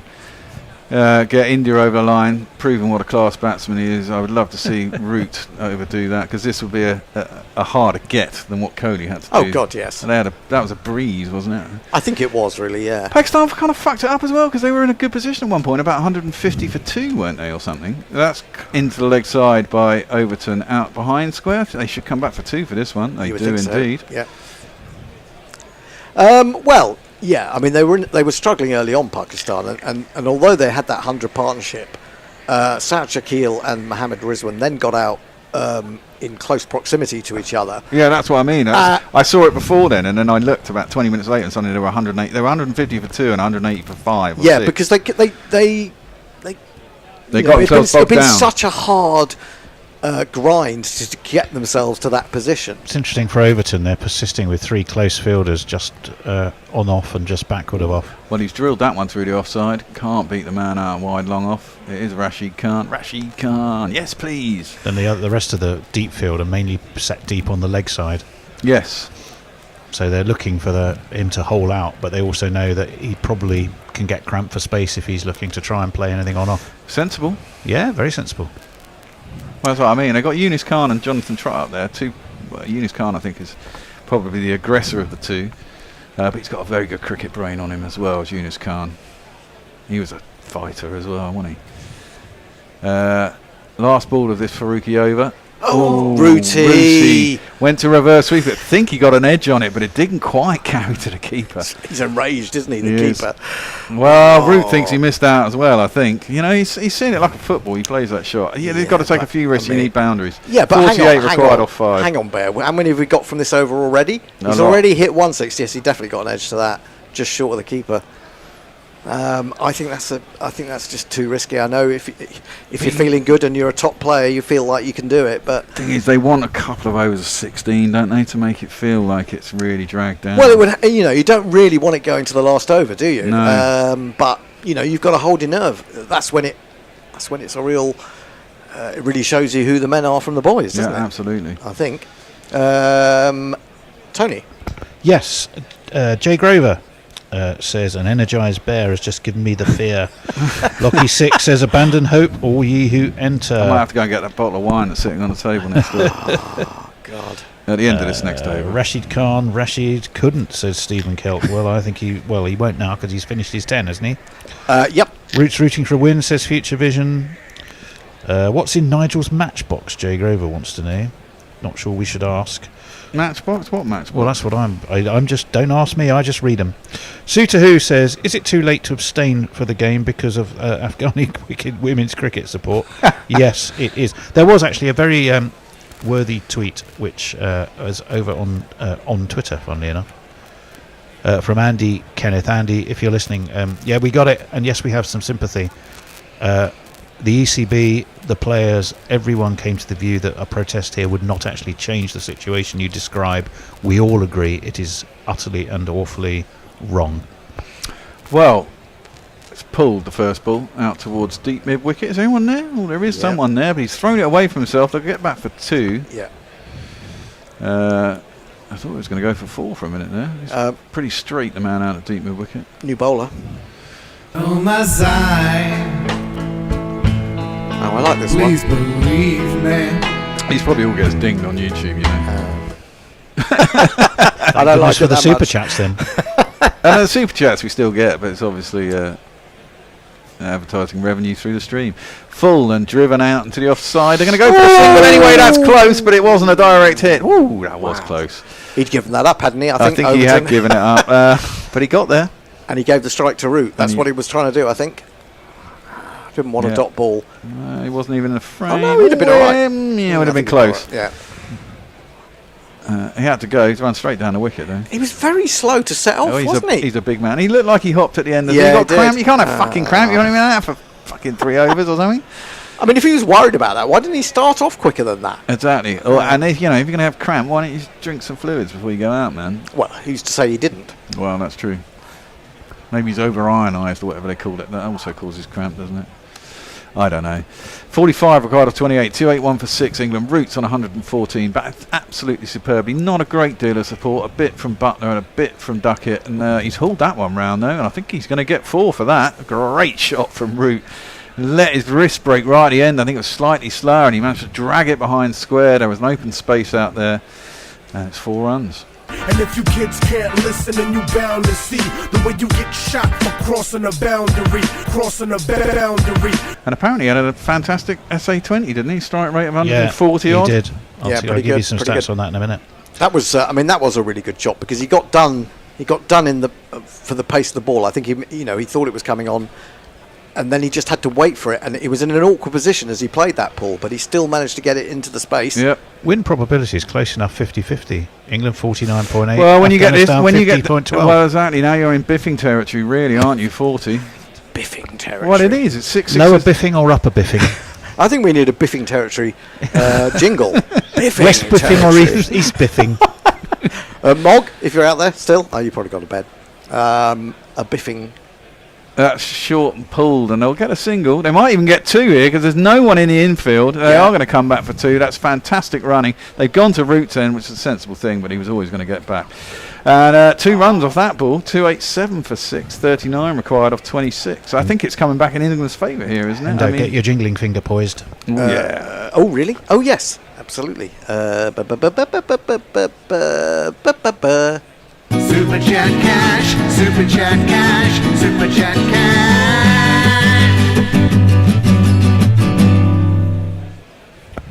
cash. That's from Sabina B, who's donated £5 English. Thank you so much, Sabina. Thank you, Guerilla Cricket, England, and everyone in this chat for my excuse for not doing the hoovering. Go. I'm with you on that one. It's good to see that the concurrent views is going up all the time in this game. I love it when this happens. It's good. We have a proper community. Come on, peeps. Let's make us large. 287 for 6. We are quite large. We are. Individually, we are all quite large. No! Root's gone! That's disaster. Root has gone to uppercut it over the top of the keeper. He's got not enough on it, and it's been caught. That could be the game. That could be the wicket. Afghanistan Inside are the finishing line absolutely too. exultant. Just in time, yeah, as you say. Well, he's gone up to Overton. He said, "Fucking get this over the line." I guess it wasn't a bad choice of shot. He just didn't get enough on it. Really, it was a bit slower. He got underneath it. It came off his glove in the end instead of the bat, and it's gone through to the keeper. It was a fantastic innings from Root. Nothing can be taken away from that. If England go down here, Root can certainly hold his head up high. Sabina B may not want to be doing the hoovering, but isn't the hoover the next man in, as he used to be called by Jason Gillespie? Another one bites the dust. I think that is going to be out, Fred. Another one bites the dust. And Root is rightfully gutted. He's fantastic innings, but hasn't been able to see it over the line. If someone like fucking what's his name, South African dude, he was complaining about Duckett not getting 200. Oh, Gibbs. Yeah. If he says something about that, I'll fucking go over there myself and punch him. That's not the first professional ex-cricketer you've called outside. Who was the other one you wanted? Backed up? Kieran Pollard, was it? Or Yeah, it like was. That? Yeah. I think he'd have me. Oh, you admit that now? Well, probably. There's nothing like choosing. I mean, if I was going to take someone outside, it would probably be someone like Ben Duckett, who's about the same height as me, but not Kieran Pollard, who is about 3 times the size of me. He'd probably just hold me on top of my head Yeah, like that would. whilst I flung wildly. Well, the thing about that is Joffre, in fact. It's Joffre. Not only losing Root as a player who can work the ball around and hit boundaries, the other thing is that Joffre Archer coming out, any of the batsmen coming out now would rather see Joe Root at the other end than Jamie Overton, because he would have the calming influence on them. Yeah, he would do, and you know that he could probably get you over the line. I think what's the best strategy for these guys? Probably try and hit a couple of sixes, isn't it? Well, that's probably what Joffre will try. Get it under 20 with the same number of wickets down, and then you're back in the game again. Yeah. Hotter than lava, cooler than Bogart, in your face, at your stumps, on your toes, on your mum. I bet he smashes that bat against something when he gets in there. I would. I'd be fucking furious myself. Archer faces up, cuts it hard, past the man at backward point. Great shot, Joff. Really? 4 runs. Shot. What a shot that is, first ball. Well, I'm sure England's tail enders will prefer pace on the ball to spin. They've only got 2 overs of... both Noor and Rashid are bowled out, so it's only Nabi. And I think they wouldn't mind Nabi as much as the 2 leggies. Has Noor not got one more? I think Noor might have one more. Right, no, I thought they had 10 up for Noor. Oh, okay, maybe.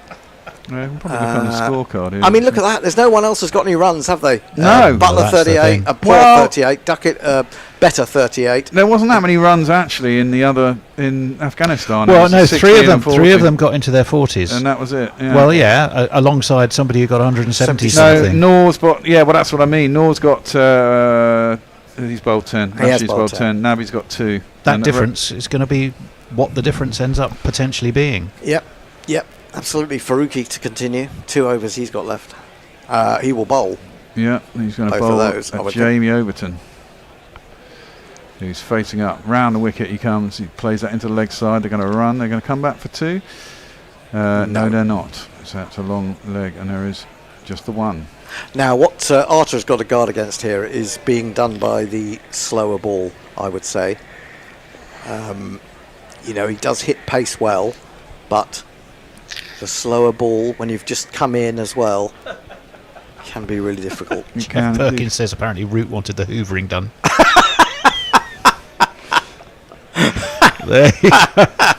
There you go, Sabina. You better get the old Dyson out. John Dyson. Whatever Dyson it is. Well, that's just Henry. played into the leg side. It was a slower ball, but they should get back for 2 here. They're going to try. The throw comes in. They get back easily enough. Well run. Good stuff from Archer, that. Yeah. 32 required off 22. 3 wickets in hand. Ooh, it's going down to the wire, this. Who's at number 11? Woody can hit a 6. Well, Woody and Adil to come. Yeah. But I wouldn't want to rely on Woody having to hit a 6 off the final ball. No, I wouldn't want him having to hit a 6 off the final ball, but if we needed 8 off the last over or 9 off the last over, ooh, still. I fancy he might hit 1 out of 6 for out of the ground. Might also get caught on the boundary. Well, exactly. You've only got 1 wicket well, left. Well, you go down fighting. If we get within 3 runs and lose, a great game. England lost probably. Did lose the toss, got stuffed in. Didn't get stuffed in. They won the toss and batted. That's right. That's an inside edge. That's a really handy 4 runs. Yeehaw!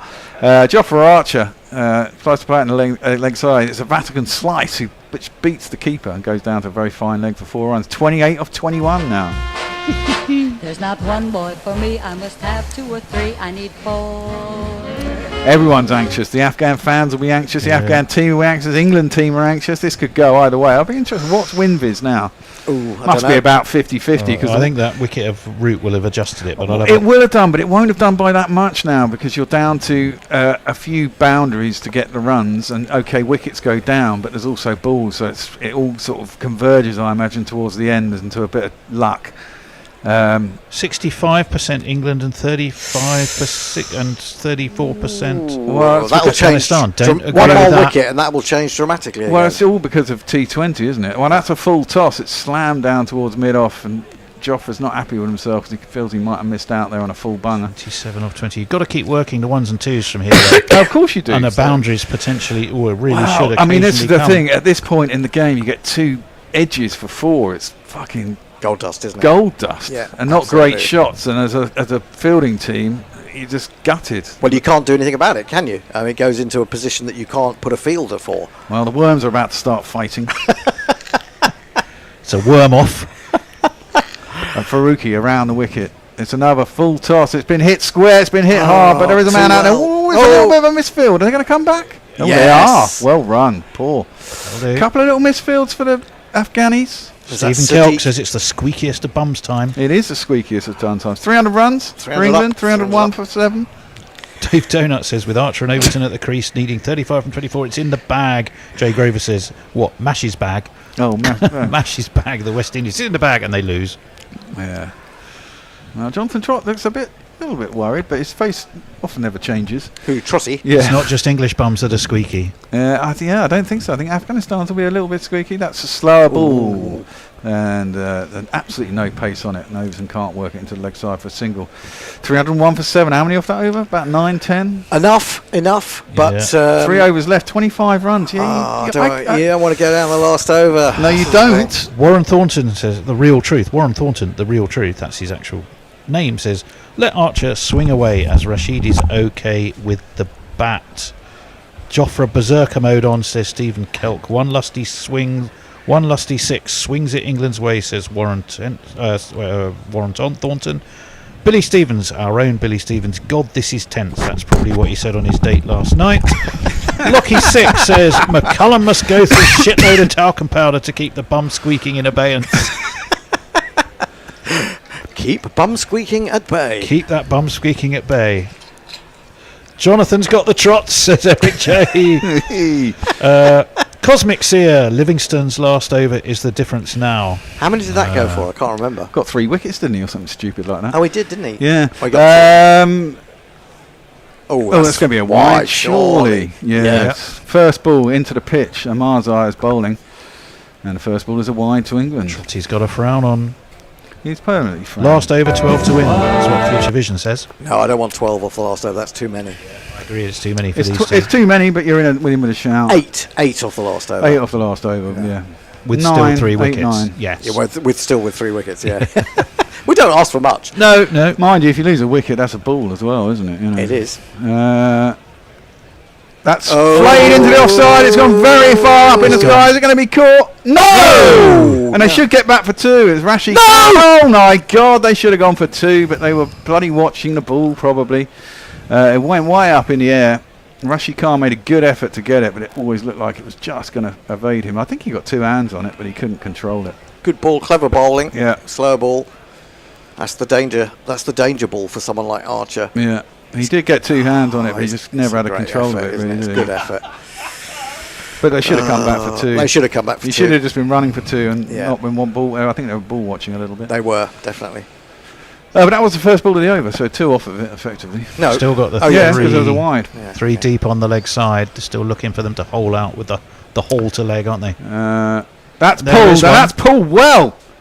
That's going to be 4 runs. Wow. Great shot from Jamie Overton. I thought it was going to be a catch for a minute there, but he pulled it. Got it out to mid-wicket. It is a 4. 377. Innings going, great guns. I hit the ball. 4 runs. I hit the ball and it went for 4 runs. Where's the What's Tickled Tony jingle? It is in there somewhere. I think it's in marketing. No, it's I can't remember. Extras. It's in selected in play, buried in there somewhere. Do you want to know? Have we got time? Yeah. I don't know. Yeah, go on. Right, it was Lockie 6, Billy's coming of age novel, the year my bum squeaked. Poor Billy. Stop, you know. I think he takes it all in good part. I England hope are so. celebrating prematurely in the crowd. There's a chap there who looks uncannily like Noel Gallagher, but he's sort of Afghanistani version, I think. Well, the Afghan fans look really tense now. Not him. The bloke next to him. 3 hits gets a tie. Do you have super overs? That's worked into the Nice. leg side. He hit aerially for a while, but it's going to be straight out to the man in the deep, Ibrahim. It'll be just the 1 run. Here we go. What's tickling Tony? I've told you now. That's it. It's a retrospective tickle. It says it's 1 minute 36, but it's really nothing as long as I think it's 1 second. It's 1 0.36. Oh my God! I've just seen there's what? Moggs. There's you ball dropping C word. Have we ever played that jingle? No, that was Bear. I remember that. Don't play it. Okay. Oh, that's full, and Archer hits that straight and nicely timed. There's never going to be 2 though. Stephen England at 75% now, according to the win predictor. Yeah, but you've got to think 1 wicket. Big difference. Stephen Kelk says, "Oh, the vicar's calling." I don't think that's a euphemism. I think in Stephen's line of work, he actually is calling. I think how they calculate this now as you get further into T20 territory is they think 4 4s in this Kenneth scenario. Hughes, who professed not to know much about cricket, which I think is damning himself with faint praise, said fielding errors are going to be the Afghanis' undoing. Well, it could go either way. It is so tense. It is tense. This is the game that we've been looking for this whole bloody Could have done with it tournament. being someone other than England. Yeah. Why is it always England? I don't know. It always is, or maybe it just feels that way. But maybe it does because we're always doing England and we support England. But the game on Saturday was highly tight for a long time. Well, I mean, yeah. they got away right at the end. But I mean, I guess part of the problem is that I don't know. Some of the teams batting first have got such shit scores that it's going to be. I'm tickled again, but I'll save it. And so to win, you've got to get a good chase, or hopefully they go up deep anyway. So it's always quite tight. Overton's facing up anyway. He's hit that. Has he got all of it? He's got all of it. No, he hasn't. Overton has gone out. Why? He's been caught down at long on. He was trying to go for the big one over long on. No. And he is out. 17 required off 13. 2 wickets in hand. Well, he wasn't. Was he going for the big one? Because he think was he nowhere near getting it. No, he didn't get out in the middle of the bat by a long shot, did he? But he was Why? definitely trying to pick it up over long on. I know he was Well, trying to go out over there, He's wasn't got a he? bit of a leading edge, I suppose. Yeah, he was trying to go wider than that. Oh, Trying to pick it up over Cow. Another turn. The worm turns again, and poor old England. Poor old England. Good knock though. But I wonder. I put this out there. Really, England have had a couple of good innings.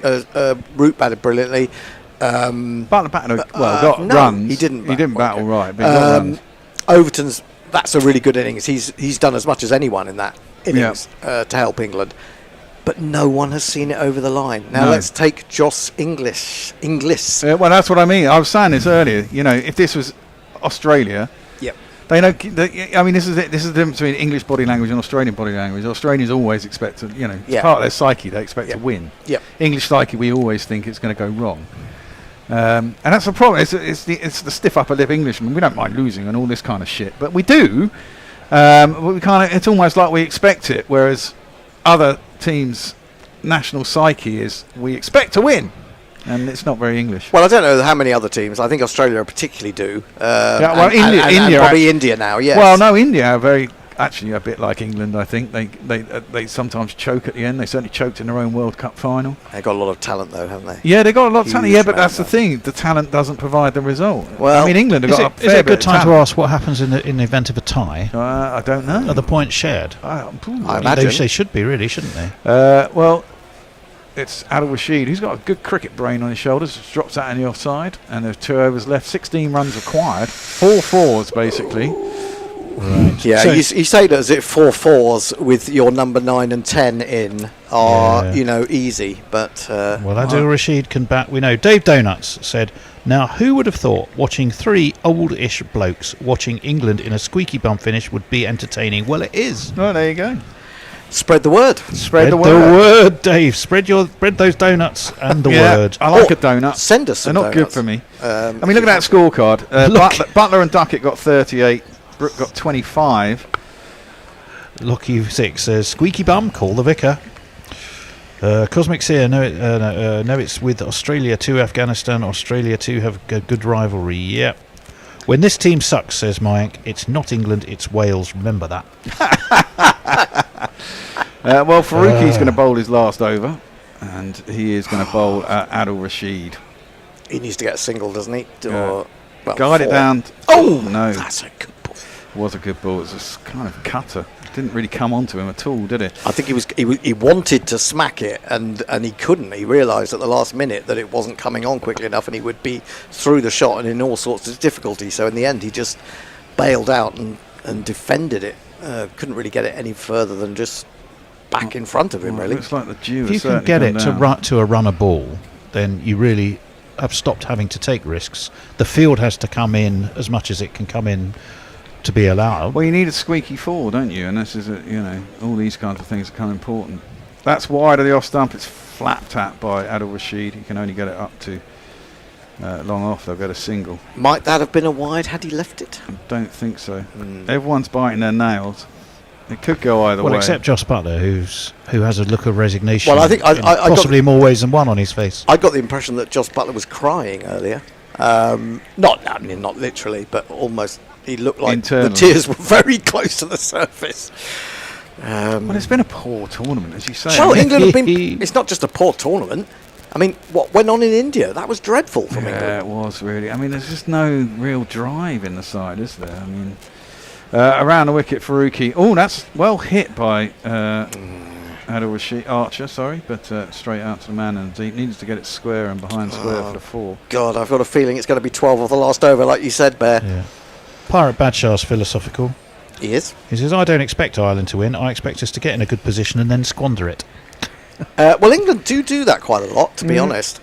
What have we got? We got 5 men out, deep square leg, deep mid wicket, long on, long off, and deep point. You've got to get that drive. You get a full toss outside the off stump. You've got to go extra It's got cover, to extra cover, hasn't it? or over whoever's at backward point or in that region, and those 2 are 4s. Adil Rashid facing up. He's got it down to the man at short third man. They've run the single anyway. Got to look for a second here. But there is someone backing up. I suppose you've got to try and run off every ball, haven't you? And then hope that you can hit one of these fuckers. That for 12 6. off the last over is looking. It's looking nailed on. Disturbingly likely. I mean, he's played quite a good shot there, and he got it a yard either side, and he's got 4 runs. Exactly. But straight to the short third man.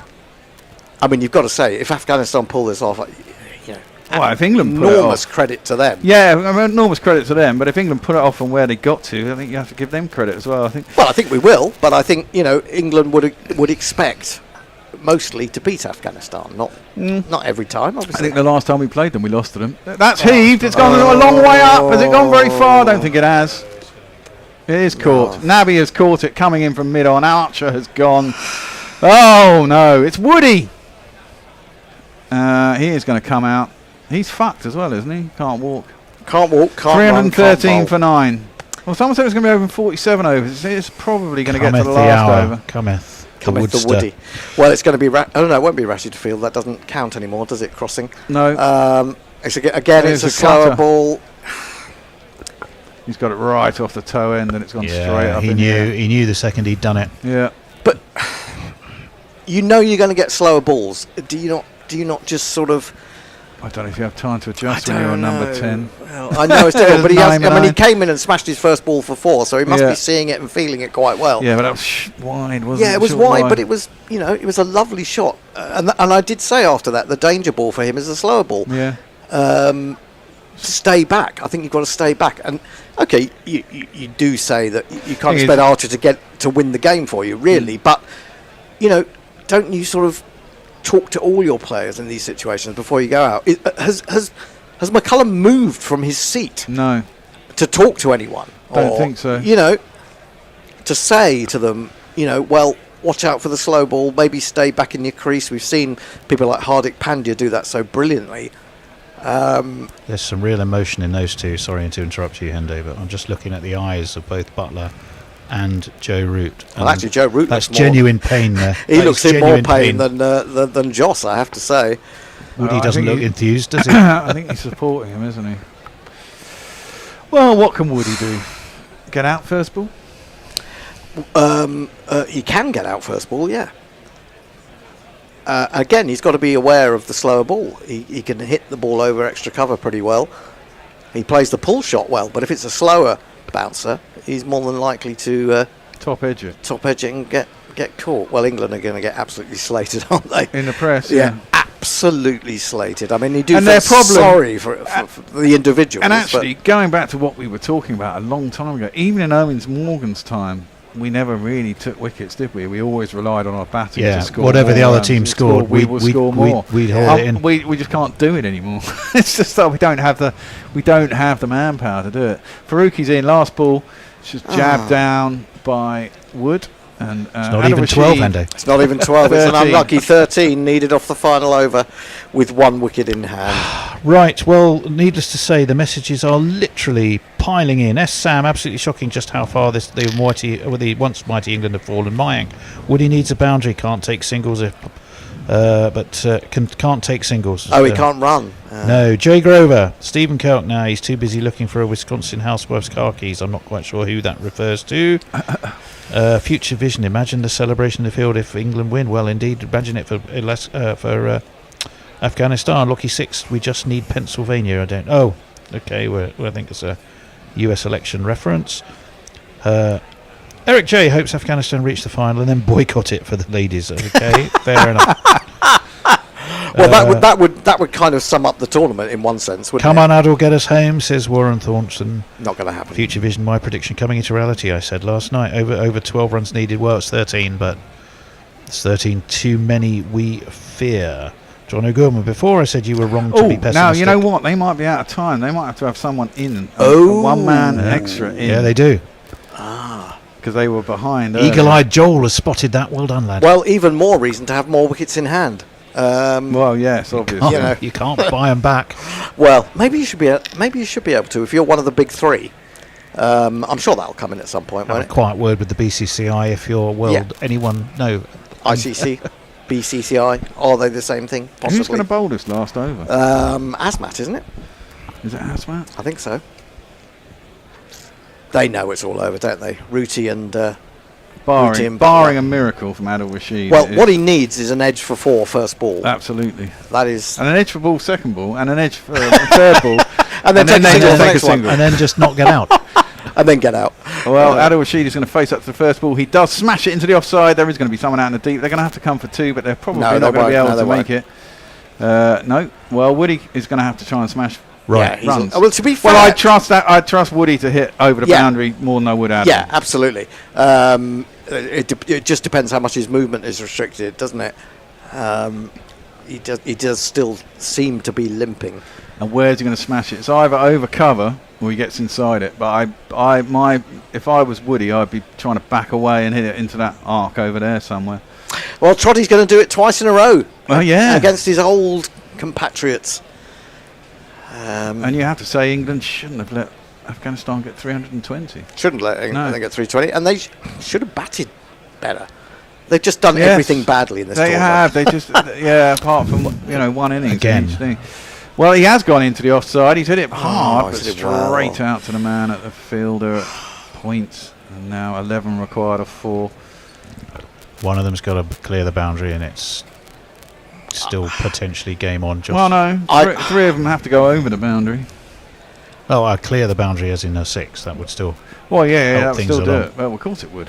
But you're right. But whatever still happens, get it's just 3 boundaries. Yeah, 3 boundaries basically. He's had a good game, hasn't he, Asmat? He got very useful runs, and he's got 4 wickets here. And he's in. Asmat bowls. That's it. That's it. It's gone up in the air. No, it isn't it. It's gone out towards mid-off, and it'll be a single. I don't think they ran. They did. Did they run. run? Did they run? Oh, they did. 10 required or 3. Well, you got to run every ball, and who's better? They faced 8 balls between them, and they've got to hit 4. So I mean, it doesn't really matter. I don't. Who's that guy? That massive dude in the middle. I don't know. I don't think that. Well, Asmat has to take pace off this now, doesn't he? Just bowls a much slower ball. Wood won't be able to hit it for 6. He might hit a full speed delivery. Well, Asmat is in. And Woody That's a smashes it single. up to long off. 9 required off 2 deliveries. It's got to be a 6 and a 4. 2 4s, and it'll be a tie. And we aren't quite sure what the rules of the tournament say on ties, are we? I would imagine they would have a super over because white ball. I mean, if they do in the World Cup, they do in the World T20. You'd assume they might not do in a group game. Prevail here. Yeah, that's what I'm thinking. Might just be that's knockout. fair enough. Yeah. Might just be in a knockout. Fair enough. Yeah. Here we go then. Here we go. Adil Rashid is going to face Asmat bowls. It's smashed and it's gone long. Has it gone long enough? Nowhere near. No, he's been caught. caught on the All out. boundary. Job done. Afghanistan win. 317 for 9. All out. 317 England. Adil Rashid had to try it. Was out for 5 off 7. You can't really blame him. You can't blame Wood. Wood got injured as well. Couldn't bowl his full apportionment of overs. I think you really have to go back to most of England's batting, really, with the exception of Root. Duckett got a few runs. I mean, he was the one actually who got out to a good. Well, was it a good delivery? It was a good review because the umpire hadn't given it out. We all thought it pitched outside leg. Turned out it pitched on leg and was going on to hit leg.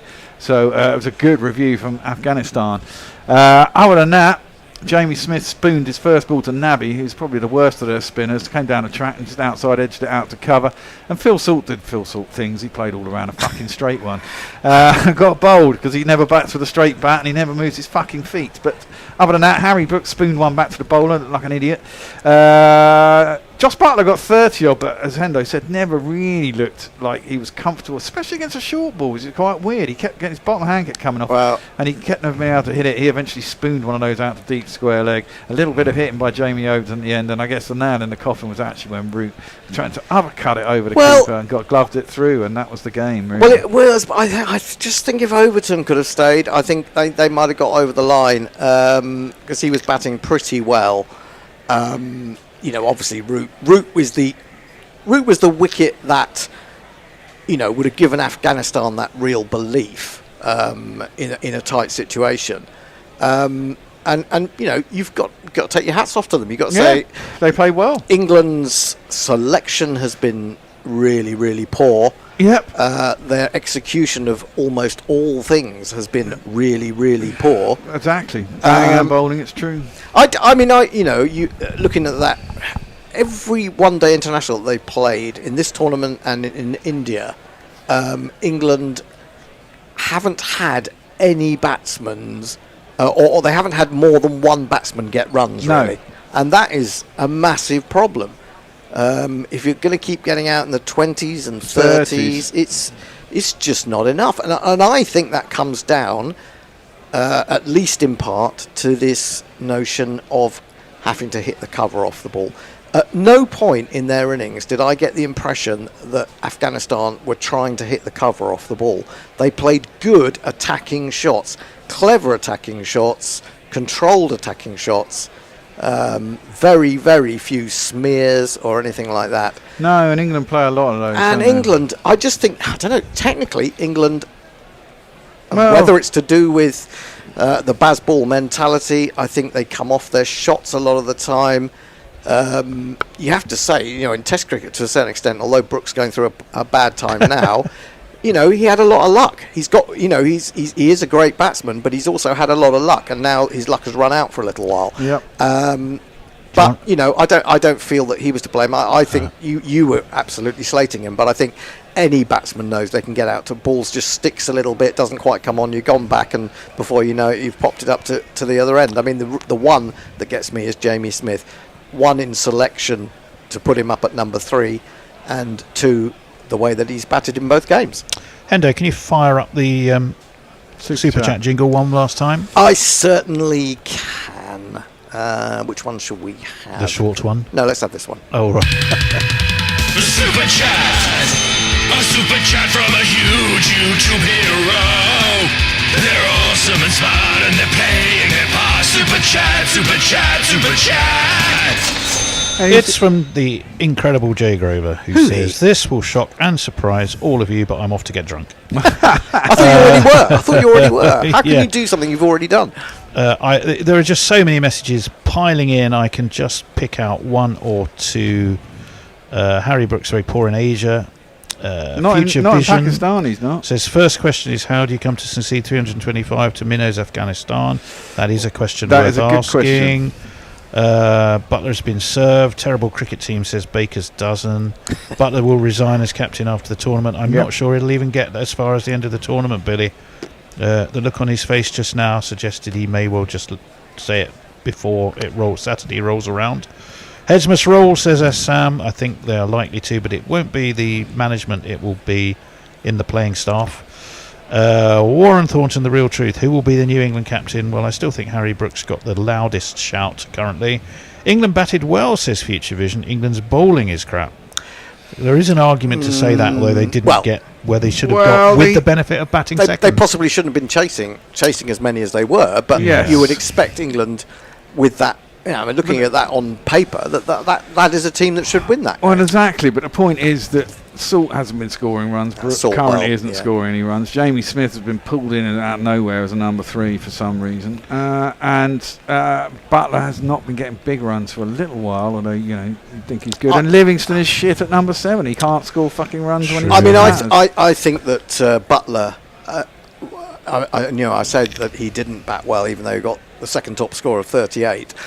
Joint with Duckett. I just think he looked overwhelmed by everything as soon as he went out there. He looked like the pressure was too much for him. I think they should ditch Butler as captain, put him back to keeper and batting at 6. And get rid of Salt. And then sort out the rest of the batting order. They got rid of Root for a couple of years. Fuck knows why they did that. He should be in the side. So you keep your axis of Root, Brook, Butler should be in there. Probably. Well, the thing is, if you have Jamie Smith, you have him as keeper, don't you? Otherwise. Well, so not there's if you're going to bat him at 3, but I wouldn't. But if you are, a Duckett stays for me. So your positions up for grabs probably Salt and Livingston and Smith. So you got 4 steady top 4. The bowling should be better, but I think it could be better managed by a better bowler, by a better captain. Yeah, with better ideas and a better coach, in my opinion. Eric J's suggestions: Harry Corbett as captain, then Sooty Sweep, Sue and Ramsbottom as the new players to come in. Could do worse. There's a few. No reason not to bowl the Duckster in the final game now, says Stephen Kelk. Let's get Bairstow back, says Luke Hallahan. Sandra Richardson. Hello, Sandra. England was not poor. They got over 300 runs. They just fielded below par. No, they batted below par as well. No one got runs apart from Root. I think. 30s are not. 38 as a second top scorer. You need someone else to get 60. Zadran got 177. Yeah, and there were 2 other scores. There was a score of 60 and a score of 40. I think there were 3 in the 40s. That's the thing. I'm sure if I'm right. Okay, well, 40's not that many more than 38. No. Well, yes, but but look what the end of the game final result was. Yeah.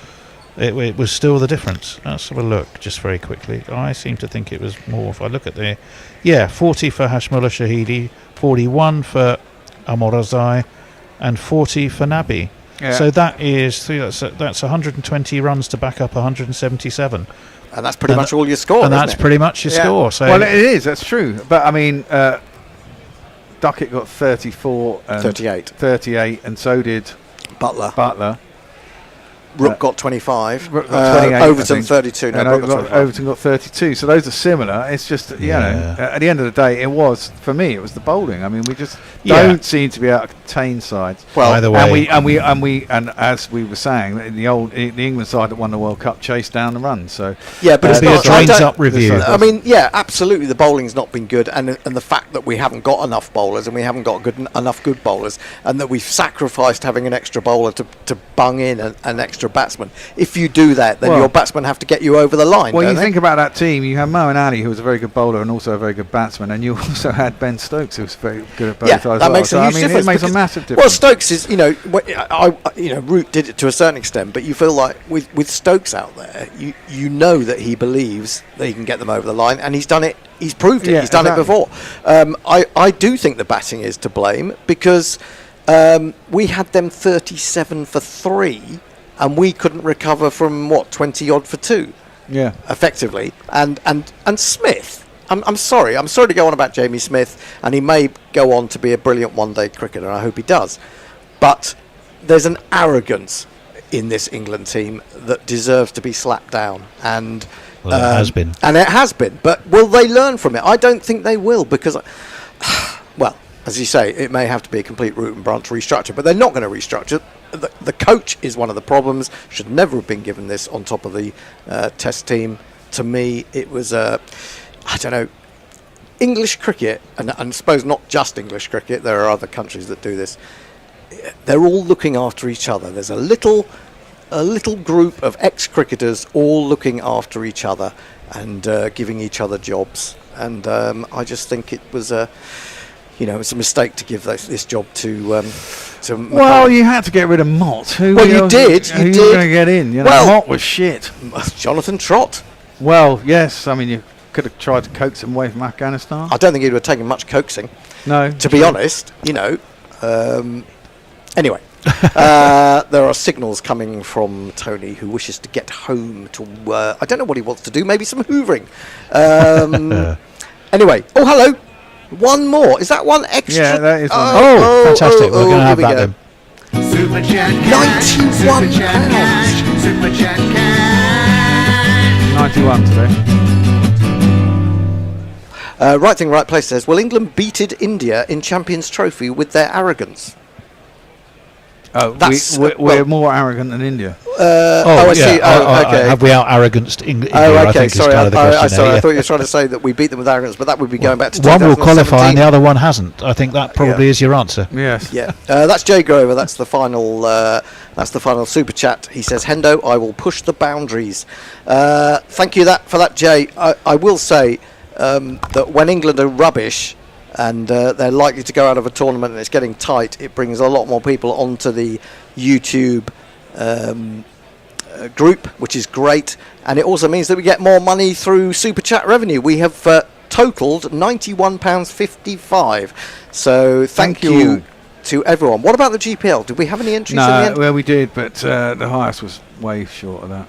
I've just seen a tweet go through, and unless he's taking the piss out of me, which he might be, Luke, saying get Bairstow back, and yeah, it could do worse. Probably could do worse. Although he looks a bit wooden these days. No. What did we get? About 635, wasn't it? It doesn't really matter because the highest entry. No. What was the highest entry? 583. It was over 600. Oh, okay, so it was over 600. So there are no winners. Well, the only winner today is Afghanistan. 77 quid tomorrow. 77 quid tomorrow for the dead. Oh, that's just what we need after this. A dead rubber. Are you in? Oh, it's me and I'm you. in, yeah. That could but be a not fun until game. a bit later. Not until. So I'm in on my own at the beginning. At the beginning, you're starting us Great, off. thanks. Yeah. Well, I sat through that Pakistan innings on Sunday. I think. I'm taking a lot of time to recover from that one. There's a surveyor coming around to value the flat actually for the buyer tomorrow. Oh, right, okay. Well, that's it. England are out of the tournament. We kind of felt that might well happen. Yep. They've lost by 9 runs to Afghanistan. Good game. It was a good game. But it's kind of a good game because England aren't very good. And that's part of the problem. You can't imagine Australia would have fucked that up, can you? No. And they've got a really weak side. Yeah. Now let's see what Afghanistan do against well, Australia. It's true, 'cause that's a must-win game. Australia, if Afghanistan win, they go through they go through. Well, they're not going to win that. Well, no, it's a whole different attitude. It's a whole different attitude. Well, they've got a shit they'll team bat too. first, and they'll be 50 for 5 before you know it. Well, I probably. almost guarantee it. Exactly. Anyway, thanks for your company today. The Bear will be kicking you off tomorrow in the morning. Join us at 8:50ish a.m. for the Dead Rubber. It could be a classic. Maybe the Dead Rubber will sort of release the tension and they'll just have fun and it'll be good. Let's hope so. Until then, it's goodbye from all of us at Guerilla Cricket. It's goodbye to England. Bye. Guerilla Cricket. Guerilla Cricket. Whoa. Guerilla. Take guard, man the barricades, patrol the cover boundary. At last the time is come, this is a cricketing emergency. Hear this call to arms for every cricket revolutionary. Take up your bats and stumps for the test match insurgency. At first they tried to silence us, but we would not be silenced. They threatened us with lies, so we threatened them with violence. Che Guevara, Sangakkara, Joseph Stalin, Douglas Jardine, Robespierre, Darrell Hare, Vladimir Lenin, O'Brien Kevin, Guerilla Cricket. It's not about the winning, it's about how many rules you break. Even in cricket commentary, this is the best advice to take. Pick Guerilla Cricket, it's the finest choice you'll ever make. There's so much more to cricket than rev counters and a slice of cake. At first they tried to sanitize us and clean up our act, but people like it filthy, and we know that for a fact. Fidel Castro, Lenny Pascoe, Carlos the Jackal, Umar Akmal, Mahatma Gandhi, Grant and Andy, Brendan Behan, Austin Ian,